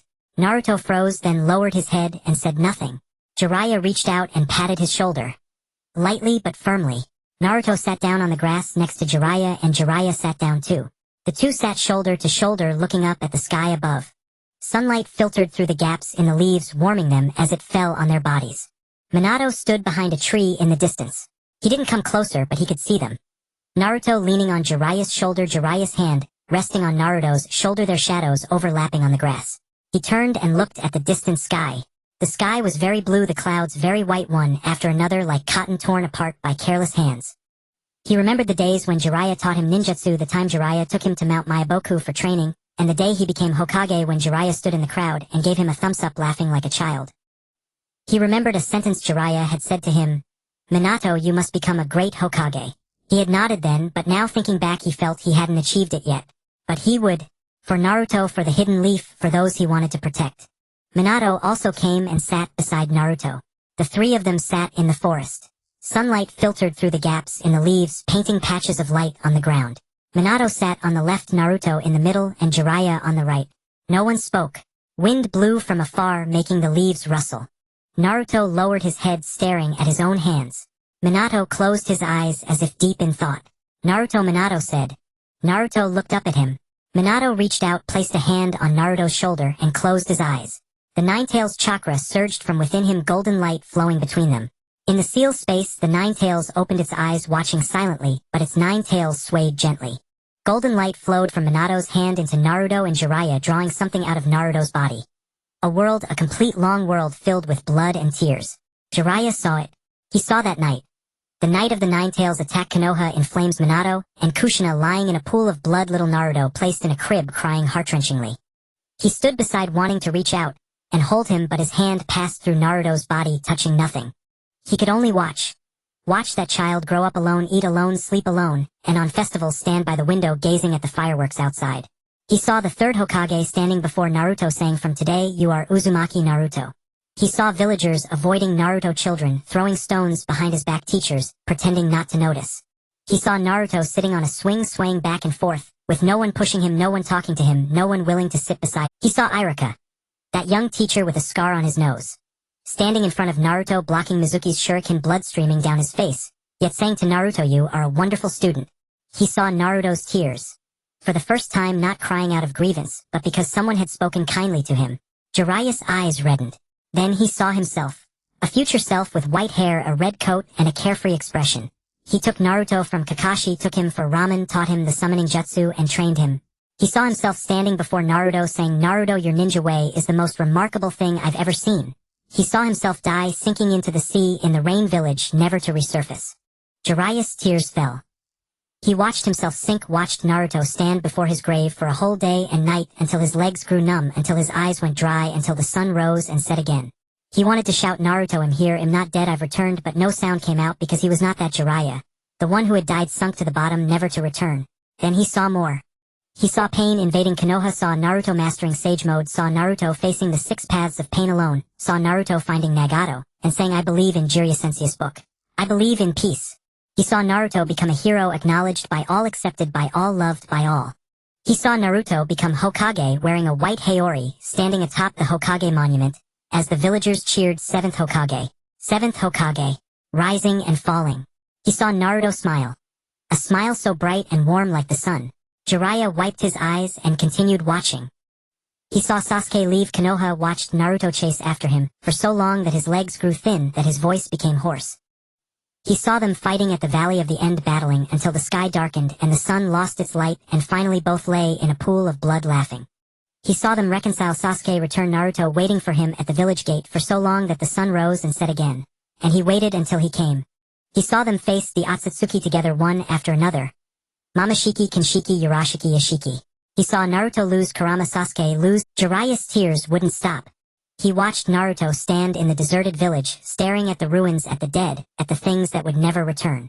He saw him telling his daughter stories about his grandfather, saying that he was a powerful ninja, who wrote books, drank sake, and laughed atop the Hokage monument. He saw him standing before the memorial stone, staring at Jiraiya's name for a long time, then saying, "Jiraiya Sensei, The scene stopped there. The golden light faded, and all three opened their eyes. Naruto's face was streaked with tears, Minato's face too, and Jiraiya's face was completely wet. Wind blew, leaves rustled, as if weeping for them.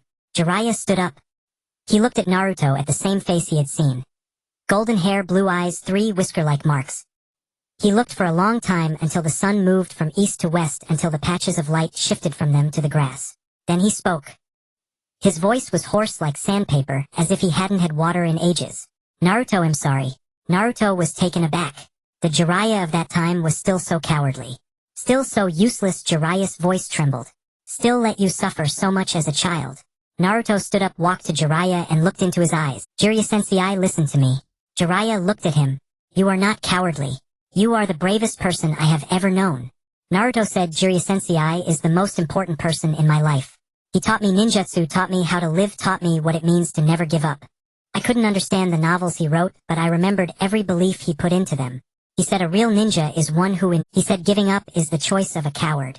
He said my ninja way is the most remarkable thing he ever saw. Jiraiya Sensei, you will always be my hero." Jiraiya's tears flowed again. He didn't wipe them away. He just stood there letting the tears stream, looking at Naruto. The child who had turned into the 7th Hokage in that world, who had endured so much but could still smile. "Naruto," Jiraiya said softly, "you are an amazing ninja." Jiraiya reached out, pulled Naruto into his arms, and hugged him. The three sat in the woods for a while. The sun had already shifted westward, its dappled light moving from their bodies onto the grass. golden round patches. A breeze swept in from afar, rustling the leaves, as if urging them to leave. Shuemen rose to his feet and brushed the grass clippings off his clothes. Master, take us to Miaomu Mountain. Zilai glanced at him, then nodded. He formed hand seals and performed the summoning jutsu. A burst of white smoke dispersed, revealing a colossal toad before them. It was not the legendary toad Bunta, but another. Unfamiliar to Shuemen yet known to Zilai. The toad lowered itself, allowing the three to climb onto its back. Hold steady, Zilai said. Shuemen sat on his left, Mingren on his right. Mingren gripped the warts on the toad's back. His hands trembled not from fear of heights, but because it had been an eternity since he last returned to Miaomu Mountain. Ever since Zilai's death he had never gone back. Not because he didn't want to, but because he dared not. Every time Miaomu Mountain came to mind, he thought of Zilai standing atop a toad's head laughing and calling out, "Mingren, keep up!" Now he was back seated beside Zilai, the wind tousling his hair into a wild mess. Reverse summoning jutsu, Zilai intoned. In an instant the three arrived in a vast forest of towering, densely packed trees. Their trunks were riddled with bumps like the skin of a toad. The air was heavy with moisture, carrying the scent of soil and moss. From a distance came the croaking of toads. A rhythmic ribbitribbit, as if welcoming them yet also warning them. Let's go. Zilai led the way. Shuemen followed behind with Mingren bringing up the rear. The three walked along a narrow stone path flanked by towering trees. Sunlight filtered through the leaves, casting scattered patches of light on the ground. Gazing at those patches, Mingren recalled his first visit to Miaomu Mountain. Back then he was just a boy who knew nothing, tricked by Zilai into coming with the promise of a wonderful place. Only to find a toad's den. He had been chased by toads, smeared with toad oil, wrapped on the head by Sage Fukasaku and force-fed by Sage Shima. Back then he thought Miaomu Mountain was the most terrifying place in the world. Now he felt it was the most reassuring. After walking for a while, an ancient toad appeared ahead. It stood in the middle of the path, leaning on a cane, its back arched like a bridge, white beard trailing to the ground. It looked at Zilai, then at Shuemen, then at Mingren, and finally spoke. Its voice was slow and deep, as if speaking from beneath water. "Zilai, the great toad sage awaits you." Zilai nodded. The old toad turned and shuffled forward step by step, leaning on its cane. It moved very slowly, and the three followed even slower. No one urged, no one rushed. Time in Miaomu Mountain flowed differently. Here a day could feel like a year, and a year like a day. After a long walk they arrived before a shrine. Vast, empty, and dim. Only at the deepest end was a lamp, its light yellow flickering, as if on the verge of dying. Beneath the lamp lay a toad, the great toad sage. It sat on a stone throne, its skin gray, covered in warts and moss. Its eyes were shut, as if sleeping or deep in thought. In its mouth was a long pipe whose smoke curled from its nostrils, writhing like a serpent swimming through the old toad withdrew. The three stood at the shrine entrance, none stepping inside. Shuemen gazed at the great toad sage, as did Zilai and Mingren. Mingren had seen it before, back when he understood nothing of prophecies, destinies, or revolutions. Only that this old toad was exceptionally sleepy and talkative. Now seeing it again, a strange feeling stirred within him. Not awe, not fear, but an uncanny sensation of being. Though the great toad sage's eyes were closed, Mingren felt it watching him. Watching his person, his heart, his very soul. The great toad sage opened its eyes. Huge and yellow, its vertical pupils were like twin blades, casting sharp beams of cold light in the gloom. It regarded the three for a moment, then spoke. Its voice was slow and deep, as if rising from the deepest abyss. "Little Zilai, take Mingren to rest. I have words for Shuemen." Zilai glanced at Shuemen, who nodded. Zilai led Mingren out of the shrine. Their footsteps on the stone path gradually faded, growing lighter until they disappeared. Inside, only Shuemen and the great toad sage remained. Shuemen stood in the center of the shrine, head lifted, gazing at the sage. He said nothing, showed no nervousness or unease. Simply stood there waiting. The great toad sage stared at Shuemen for a long time. So long that Shuemen thought it had fallen asleep, and the lamp's flame flickered several times. Then it spoke. "You are different from before." Shuemen's brow twitched. "Different how?" The great toad sage did not answer directly. It took a drag from its pipe, exhaled. The smoke slowly dispersed in the air like ink dropped into water. "Your thread of fate was once a straight line, from birth to death, clear and distinct. But now that line has branched. It has become too many lines. Your future is no longer predetermined, but filled with variables. I can no longer see through you." Shuemen was silent for a moment. "Is this good or bad?" "It is both good and bad," the great toad sage said slowly. "Good because you are no longer bound by fate. Bad because every step must be taken, chosen, and borne by yourself." Shuemen nodded. "I understand. Do you not ask why I sent Zilai and Mingren away?" Shuemen shook his head. "You had your reasons for sending them away. The great toad sage looked at Shuemen. Within those yellow eyes was something deeply complex. Not satisfaction, not relief. An indescribable emotion, as if it had both exhaled and held its breath tighter. Shuemen, you already know something of the future. Shuemen nodded. But what you do not know is that the Pure Land is now empty. Shuemen's pupils contracted. He had guessed, pondered, worried. But never confirmed. Now hearing it from the great toad sage's own mouth felt entirely different. After Kagaya was sealed, the Sage of Six Paths soul has been maintaining the order of the dead in the Pure Land. But the Otsutsuki clan's assault was not only against the living world. They also attacked the Pure Land. The Sage of Six Paths held off their first wave single-handedly, but it consumed too much of his power. Is he still alive? Shuemen asked. Alive but very weak. The strong souls of the Pure Land, Hashirama Senju Madara, Uchiha Hiruzen Sarutobi, and you, are still there, protected by the sage, not devoured by the Otsutsuki. But they cannot hold out much longer. Shuemen's hands clenched. What must I do? The great toad sage closed its eyes, then opened them. Your power comes from natural energy. Not chakra, not sage arts. Something more pure. This power cannot be absorbed by the Otsutsuki. What you must do is continue to transform until you are strong enough. Go to the Pure Land, aid the sage. That is the first line of defense against the Shuemen was silent for a long time. How do you know of future events? The great toad sage fixed its gaze on Shuemen. A deep heavy light shone in those yellow eyes. Ever since Mingren arrived in this era, I have already met my future self. This is my ability. Our three clans exist to protect the shinobi world. Zilai, Mingren, Shuemen, you and your clan signed summoning contracts. If the shinobi world were not in crisis, have you ever seen us three clans sign summoning contracts with humans in these millennia? Shuemen's heartbeat quickened. The three clans guard the shinobi world. The great sage continued. Natural power is the original source of this world, but it was defeated thousands of years ago. Later the Sage of Six Paths appeared, and we helped him defeat Kagaya. The shinobi world enjoyed peace for millennia, but in the last 100 years turmoil has returned. Kagaya emerged, the Otsutsuki clan attacked, war has begun. And Mingren appearing here is in the end the shinobi world's self-rescue.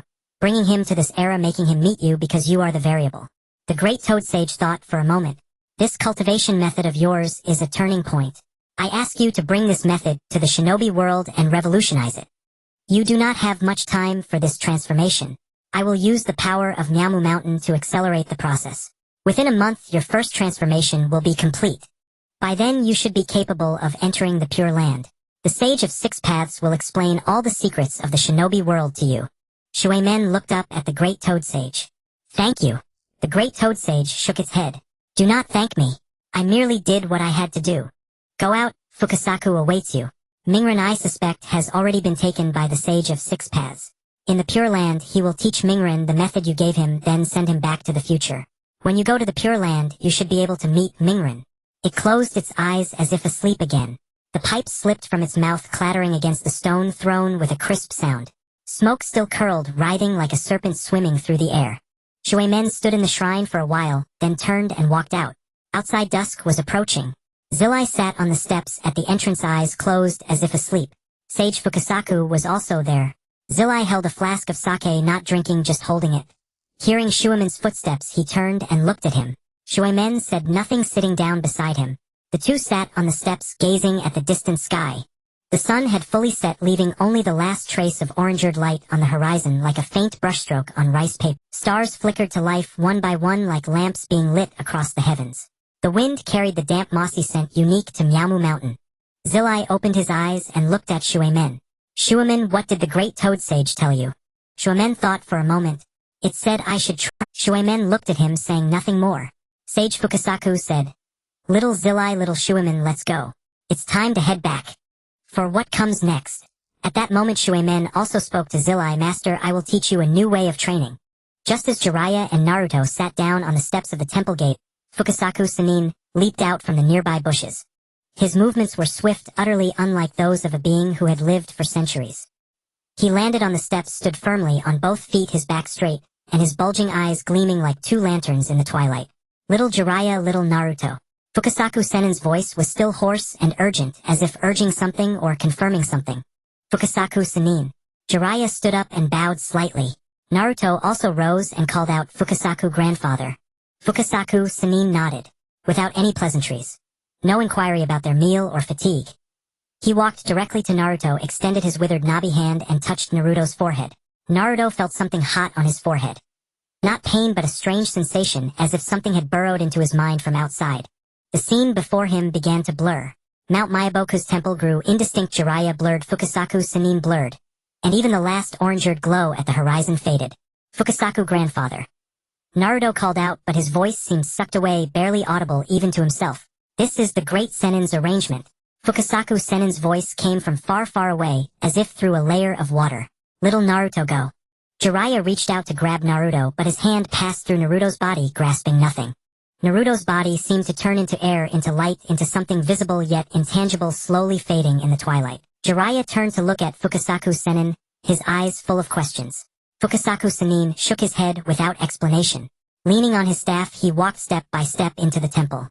Jiraiya stood on the steps, gazing at the spot where Naruto had vanished for a long time. Then he sat down again, took out his sake flask, and took a drink. When Naruto opened his eyes, he found himself in a gray, hazy space. There was no sky, no earth, no trees, no wind. Nothing but an endless, boundless gray mist. The mist was not thick or heavy, like a water stain spread by light ink on rice paper. He could see his own hand, but not distant objects. He tried to take a few steps. The ground felt solid beneath him, but he couldn't see it. Like treading on an endless gray glass. He didn't know where he was, how he had come, or where he was going. Then he saw a figure. A man stood in the gray mist, dressed in a white robe with white hair trailing behind him and 2 horns on his head. His face was ancient. Not the decrepitude of old age, but the kind that had witnessed countless years, countless lives and deaths, with eyes brimming with infinite. His eyes were the Rinnegan, the same purple ringed eyes as Nagato's. He stood there looking at Naruto, neither smiling nor frowning, with no extra expression. Sage of 6 Paths. Otsutsuki Hagoromo, founder of the ninja sect, spreader of chakra. Naruto's heartbeat quickened as he looked at him. He had seen the Sage of 6 Paths before, when he and Sasuke sealed Kagaya in their spiritual world. At that time the sage was alive, or rather existed as a soul. He had given Naruto and Sasuke power, allowed them to seal Kagaya, and then disappeared. Since then Naruto had never seen him again. Now he stood once more before the Sage of 6 Paths, but this was not a spiritual world. It was a strange, gray, unfamiliar place he had never seen before. Naruto, the Sage of 6 Paths, spoke. His voice was flat, steady, without inflection, as if stating something ordinary. You have come, old man 6 Paths. Naruto walked up and stood before him. Where is this? The Pure Land, said the sage. The place where the dead rest. You must have heard of it. Naruto nodded. The Pure Land. Of course he had heard of it. The destination of ninja souls after death, parallel to the living world, non-interfere. The souls of all the greats throughout history rested there, awaiting reincarnation or eternal peace. He had never imagined he would come here alive, standing on the soil of the Pure Land, looking at the sage's face. Old man, why did you call me here? The sage did not answer directly. He turned and walked deeper into the gray. Follow me. Naruto followed. The two walked through the gray haze without a sound. Their feet on solid ground, yet no footsteps echoed. Silence surrounded them, so absolute that Naruto could hear his own heartbeat thump, thump, thump. After a while the sage stopped and turned to face him. The future me has probably already been defeated. Naruto's pupils contracted. He didn't interrupt, waiting for the sage to continue. In that future timeline I did not die, but I was not defeated either. I clashed with a powerful member of the Otsutsuki clan. Neither won nor lost. With all my power I concealed the entire existence of the ninja world. The Otsutsuki clan cannot sense its exact location, cannot invade en masse. They can only send elite teams one by one. That's why in your era you only encountered the likes of Urashiki Kinshiki and Mamashiki, not an entire army. Naruto's heartbeat quickened. He had always wondered why the Otsutsuki, despite having so many powerful members, sent only a few. Now he knew. It wasn't that they didn't want to come, they couldn't find it. The Sage of 6 Paths had hidden the ninja world using all his power. Future me, that is why I cannot act. The sage's voice remained flat and steady, but Naruto could hear a deep, profound weariness. I must remain in the Pure Land to maintain this concealment barrier. If I acted, the barrier would collapse. The Otsutsuki would discover the ninja world's location and swarm out in full force. No one could stop them then. Naruto clenched his fists. Old man, so you must rely on yourself. On the strong of your era, on the people beside you, on yourself. The sage looked at Naruto, his Rinnegan holding something complex and indescribable. Naruto, I know the sage mode your father taught you. Naruto was taken aback. What? Natural energy is the world's primordial source. Thousands of years ago, the Otsutsuki invaded, and the possessors of natural energy were defeated, fading from history. Then I was born, learned natural energy, and used it to oppose the Otsutsuki. Later, Mount Myaboku Shikatsu Forest and Ryuchi Cave asked me to help them find suitable successors. The sage met Naruto's eyes.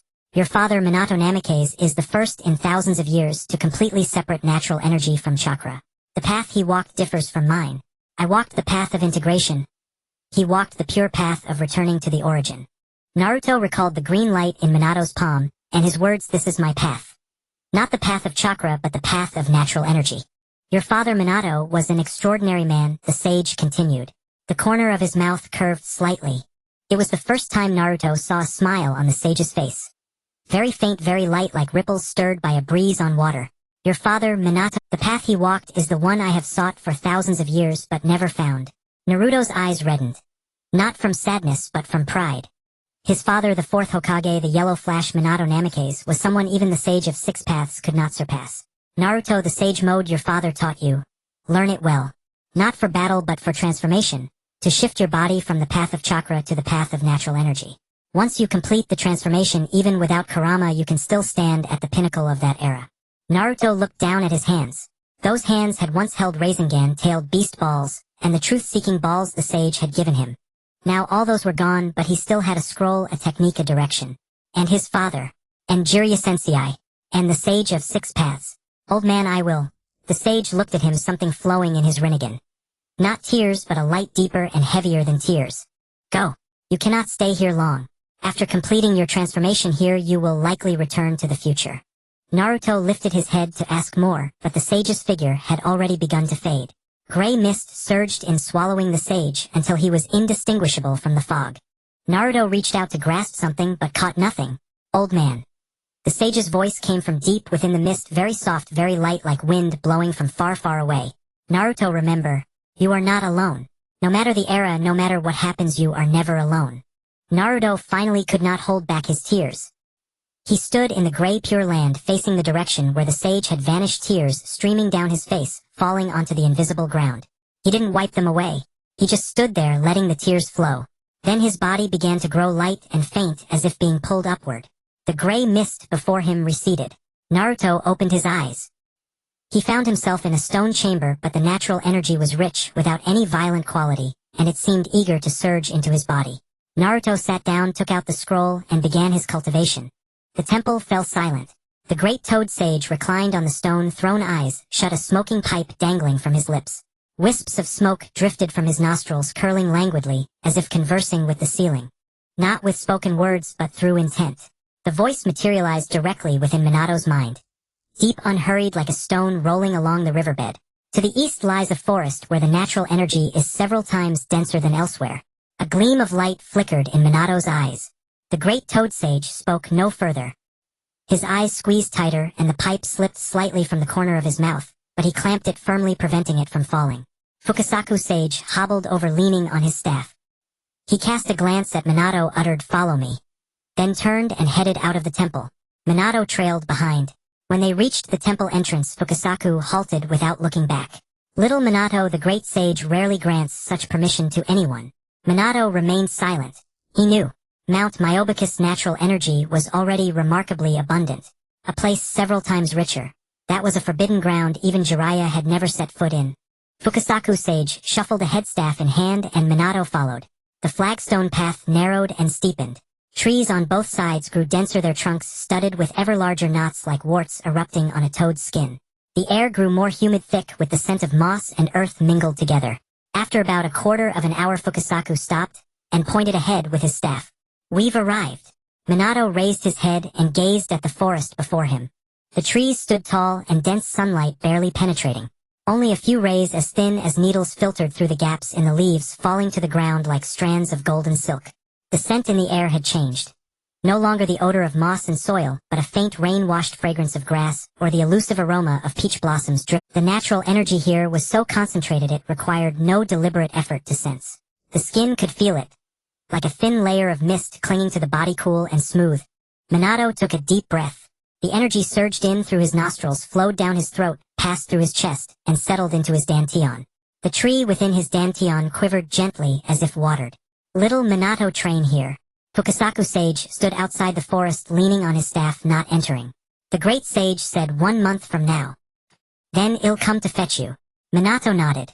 Fukasaku turned and left staff tapping step by step along the flagstone path. His back was hunched like an arched bridge and his white beard dragged on the ground. The sound of his footsteps faded, growing softer until it dissolved into the forest.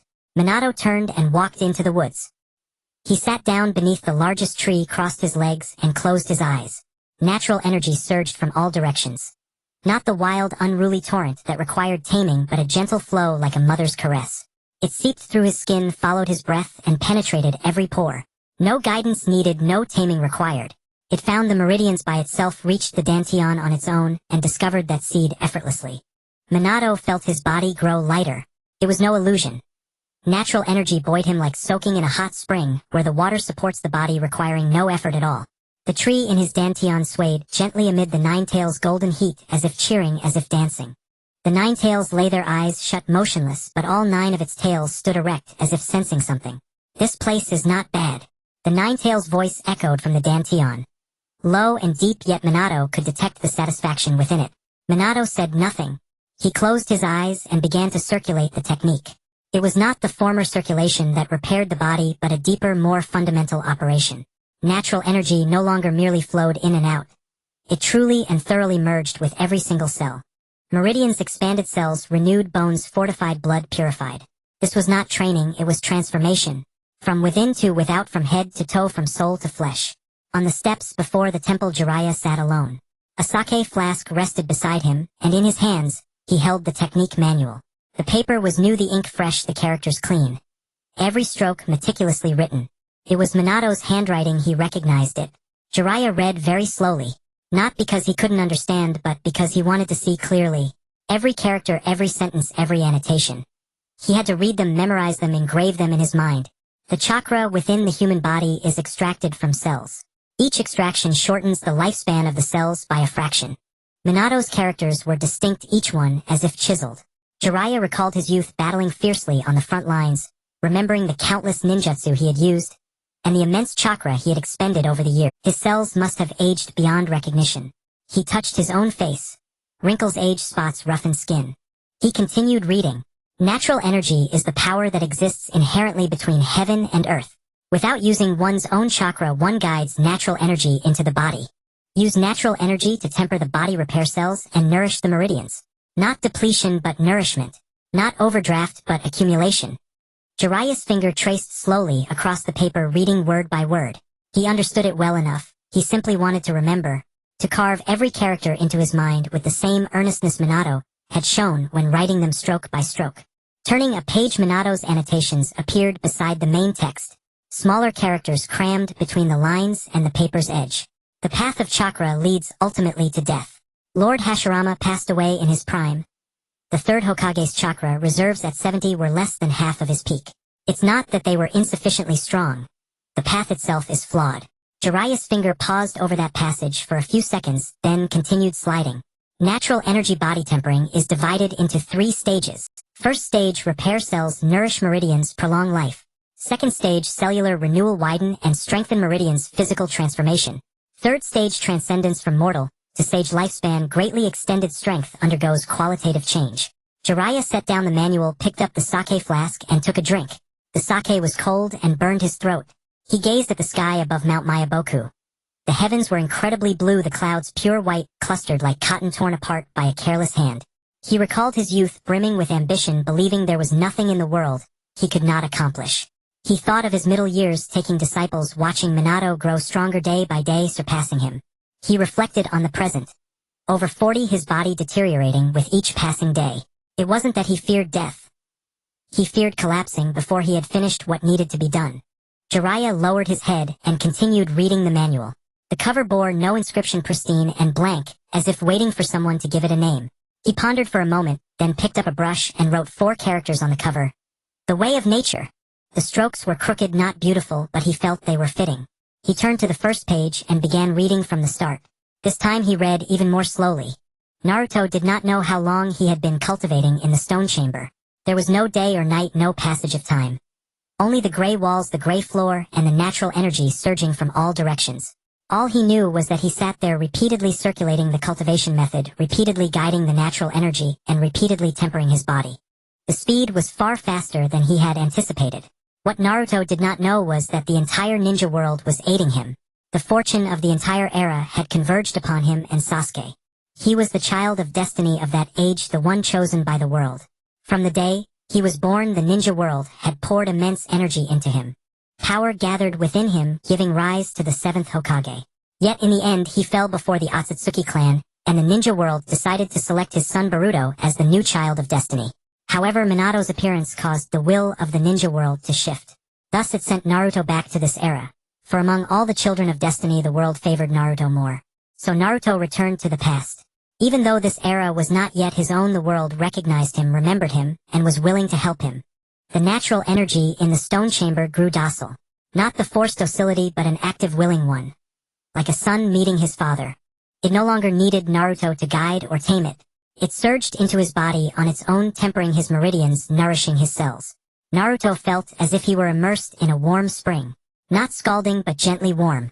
Perfectly so, like a mother's embrace. The water seeped through his skin, through his bones, through every cell. He no longer felt pain, fatigue, or drowsiness.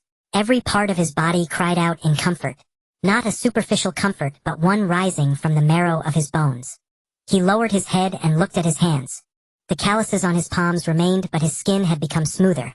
Not the slickness of applied substances, but a healthy, radiant smoothness emanating from within. The scars left by battle were fading one by one. Some of the smaller ones had already vanished. He unbuttoned his clothes and looked down at his chest. The wound inflicted by the Otsutsuki had healed without leaving a scar. The skin on his chest was as smooth as a newborn's, as if it had never been injured. He closed his eyes again and continued his cultivation. There was no hurry. He had all the time in the world. The Six-Path Sage had said that once he completed his transformation he would be sent back. Back to his own era, back to the time that needed him. The natural energy in the stone chamber grew denser. Not surging in from outside, but emerging from the ground, from the walls, from the air itself. It wrapped around Naruto's body like a thin mist, seeping through his skin, entering with his breath, penetrating every pore. Naruto felt his body undergoing a transformation. Not a drastic, earth-shattering change, but a slow, gentle one, like a seed sprouting. He felt his meridians widening. The narrow paths that could only accommodate a trickle of natural energy had become broad, smooth highways. Energy flowed through them like a river through a wide channel, effortlessly smooth. He felt his cells renewing. The cells that had been nourished by the Nine-Tails chakra, for decades accustomed to its presence, were being replaced by new ones. The new cells were younger, more vital, and more receptive to natural energy. He felt his bones strengthening. The bones that had accumulated hidden injuries from prolonged combat were being repaired bit by the natural energy. Not merely repaired, but replaced. Old bones were absorbed and new ones grew. Denser, harder, sturdier. The sensation was wondrous, like not exchanging his body for a new one, but making this body better. Stronger, healthier, more brimming with life. Naruto opened his eyes and looked at the stone walls. They were gray but slightly brighter than before. Not because the light had increased, but because his eyesight had improved. He stood up and stretched. His bones cracked a few times. Not the brittle sound of aging, but the noise of reassembly. He clenched his fists and felt the power filling his... Not the violent power of the Nine-Tails chakra, but a natural, gentle power as profound as the earth. He sat down and resumed cultivation. The cultivation method circulated within him over and over. Natural energy poured in, ceaselessly tempering and nourishing. The transformation of his body accelerated. The speed of cell renewal quickened, the widening of meridians hastened, the strengthening of bones accelerated. He felt as if he were being propelled by both time and the world. The cultivation method circulated within him again and again. First cycle, 36 circuits. Second cycle, 72 circuits. Third cycle, 108 circuits. Natural energy surged in, continuously tempering and nourishing like an unending river, a spring that would never run dry. The transformation of his body accelerated. Cell renewal faster, meridian widening faster, bones strengthening faster. Like a snowball, at first slow, needing careful shaping by hand, but once it started rolling it grew larger and faster on its own, requiring no further effort. After an unknown time, Naruto opened his eyes and looked at the stone walls. They were gray but brighter than before. As if someone had turned up the wick, making the flame burn stronger. Not that the light had intensified, but his eyes had improved. Able to see more clearly, farther, and with greater detail. He could even discern the fine patterns on the walls. Patterns like tree rings that he had never noticed before. He took out the cultivation method given by his father Minato, compared it, and sensed that he had reached the second stage. Then Naruto activated Sage Mode. This time it was not the Sage Mode reliant on chakra, but one entirely based on natural power. Naruto felt he had returned to the state he was in during the final battle at the Valley of the End, and this state allowed him to revert to his peak condition as soon as he entered Sage Mode. But Naruto did not know how much the entire ninja world had sacrificed for him. Yet in the eyes of the world's will, it was all worth it, for Naruto was the one it had watched grow up. At that moment, the Six Paths Sage, observing that both Naruto and Minato had completed their transformations, remarked that they now possessed two Six Paths level combat powers. One from the future, one from the present. That should suffice. If the future was properly orchestrated, the ninja world would have the strength to battle the Otsutsuki clan. Watergate opened his eyes.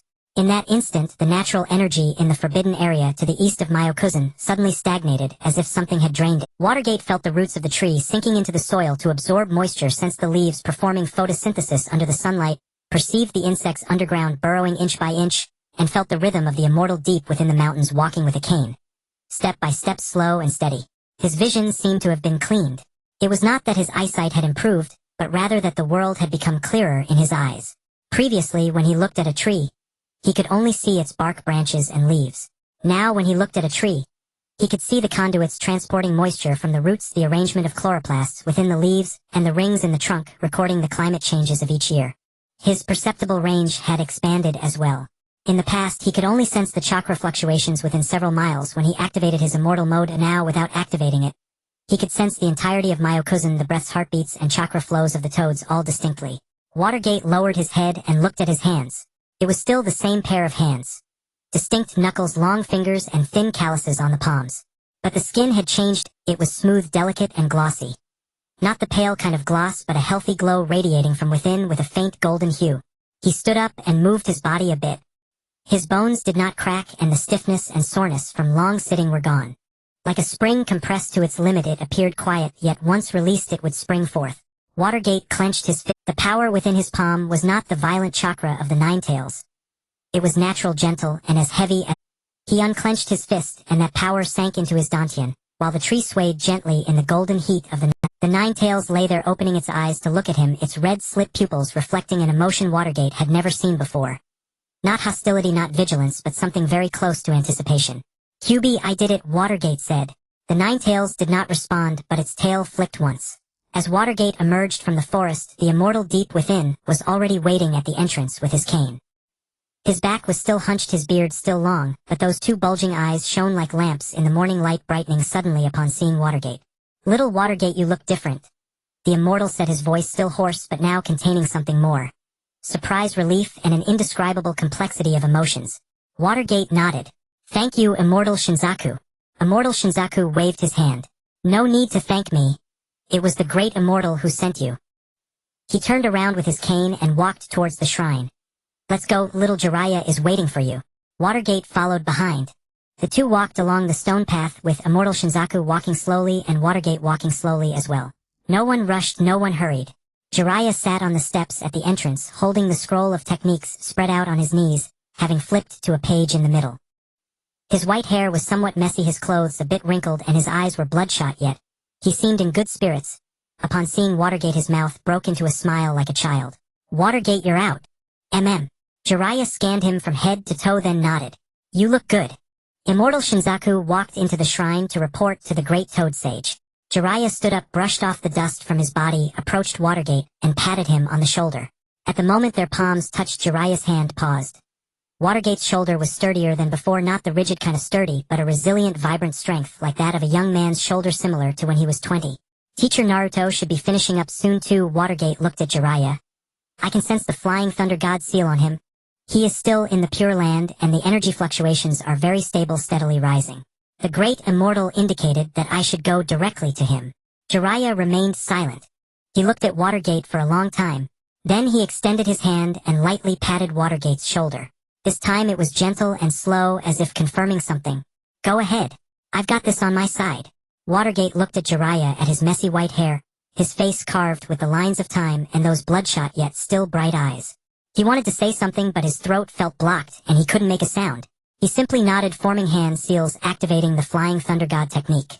The space twisted before his eyes, and then he appeared in a grayish place. The Pure Land. It was his first time here. This time he used the immortal mode and the flying thunder god to directly lock onto the seal on Naruto, crossing the barrier between the mortal realm and the Pure Land. Watergate stood amidst the gray mist looking around. The natural energy here was dense, but not the gentle inviting density of Myokuzen. Instead it was a serene heavy density akin to the water in an ancient well. It did not actively approach you, nor did it reject you.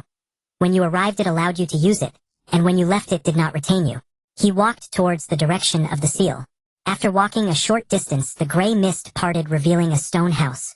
It was small, square, with gray walls, a gray roof, and a gray door, but a faint light emanated from the crack in the door. Not gray but golden warm as the sun.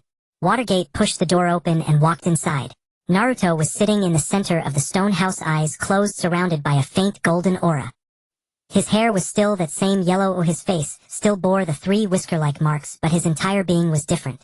Watergate stood at the door watching Naruto without making a sound. After a while Naruto opened his eyes. His blue eyes were bright like 2 freshly polished gemstones. He looked at Watergate, paused for a moment, then, "Dad, you're here." Watergate walked over and sat down opposite him. The two sat face to face, neither saying a word, yet neither feeling awkward. The grayish light seeped from the walls, casting a silvery outline around the two of them.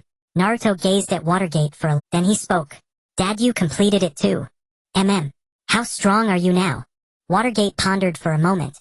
"I thought that after the first transformation my combat power should be below the threshold of the 6 paths. But it seems I underestimated it." He looked at his hands, clenched his fist, then released it. "My current combat power should be above the 6 path." Naruto nodded. He too looked down at his hands for a long time, his face bearing a subtle, indescribable. Naruto raised his head, looking at Watergate. "I feel like I'm back in the state I was during the Valley of the End battle. That state was when he and Sasuke fought fiercely, the world around them darkened, and in the end they both lay in a pool of blood laughing. That was the pinnacle of his power, the last brilliance before he lost the 9 tails and everything else. But now I can maintain that state without the 9 tails. That was the contribution of natural energy, the merit of Watergate's technique, the result of this body completing its first transformation. His body was no longer that old house hollowed out by chakra, but a brand new solidly founded house with strong beams and pillars capable of bearing all. Watergate stood up and extended his hand. "Let's go, it's time to return." Naruto looked at that hand for a long time. Then he extended his hand and grasped it. The two hands were clasped together, not large, with distinct joints and thin calluses in the palms, yet both were strong as if forged from steel. Suddenly a force arrived without any warning. No sooner had Minato and Naruto stepped out of the stone hut before the gray mist could even close than the ground beneath their feet vanished. It wasn't a collapse. It was an erasure, as if someone had simply plucked that piece of land out of this space. Both of them plummeted downward, but only for an instant before landing in a stretch of void. There was no sky, no earth, no gray mist, no light. Yet it wasn't darkness either. It was an emptiness of nothingness. It felt like standing at the edge of the universe, at the intersection of all time and space. Minato steadied himself, and so did Naruto. They stood side by side, gazing ahead. The Sage of 6 Paths stood there. White robe, white hair, horns on his head, and a staff in his hand. His face was ancient, but not in a decrepit way. It was the kind of ancient that had weathered countless ages, witnessed countless lives and deaths, and held infinite wisdom in his eyes. His eyes were Rinnegan, their purple concentric rings radiating a faint glimmer in the void. He looked at Minato and Naruto without a smile, without a frown, without any superfluous expression. Just stood there like a mountain, like a tree, like the only thing that was truly real in this void. Naruto's heart raced as he looked at him. He had met the Sage of 6 Paths before, a long time ago, when he was 17, before he and Sasuke sealed Kagaya in their spiritual world. Back then the Sage of 6 Paths was still alive, or rather alive in spirit form. He had granted Naruto the power of young Sasuke, the power of Ien, enabling them to seal Kagaya, and then he disappeared. Naruto had never seen him again since then. Now he stood once more before the Sage of 6 Paths. No longer a 17-year-old, no longer a spirited youth, but a middle-aged man who had lost Kurama, lost so much, and returned from the future to the past. "Old Sage of 6 Paths," Naruto called out, his voice a bit hoarse. The Sage of 6 Paths looked at him, and something flowed within those Rinnegan. Not tears, but something deeper, weightier than tears. "Naruto, we meet again." His voice was flat, steady, without inflection, yet Naruto could hear a profound, heavy weariness within it. Like someone who had carried a great burden for a long distance and could finally set it down to rest. Minato stood beside him, silent. He looked at the Sage of 6 Paths, and the sage looked back at him. They exchanged glances for a few seconds, neither speaking first. I know you have many questions, said the Sage of Six Paths, but time waits for no one. He paused. The Otsutsuki you fought earlier has been sent back to the era Naruto belongs to. The version of me in that future era has likely fallen into slumber. In that era I can offer you little help. Ultimately you must rely on yourself in that future age. Naruto clenched his fists. However, your father can go to aid you. The Sage of Six Paths looked at Minato. Minato, you are different. You carry an aura of time and space. Once you have finished your affairs here, come to this place, and I will tell you everything you wish to know. Then I hope you will go to the future and help Naruto. However, the rules of that spacetime cannot be violated. If you stay too long, the era will forcibly eject you like the repulsion of two magnetic poles. You can stay about 15 days each year. Minato pondered. 15 days is enough. The Sage of Six Paths looked at Minato, a complex emotion flickering in his Rinnegan. Minato, the future era is far more dangerous than the one you now inhabit. The Otsutsuki clan's warriors are stronger and more numerous than those you face here. When you go there, do not be reckless, do not take risks. Help when you can, withdraw when you cannot. Your survival is more important than your death. This era is your true home ground. Minato was silent for a moment. I understand. The corner of the Sage of Six Paths' mouth curved slightly. The first time Minato had ever seen him smile. It was not a joyful smile, but a smile of release, of finally being able to let go of something. He looked at Minato, then at Naruto. Naruto, go back first. Return to your era, to where you are needed. Your body has undergone a transformation. Even without Kurama you can stand at the pinnacle of that age. Minato will come to help you in due time. Naruto opened his mouth to speak, but the Sage of Six Paths raised a hand to stop him. With a wave of his hand, a light surged from his palm, enveloping Naruto's body. Naruto's body began to grow light and faint, as if being pulled upward. He looked at Minato and Minato looked back. Neither spoke, but both knew what the other wanted to say. Dad, I'll be waiting for you over there. Naruto's voice came from within the light, growing softer and more distant. Minato nodded. Naruto's figure vanished. Only Minato and the Sage of Six Paths remained in the void. They stood face to face, neither speaking. The void was profoundly silent. Silent enough to hear the flow of one's own blood, silent enough to hear the heartbeat, one beat, another slow and steady. Minato, the Sage of Six Paths, spoke. It was I who brought you to this world. At that time I sensed something beyond the ninja world and guided you in. The rest you already know. Natural energy, or as you call it, spiritual energy, is the original primordial power of the world. Thousands of years ago, the Otsutsuki clan invaded, and the possessors of natural energy were defeated, fading from the stage of history. Later I was born, learned natural energy, and used it to fight the Otsutsuki. But I took the path of fusion, not purity. I combined natural energy with chakra, which was powerful yet a detour.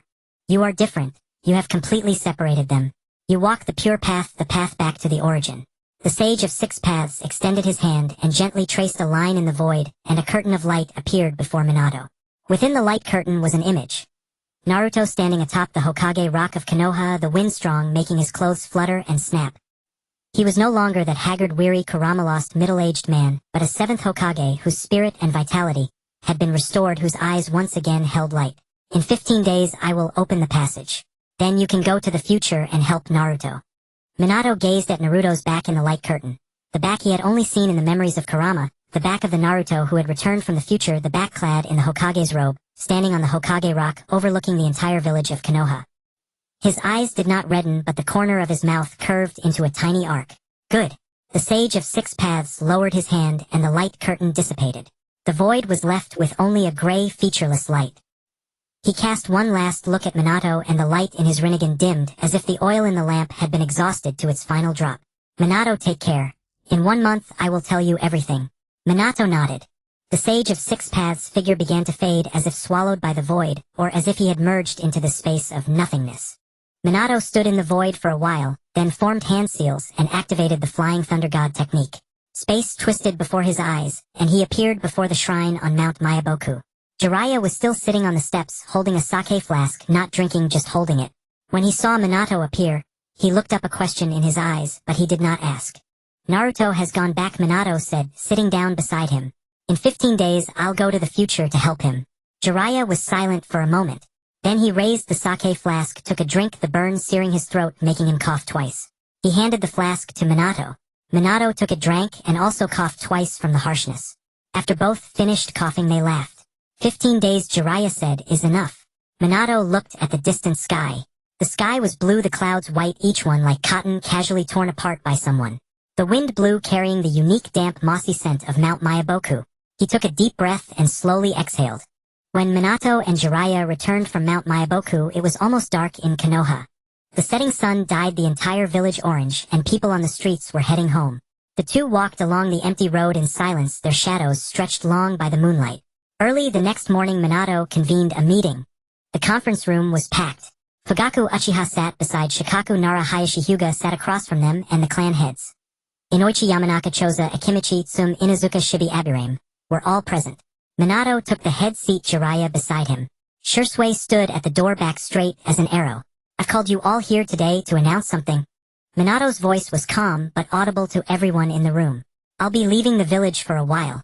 My teacher Jiraiya will take full charge of all affairs. A silence fell over the room. The clan heads exchanged glances but no one spoke. The fourth Hokage leaving the village was no trivial matter. Yet no one asked why, because they knew Minato never made decisions without reason. Jiraiya sat beside him silent, but his back was straighter than usual. Shikaku was the first to speak. Lord Fourth, how long will you be gone? Minato thought for a moment. About a month. Shikaku nodded and asked. Fugaku glanced at Minato, who gave a slight nod. Fugaku asked nothing further. Hiraya looked at Minato and Minato met his gaze. After a second of eye contact, Hayashi lowered his head. The meeting did not last long. Minato finished delegating tasks and assigning personnel, then dismissed everyone. The clan heads filed out, leaving only Minato and Jiraiya in the room. They sat in silent, sunlight streaming through the window glaring off the table. Teacher, I entrust this place to you. Minato stood up. Jiraiya nodded. Go. Minato walked out of the meeting room, Shursui following behind. They walked one after another down the corridor, footsteps echoing in the empty hallway, rhythmic like heartbeats. At the end of the hallway, Minato stopped and turned to face Shursui. Follow teacher Jiraiya's orders during this time. Shursui hesitated. Lord Fourth, don't you need me to accompany you? Minato shook his head. No. Stay in the village and look after Naruto and Karen. Shursui paused for a moment, then nodded. Yes. Minato patted his shoulder and turned away. His footsteps faded down the corridor, growing softer until they disappeared. Shursui stood in the hallway staring at the direction Minato had gone for a long time. Then he turned and walked back to the office door, standing tall, back straight as a rod. Jiraiya did not move into the Hokage's office. He still stayed at the inn, going to the office each morning to handle affairs, training in the grounds every afternoon with the technique Minato had left him, and visiting the tavern for a drink in the evenings before checking on Naruto. His hair was still messy, his clothes still sloppy, his face still wore that carefree expression, but there was something new in his eyes. Not seriousness, but a heavy, indefinable quality. Meanwhile, in the distant future, Naruto returned to his era. The Hokage rock statues were still there. 6th Hokage Kakashi, 7th Hokage himself. He stood on the Hokage rock looking down at the village. The wind was strong, whipping his clothes. When the villagers saw him, first came bewilderment, then shock, then elation. The 7th Hokage is back. Lord Naruto is back. The Hokage has returned. The news spread through Konoha like wildfire. People poured out from all directions, lining the streets as he walked. He smiled, waved at them just like before, as if nothing had ever happened. But he knew it was different. Sasuke was the first to arrive at the Hokage's office. When he pushed open the door, Naruto was sitting behind the desk holding a document, but not reading it, just holding it. One black, one white. One sitting in a chair, the other standing at the door. They exchanged a glance. Back. Sasuke's voice was flat, without inflection. Did they bring them back? Naruto paused. Didn't bring those two, but brought a powerful fighter. Sasuke watched him, waiting. Naruto looked down at the document in his hands. Father Minato will come. Sasuke's hand clenched briefly, then he did not ask why, did not ask who the powerful fighter was, only nodded. After all, if Naruto said it was a strong fighter, he trusted Naruto's judgment. Naruto looked up at Sasuke, wanting to say these days must have been hard on you, but the words wouldn't come. Between him and Sasuke there was no need for thanks. From childhood to adulthood, from youth to middle age, from battlefields to offices, they had never said thank you to each other. Not because they weren't grateful, but because it was unnecessary. A glance, a gesture, a silence. That was enough. Kakashi was the second to arrive. His hair was still white, his mask still covered half his face, and the eye that showed was still red. He stood at the door looking at Naruto for a moment, then smiled. His eyes curved into crescent moons, and a muffled laugh came from beneath the mask. Back. Kakashi sensei. Kakashi didn't press. He walked in, sat down in a chair, pulled out a copy of Make Out Paradise, and opened it. Hinata was the third to arrive. She pushed the door open forcefully, and it slammed against the wall with a bang. She stood at the entrance looking at Naruto, eyes reddened, lips trembling, but she didn't cry. She walked up to Naruto, reached out, and punched him on the shoulder. Not hard but not gentle either. Do you know how long you've been gone? I'm sorry, Hinata. Do you know how worried everyone was? I'm sorry. Do you know? Hinata couldn't finish. Tears streamed down her cheeks, but she didn't wipe them away. She just stood there letting them flow. Naruto stood up, walked over, and gently patted her head. Just like when they were children. Hinata cried harder, burying her face in his shoulder, sobbing like a child. Boruto was the last to arrive. He didn't push the door. He teleported right in. Golden hair, blue eyes, his expression the mirror of young Naruto's. Stubborn, defiant, yet tinged with nervousness. He stood at the door looking at his father for a long time, then spoke. Dad, you're back. Naruto smiled. I'm back. Boruto walked in and sat across from him. He studied Naruto from head to toe, then frowned. You look different. Different how? Can't put it into words. Just different. Naruto smiled. He looked at Boruto, at that face, so like his own young self, at those blue eyes, so like Kushina's, remembering what Minato had said, your son looks a lot like you. He smiled. Boruto, your grandfather will be coming soon. Boruto was stunned. Grandfather? Which grandfather? Grandfather Minato, the fourth Hokage. At that moment Sasuke stood by the window, his back to everyone, the sunlight casting a long elongated shadow behind him. He did not turn around, but his voice cut through the silence of the room with startling clarity. Otsutsuki Ishiki is still alive. He is waiting somewhere to resurrect. Time is running out. No one spoke. They knew Ishiki was still out there. The Otsutsuki who had driven Naruto into a corner, and cost Sasuke his Rinnegan, lurking like a venomous snake in the shadows, waiting for them to slip. Sasuke turned to face Naruto. Someone has proposed a 5 Kage summit. The village that brought the motion suggests handing over Boruto and Kawaki for study. To research the karma seal. The reasoning is that Boruto and Kawaki both bear the Otsutsuki clan's karma. Understanding it might yield a way to counter Ishiki. The room so silent that the ticking of the wall clock became audible. Every gaze fixed on Naruto. He sat behind his desk, pen in hand, neither writing nor reading, just holding it. Hand over Boruto and Kawaki. Naruto repeated the words, his voice soft, as if confirming something or tasting the meaning. No one spoke. Shikamaru stood beside him, holding a document, but not opening it. Kakashi sat in a chair, his copy of Makeout Tactics open on a page that had not been turned for a long time. Sasuke leaned against the window frame, arms crossed, eyes on Naruto. Sakura stood at the door, her hand on the handle, not leaving. Hinata stood in the corner, clutching the hem of her clothes tightly. Boruto stood before Naruto, head bowed, his expression hidden. Naruto lifted his head and looked at Sasuke. Who gave them the courage? Sasuke did not answer, but everyone knew the ever since Naruto lost the Nine Tails and Sasuke lost his Rinnegan, Konoha's 2 peak combatants fell from their pedestal simultaneously. The other 4 great ninja villages had grown increasingly subtle in their attitude toward Konoha. At first it was just probing. How is Konoha these days? Is the 7th Hokage in good health? Do you need any help? Slowly the probing turned into watching. Konoha's affairs are not ours to interfere. Let's wait until the 7th Hokage recovers. Later watching turned into disdain. Konoha is finished. Without the Nine Tails, can the 7th Hokage still be called a Hokage? It's time to renegotiate the treaties between the villages. Naruto knew. Sasuke did not say much, but Naruto understood. Those villages that once bowed to Konoha now dared to slam the table during negotiations. Those Kage who once treated Naruto with utmost respect now dared to question his decisions in public. It was not that they had grown stronger. It was that they believed Naruto had grown weaker. They thought without the Nine Tails he was nothing. Naruto stood up and put down his pen. He walked to the window and looked out at the village of Konoha. Sunlight bathed the houses, the streets, the statues of the Hokage on the mountain. He gazed for a long time, then turned to face everyone in the room. Who said to hand over Boruto? Is it only lightning, water, and earth? Naruto's voice was not loud, but every person in the room could hear it clearly. No one answered, and Naruto did not wait for an answer. He closed his eyes, took a deep breath, and then... Sage mode activated. Orange eyeshadow appeared beneath his eyelids, and his vertical pupils shone with a golden light under the moonlight. No preparatory movement, no hand seals required. Just a closing and opening of the eyes, and Sage mode was active. Natural energy surged from all directions, seeping through his skin, entering with his breath, penetrating every pore. This was not the chakra-enhanced Sage mode of the past. It was pure natural energy Sage mode. Natural energy enveloped his body like a thin cloak of light, golden and translucent like the first rays of dawn. The entire room was illuminated. Everyone. Sasuke, Kakashi, Sakura, Hinata, Shikamaru, Boruto. All stared at Naruto in shock. They had seen him activate the Ninetales chakra mode. But they had never seen him like this. A mode that surpassed even the Ninetales chakra. Natural energy poured out of him like a tide, a storm, a volcano on the verge of eruption. Sasuke watched Naruto.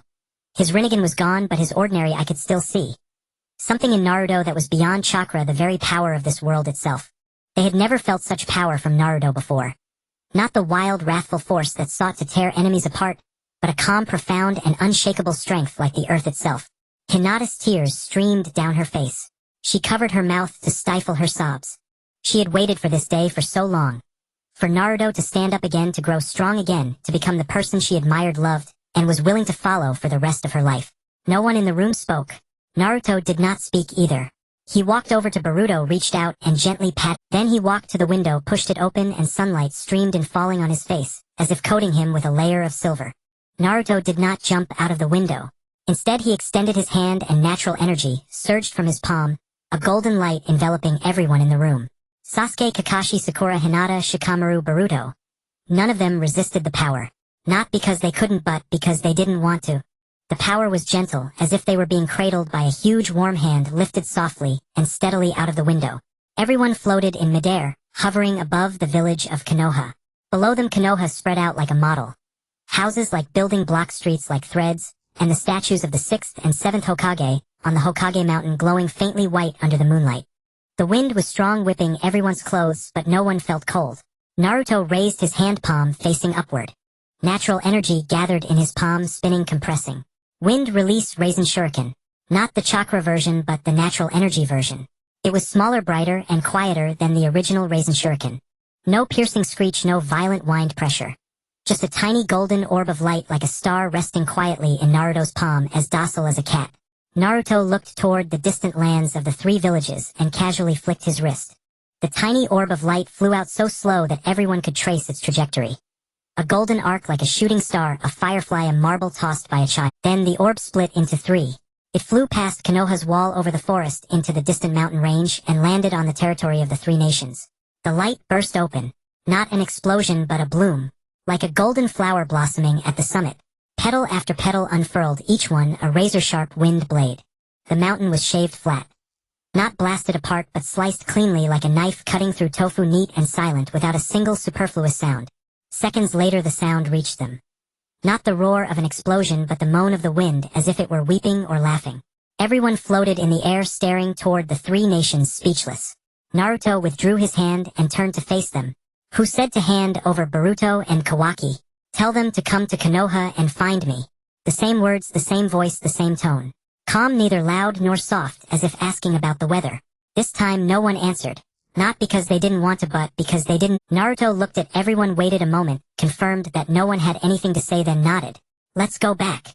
Natural energy enveloped everyone again, carrying them back to the Hokage's office. Naruto was the last to return. He closed the window, sat back in his chair, picked up his pen, and deactivated Sage Mode. The orange eyeshadow faded from his face, the golden light dissipated from his body. He became once again the ordinary, slightly weary, middle-aged man in a Hokage robe. The atmosphere in the room had completely changed. Sasuke leaned by the window, watching him, a light in his eyes that had not been seen for a long time. Kakashi had somehow retrieved the book, but he held it without. Sakura's mouth finally closed, but her eyes were still wide. Hinata wiped away her tears, standing in the corner, gazing at Naruto, with eyes full of. Boruto walked up to Naruto, head bowed, silent for a long time. Naruto looked at him for a long time. Then he reached out and patted his head. Light and gentle, as if petting a small cat. News spread quickly. By the next morning, the entire ninja world knew. The 7th Hokage, Naruto, had returned. The 3 great ninja villages were now as quiet as kittens, not daring to make a sound. 3 golden flowers bloomed simultaneously on the mountaintops in 3 directions. From such a great distance, the people of Konoha couldn't hear the explosions, but they saw the light. 3 golden brilliant lights that flared up from 3 directions at once, as if someone had lit 3 lanterns on the horizon. The light lasted for a few seconds, then gradually dimmed darker and darker until it vanished. People stood on the streets, their heads tilted upward, watching the direction where the 3 lights had disappeared. No one spoke. The window of the Hokage's office was open. Sunlight poured in from outside, falling on the floor, so bright it was dazzling.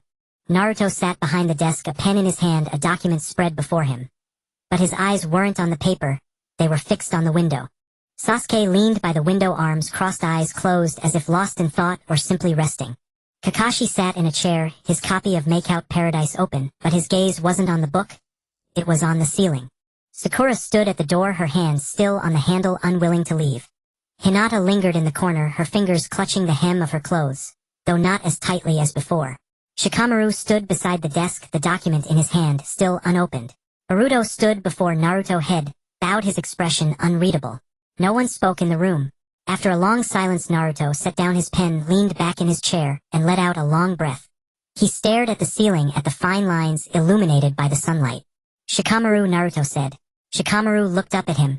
Send an official letter to those 3 villages. The wording doesn't need to be too harsh.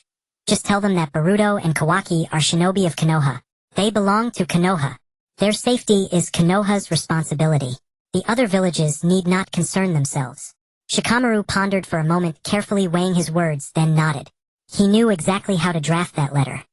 Not too many words, not too aggressive a tone, but the stance must be unmistakable. It couldn't make Konoha seem provocative, nor could it make Konoha appear weak. This wasn't a matter of diplomatic rhetoric. It was a display of power.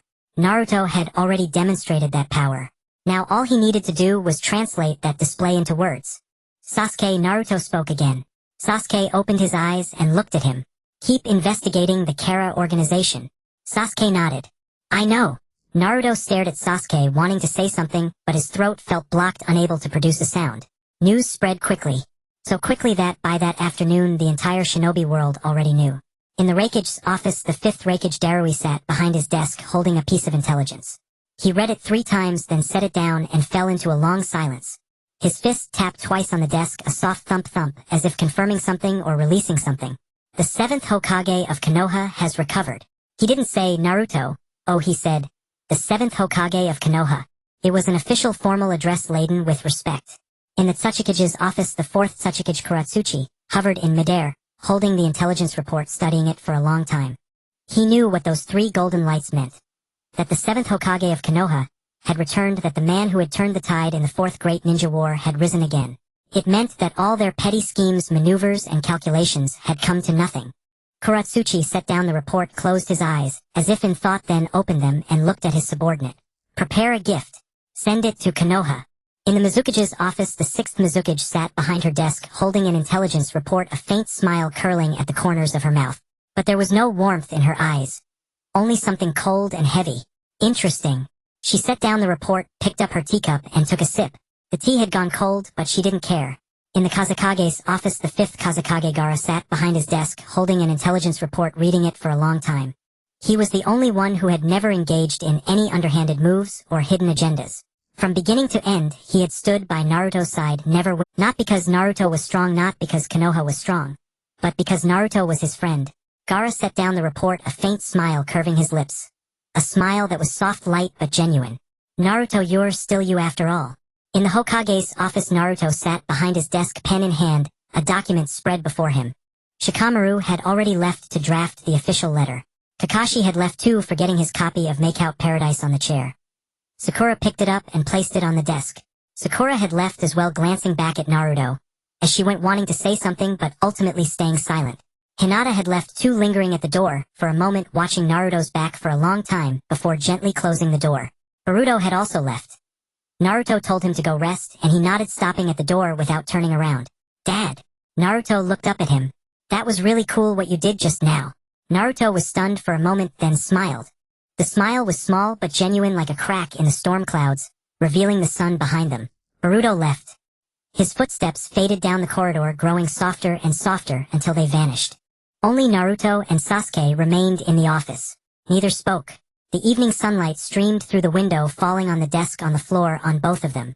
Naruto set down his pen, leaned back in his chair, and stared at the ceiling. Sasuke leaned by the window, arms crossed, eyes closed. Sasuke, you've been through a lot lately. Sasuke didn't answer, but he opened his eyes, glanced at Naruto, then closed them again. Naruto smiled. He picked up his pen again and continued processing documents. The sunset outside the window slowly sank. The orangerd of the sky gradually faded into deep blue, and stars lit up one by one, as if someone were lighting lantern after lantern across the heavens. Naruto finished the last document, set down his pen, stood up, walked to the window, and pushed it open. The night breeze flowed in cool and carrying the unique stillness of the evening. Somewhere in the distance insects chirped steady and unhurried. He looked at the sky far away. Deep blue, profound, filled with countless stars. Those stars glittered in the night sky like eyes, like lanterns. He thought of Minato. Of his father's blue eyes, his father's smile, the warmth of his father's palm when he patted his shoulder. In 13 days, he would see his father again. Not a brief, hurried meeting. A real meeting. Sitting together, talking, drinking tea, watching the moon. Naruto's lips curved into a smile. Then he closed the window, turned around, and looked at Sasuke. "Let's go eat." Sasuke opened his eyes and looked at him. "You're treating." "I didn't bring any money." "Neither did I." They exchanged a glance and both laughed. Then they walked out of the office, their footsteps fading down the corridor. One light, one heavy like the rhythm of a heartbeat. The lights in the corridor were still on, dim and warm, as if waiting for them to return. When Naruto and Sasuke stepped out of the ramen shop, the night had already deepened into an expanse of ink-like darkness. A bright moon hung high in the eastern sky, casting a faint cold radiance like a piece of ice on the verge of melting. The two strolled silently through the deserted streets, enveloped in a mutual hush. The moonlight spilled like quicksilver, stretched their elongated shadows far to the left and right, resembling two black, profound streams. At a crossroads, Naruto halted and Sasuke stopped as well. "Sasuke." Naruto murmured, his gaze fixed on the other. Sasuke did not reply yet, his eyes met Naruto's. "If you have some free time, take a good rest. When father returns, please ask him to examine your eyes," Naruto said softly. Sasuke frowned slightly. "What do you mean?" "Father's understanding of natural energy has already surpassed that of the first Hokage Hashirama Senju. Moreover, his depth of comprehension regarding natural energy even exceeds that of the Sage of Six Paths." Naruto's tone was calm and placid, as if he were stating the most ordinary of facts. "Perhaps he can find a way to help you regain the power of the Rinnegan." Sasuke was silent for a long while, as if time itself had frozen. He gazed quietly at Naruto before him, and Naruto's gaze was equally steadfast upon Sasuke. Thus they stood amidst the watery moonlight like two solitary stars, though far apart, bound by an ineffable understanding and connection. They resembled trees standing side by side, their roots deeply anchored in their own soil, yet their dense branches instinctively stretched toward the same vast, boundless night sky. "How do you know this?" Sasuke finally broke the stillness. His voice was as gentle as a breeze brushing over a zither strings, as if it might be swallowed by the silent darkness at any moment. Naruto gave a slight smile and replied softly, "Just intuition. When you see that person, everything will become clear." After speaking, Naruto sighed lightly, a trace of faint melancholy and helplessness flickering in his eyes. Sasuke did not press further, only nodding silently in agreement. Then he slowly turned around and strode away with firm, steady steps. Each step seemed heavy, as if bearing the weight of the entire world. As he faded into the distance, his faint footsteps echoed like lingering notes across the empty stone pavement, gradually growing indistinct until they were finally absorbed by the silent night. Naruto remained standing at the three-way intersection, unmoving for a long time. His gaze lingered in the direction Sasuke had vanished, as if trying to pierce through the endless darkness to catch a glimpse of his back. After a long while, he seemed to awake from a dream, took a deep breath, and resolutely turned to walk toward his home. At this moment, many awaited his return. Gentle and kind Hinata, lively Boruto, and innocent Himawari. The once peaceful village now exuded a subtle, tense atmosphere. The cold words and taunts against Konoha that once filled the air seemed to have been scattered by a mysterious wind. This did not mean the villagers had suddenly become friendly. Rather, they were afraid. The seventh Hokage's astonishing three Raizen Shurikens, like three peerless blades, had effortlessly severed the towering peaks spanning the three nations, and at the same time crushed the ambitions of those who dared to challenge authority. Though no one knew exactly to what extent Naruto had recovered, all understood one truth. He was now far more powerful than before, standing like an insurmountable mountain before their eyes.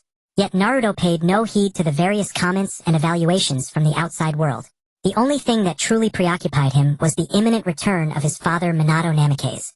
In the past few nights after dusk, whenever Naruto stepped through the door, he would always see Hinata standing quietly by the entrance waiting for his return. Hinata would gently take his Hokage cloak and carefully hang it on the rack. Then a steaming, fragrant meal would be placed on the table. Naruto slowly moved to the dining table and sat down to enjoy the delicious dinner. Hinata sat silently across from him, her gaze tender and focused, as if she wanted to glimpse the depths of his heart through his face. At that moment the entire house was exceptionally peaceful and serene, with only the crisp sound of chopsticks touching bowls and their soft breathing intertwining. "Naruto," Hinata called softly. Naruto responded, "Father Minato is coming. Do you think he would choose to stay at our house?" Hinata hesitated for a moment, then couldn't help asking Naruto. Hearing this unexpected question, Naruto was, after all, he had never before considered the possibility of Minato living in their home. But when the image of Father Minato staying at his house surfaced in his mind, imagining him sitting leisurely on the soft tatami in the living room savoring fragrant tea while gazing up at the bright moon hanging in the night sky, Naruto couldn't help but reveal a warm smile, like the first gentle ray of winter morning sun that warms the heart. Seeing Naruto so happy, Hinata's lips also curved upward, blooming into a beautiful smile like spring flowers. Then she said no more, only silently lowering her head to continue eating with focused attention. At that moment the brilliant, flawless moonlight poured in through the window like liquid silver, illuminating the dining table and falling upon the warm, harmonious family. The bright, soft light draped them in a silvery veil, casting their distinct shadows on the wall, as white as snow. After finishing all his instructions, Shuemen walked out of the Hokage's office. He did not go home, but instead found a secluded corner, formed hand seals, and activated the Flying Thunder God technique. Space twisted before his eyes, and then he appeared in a void. There was no sky, no earth, no light, no wind. Only a kind of emptiness that was nothing at all.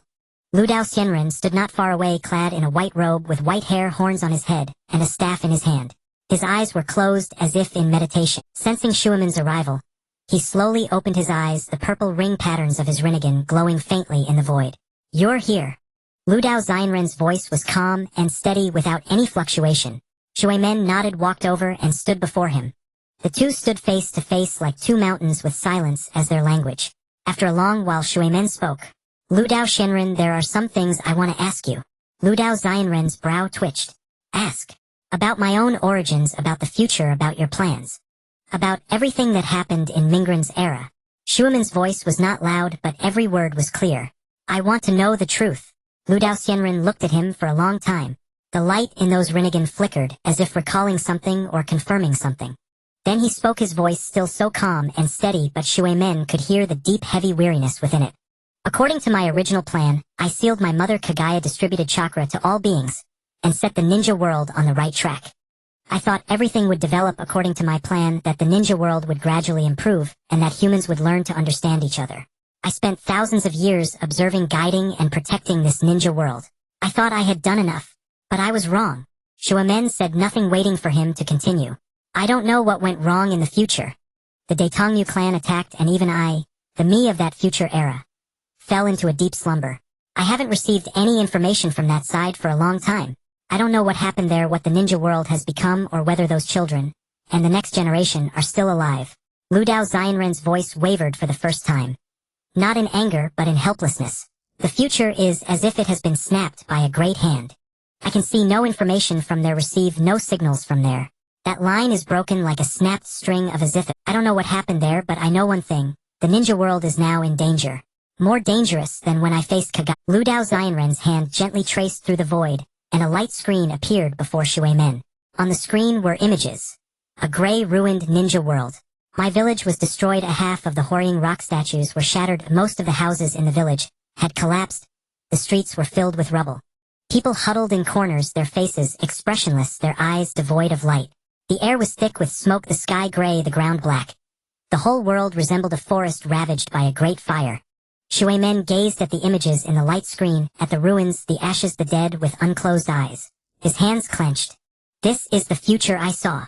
Lu Dao Xianren's voice was very soft, so soft it seemed like a soliloquy. "The entire ninja world was directly refined into a chakra fruit by the Daetongmu clan. Forests, rivers, mountains, villages, cities, people, animals, tailed beasts, the souls of the dead. All of it was compressed, extracted, and absorbed. The ninja world became a huge, withered fruit, hanging on the branch of the universe, waiting to be plucked." The image in the light screen changed. No longer ruins, no longer ashes, but a giant shriveled fruit floating in the cosmos. Its surface was covered in cracks, and from the cracks seeped a dark red light like blood, like fire. Around the fruit there was nothing. No stars, no moon, no light, only endless darkness. Lu Dao Xianren lowered his hand, and the light screen dissipated. He looked at Shuemen, and in those Rinnegan there was a complex, indescribable emotion. "The scheming of thousands of years has come to nothing. I thought that as long as I sealed Kagaya, the ninja world would be at peace. As long as I distributed chakra to humans, they would learn to understand each other. As long as I was alive, I could watch the ninja world improve day by day. I even created the Pure Land, where I kept the most powerful beings of each era, preparing them to resist foreign enemies in the end. I did everything I could, everything I should, yet the ninja world still came to this. My plan failed, my schemes came to nothing, my hopes were shattered. Shuamen was silent for a long time. He looked at Lu Dao Shenren, at this old man who had lived for thousands of years, at the face etched with the marks of time. And then, Shuamen asked, "You saw such a future, and then what did you do?" The corner of Lu Dao Xianren's mouth curved. It was not a smile but a release. The feeling of finally setting down a heavy burden carried for so long a sigh of relief. "Then I saw you." Shuamen's eyebrows moved. "That is the reason you can be here. In a chaotic, fragmented, and unclear vision of the future, I saw you. Not Mingren, not Zuozhu, not any person I know. It was you, Guofeng Shuemen. You do not belong to my plan, nor to the destiny of this world, nor to any predetermined timeline. You are a variable, an accident, that ray of light that shines through the cracks when everyone is in despair." Lu Dao Xianren took a step forward, moving closer to Shuemen. "This is why I guided you from the void into this world. It is not because of my mercy or kindness, but because the ninja world needs you. Mingren needs you, this era needs you. Your path, the one that completely separates chakra and natural energy returning to the origin, is the path I have been searching for thousands of years but never found. Perhaps you can accomplish what I cannot." Shuamen was silent for a long time. "Can the future still be changed?" Lu Dao Xianren looked at him, the light in those Rinnegan flickering, as if calculating something or as if expecting something. "I don't know. But if even you cannot do it, then no one can." Shuamen nodded. He asked no more questions, turned around and walked toward the depths of the void. After a few steps, he stopped without turning back. "Send me to the future in a few days. I'll cultivate here for a while. The natural energy here is quite abundant." The corner of Lu Dao Xianren's mouth curved. "All right." Shuemen stepped forward, his figure gradually fading in the void, becoming fainter and fainter until it finally disappeared. Lu Dao Xianren stood alone in the void, gazing at the direction where Shuemen had vanished for a long time. So long that the light in the void dimmed and brightened. Watergate sat cross-legged in the void. There was no ground, yet he sat steadily, as if upon an invisible stone. Around him stretched an endless void, devoid of light, wind, or sound. Only that emptiness of nothingness. He closed his eyes, and natural energy surged from all directions. More concentrated than that of Mount Mayaboku, like the primordial force at the dawn of the universe. It needed no guidance, no taming. It found its own path to the meridians, to the Dantian, and to that seed within. In his Dantian, the Nine Tails lay with closed eyes, its tail gently swaying. "Not bad here," the Nine Tails said in a low, deep voice, as if from a great... Watergate did not reply. He was deep in thought, not rushing to cultivate, but instead reviewing the entire cultivation method in his mind from beginning to end. He had spent a long time writing this method, revising it, repeatedly scrutinizing every sentence and every word. But it was written with himself as the subject. When he wrote it, he had in mind how he himself would train, how to accelerate his transformation, how to break through limits. But now things were different. He intended to pass this method to others. To his teacher Jiraiya, to Kakashi Itachi Shursue, the next generation of Konoha, and to the entire shinobi world. He needed to make it clearer, more systematic, easier to understand and practice. Watergate opened his eyes, gazing into the depths of the void. The Sage of Six Paths stood in the distance, his white robe gently fluttering in the void, eyes closed like a statue. Watergate withdrew his gaze and closed his eyes again. He dismantled the method in his mind, examining each piece, each line, each word, and revising them. Skin fusion, the first realm. Natural energy merges with the skin, allowing the skin to sense, absorb, and store natural energy. This realm does not require altering the internal structure of the body. It only requires the skin to learn to breathe. Absorbing natural energy like lungs absorb air, and digesting it like a stomach digests food. Practitioners can use natural energy to enhance their techniques, converting chakra-based ninjutsu into natural energy ninjutsu. The same Rasengan, when formed with chakra versus natural energy, yields a difference in power of at least twofold. Moreover, natural energy does not harm the body. Chakra is extracted from cells, and overuse can be damaging, and natural energy is absorbed from the world. And no matter how much is used, it will not injure the body. The threshold for this realm is not high, and most shinobi can learn it. As long as one can perceive natural energy, is willing to spend time and effort, they can enter the first realm. As for how much power can be unleashed, it depends on individual talent and effort. This realm corresponds to the combat level of Genin and Chunin. But Watergate knew well that a Chunin who has mastered natural energy would face an ordinary Chunin with almost no suspense in the outcome of a battle. Meridian unblocking, the second realm. Natural energy seeps from the skin into the meridians, opening the 8 extraordinary meridians, and all the tiny channels throughout the body. The human meridian network is like a web. The large meridians are the main trunks and the small ones are the branches. Chakra follows fixed routes along fixed meridians. Natural energy, however, is free. It does not follow the ordinary path, requiring the practitioner to explore and carve out their own routes. Some meridians have never been passed through by chakra, as narrow as a needle's eye. Others have become blocked from disuse like a mountain path cut off by a mudslide. Natural energy must be channeled one by one, expanded little by little, widening the narrow, clearing the blocked, and reconnecting the broken. The more unobstructed the meridians, the more natural energy they can carry, and the greater the power that can be unleashed. This realm is far more difficult than the first. It demands a deep understanding of one's own body, prolonged meditation and perception, as well as a certain degree of talent. Not everyone can open all the meridians. Most will be stuck at this stage. Some may unblock a few major meridians, and then progress no further, or others may spend over a decade spinning in place. But even entering the second realm and opening only a part of the meridians elevates one's strength by several tiers compared to the first. This realm corresponds to the combat level of Jonin and Elite Jonin. Organ tempering, the third realm. Natural energy seeps from the meridians into the 5 viscera and 6 bowels. The heart, liver, spleen, lungs, and kidneys. Every organ must be tempered by natural energy, every cell nourished. The heart governs blood vessels, the lungs govern chi, the liver governs smooth flow, the spleen governs transportation, and the kidneys govern essence storage. Each organ has its own function indispensable. Natural energy does not merely strengthen them, it makes them better. More robust, more vibrant, more coordinated, and unified. This realm is the most difficult and the most critical. The organs are more fragile, more complex, and harder to control than the meridians. Meridians are lines. Mistakes can be redone. Organs are three-dimensional structures. Damage is difficult to recover from. A slight mistake can lead to serious injury or even death. But if one completes the organ tempering, the body undergoes a qualitative change. Overall vitality greatly increases, diseases are kept at bay, aging slows, and lifespan is significantly extended. Watergate calculated in his mind that a practitioner who completes organ tempering could live up to 200 years. This realm corresponds to the combat level of Kage and Super Kage. Mortal transcendence, the fourth realm. The entire body is refined. Skin, meridians, organs, bones, blood, marrow, brain. Every cell is reforged by natural energy. The body is no longer mere flesh and blood, it becomes part of natural energy, part of the heavens and earth. At this realm, the word strong no longer suffices. Speed, power, and the ability to defeat others are no longer concerns. At the mortal transcendence realm, the practitioner has transcended the human category, entering a different level.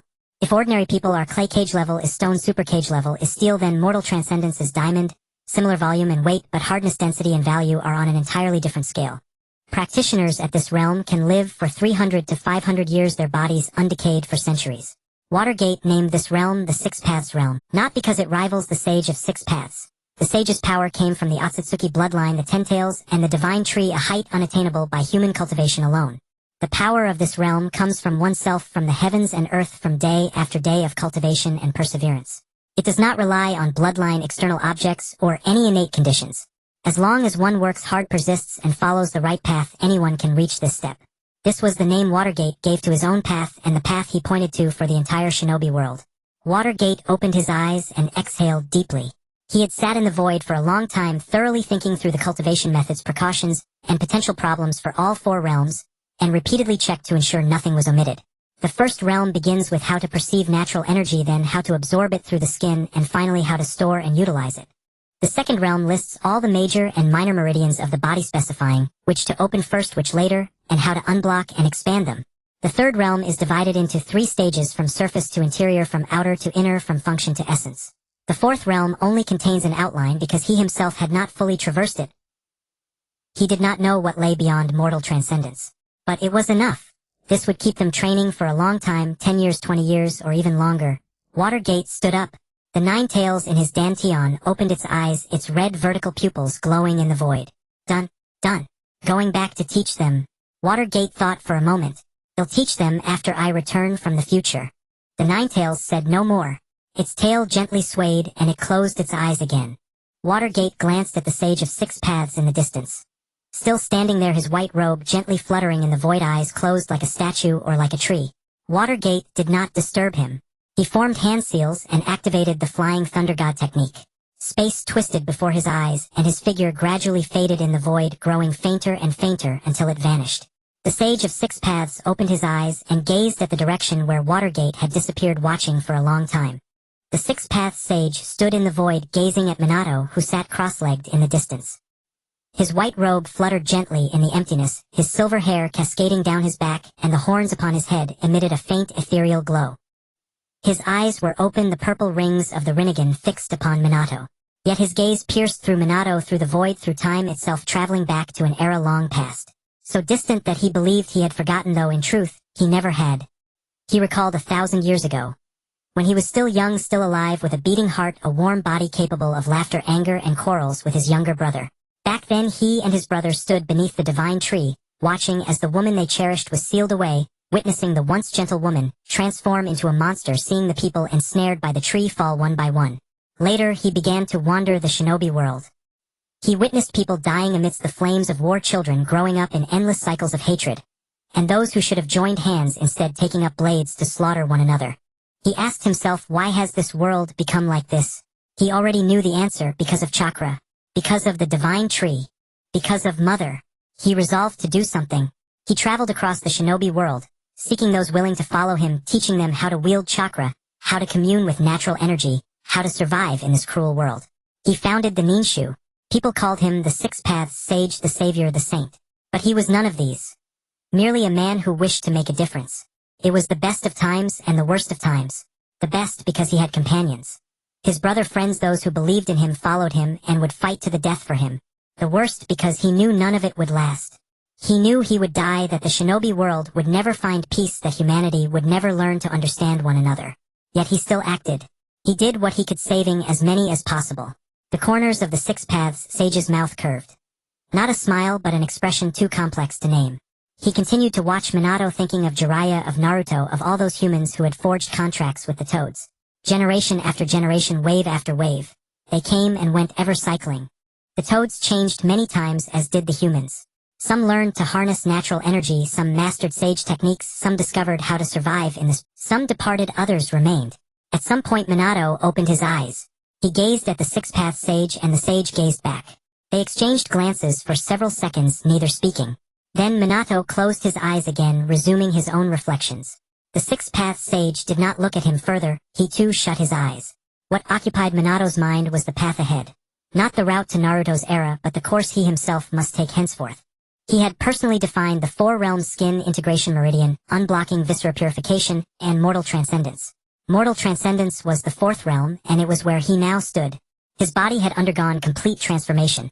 Skin meridians, internal organs, bones, blood, brain. Every cell had been reforged by natural energy. He could now live for 300, even 500 years. His power had reached the apex of this shinobi world. Aside from the Six Paths Sage, none could rival him. What then? Minato opened his eyes and peered into the depths of the void. In the distance there was nothing. Only a gray, indistinct, mist-like substance. What lay beyond the four realms? He had pushed the path of natural energy to its utmost, yet he knew this was not the terminus. Above him stood the Six Paths Sage. Above the sage, the Otsutsuki clan. And above the clan, something he could not articulate. But he knew such heights existed. Like climbing a mountain only to discover a taller peak beyond. He closed his eyes and began contemplating the road after the four realms. The first path, delving deeper into natural energy. His current utilization remained at the level of use, employing natural energy to strengthen his body, release jutsu, and perceive the world. Yet natural energy was not merely a tool. It possessed its own consciousness. The toads of Mount Mayaboku could foresee the future, the snakes of Ryuchi Cave, could see through hearts, the slugs of Shikatsu Forest, could sense events from 1,000 leagues away. These abilities were not cultivated by the creatures themselves. They were bestowed by natural energy. Minato wondered if he could communicate with natural energy more deeply, not merely borrow it, but truly converse. Could he acquire similar powers? Prophecy, mind-reading, distant perception.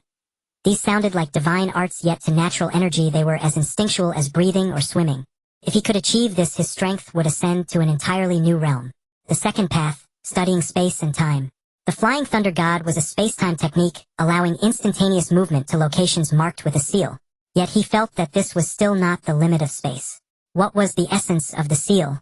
Why could he perceive seals from such great distances but not sense places without them? Space folding, space cutting, space creation. These had been exhibited by the Otsutsuki clan. An Otsutsuki could tear space to escape Kagaya, could switch dimensions in combat, and Ishiki's spatial abilities surpassed anyone he had seen. If he could study the laws of space upon the foundation of natural energy, he might create techniques surpassing the flying thunder god, requiring no seals, allowing teleportation anywhere, even trapping enemies in infinite spatial prisons. The third path, creation. The sixth path sage had founded the Ninshu, established the system of chakra, and shaped an era. What could he, Minato, accomplish? He mused perhaps he did not need to create an era, only to guide the people of this age toward the correct path. He had inscribed the four realms cultivation method, but that was merely the beginning. After returning from the future, he would pass down this art, enabling more people to harness natural energy, protect themselves, and safeguard this world. One man's strength is not true strength, or true power lies in the strength of all. Minato opened his eyes and exhaled deeply.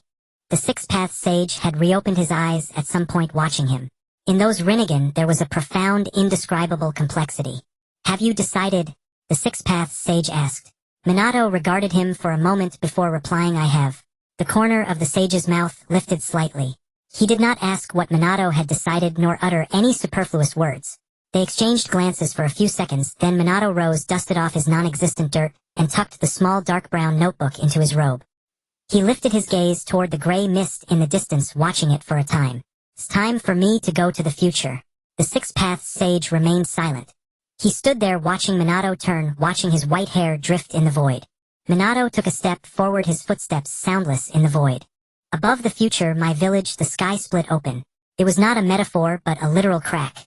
A black fissure stretched across the sky above the Hokage rock like a giant eye slowly opening. From within that fissure emerged not light nor wind, but an aura that chilled one to the bone. Otsutsuki Lingshur stood atop the Hokage rock, gazing down upon the village below. His eyes were silver-white, devoid of pupils and emotion. His white robe rustled in the wind, and the horns on his head gleamed coldly in the sunlight. He was the Otsutsuki who came after Momoshiki and Urashiki, and also a childhood friend of Ishiki. A faint smile curled at the corner of his mouth. Not one of joy, but a condescending expression, as if looking down upon ants. Naruto is not here. After being driven back from the previous era, he had come straight to Mai, intending to destroy it. What he did not know was that Naruto had returned earlier than him, because when Lingshur was expelled he had spent some time traveling through the void before arriving. His voice was light, as if speaking to himself or to the trembling villagers below. You are right, he is indeed not here. Lingshur looked down at the Mai village. People ran through the streets, screaming, rushing toward the shelters. Ninjas surged from all directions, standing at the village's edge, clutching kunai and shuriken, yet none dared to charge. They knew it would be suicide. It was a crushing disparity in power, not something numbers could overcome. A faint smile curved Lingshur's lips. He raised his hand palm, aimed at the heart of my village. Since he isn't here, I'll destroy this place first. When he returns and sees the ruins, it should be quite a sight. His palm began to glow, black light gathering. Not chakra, but something older, purer, more violent. That was the unique power of the Otsutsuki clan, a force beyond human comprehension and resistance. The black orb grew larger and brighter like a miniature sun, yet it radiated not heat but a bone-chilling cold. That cold was not a temperature. It was a shiver at the soul level, as if being stared at by death itself. Lingshur's pupils suddenly contracted. He sensed it. A force approaching at tremendous speed from afar, so fast that his perception could barely keep up. It was not chakra but natural energy. The natural energy of the entire world.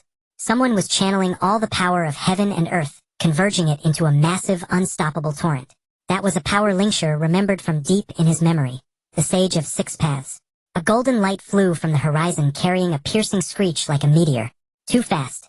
Before Lingshur's body could react, the golden light slammed into the black orb he had formed. The orb exploded. Not in a blast, but in an engulfing. Golden light swallowed the black light like the sun, dispelling darkness in less than a second. Lingshur's arm went numb from the shock, and he stumbled back several steps before steadying himself. His eyes widened, and for the first time a ripple appeared in his silver-white pupils. Surprise. Who? He growled through the settling dust. As the dust cleared, a figure stood on the Hokage rock, golden light radiating from him like a thin robe of not chakra but pure natural energy. Golden warm like the sun. Golden hair, blue eyes, and the 3 whisker marks on his face stood out sharply in the golden glow. The light robe on his body was not the gold of the Nine-Tails chakra mode, nor the dark gold of the Six Paths sage mode.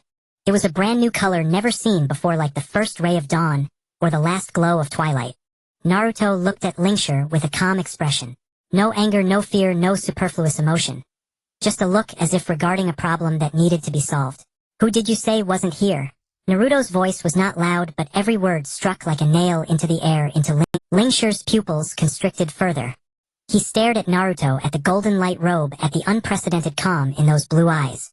Naruto had changed. It wasn't just a larger chakra pool. His entire being was different. When the Nine Tails was still with him, Naruto's power was fierce, flamboyant, like a blazing flame. After the Nine Tails left, his power turned inward, steady like the earth. But now he had changed again. Neither flame nor earth. It was something new, something Minato could not yet categorize. Ling Shi moved.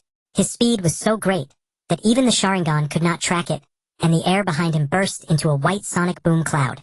He appeared behind Naruto, reaching out with 5 fingers spread, aiming for the back of Naruto's head. This was his favorite attack style. Close range grab, compress, then crush. Naruto did not turn around, only tilted his head slightly. Ling Shi's hand brushed past his ear, missing by an inch.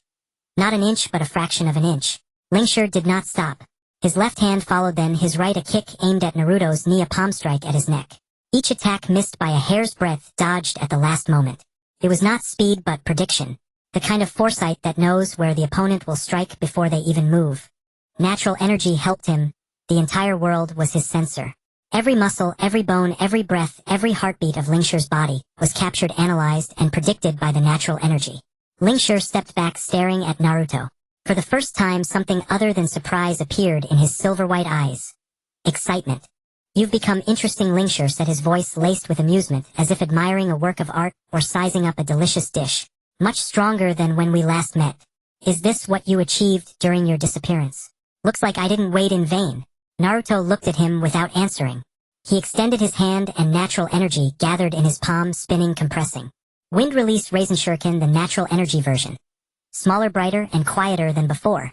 No ear-piercing screech, no violent wind pressure. Just a tiny golden star-like orb resting silently in Naruto's palm. He did not throw it, only let it hover in his palm like a lamp illuminating Ling Shi's face. Ling Shi's expression changed. Not excitement but shock. He stared at the tiny golden orb, and for the first time wariness flickered in his silver-white eyes. He could sense the power within it. Natural energy, but not solely. There was something else inside. Naruto's own will, his own path, the accumulation and sedimentation of decades of battle. Ling Shi's lips twitched. He did not attack again. Instead, he reached toward the sky, and a black fissure opened above the Hokage rock. He wanted to Naruto stood still, not pursuing, and the golden Raisin Shuriken in his hand was not thrown. He watched Ling Shi crawl into the fissure, watched it close, watched his figure vanish. Then he dismissed the orb in his palm, turned, and looked down at the Mai village below. People emerged from the shelters, looking up at the golden figure on the Hokage rock, silent. The ninjas lowered their kunai and shuriken, standing still, staring in that direction. Sasuke stood on the roof of the Hokage building, arms crossed, watching Naruto stood on the Hokage rock, the golden light slowly fading from him, revealing his ordinary orange clothes and ordinary blue eyes. He looked at the Mai village below for a long time without saying a word. The wind blew, stirring his hair and the hem of his clothes. In the distance, birds chirped merrily as if celebrating. When Naruto leaped down from the Hokage rock, Sasuke was already waiting below, leaning against the base of the monument with folded arms and closed eyes, as if resting or deep in thought. Hearing Naruto's landing, he opened his eyes and looked at him. They exchanged a silent gaze for a second before Sasuke averted his eyes and turned to walk toward the Hokage building. Naruto followed behind. The two walked down the deserted street in silence, neither feeling awkward despite the lack of words. Between them, words were rarely needed. A glance, a gesture, a moment of quiet was enough. It had been this way from 12 years old to decades later, from youth to middle age, from the battlefield to the office. In the Hokage's office, everyone had gathered. Shikamaru stood by the desk holding a document with a deep frown. As Naruto entered, the furrow slightly eased but remained. Kakashi sat in a chair, his copy of Make Out Paradise open, but his gaze was fixed on Naruto rather than the book. Sakura stood at the door, hand on the handle, not leaving. Hinata lingered in the corner, her grip on her clothes looser than before. Boruto stood by the window, staring blankly at the sky. Sasuke walked over, leaned against the wall, crossed his arms, and closed his eyes. Naruto walked behind the desk and sat down. He looked at everyone, and everyone looked at him. He wondered how to begin, but after a long pause, he felt nothing more needed to be said. He's back. Ling Shi has fled. Konoha is safe. That's enough. Shikamaru, report the casualties. Naruto spoke. Shikamaru opened the file in his hand. No deaths. 3 severely injured, over a dozen lightly wounded. All collateral from Ling Shi's initial attack. The shelters were activated in time, and most villagers were evacuated promptly. He paused looking at Naruto. If that orb of his had struck, the consequences would be unimaginable. Of course he knew the aftermath, a concentrated-tailed beast bomb powerful enough to erase all of Konoha from the map. If he hadn't arrived in time, the village would now be a ruin. He felt neither lingering fear nor relief, only stored the memory in his heart. Ling Shi would return. Today he fled, and next time he wouldn't come alone. Kakashi Sensei. Naruto looked at Kakashi. Kakashi lifted his gaze. How much intelligence can we gather on Ling Shi? Kakashi pondered. Not much. Only that he is an Otsutsuki who came after Momoshiki, Kinshiki, Urashiki, and Ishiki. He and Ishiki were childhood friends, and his strength surpasses Ishiki's. After being driven back by someone from the previous era, he came straight to Konoha, likely intending to destroy it while you were away. Naruto was silent for a moment. Ishiki already possessed 6 paths level power, and Ling Shi was even stronger. If Naruto hadn't undergone his second transformation, the outcome of today's battle would have been uncertain. He touched his chest. The wound inflicted by the Otsutsuki had completely healed, leaving not even a scar. But he remembered the pain, the sensation of his power being suppressed, his body torn apart, and his consciousness slowly sinking into darkness. He didn't want to experience that again. Sakura. Naruto looked at her. Sakura walked over from the door and stood before the desk. What is it? You'll be in charge of treating the injured. Use the best medicine and the finest medical ninja. Spare no expense. Sakura nodded and left. At the doorway she paused without turning. Naruto, are you okay? Her voice was soft. Naruto was taken aback, then smiled. I'm fine. Sakura walked away. Her footsteps faded down the corridor until they vanished. Hinata emerged from the corner, approached Naruto, and gently touched his face. Naruto took her hand and gave her a reassuring smile. Tears streamed down Hinata's face again, but she was smiling too. I'm fine, Naruto said. Hinata nodded, wiped her tears, and left the office. She still had to pick up Himawari from school, prepare dinner, and carry on with the mundane duties of an ordinary wife. But as she stepped out, her footsteps were noticeably lighter than usual. Only Naruto, Sasuke, Kakashi, and Shikamaru remained in the office. Boruto had slipped away at some point, likely unwilling to listen to the adults discuss matters beyond his understanding. Naruto met Sasuke's gaze. Sasuke returned it. After a few seconds of silence, Sasuke spoke first. Ling Shi won't let this go. He took a loss today. Next time he won't come alone. Naruto nodded. I know. What's your plan? Naruto thought for a moment. Wait for father to arrive. Sasuke asked no further. He closed his eyes and leaned back against the wall as if resting. Naruto lowered his head, opened a drawer, and took out a small, deep brown note. Its cover was dark brown leather, the edges worn and pale. A keepsake from Minato. He flipped to the first page, reading the characters Minato had written. Neat and precise, each stroke as if carved into stone. Gazing at those words, he remembered Minato, his words, the warmth of his hand on Naruto's shoulder. Minato would arrive soon. Naruto closed the notebook, returned it to the drawer, and looked up at the sky outside the window. The sky was a deep blue dotted with white clouds like torn cotton scattered carelessly. Birds chirped in the distance as if celebrating. He watched the clouds and the birds for a long moment, then withdrew his gaze, picked up his pen, and began reviewing documents. Shikamaru placed a stack of files before him.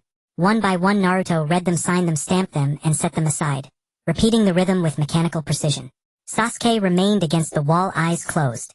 Kakashi sat flipping through Make Out Paradise. Shikamaru stood beside the desk, handing over each document, as soon as Naruto finished the previous one. None of the four spoke, yet none felt uncomfortable. Outside, the sun gradually tilted westward, tinging the clouds a fiery orange, as if someone had spilled a bottle of paint. Naruto signed the last document, set down his pen, leaned back in his chair, and let out a long breath. Shikamaru gathered the files and left the office. Kakashi closed his book and departed as well. Only Naruto and Sasuke remained. Sasuke. Sasuke opened his eyes and looked at him. Thank you. Sasuke stared at him for a moment before speaking. For what? Naruto thought. For always being here. Sasuke said nothing. He glanced at Naruto, then turned and walked away. His footsteps echoed down the corridor, growing fainter until they disappeared. Naruto sat alone in the office, gazing at the sky outside. Dusk was falling and the setting sun bathed the entire room in orange light. He sat motionless in that glow like a statue. After tearing through space above Konoha to escape, Ling Shi did not return directly to the Datongmu stronghold. He paused in the void, his silver-white eyes fixed on the empty expanse, his mind racing with frenetic calculations. The name Ming circled endlessly in his thoughts. The human he had hunted across eras from the past to the future and back again, had grown so powerful and so... He looked down at his right hand, the one that had been jarred by Ming Ren's golden orb of light. It still trembled faintly, not from pain, but because that power reminded him of the Lu Dao Xian Ren. No, it was purer than the Lu Dao Xian Ren. The sage's power was a fusion of chakra and natural energy, while Ming Ren's was pure natural energy. The very essence of this world itself. A muscle twitched at the corner of Ling Shi's mouth. He did not linger, he tore through space again and went to another place. It was a ruin. Not a ruin like Konoha, but one more ancient, more desolate, more devoid of human presence. Tumbled walls, withered trees, old vines. The wind swept through the debris moaning. A sound that seemed both like weeping and like laughter. This was the Datong Mu clan's first stronghold in the ninja world, the oldest of all. Thousands of years ago, Datong Mu Hui Yi had set out from here, journeying into the ninja world toward the sacred tree, and ultimately toward her seal. Ling Shi landed on the highest point of the ruins. He stood there gazing down at the broken remnants. The wind stirred his white robe and the horns on his head, but he remained motionless like a statue carved from stone. "Come out," Ling Shi said. His voice was soft, yet every word echoed clearly across the empty ruins. From the shadows of the ruins, a figure slowly emerged. Not a Datong Mu, but a human. Yet not entirely human. His body was translucent, as if composed of light and water. His features blurred his age, impossible to discern. He held something in his hands. A scroll, very old, its edges curled, the paper yellowed with age. This was the organization left behind by the Datong Mu clan, an ancient remnant that had endured through eons. For generations they had lived in seclusion, taking no part in any conflict, recording only history, preserving only relics. Lord Ling Shi, the figure, spoke, his voice flat and devoid of inflection. "Is Ishi's thing still here?" Ling Shi did not look at him, his gaze was fixed on the distant sky. The figure paused for a moment, then lowered his head and raised the scroll above it. "Yes, the Xia, left by Lord Ishi, has been preserved all this time untouched as you commanded." Ling Shi extended his hand, and the scroll flew from the figure's grasp into his palm. He did not open it. He simply held it, sensing the faint yet unextinguished power within the scroll. Ishi's Xia. Not a soul, not chakra, but something more fundamental, the unique life imprint of the Datong Mu clan. As long as this thing remained, resurrection was possible without need for Luanhui Tiansheng or Hui Tuzhuansheng. Only a vessel and someone willing to assist in the revival. Ling Shi was that person. "The vessel?" Ling Shi asked. The figure raised his head, his silver-white eyes betraying no emotion. "It is prepared. As you commanded, using the puppet secret technique of the Datong Mu clan, he can be revived temporarily. But the time is limited. At most 4 hours. Enough." Ling Shi clutched the scroll and the corner of his mouth curved. Not a smile, but a cold, utterly devoid expression. 4 hours were enough. With him and Ishi joining forces, they could kill Ming Ren and annihilate the entire ninja world. Ling Shi followed the figure into the depths of the ruins. There an altar stood. Not large, built of black stone, its surface covered with Datong Mu runes. In the center of the altar lay a puppet. Neither wood nor stone, it was made of some kind of metal, silver-white, emitting a cold gleam. Ling Shi stood before the altar and opened the scroll. Inside was a dark red heart-like mass that pulsed faintly. It had slumbered within the scroll for decades, yet never extinguished, like a lamp flickering in the wind, always on the verge of dying but never quite gone. Ling Shi placed the scroll on the altar and formed seals with his hands. Not the seals of a ninja, but the unique ones of the Datong Mu clan. The angles of the fingers, the way the palms turned, the direction of chakra flow, all completely different from human methods. The runes on the altar glowed, a dark red light seeping from the stone like blood, like magma. The mass of Xia drifted out of the scroll, hovering above the puppet, then slowly descended like a falling leaf, like a drop of rain. The puppet's finger twitched. Then its wrist, arm, shoulder, head. The entire puppet seemed to be lit from within. A silver-white radiance burst from its interior, illuminating the entire altar and the whole expanse of ruins. Ishi opened his eyes. Not real eyes, but the puppet's eyes. Silver-white, without pupils, cold as ice. He looked at Ling Shi, and Ling Shi looked back. They gazed at each other for a second. "You revived me." Ishi's voice was hoarse, as if he had not spoken for a long time. Temporarily, Ling Shi said, "If you use combat, you have only 4 hours." A corner of Ishi's mouth curved. He did not ask why, did not ask what Ling Shi wanted him to do, because he knew that Ling Shi would not revive him without reason. He stood up, stepped down from the altar, and moved the puppet body, testing its limbs. Silver-white light flowed over him like water, like flame. "Who is the target?" Ishi asked. "Ming Ren, the 7th Hokage of Konoha." Ishi's eyebrow twitched. "He is still alive." Ling Shi shook his head. "No, and he has grown stronger. Much stronger than before. I cannot handle him alone. Isher did not He nodded. Let's go.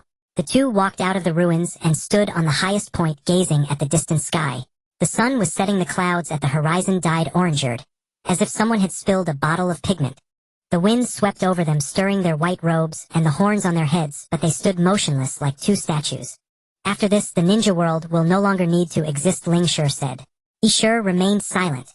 Refine the entire ninja world into a chakra fruit, plant a new sacred tree, and wait for the next fruit to ripen.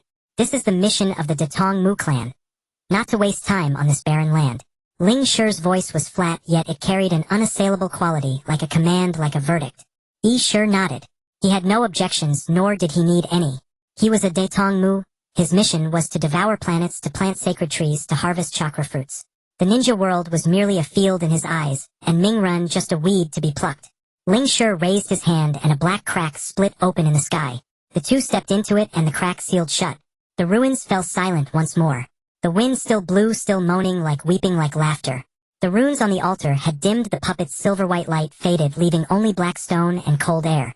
The member of the Datong Mu clan's organization stood in the shadows of the ruins, watching the direction where the two had vanished for a long time. He did not speak, did not move, like a shadow. When Ling Shi and Isher stepped out of the rift, they landed on a desolate plain. It was far from so far that even the silhouette of the Hokage rock was invisible. Around them stretched an endless wilderness with withered grass swaying in the wind. The distant mountains loomed gray and hazy like a faded painting. Ling Shi stood on the plain, closed his eyes, and took a deep breath. The air carried the scent of earth and grass, along with a faint otherworldly aroma. My lies to the east. If we rush at full speed, a few minutes. Ling Shi opened his eyes and gazed at the distant horizon. Isher stood beside him, the silver-white puppet body, gleaming coldly under the sunlight. He too looked in that direction, his pupilless eyes devoid of any emotion. What's your plan? Charge in directly or set an ambush? Ling Shi pondered. Charge directly. Naruto just fought a battle and thinks I fled. He won't expect me back so soon. Moreover, he paused. He doesn't know you've been resurrected. That's our greatest advantage. He flexed the puppet body, silver-white light flowing over its surface. The joints emitted faint sounds like the initial run-and-jin of a new machine. It felt deeply alien. This body was not his own. The organization had forcibly infused his karma into it using a puppet's secret technique, creating a temporary vessel. No flesh, no heartbeat, no body heat. Yet it could move, fight, and unleash the combat prowess of his prime for 4 hours. Enough. For hours, said Isher, enough to kill him 10 times. Ling Shi remained silent. He recalled the previous battle, the moment the golden orb had devoured his black one, and the way Naruto had looked down at him from the Hokage rock. A calm gaze, like one regarding a nuisance that needed elimination. His mouth twitched not from fear but from fury. He, an Otsutsuki who had lived for millennia, was being gazed at by a mere human with— Don't underestimate the enemy, Ling Shi said. His voice was flat, but Isher sensed something different in it. Isher looked at him, a flicker of surprise in his pupilless eyes. He had known Ling Shi for a long time. Since childhood, training together, fighting together, executing missions together. Never had he heard those 4 words, "Don't underestimate the enemy," from Ling Shi's mouth.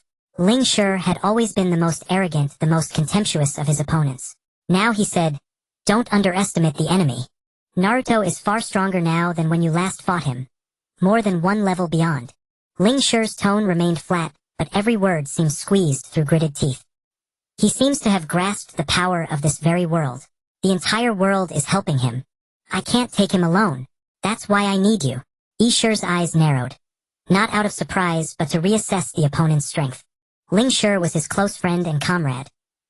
He knew him too well. Only in dire straits would he ask for help, let alone utter the words, "I can't take him alone." Isher fell silent for a moment, mentally raising Naruto's strength by 2 tiers, then nodded.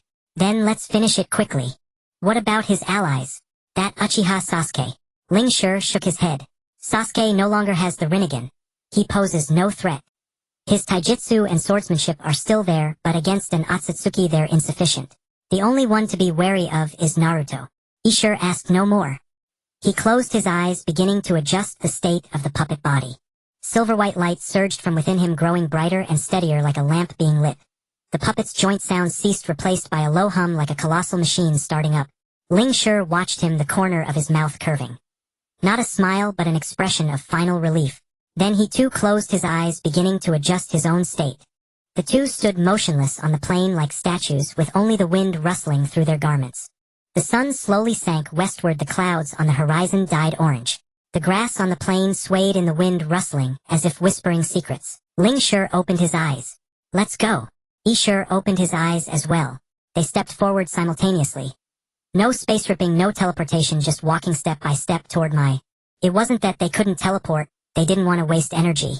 The Otsutsuki clan's spatial traversal consumed vast amounts of energy, especially over long distances. They needed to conserve their power for Naruto, not expend too much on the journey. Their speed was immense. Each stride covered several dozen meters like two streaks of silver-white light moving across the plain. The grass bent under their passage, the earth was churned up, leaving deep furrows behind. In no time they reached the small hill outside my village. They stopped and stood atop it, gazing at the distant village. From here my looked tiny. Houses like block, streets like threads, people like ants. Yet this small place had produced so many troublesome figures, the sage of six paths, Naruto, Uzumaki, Sasuke, Uchiha. One after another, as if never ending. Let's begin, Ling Shi said. Yi Shi raised his hand palm, aimed at my. Black light gathered similar to the orb Ling Shi had conjured before, yet different. Ling Shi's black orb had been violent and raging, as if to shatter everything into pieces. Yi Shi's black orb was quiet and silent, as if to swallow everything into oblivion. No sound, no tremor. It grew silently in his palm like a black sun slowly expanding. Inside my village people were having dinner. Smoke rose from chimneys, drifting into the sky like a thin veil. Children chased and played in the streets, their laughter crisp as bells. Adults sat at doorways chatting, fanning themselves rhythmically. No one knew that on the hill outside the village 2 Otsutsuki were gathering a black orb powerful enough to annihilate the entire village. Naruto sensed it. He set down his chopsticks, rose from the table, walked to the window and pushed it open. He gazed at the hill outside the village, at the 2 black orbs coalescing, his expression calm. He had known Ling Shi would return, and that he wouldn't come alone. This was the moment he had been waiting for. Hinata rose from the table and came to his side. Naruto, it's okay. Naruto turned and smiled at her. He'll be back soon. He leaped out the window and landed on the street. His footsteps were light and steady, barely making a sound on the stone pavement, like an ordinary person returning home, but light radiated from him. Golden light surged from within, growing brighter and denser. It wasn't chakra, it was pure natural energy. The natural energy of the entire world flowed toward him like rivers, converging into the sea like clouds gathering around. He walked within the golden radiance like a living Buddha. Sasuke followed behind him, not activating his Sharingan. Sakura watched from the hospital entrance, Kakashi from the Hokage's office window, Shikamaru from the ninja school gate, Boruto from the front door of his house, and Hinata from the window. When Naruto reached the village exit, Yi Shi's black orb had reached its limit. On the hill outside, my Yi Shi and Ling Shi stood shoulder to shoulder, 2 black orbs burning in their palms. Naruto stood at the village entrance, staring at the 2 on the hilltop for a long time. Then he spoke, his voice not loud, but the entire world aided its transmission. Since you're here standing so far away, aren't you cold? On the hilltop, Ling Shi's mouth twitched. Yi Shi's expression remained unchanged, but he hurled the black orb toward my. Let's just charge straight in. Yi Shi turned and walked down the hill. Ling Shi followed. The 2 moved under the sunset like silver-white shadows, closing in on Naruto step by step. Let's just charge straight in. Yi Shi turned and walked down the hill. Ling Shi followed. The 2 moved under the setting sun like silver-white shadows, closing in on Naruto step by step. On the hill outside my village, the wind was strong, causing the garments of the 3 figures to snap loudly. The distance between the golden figure and the 2 black orbs of light was shrinking at an alarming rate. Mingren's speed was simply too immense. So immense that the air behind him burst into a white sonic boom cloud, so immense that the ground beneath his feet was cratered with every stride, so immense that while Zhuju had barely taken a single step, he had already surged hundreds of meters ahead. Natural energy blazed around his form. The golden robe of light shimmered like flowing fire under the setting sun. In the palm of his right hand, a golden Raisin Shuriken spun at an incredible velocity. This version of the Raisin Shuriken, infused with natural energy, was different from the one he had used earlier to intimidate Ling Shi. This one was condensed with his full power. Larger, brighter, and far more silent. There was no piercing, were only a deep subterranean rumble, as if something was stirring deep within the earth, as if something that had slumbered for 1,000 years was finally awake. Ling Shi and Yi Shi stood atop the mountain, black orbs blazing in their palms. This was not chakra. It was the unique power of annihilation belonging to the Otsutsuki clan, a force beyond human comprehension, beyond any ability to resist.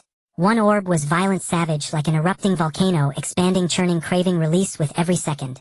A single orb of such destructive annihilation power could erase the entire Konoha from the map. Ling Shi was just about to hurl the orb, but Ming Ren's speed was too great. Their perception could hardly keep pace.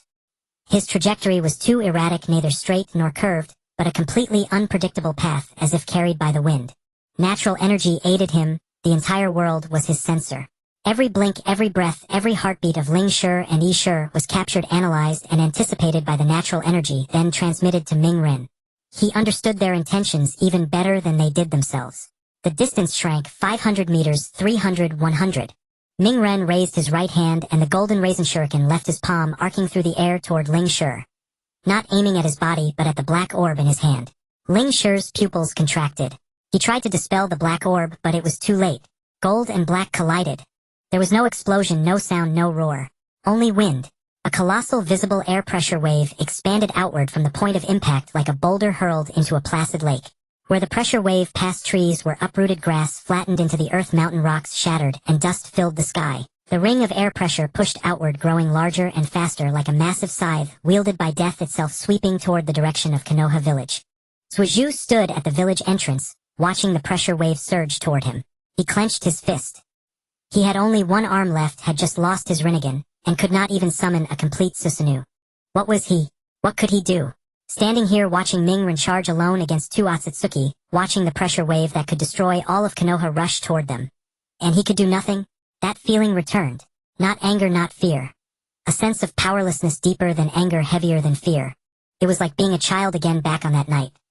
The Uchiha compound ablaze, his parents lying in pools of blood, standing in the yard watching that man's retreating figure, unable to do a thing. It was like being back at the Valley of the End that evening when he and Ming Ren had battered each other to exhaustion. Lying in a pool of blood, watching Ming Ren's back, believing he had won only to realize he had lost utterly. It was like the day he lost his Rinnegan. That light was too fast, faster than he could react. By the time he came to his senses, the eye was gone. Suiju's pupils suddenly contracted. No. He was not a child anymore. He stood up and formed a hand seal with his right hand. The Mangekyo Sharingan. The eye he had kept all along rarely used, the one in the same socket as his lost Rinnegan. Flared to life. The hexagonal pattern rotated slowly in the crimson iris. Not a tentative probe but a full-powered activation. Chakra surged from within him. Not the kind extracted from cells, but a new, purer, more abundant power born from tempering with natural energy. Like a riverbed long dry, receiving its first spring rain, flowing slowly, unhurried yet steadfast. A violet light coalesced around his body. Not a complete Susanoo. No legs, no lower half, not even a complete upper torso. Only a single enormous skeletal arm of violet light, extended from behind Suiju, 5 fingers spread wide, shielding Konoha village from above. That arm was so huge it blocked half the sky. That arm was so thin it began to tremble before the pressure wave even struck. But that arm was so steady. So steady that Suiju himself could hardly believe it. This was a Susanoo he could manifest with only one Mangekyo Sharingan. Not a perfect form, but enough. The pressure wave slammed into it. The violet skeletal arm shuddered violently, fingers curling, joints creaking, as if they would snap at any moment, but it did not shatter. It was pushed back half a meter, then held firm. Suiju's feet gouged 2 deep furrows in the earth. His body shook, but his eyes shone. He looked at that arm, at how it blocked the pressure wave that could have annihilated Konoha, and the corner of his mouth twitched. Not a smile, but an expression too complex to name. The people in Konoha village looked up at that violet skeletal arm shielding the village. They all knew what it was, where it came from, who was protecting them. Xiaoying stood at the hospital entrance, tears streaming down her face, as she saw the violet skeletal arm. She knew it was Suiju's Susanoo. She knew he had only one Mangekyo Sharingan left. She knew the immense burden activating Susanoo placed on his current body. She wanted to rush out, to run to his side, to use medical ninjutsu to help him hold on. But she did not move because she knew Suiju did not need her. What he needed was to stand there to block that pressure wave, to prove that he was not useless, not a burden, not that helpless child who could do nothing. Kaka, she stood by the window of the Hokage's office, gazing at the violet skeletal arm, saying nothing. His eyes were very red. Not from tears, but from the dull ache in his Sharingan, as if Dai too was speaking to him. He looked at that arm, remembering Dai too, remembering Lin, remembering those who never returned, remembering Suiju as a child.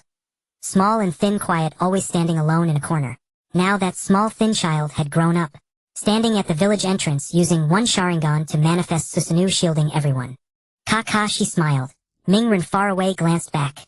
He saw the violet skeletal arm, saw Suiju's silhouette at the village entrance, saw his hands trembling, but his feet did not move. Ming-Ren turned his gaze back to Ling Shi and Yi Shi before him. His expression was calm, but there was something in his eyes. Not anger, not fighting spirit, but a light of deep certainty, of steady confidence. Zhuozhu is holding things down below, Ming-Ren said. That means I can go all out up here. Ling Shi's mouth twitched. Yi Shi did not speak, but his expression changed. Ming-Ren's figure cast a long golden afterimage in the setting sun. He did not wait for Ling Shi and Yi Shi to make the first move, but charged forward on his own initiative. The golden silhouette collided with the silver-white lights, producing a deep, muffled roar, as if two mountains had crashed together. Ming-Ren drove a fist toward Ling Shi's chest, which the latter blocked with his arm. Ming-Ren then kicked at Yi Shi's knee, but Yi Shi sidestepped to evade. The speed was so extreme that the naked eye could not capture it. Even Zhuozhu's Mangekyo Sharingan could only perceive blurred phantoms. 3 streaks of light. 1 golden, 2 silver-white. Intertwined, collided, separated, then intertwined, collided, and separated anew in the sky. Ling Shi's attacks were fierce and violent. Each of his fists bore the power of annihilation. Not chakra, but the unique force of the Datong Mu clan that could devour everything. The space around his fists twisted in the air along his punching trajectory, compressed into white mist accompanied by sharp, piercing explosions. Yi Shi was entirely different. His fighting style resembled that of a seasoned hunter. Calm and unhurried, never wasting a move. Every strike targeted Ming-Ren's most vulnerable spots, his back ribs, and the side of his knee. But Ming-Ren was faster.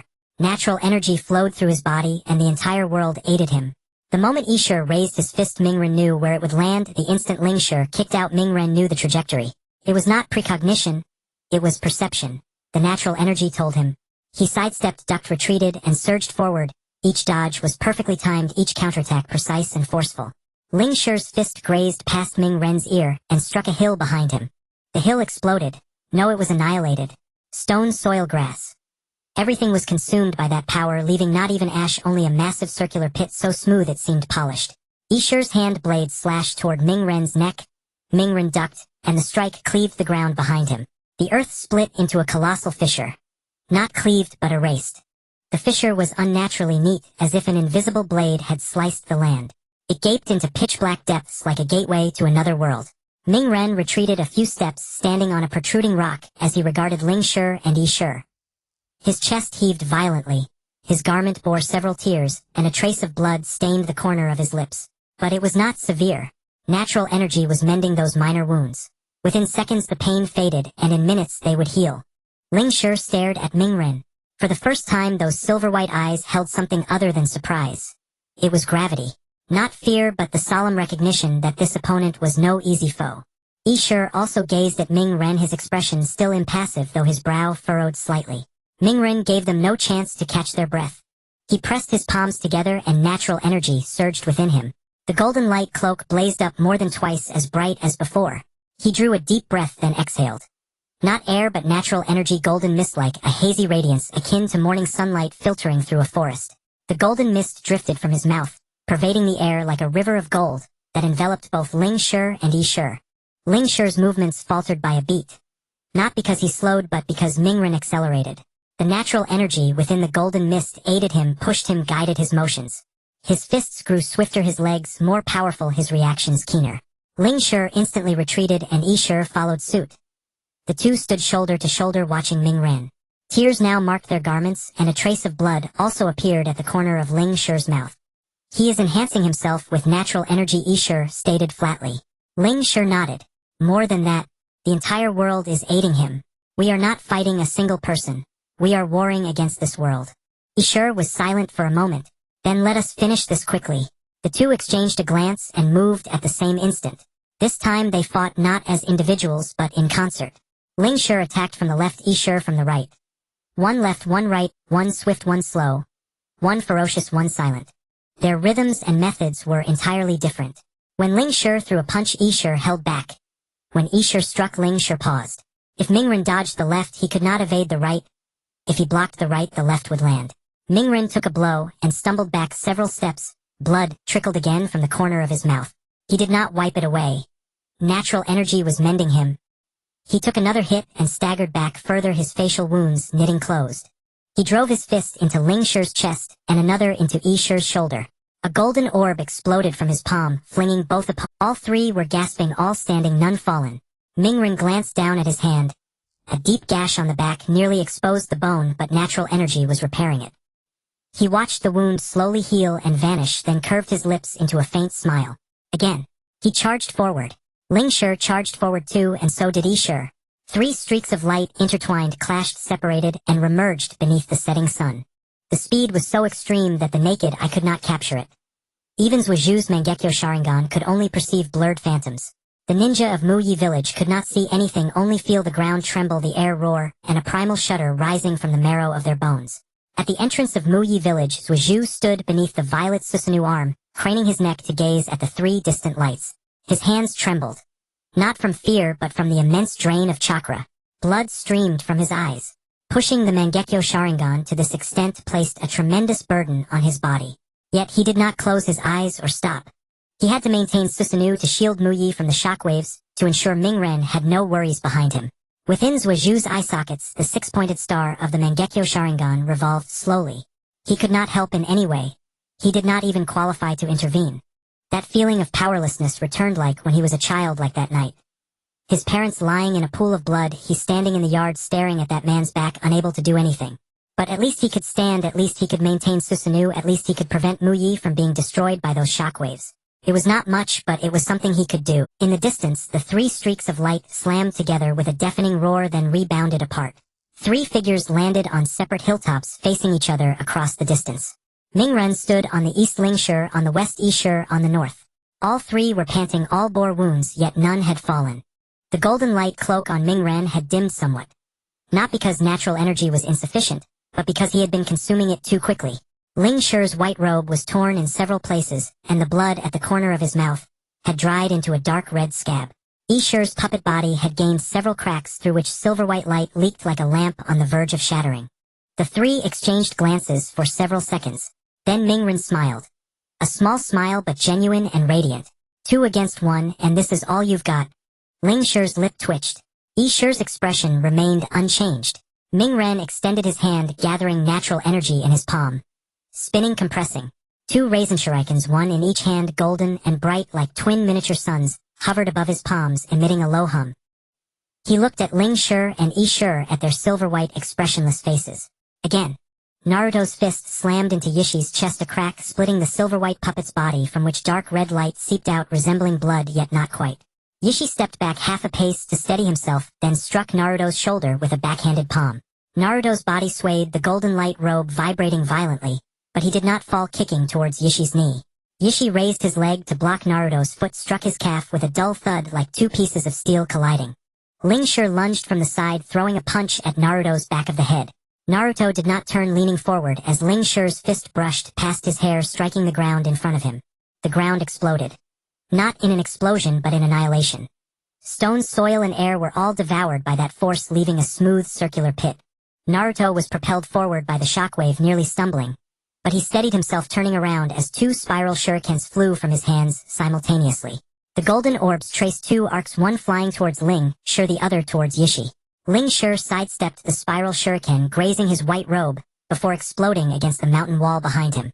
The mountaintop was sheared away, not shattered, but smoothed down perfectly like cutting tofu with a knife. Yishi did not dodge. He extended his hand and forcibly caught the spiral shuriken's silver-white light, gathering in his palm, clashing against the golden sphere. The light orb spun, sliced, and tore in his palm Yishi's body, vibrating the cracks on him, increasing silver-white light, continuously seeping from the fissures, yet his expression remained unchanged, as if he felt no pain. Panting, Naruto gazed at Yishi, watching the spiral shuriken, still rotating in his palm. His stamina was rapidly depleting, the drain of natural energy, far exceeding his expectations. Dealing with 2 Otsutsuki simultaneously, while maintaining the golden light robe and continuously attacking, dodging, and defending. Every cell in his body cried out for relief, pleading that he was exhausted, that he could no longer hold on, that he wished for a moment of respite. But he did not stop, he could not stop. The moment he halted, Ling Shi and Yishi's fists would descend upon him. Not ordinary punches, but blows imbued with the power of annihilation, capable of shattering him. Yishi squeezed hard, the spiral shuriken detonating in his palm. Golden shards of light scattered like a rain. Yishi's right hand was shattered, silver-white fragments falling to the ground with a crisp sound akin to breaking porcelain.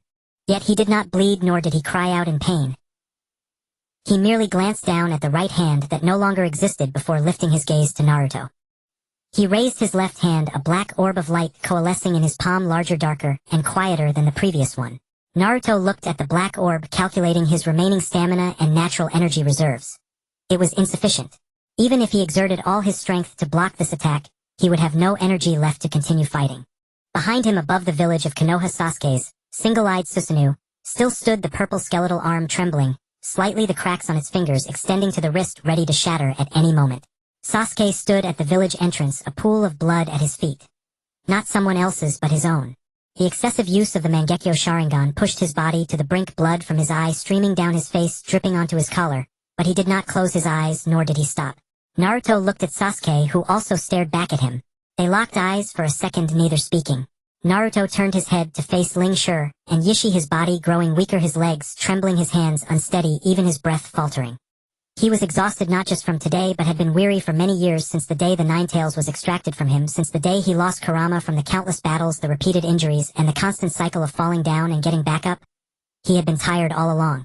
But he did not fall, he could not fall. Behind him lay Konoha, Hinata, Boruto, Himawari, Kakashi Sensei, Sakura, Shikamaru, and those who believed in him followed him and entrusted their lives to him. If he fell, what would happen to them? Naruto took a deep breath and exhaled. The natural energy within him surged once more, the golden light robe reigniting. It was not that the natural energy had increased, but he had squeezed out every last bit of his strength, his life, and his determination to illuminate others, burning himself completely. He extended his hand, natural energy, gathering, rotating, compressing in his palm. The Rasengan, not the spiral shuriken, but the most primitive Rasengan. No wind release, no shuriken form, just a round blue orb resembling the very first one he had ever. Yet it was driven by natural energy and was smaller than any Rasengan he had ever created, even smaller than the very first one. But it was bright, so bright it was blinding, causing Ling Shi to squint, dimming Yishi's black orb for a moment. Naruto charged forward, not flying nor teleporting. His legs trembled, his breath quickened, and darkness flickered before his eyes. Yet he did not stop running, rushing towards Ling Shi, towards the black orb gathering before him. Ling Shi watched Naruto charge towards him, the corners of his mouth curving slightly.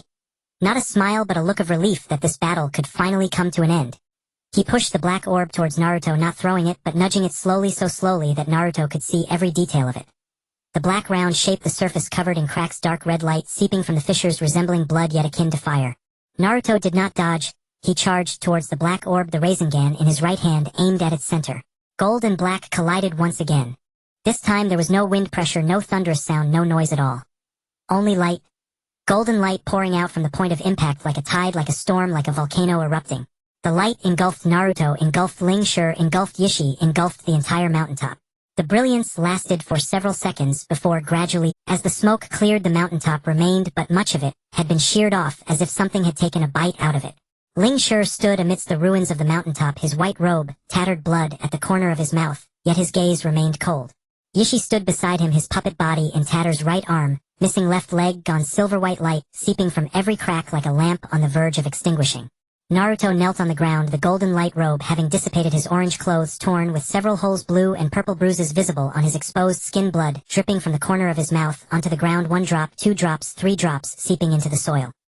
He knelt there, head bowed, gasping for air like a fish thrown ashore, parched and powerless.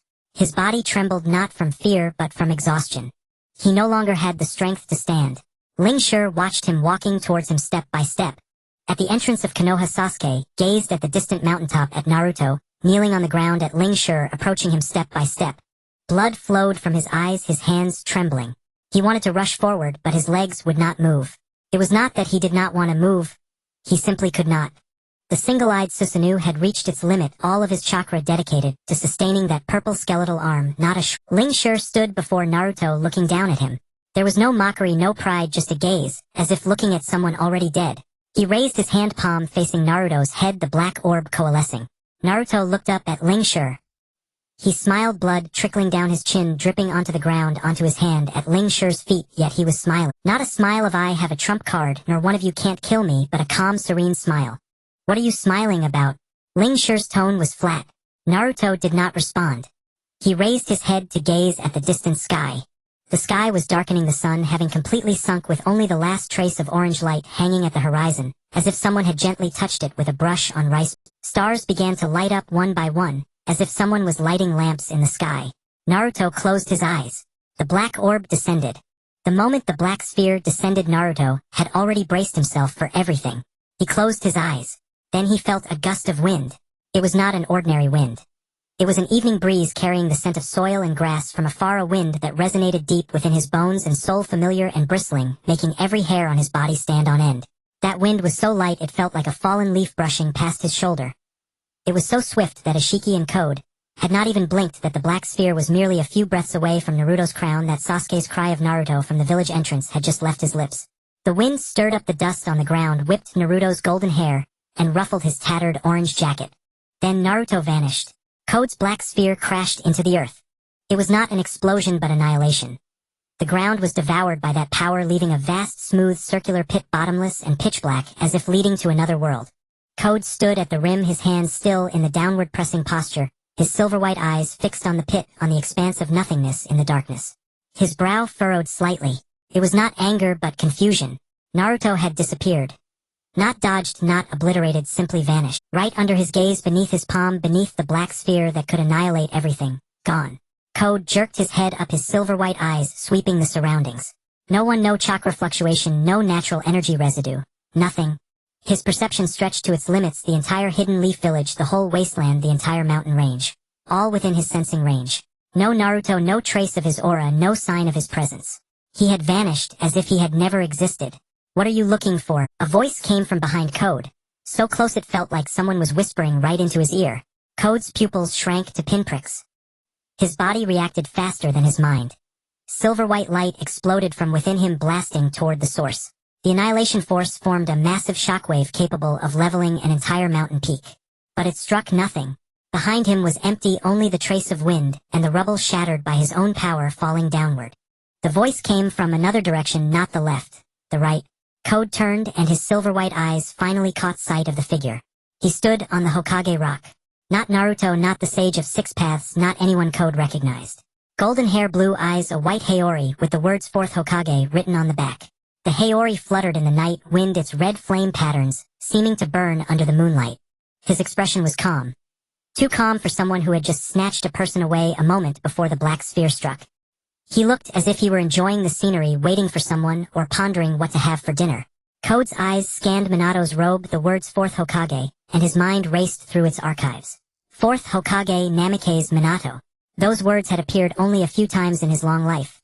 In the intelligence about the Nine-Tails Jinchuriki, in some tedious human historical records, and in files he had casually flipped through. And in that battle across time, he had never taken the name to heart. A mere human dead for decades, an ant who had never even glimpsed the Otsutsuki clan. Code's pupils contracted sharply. No, this man was no ordinary human. He possessed a power Code had never felt in any human before. Not chakra but natural energy, pure and absolute natural energy. That energy flowed within him like a great river surging through his veins. Its intensity, purity, and vastness. Code had only seen such power in the Sage of Six Paths. No, it was purer than the sages. "Are you Namikaze Minato?" Code's voice squeezed out. Minato looked at him, not answering the question, merely tilting his head slightly. That punch was quite heavy. Code's lip twitched. Minato watched him, still wearing that calm expression. His eyes swept over Code's tattered white robe, the dried blood at the corner of his mouth, and his trembling right hand. "You must be tired. After fighting for so long, it's time to rest." Code said nothing. His body was more honest than his mind. The silver-white light within him dimmed for an instant, his breathing faltered, and his shoulders sagged slightly. Below the Hokage rock, the people of the hidden leaf village looked up at the white-clad figure.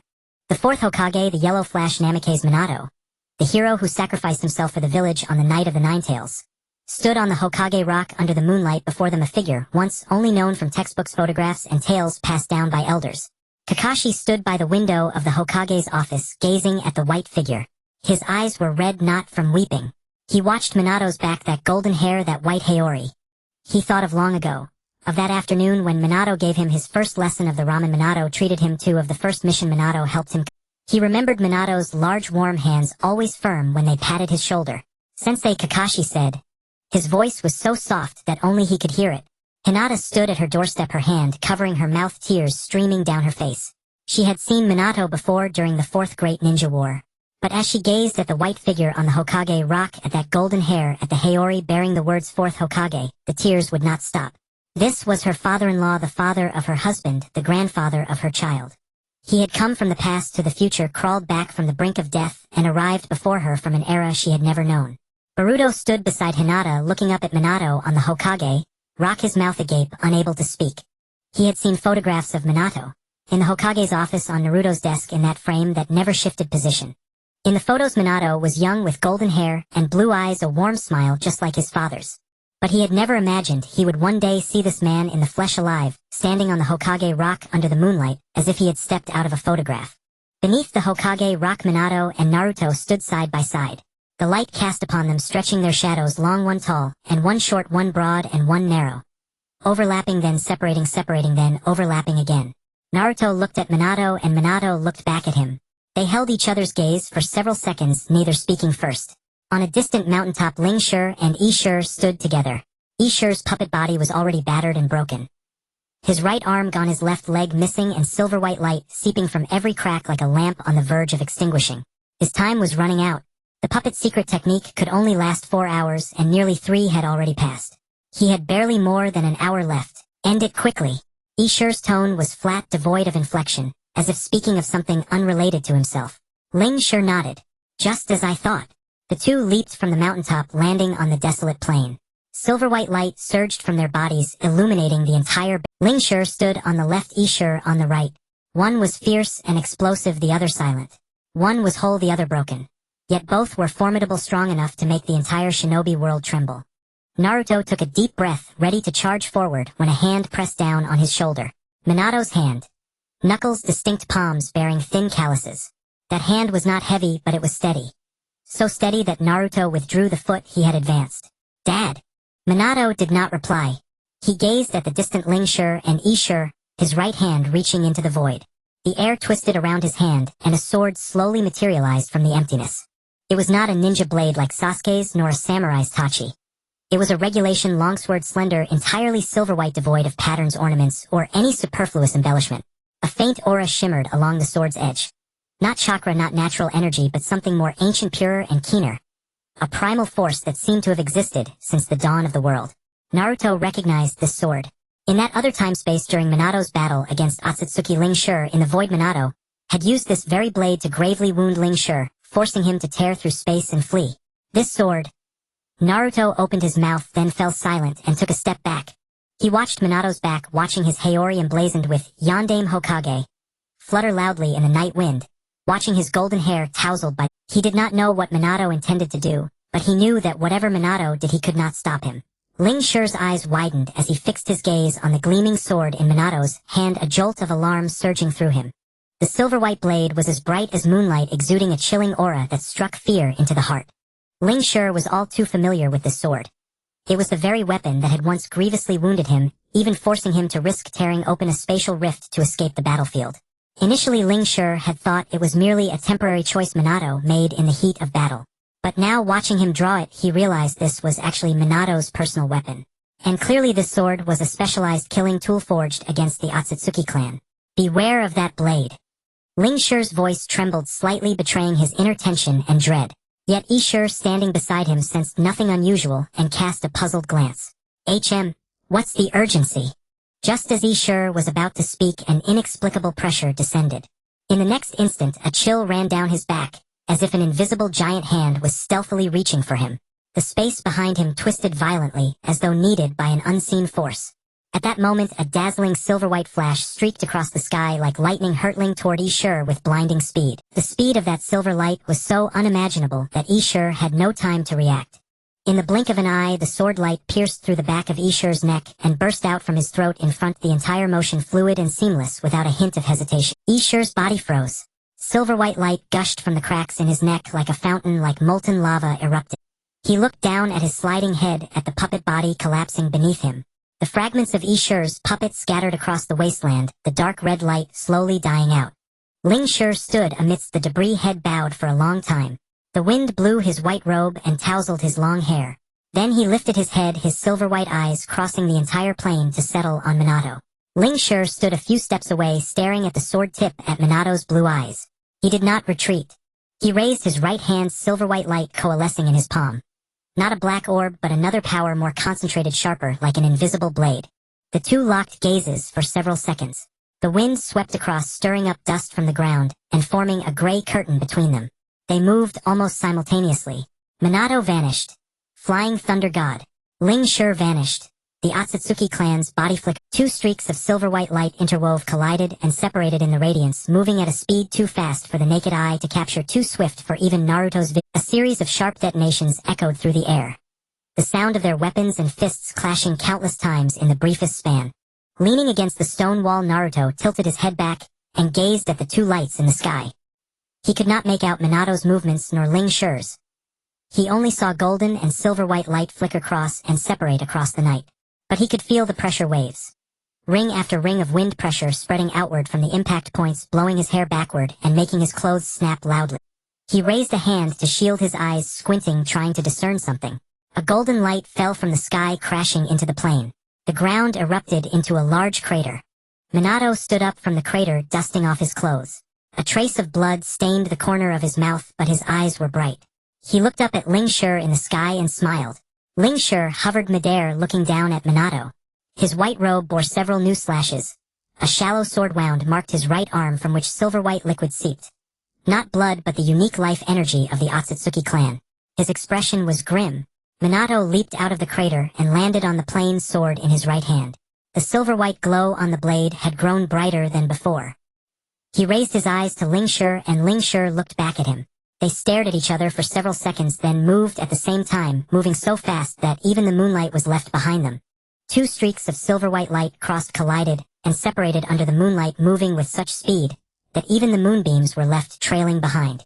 Naruto leaned against the Hokage rock, gazing upward at the two lights in the sky. He could not discern Minato's movements nor Ling Shi's. He could only witness golden and silver-white flashes, scintillating, intersecting, and parting in the nocturnal firmament. Rings of wind pressure radiated outward from each impact, sweeping his hair back and making his garments snap violently. He raised a hand to shield his eyes, squinting in a futile attempt to perceive something. But nothing was distinguishable. Minato's speed was overwhelming. The Flying Thunder God technique, already the swiftest spacetime ninjutsu in the world, coupled with the amplification of natural energy, allowed him to transition seamlessly between one instant teleportation and another. An instant ago he stood before Ling Shi. The next he materialized behind him. One moment the sword tip aimed at Ling Shi's throat. The next the blade swept toward the back of his neck. Ling Shi's Otsutsuki body flicker technique was not slow yet. When compared to Minato's Flying Thunder God, it fell short by a considerable margin. The Otsutsuki clan's body flicker was a matter of swift movement, whereas Flying Thunder God was instantaneous translocation. One was about running fast, the other was about leaping directly across space. An insurmountable chasm separated the two. Ling Shi was thoroughly outmatched in speed. His body could not keep pace with Minato's rhythm, nor could his perception. He was no longer fighting Minato. He was being led around by him. Minato appeared on Ling Shi's left, thrusting his sword toward the ribs. Ling Shi twisted aside the blade, grazing his white robe and leaving a long gash in the fabric. Minato did not pause. He withdrew his sword, pivoted, and reappeared on Ling Shi's right, delivering a horizontal slash. Ling Shi had no time to dodge and was forced to block with his right forearm. The blade struck his forearm with a crisp metallic clang. Silver-white liquid spattered from the wound, falling onto the wasteland, onto the gravel, onto the withered blades of grass. Ling Shi grunted and retreated half a step. Silver-white light surged from his injury, laboring to mend the gash. Minato granted him no respite. He vanished again, reappearing behind Ling Shi, bringing his sword down toward the back of his neck. This time Ling Shi had learned. Rather than dodging or blocking, he threw himself forward, rolling across the ground to evade Minato's. His white robe was caked with dust, his hair disheveled, strands of silver-white locks hanging before his face, obscuring half of it. He stared at Minato, and for the first time the word discomfiture appeared in his silver-white eyes. Minato stood a short distance away, gripping his sword with the tip pointing downward. The silver-white radiance on the blade shone even brighter than before. His breathing had grown heavier. Not from fatigue, but because the continuous use of Flying Thunder God, combined with natural energy, and that sword exacted an enormous toll. He could feel his dantian quaking violently, while the golden torrent of the Ninetales furiously surged into his meridians, striving to sustain his condition. Without the Ninetales, he might have already collapsed. "You are strong," Ling Shi spoke, his voice somewhat hoarse. "Stronger than any human I have ever encountered." Minato regarded him in silence. "But this sword of yours, you have not yet fully mastered it." Ling Shi's lips curved slightly.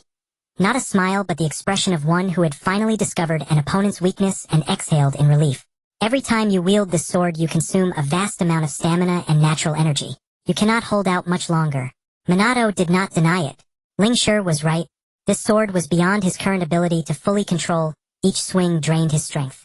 The single stroke that had slain Ishir had already consumed nearly 30% of his stamina. Now, after a dozen consecutive slashes, both his physical energy and natural energy were nearly depleted. His dantian trembled even more violently, and the Ninetales' golden torrent could barely keep pace. "You are right," Minato said. "I cannot last much longer." Ling Shi's eyebrow twitched. He had not expected Minato to admit his weakness so candidly. This was not something a warrior should do. It seemed rather like a victor condescending to his opponent. "Then why don't you run?" Ling Shi's voice carried a note of mockery. Minato smiled. "Who said I was going to run?" He tightened his grip on the hilt, and the silver-white aura on the blade flared so brilliantly that it stung Ling Shi's eyes. "I may not last long, but long enough to kill you." Ling Shi's pupils contracted into pinpricks. He sensed it. Minato was not bluffing. His stamina and natural energy were indeed nearly exhausted, but his sword remained, his will remained, his resolve remained. Such people were the most formidable not because of their overwhelming power, but because they never gave up, never retreated, never admitted defeat.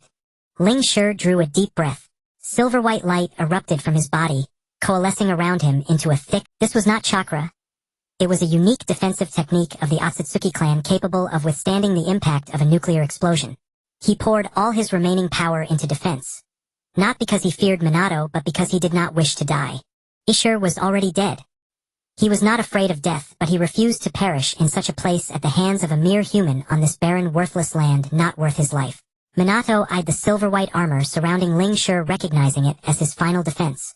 And his final strike. If he could shatter that armor, Ling Shi would lose. If he could not, defeat would be his. He gripped the sword hilt tightly. The silver-white radiance on the blade had reached its zenith. The entire sword resembled a red-hot iron bar radiating searing heat.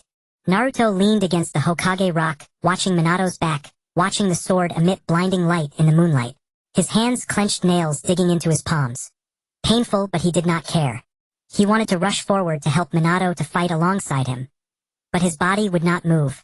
Not because he was unwilling, but because he could not.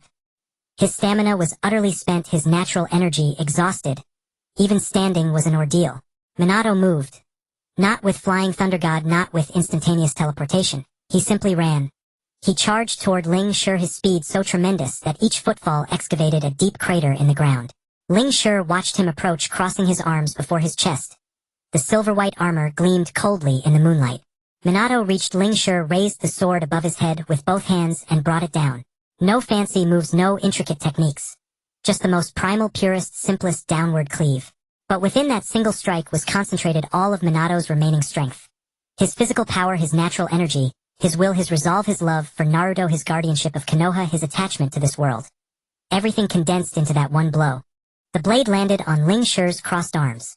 The silver-white armor cracked fissures, spreading from his wrists to his elbows, from elbows to shoulders, from shoulders. Then, the armor shattered. Silver-white fragments scattered in all directions like a rain of silver-white. Ling Shi's body flew backwards, smashing into a distant cliff. The cliff collapsed, burying him beneath rubble. Minato stood still, gasping heavily, his sword still held in the descending posture. The silver-white glow on the blade had dimmed. His hands trembled, his legs trembled, his entire body quaked. The rubble stirred. Ling Shi rose from the debris. His white robe was torn to shreds, his hair, a wild mess, silver-white liquid trickling from the corner of his mouth. His arms shook, a silver-white light seeped through the cracks in his limbs.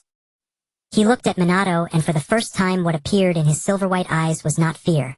It was respect. Ling Shi's lips curved into a genuine smile. Not mockery, not relief, but the smile of one who acknowledges a worthy opponent. "Minato Namikaze," he said, "you are an extraordinary man." Minato gazed at him without a word. "But you still failed to kill me." Ling Shi raised his hand, a black rift tore open behind him.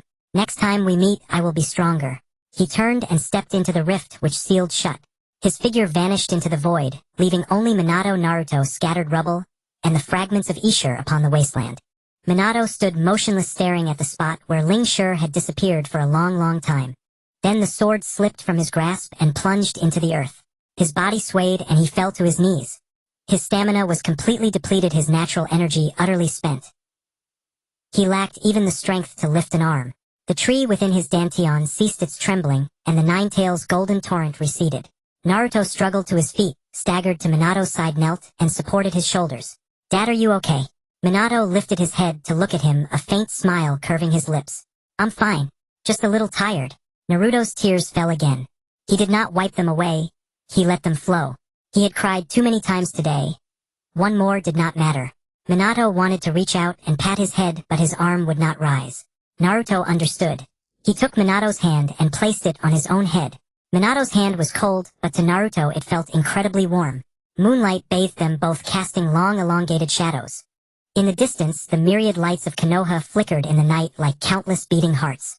The wind blew from afar, carrying the coolness of evening and the scent of distant forests. Minato's hand slid down from Naruto's head and rested on his shoulder. Come on, let's go home.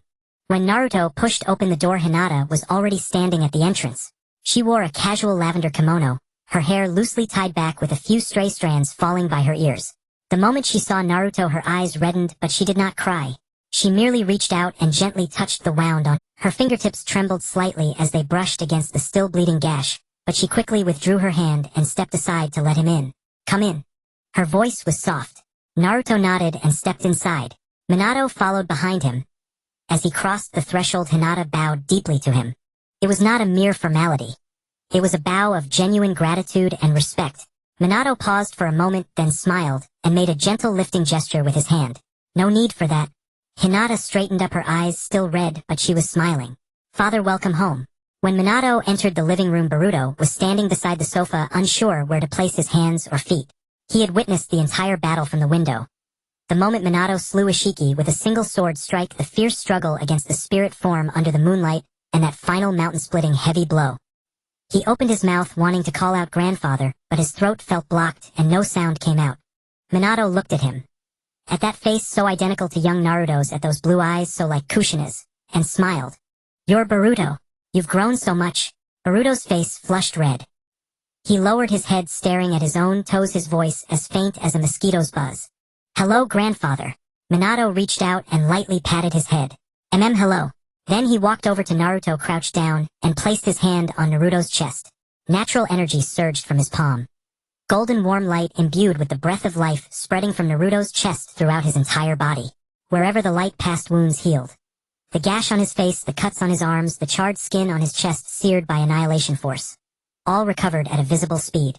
Torn muscles regenerated, broken bones mended, and his depleted stamina gradually revived like a dry riverbed receiving its first spring rain. Naruto felt a warm energy flow from his chest into every limb and joint. Not painful but soothing, like soaking in a hot spring, or dipping his hands into warm water on a winter's day as a child. A soft sigh escaped his throat involuntarily. Sasuke was standing in his own yard, gripping the Kusanagi sword, swinging it rhythmically under the moonlight. His left eye was still bleeding. Not from a fresh wound, but from the aftereffect of overusing his Mangekyo Sharingan, a stabbing sensation like needles pricking his eye socket or someone scraping his eyeball with a blade. He did not stop, not because he was unafraid of pain, but because he refused to stop. If he stopped, he would think of what just happened. How he could only stand at the village entrance watching Naruto fight alone, how he was not even qualified to intervene, and that massive broken one-armed Susanoo. What kind of Susanoo was that? What kind of power was that? A golden light flickered beside him. Minato's clone emerged from the light, clad in a white Haori, his golden hair faintly glowing under the moon. The same expression, the same gaze, the same gentleness as the original. He looked at Sasuke and Sasuke looked back.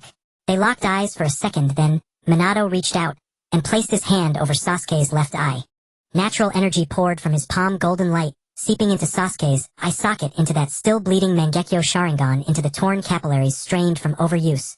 The pain eased instantly. Not completely gone, but the sharp mind-numbing sting turned into a dull ache from needle pricks to pressure. Don't move, Minato said softly. Sasuke stood still, allowing Minato's natural energy to mend his ravaged left. The bleeding in his eye socket stopped, the torn blood vessels healed, and the compressed optic nerve returned to normal. In less than half a quarter, the eye had fully recovered, not just to its pre-battle state, but to an even better condition. The natural energy not only repaired the damage, but also nurtured the Mangekyo Sharingan, making it more stable, more resilient, and less prone to overdrawing. Minato withdrew his hand and looked at Sasuke's eye. It's done. Sasuke blinked. No pain, and his vision was clearer than before. He gazed at Minato, wanting to say something, but nothing came out. Minato did not wait for him to speak. He took a scroll from his robe and handed it to him. This is the technique Naruto has been training in. Without the Rinnegan now, relying solely on the Mangekyo Sharingan won't last you long. You need to find another path. Sasuke took the scroll, holding it in his hand without opening it. Ryuchi Cave. Minato said, "You should have a go there and train for a while." Sasuke was silent for a moment, then nodded.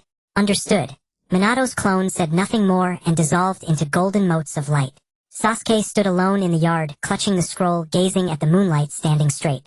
Minato's original withdrew his hand from Naruto's chest, and the natural energy light gradually dimmed. Naruto looked down at his body.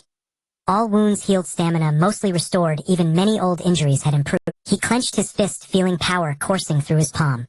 "Dad, thanks." Minato shook his head and sat down beside him. "In a couple days, once you're fully recovered, we'll go after Ishiki again. I already left a flying thunder god mark on him." Naruto turned to look at Minato. "When did you leave it?" "During that final strike, when the blade grazed his arm." A faint smile curved Minato's lips. "He thought I was just attacking, didn't notice I left a mark while I was at it." Naruto stared at him. At that calm face, as if he were discussing what's for dinner, and couldn't help but laugh. "Dad, you're really terrifying." Minato chuckled but didn't argue. Hinata stood at the door listening to the father and son talk, tears streaming down her face, but she didn't wipe them away. Boruto sat on the sofa, simply gazing at Naruto. Outside the window, moonlight shone over Konoha, over the Hokage monument, over every rooftop. Wind blew from afar, carrying the chill of the night. Naruto's injuries had largely healed.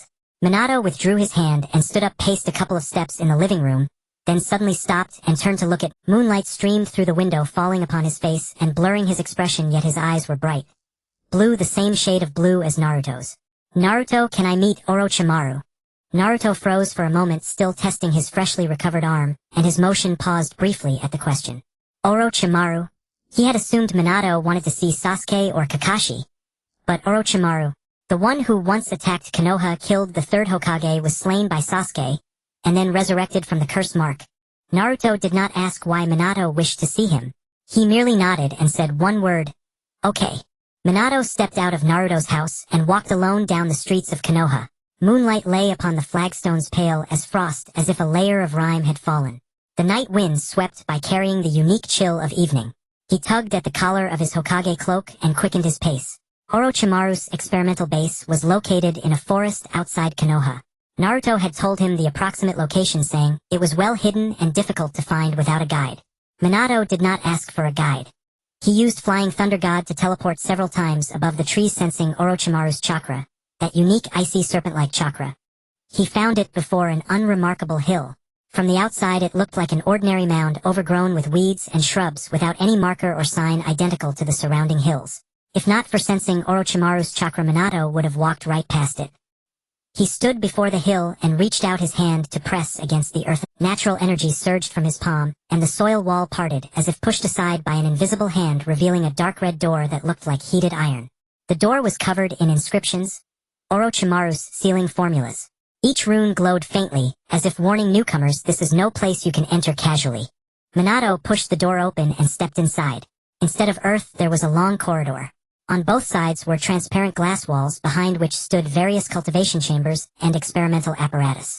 Some chambers held unknown creatures in fluid, some held human organs, and some held things even Minato could not identify. Pale green liquid bubbled faintly inside the cultivation chambers, emitting a soft gurgling sound that echoed conspicuously in the silent corridor. The air was thick with the pungent cold scent of formalin and disinfectant, like stepping into a morgue. At the end of the corridor stood a metal door. Before Minato could knock, the door opened by itself. Orochimaru stood behind it. He wore a gray kimono, his long black hair cascading behind him, his skin pale as paper. His golden slit pupils glowed like twin lanterns in the dim light. He looked exactly as he had in that bygone era. The same pallor, the same chill, the same spine-tingling aura, yet not entirely the same. Something was missing from his eyes. The madness, the obsession. Replaced by a tranquility and something else Minato could not quite name. He gazed at Minato, was silent for a moment, then smiled. The smile was faint, light like a crack appearing on ice, revealing the water beneath. The fourth Hokage. What a rare guest. Minato looked at him, a surge of complex emotions churning inside. In that past era, Orochimaru had defected from Konoha, conducted forbidden experiments, attacked the village, and killed the third Hokage. Each identity marked him as an enemy of Konoha, each made him one of the most dangerous figures in ninja history. But as Minato beheld this Orochimaru with his calm, no longer mad golden eyes, those emotions gradually settled. He entered the room and sat down opposite Orochimaru. You came from the past. You know that too, Minato said bluntly. Orochimaru nodded. I know. I realized when Naruto returned. Minato did not beat around the bush. If you were the you from the past, you should understand yourself best. Is there a way to bring him back to Konoha? Orochimaru did not answer immediately. He rose, walked to the wall, and took down a scroll from a shelf. The shelf was filled with scrolls. Multicolored covers stacked densely in several layers. Orochimaru did not search. He reached out directly and retrieved one. Very old, its edges curled, the paper yellowed, looking quite aged. He returned and placed the scroll before Minato. This is something I prepared. Give it to him, and he will naturally return to Konoha with you. Orochimaru's voice was flat, without inflection, as if stating a trivial matter. No one knows oneself better than oneself. Minato picked up the scroll and flipped through it. The handwriting was Orochimaru's. Neat, as if printed, every stroke precise without any sloppiness. The content was a research note. It did not specify what kind of research, only recording insights and experimental results from a certain period. Minato could not understand most of it. Too many terms and symbols he had never encountered. But he understood one thing: this note was extremely important to Orochimaru, important enough for him to trade it for returning to Konoha. Thank you. Minato tucked the scroll into his robe, then pulled out another scroll from his pocket and handed it over. It was a transcript of the cultivation method he had compiled from the void of the Pure Land, more refined than the version he had given Jiraiya, divided into 4 stages: skin fusion, meridian unblocking, organ tempering, and mortal transcendence. He had originally planned to pass it on to Konoha after returning to the past, but now he changed his mind. This era needed as many strong warriors as possible. Study this method as well. Compared to your immortality technique, it might offer some insights. Minato looked into Orochimaru's eyes. Your era needs as many powerful individuals as possible. Orochimaru took the scroll and opened it. The words "way of nature" met his eyes. His brow twitched, a glimmer flashing in his golden slit pupils. Not surprise, but curiosity. He did not ask where the method came from, who wrote it, or why it was given to him. He simply began reading. He read quickly, flipping through page by page, line by line, not missing a single character. His expression shifted. A slight curve at the corner of his mouth upon reading skin fusion. A twitch of his brow at meridian unblocking, a furrow at organ tempering. Minato sat across from him, not urging him. He watched him turn pages, furrow his brow occasionally with a faint smile. The room was silent, broken only by the occasional gurgle of the cultivation chambers and the rustle of paper. After a long while, Orochimaru closed the scroll and looked up.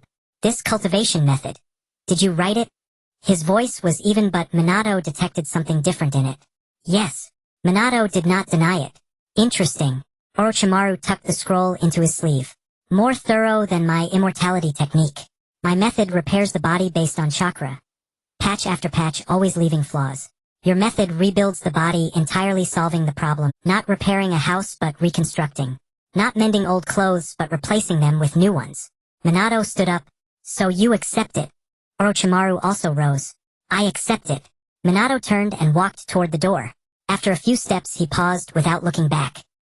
He gazed at the transparent glass walls in the corridor, at the unknown creatures floating in the cultivation chambers, at the tiny bubbles rising in the pale green. Scenes from the past flashed through his mind. When Orochimaru defected from Konoha, young Minato was still in the Umbu. They had little direct contact, but he had heard countless legends about Orochimaru, both good and bad. Later, when Orochimaru attacked Konoha, Minato had already perished on the night of the Nine Tails, so he did not witness that battle. Later still, when Orochimaru was killed by Sasuke and resurrected from the curse mark, Minato was already in the Pure Land. Orochimaru. Minato did not turn around. Orochimaru watched him. What happened in that past era? I don't blame you. You were just on the wrong path then. Minato's voice was soft. I hope in this era you can walk the right one. No answer came from behind. Minato did not wait. He stepped out of the laboratory. The corridor remained silent, the cultivation chambers still gurgling, the air still thick with formalin and disinfectant. When Minato emerged from the hill, the moonlight was still as white, the night wind still as cool. Exactly as when he had entered. He tucked the scroll from Orochimaru into his robe, patted it to make sure it would not fall out, then set off toward Naruto. The next morning, as dawn broke, Naruto woke up. Hinata was still sleeping beside him, her breath soft, as if afraid to disturb anyone. He got up quietly and opened the door, stepping out of the room. Minato was already standing in the courtyard, his golden hair shimmering in the morning light as if coated in gold, and the words "Fourth Hokage" on his white robe stood out prominently in the rising sun. He looked at Naruto as he walked out and nodded. Naruto returned the nod, and neither of them spoke. Minato raised his head to glance at the pale light spreading across the sky, and then shifted his gaze back to Naruto. Are you ready? His voice was soft, as if he were asking what they would have for breakfast that day. Naruto took a deep breath, natural energy surged within him, and the golden light of his chakra flared up in the morning glow. He clenched his fist, feeling a powerful, abundant force inside like spring waters overflowing their banks, and nodded. Minato reached out and grasped Naruto's shoulder, closing his eyes to sense the flying thunder god mark on Ling Shi. The mark was small and inconspicuous, lingering on Ling Shi's arm since the sword strike yesterday. Ling Shi might not have noticed it, or perhaps he had, but did not take it seriously. The sensing locked in, and the flying thunder god activated. The space warped before their eyes, a chill brushing past their faces. And then the two appeared in an unfamiliar city. Silver-white metal buildings towered into the clouds, reflecting dazzling light in the morning sun like silver-white spears piercing the sky. The ground was as smooth as a mirror, reflecting their two shadows, and even the creases in their clothes and each strand of hair.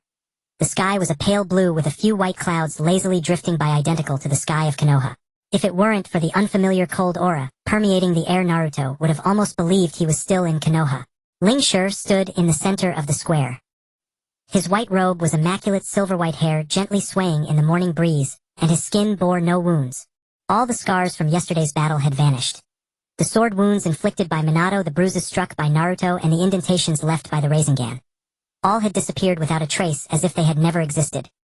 He looked at Minato and Naruto, his silver-white eyes devoid of surprise or fear, only reflecting a profound calm. That calm reminded Naruto of Sasuke, recalling the tranquility Sasuke had displayed after the battle at the Valley of the End.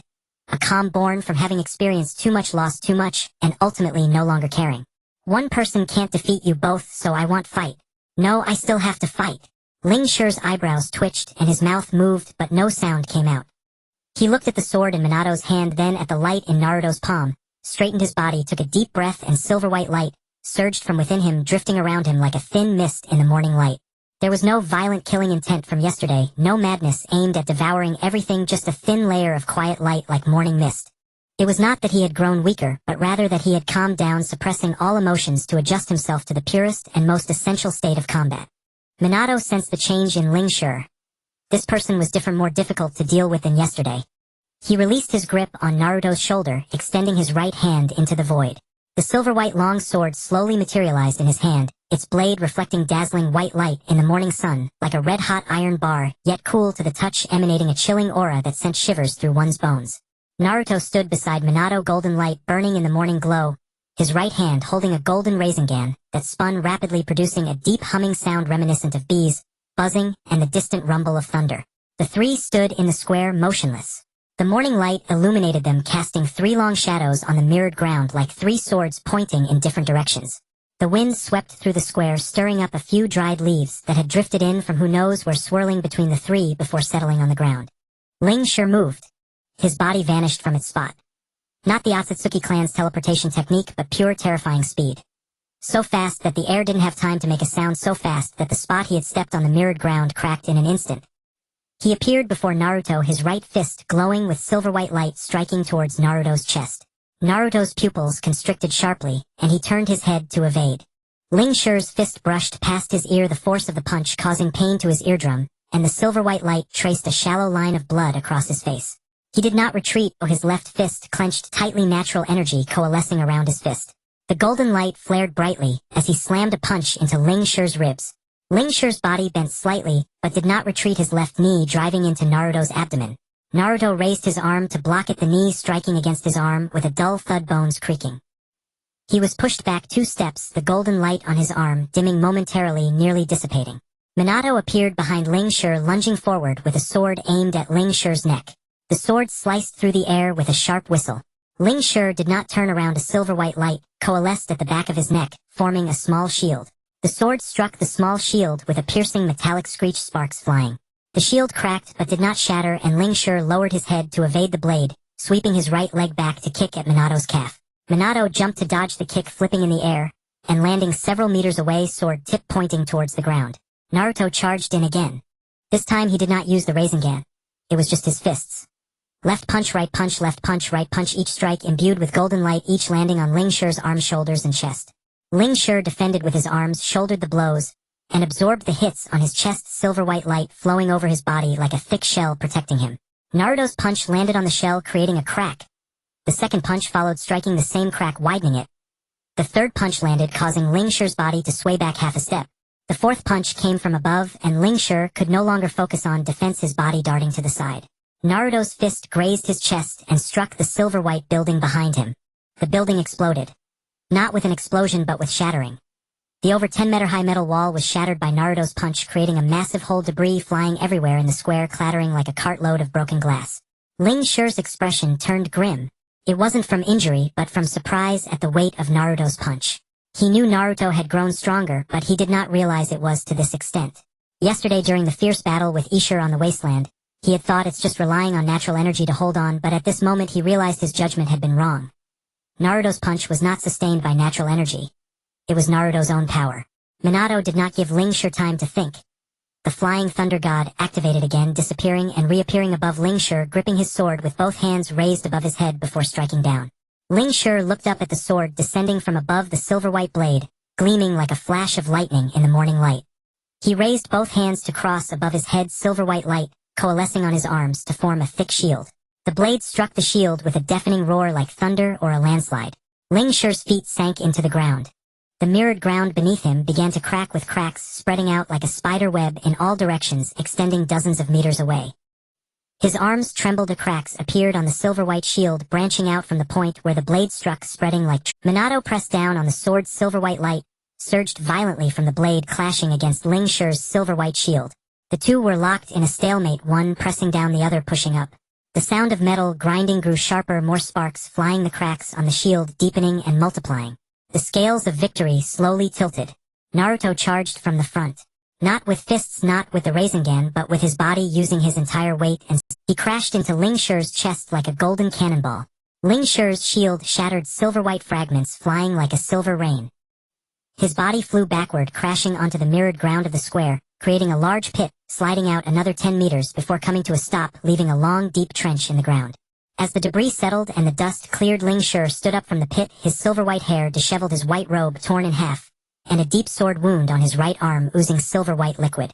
A thin stream of silver-white liquid flowed from the corner of his mouth, trickling down to his chin and dripping onto his chest. He looked at Minato, then at Naruto.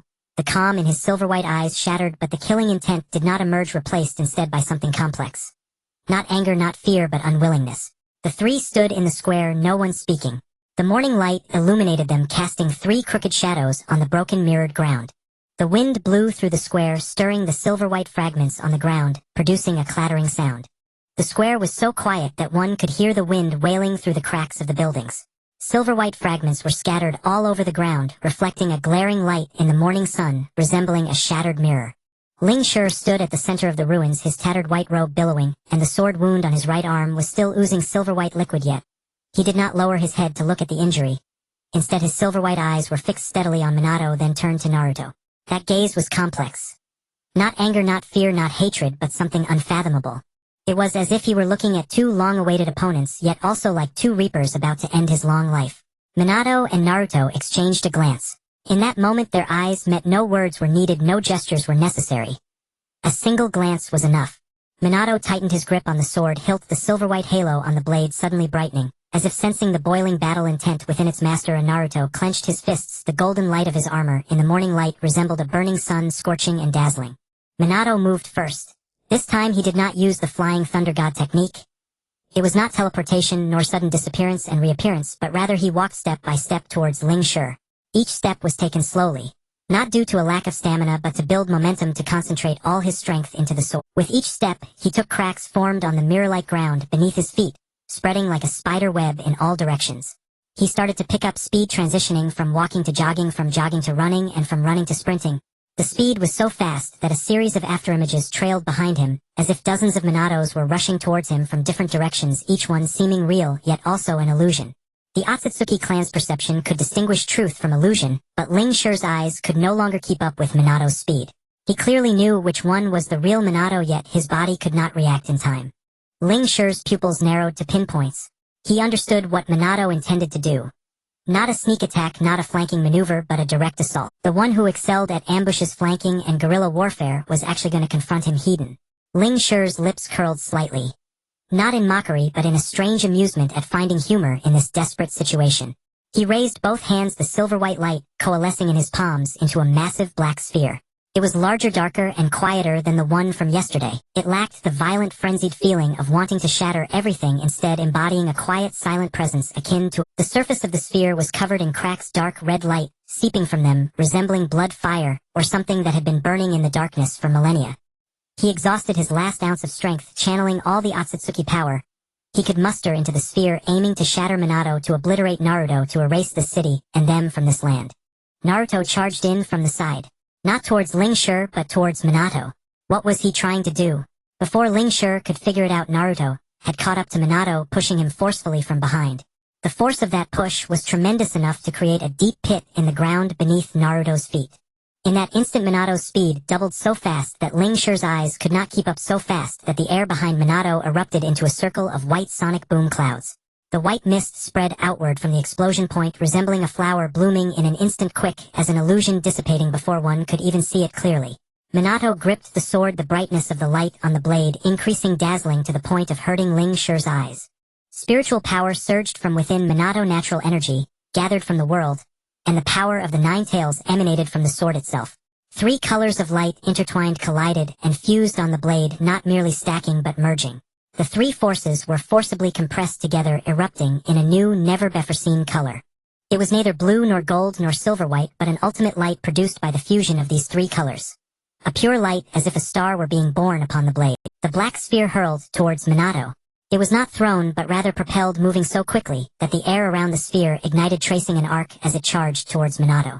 Wherever the sphere passed, the air was torn apart, the ground upheaved, and the silver-white buildings on either side began to crack and collapse under its shockwave, fragments being blown hundreds of meters away before they could even hit the ground. Minato did not dodge. It was not that he could not, but that he did not want to. He gripped the sword with both hands, raising it above his head, the light on the blade shining to its utmost brilliance, the entire sword resembling a bar of iron just pulled from a furnace. Scorching, blinding, unbearable to behold. He took a deep breath, then exhaled, infusing that breath into the sword. That breath carried his essence, his warmth, his life. A culmination of a man who crawled back from the brink of death, journeyed from the past to the future, and found his path through the void. Minato swung down. That strike was not aimed at Ling Shi, but at the black sphere. At the moment the blade struck the black sphere, there was no sound, no explosion, no roaring. Only one feeling. Time stood still. The wind ceased, the light halted, time froze. Minato's sword halted at the surface of the black sphere, the blade cutting into the sphere, an inch, 2 inches, 3 inches. The sphere cracked, fissures spreading outward from the point of impact like a mirror shattering. It was not an explosion but a disintegration. The black sphere was split in half by the sword, the 2 halves sliding past Minato's body, landing on the square behind him. The earth trembled, the silver-white buildings shook, and the sky appeared to have been torn apart. As the 2 halves of the sphere hit the ground, they erupted, but not in an explosion, rather in a release. The Otsutsuki power compressed within the sphere went completely out of control at that moment, surging madly from the 2 hemispheres, forming 2 soaring black pillars of light. Where the pillars passed, the silver-white buildings melted, collapsed, and vanished like paper burned in a fire.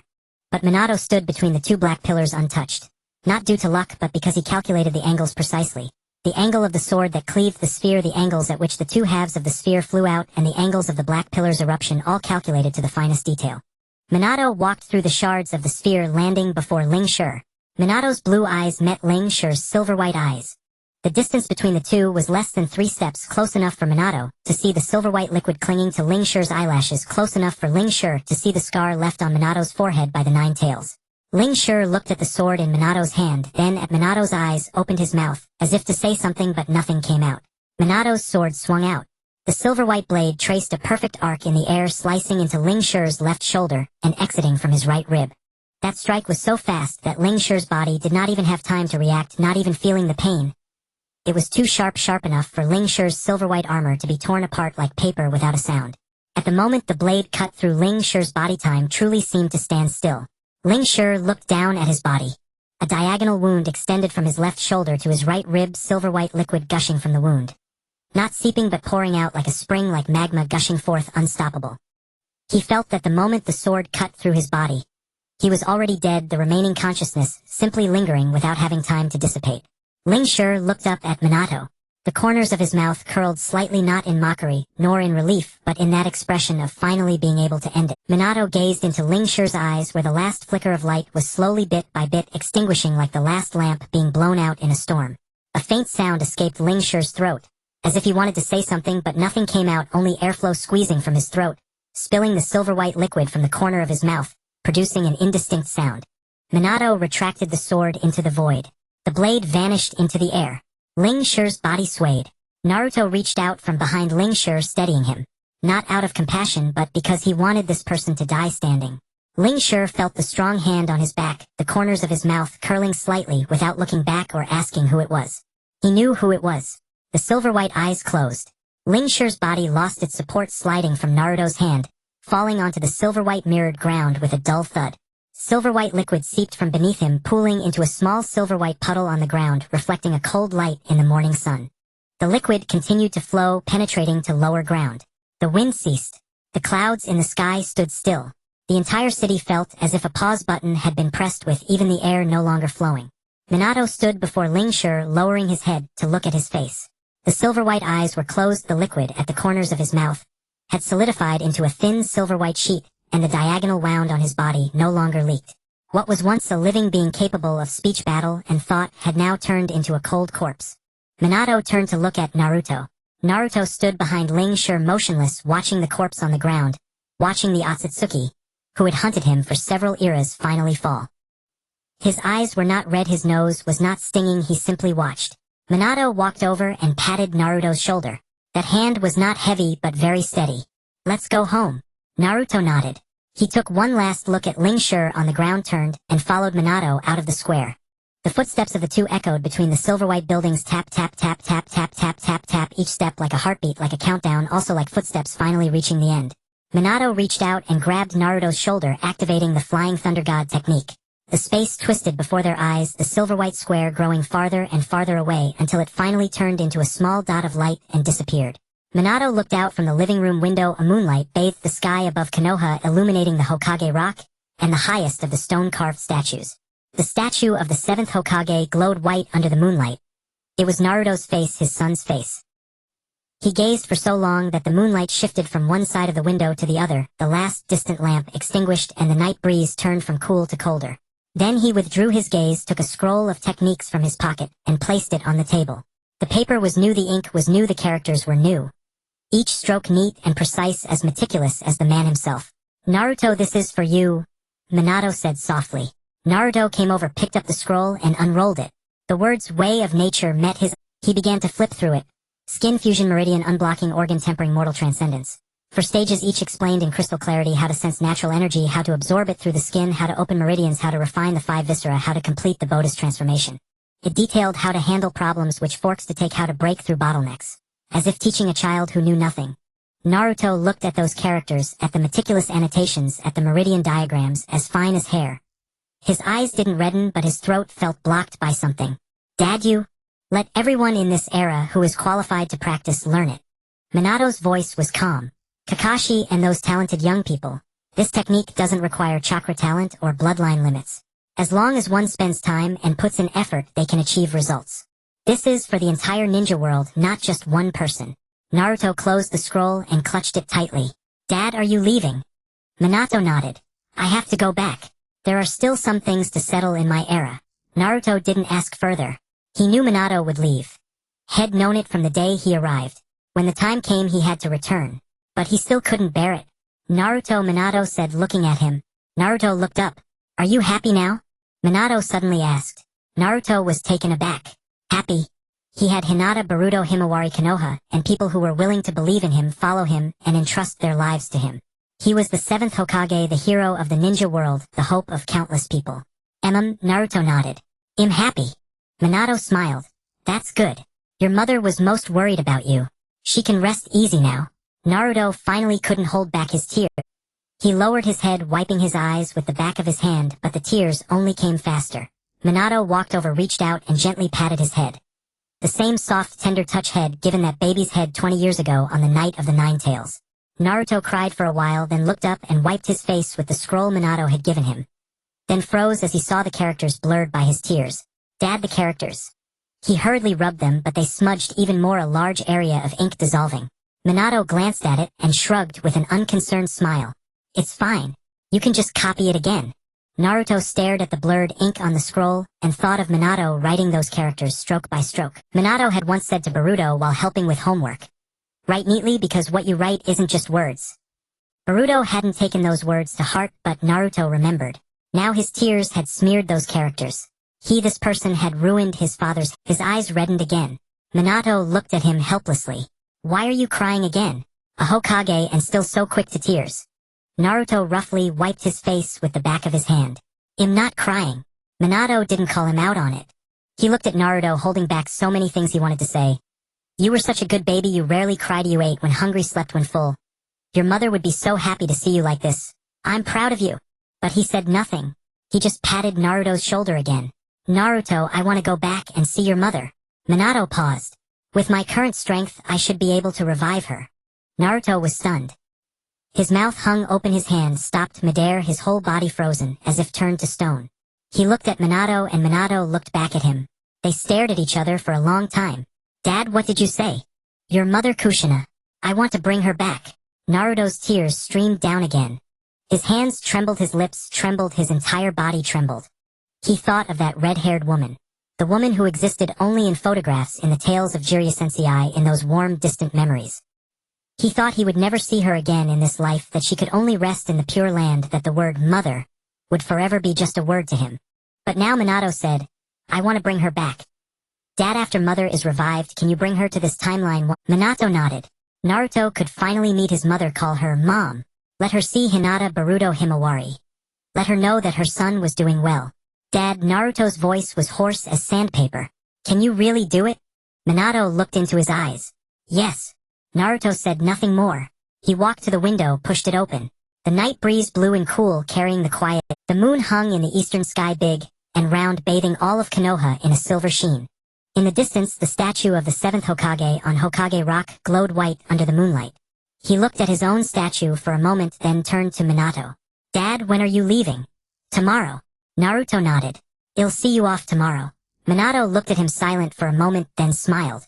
Early the next morning, just as the first light of dawn broke, Minato stood in the yard of Naruto's house. His golden hair seemed gilded in the morning light, and the words, 4th Hokage, on his white haori gleamed strikingly under the rising sun.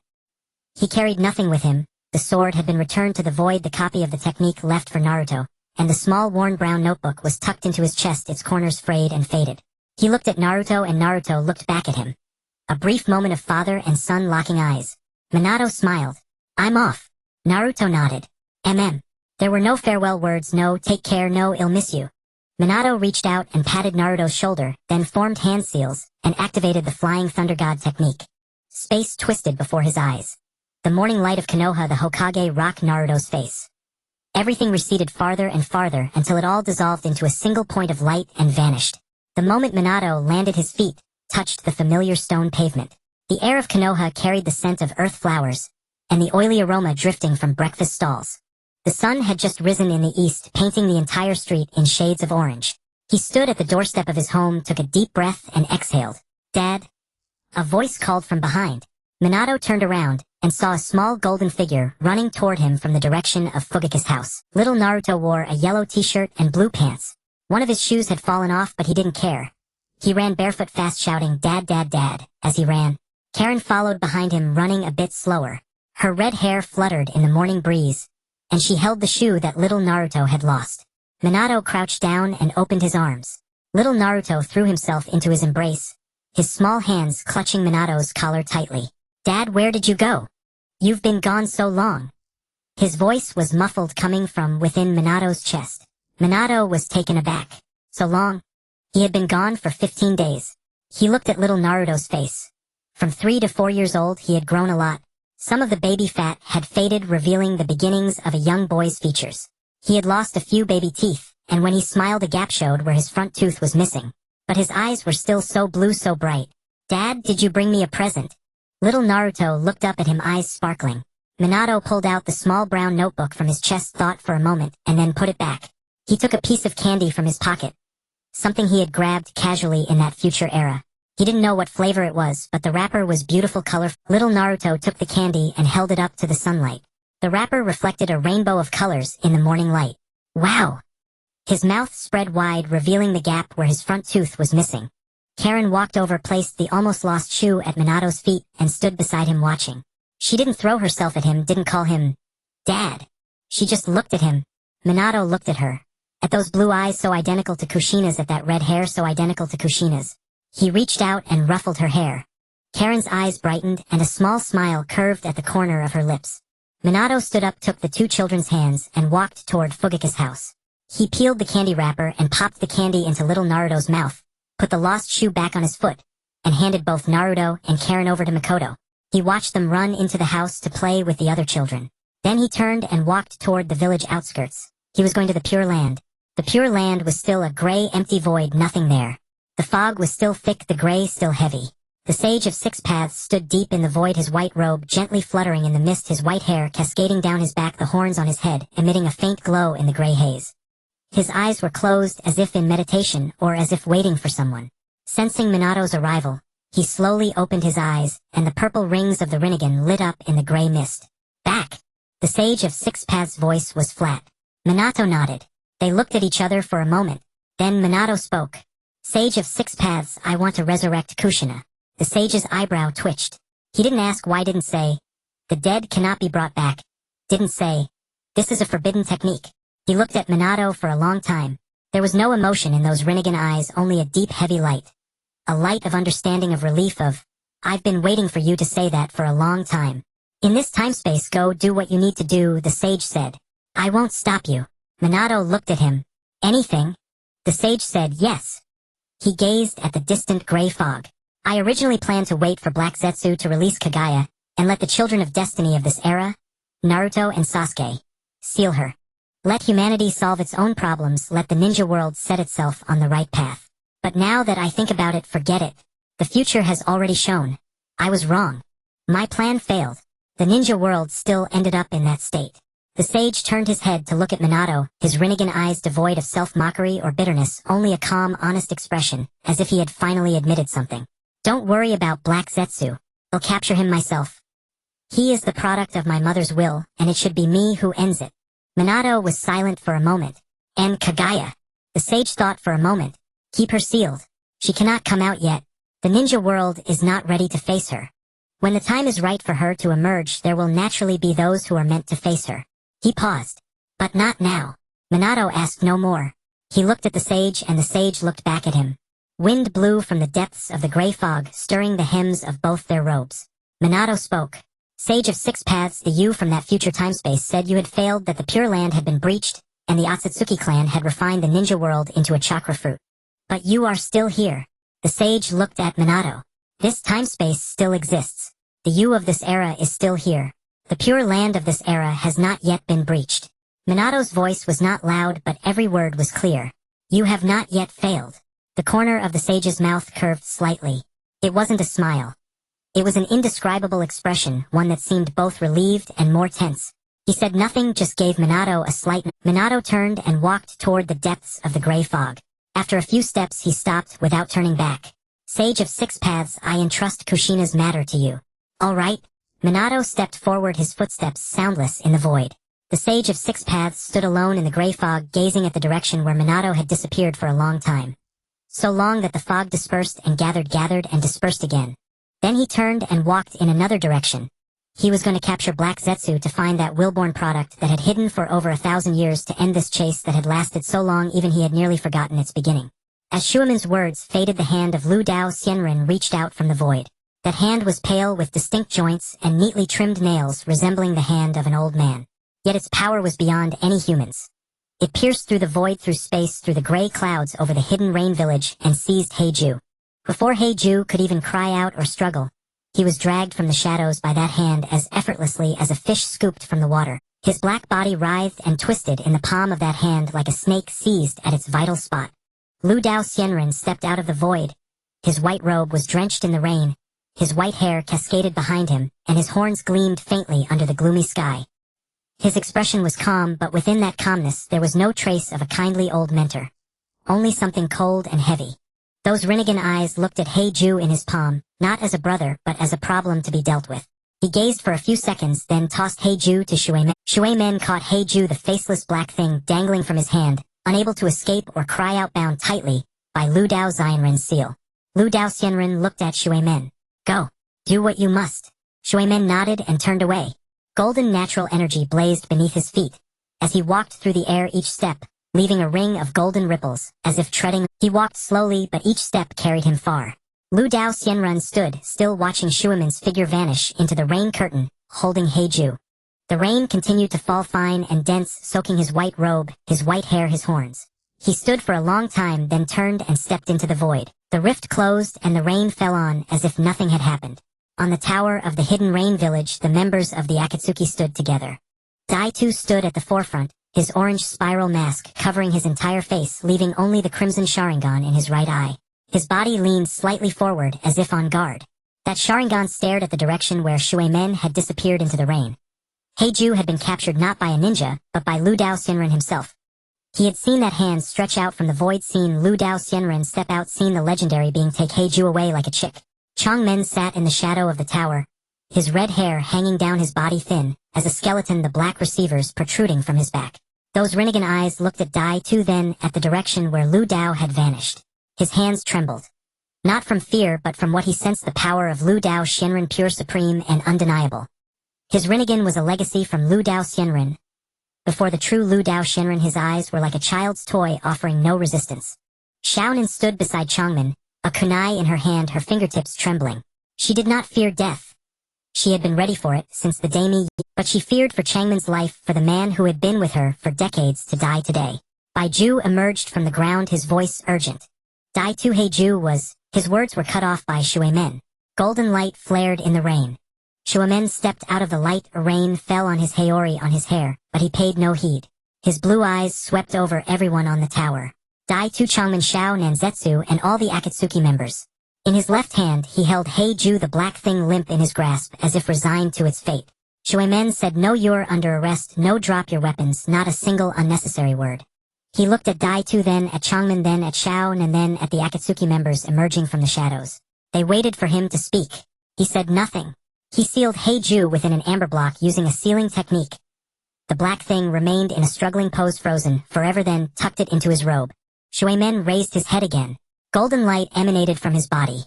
Not chakra, but pure natural energy. A golden cloak of light blazed in the rain. Raindrops evaporated before touching his head, forming a thin mist above him. The sky over the hidden rain village was illuminated by his light. People who had lived their whole lives under the rain looked up at that golden radiance. Mouths. Shuemen vanished. Not with the flying thunder god, but with sheer speed. He turned into a beam of light, golden, dazzling, unbearable to gaze upon, and weaved across the tower. The Akatsuki members had no time to react. As the golden light swept past them, they felt a lightness, and then Shuemen didn't kill them. He merely knocked them out clean and decisive without a moment's hesitation. One after another, they fell like wheat before Changmen moved. All 6 paths of pain moved simultaneously. The Deva path lunged from the front, the Asura path flanked, and the animal path summoned a massive summoning beast. But Shuemen's reaction was far faster. Natural energy told him every movement of each path. He didn't need to turn to know where the Asura path's attack came from, nor to look back to know where the summoning beast would pounce. Shuemen appeared before the Deva path. Golden light condensed on his fist. With a single punch to the Deva path's chest, it was sent flying, smashing through the tower wall and vanishing into the rain. Then he appeared before the Asura path, kicking its mechanical arm to pieces. Appeared before the animal path, slapping her forehead, and the summoning beast dissipated before it could be called. Appeared before the hungry ghost path, sealing its ability to absorb chakra with natural energy. Appeared before the Naraka path, smashing its face into the wall. 5 seconds. All 6 paths were down. Only Dai-Tu, Changmen, and Xiao Nen remained on the tower. Changmen sat in his chair, his body trembling. Not from fear, but from the immense chakra drain. The 6 paths sourced their chakra from him. When they were obliterated, his body suffered a massive backlash, blood trickling from the corner of his mouth. Xiao Nen stood in front of Changmen, clutching a kunai, her hands shaking but never stepping back. Dai-Tu stood at the forefront, his blood-red Sharingan fixed on Shuemen as if making a last stand. Kamui, he could suck anything into his pocket dimension. Dai-Tu's Sharingan flickered, space twisted before him. Kamui activated. Shuemen's body was drawn into the distorted space, a faint mocking smile on his lips. Then Shuemen stepped out from the space behind Dai-Tu. Not the flying thunder god. Natural energy had sensed the spatial coordinates of Kamui and teleported him directly out. Dai-Tu's body froze, that Sharingan contracted to a pinprick. He couldn't believe what he had witnessed. Kamui had been broken, the technique he thought invincible, even the 4th Hokage couldn't solve, had been undone by Shuemen's natural energy. He tried to speak, but nothing came out. Shuemen stood before the three of them. He extended his palm, golden light glowing. Not an attack, but to show them the rotating natural energy core in his hand, golden warm, brimming with life.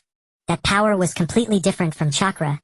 It didn't require extraction from cells or sacrificing life force. My patience is limited. Shuemen's voice was flat. You have two choices now: cooperate willingly, and I will speak with you properly. Or cooperate passively. They'll put you down first, then talk slowly. Changmen stared at the golden orb in Shuemen's hand for a long moment, then made Xiaonan put down her kunai, and released his control over the paths. Dai-Tu remained still, his Sharingan still fixed on Shuemen. Shuemen met his gaze. Ultimately Dai-Tu lowered his head. Shuemen dismissed the golden light and sat down cross-legged on the wet floor of the tower. Then let's have a proper talk. Minato used the flying thunder god to teleport a coffin. The moment it touched the ground, the sealing formula unraveled, and the gray light dissipated, revealing a woman lying within. Her crimson hair spilled across the floor like a smoldering blaze. Her pale skin seemed even more pallid under the gloomy sky of the hidden rain village. Her lips were colorless, her eyes closed, and her long eyelashes curved like two sleeping butterflies. There was no pain on her face. Only a faint smile. In her final moment she had gazed at Naruto, that newborn child, and closed her eyes with a smile. Now she lay quietly on the tower of the hidden rain village before the assembled members of the Akatsuki, like a slumbering statue. Minato turned to face Nagato. Those blue eyes held no murderous intent, no madness. Only a deep, calm obsession. Bring her back. His voice was soft, as if stating something ordinary. Either revive her or all of you die. The air on the tower froze. The wind ceased, the rain stopped. The entire world seemed to have been paused by an invisible hand. Nagato looked into Minato's eyes. He had seen many kinds of gazes. Yahiko's gentleness, Conan's resolve, Hanzo's greed, Danzo's cunning, Obito's madness. But he had never seen this kind of look. It was not a threat, not a bluff. It was a statement, an affirmation of, I mean what I say. If he refused, Minato would truly kill everyone present. Not merely killing, erasure, using nature energy to wipe them from this land entirely. Nagato lowered his head to look at Kushina on the ground. Crimson hair, the mark of the Uzumaki clan, the same bloodline as his own. He did not know who this woman was, what her relationship to Minato was, why she had died, or why her body had been sealed, but he knew one thing: Minato was willing to slaughter everyone present for this woman, including himself. Nagato lifted his head. Fine. Minato did not smile. His expression remained unchanged. He simply nodded. He walked toward Nagato, each step slow and heavy, as if to crush the stone tiles beneath. Reaching Nagato, he extended his hand and placed it over Nagato's eyes. Nature energy surged from his palm, golden light, seeping into Nagato's eye. Nagato's body shuddered. There was no pain, but the sensation was alien. Something growing in his eye sockets, mending, replenishing the life force that the demonic statue of the outer path had drained. In less than half an hour, Minato withdrew his hand. Nagato blinked. The world looked different. Brighter, clearer, more real. It was the vision that came only with abundant vitality. You can now use the Rinne Tensei technique. Minato's voice was devoid of emotion. Nagato said nothing. He walked over to Kushina, knelt down, and pressed his hand against her chest.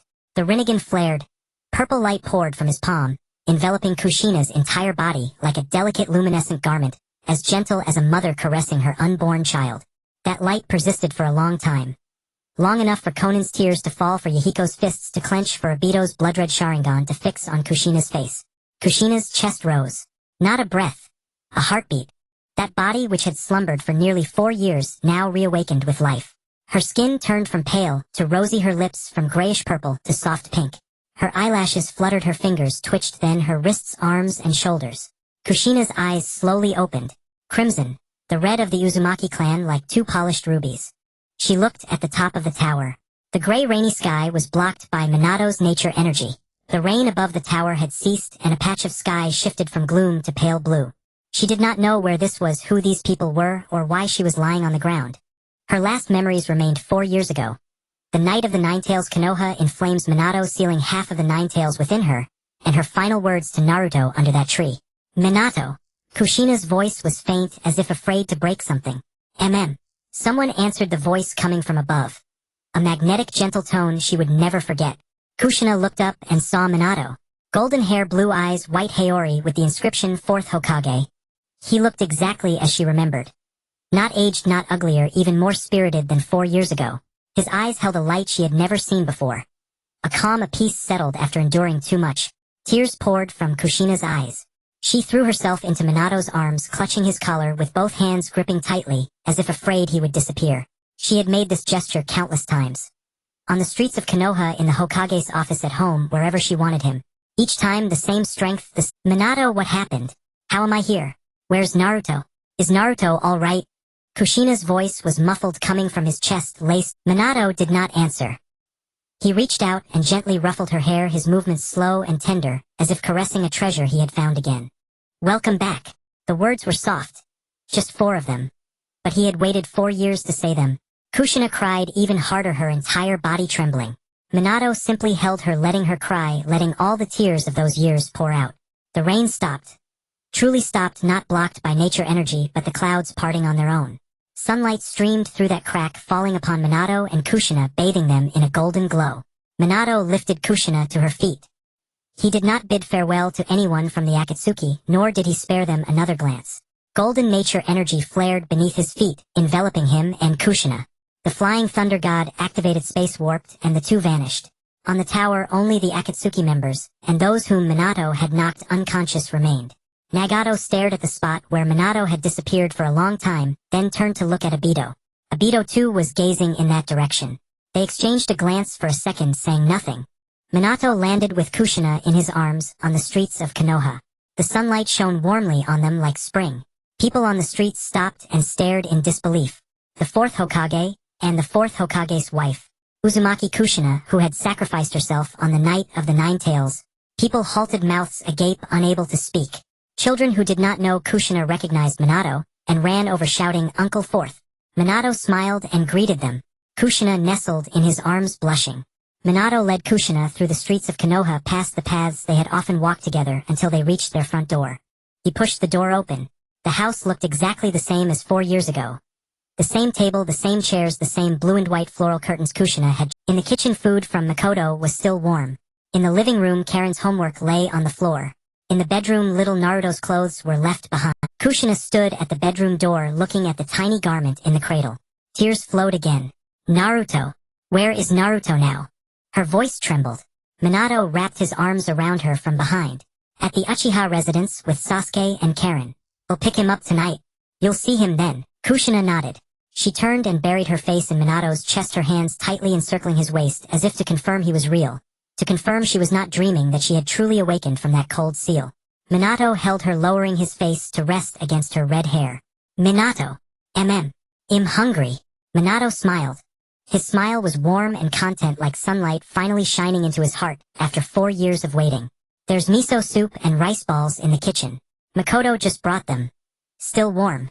Minato took Kushina's hand and led her into the kitchen. He seated her at the table, heated the miso soup, arranged the rice balls on a plate, and sat down across from her. Kushina took a sip of soup, then another. Tears fell into the bowl, mingling with the miso soup. She did not wipe them away. She simply drank. It was the first hot soup she had tasted in 4 years. Made by Makoto, her best friend. Minato watched her drink, watched her tears drip into the bowl one by one. He said nothing comforting. He simply sat quietly with her. Outside the window, the sun shone brightly.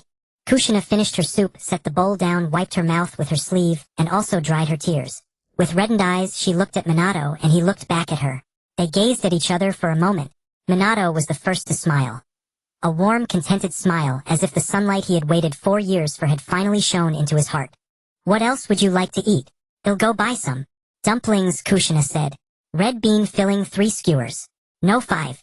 Minato stood up with a smile, and went to the doorway to change his shoes. Kushina followed him, also changed her shoes, and took his hand. Minato looked down at the hand holding his. The same grip as 4 years ago, the same warmth, the same unspoken, "You're not getting away." He tightened his hold on her hand, and the two of them stepped out of the house and walked along the streets of Konoha. The sunlight fell upon them, warm and gentle, stretching their shadows long and far, merging together as if they were one person. The dumpling shop on the street was still there, and the owner was still that plump, middle-aged woman. She was about to greet Minato when he walked in, but then she saw Kushina behind him and froze. The chopsticks she was using to pick up dumplings clattered onto the table with a crisp sound. Kushina. Weren't you already? The shopkeeper's voice trembled. Kushina gave her a smile. I'm back. The shopkeeper's tears gushed out. She turned around, pretending to get more dumplings, and secretly wiped her eyes with the back of her hand. Her hands were still trembling as she wrapped the dumplings and handed them over. Kushina took the package, unwrapped it, and took a bite. The red bean filling was so sweet that her throat tightened and tears streamed down her face again. This was the first mouthful of dumplings she had tasted in 4 years. In Fugaku's courtyard, little Naruto was fighting with Sasuke over a ball. Sasuke hugged the ball tightly, while little Naruto tugged at his clothes, pulling backward. Neither of the two children would give in, and both their faces were flushed red. Karen sat on the porch with a book in her hands, but her eyes kept glancing at the two younger boys. Makoto was cooking in the kitchen, and the aroma wafted out through the window. Fugaku sat in the living room reading a newspaper, occasionally glancing up at the children, causing a ruckus in the yard, a slight smile on his lips. Itachi sat at the table doing homework, his handwriting neat and deliberate, each stroke just like him. Minato pushed open the garden gate and walked in. Kushina followed behind him, standing at the entrance and gazing at the familiar yet unfamiliar yard. The phoenix tree, the swing, the wind chime under the porch. Everything exactly as she remembered. She watched the little boy who was still wrestling for the ball with Sasuke.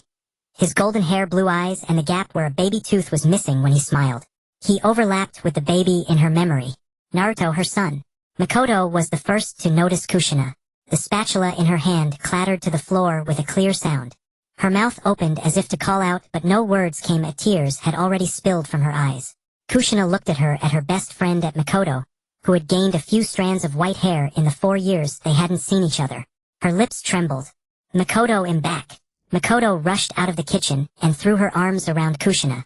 The two of them embraced and wept, crying until they couldn't speak, until their makeup was ruined, crying like two children who had been lost for a long time and finally found each other.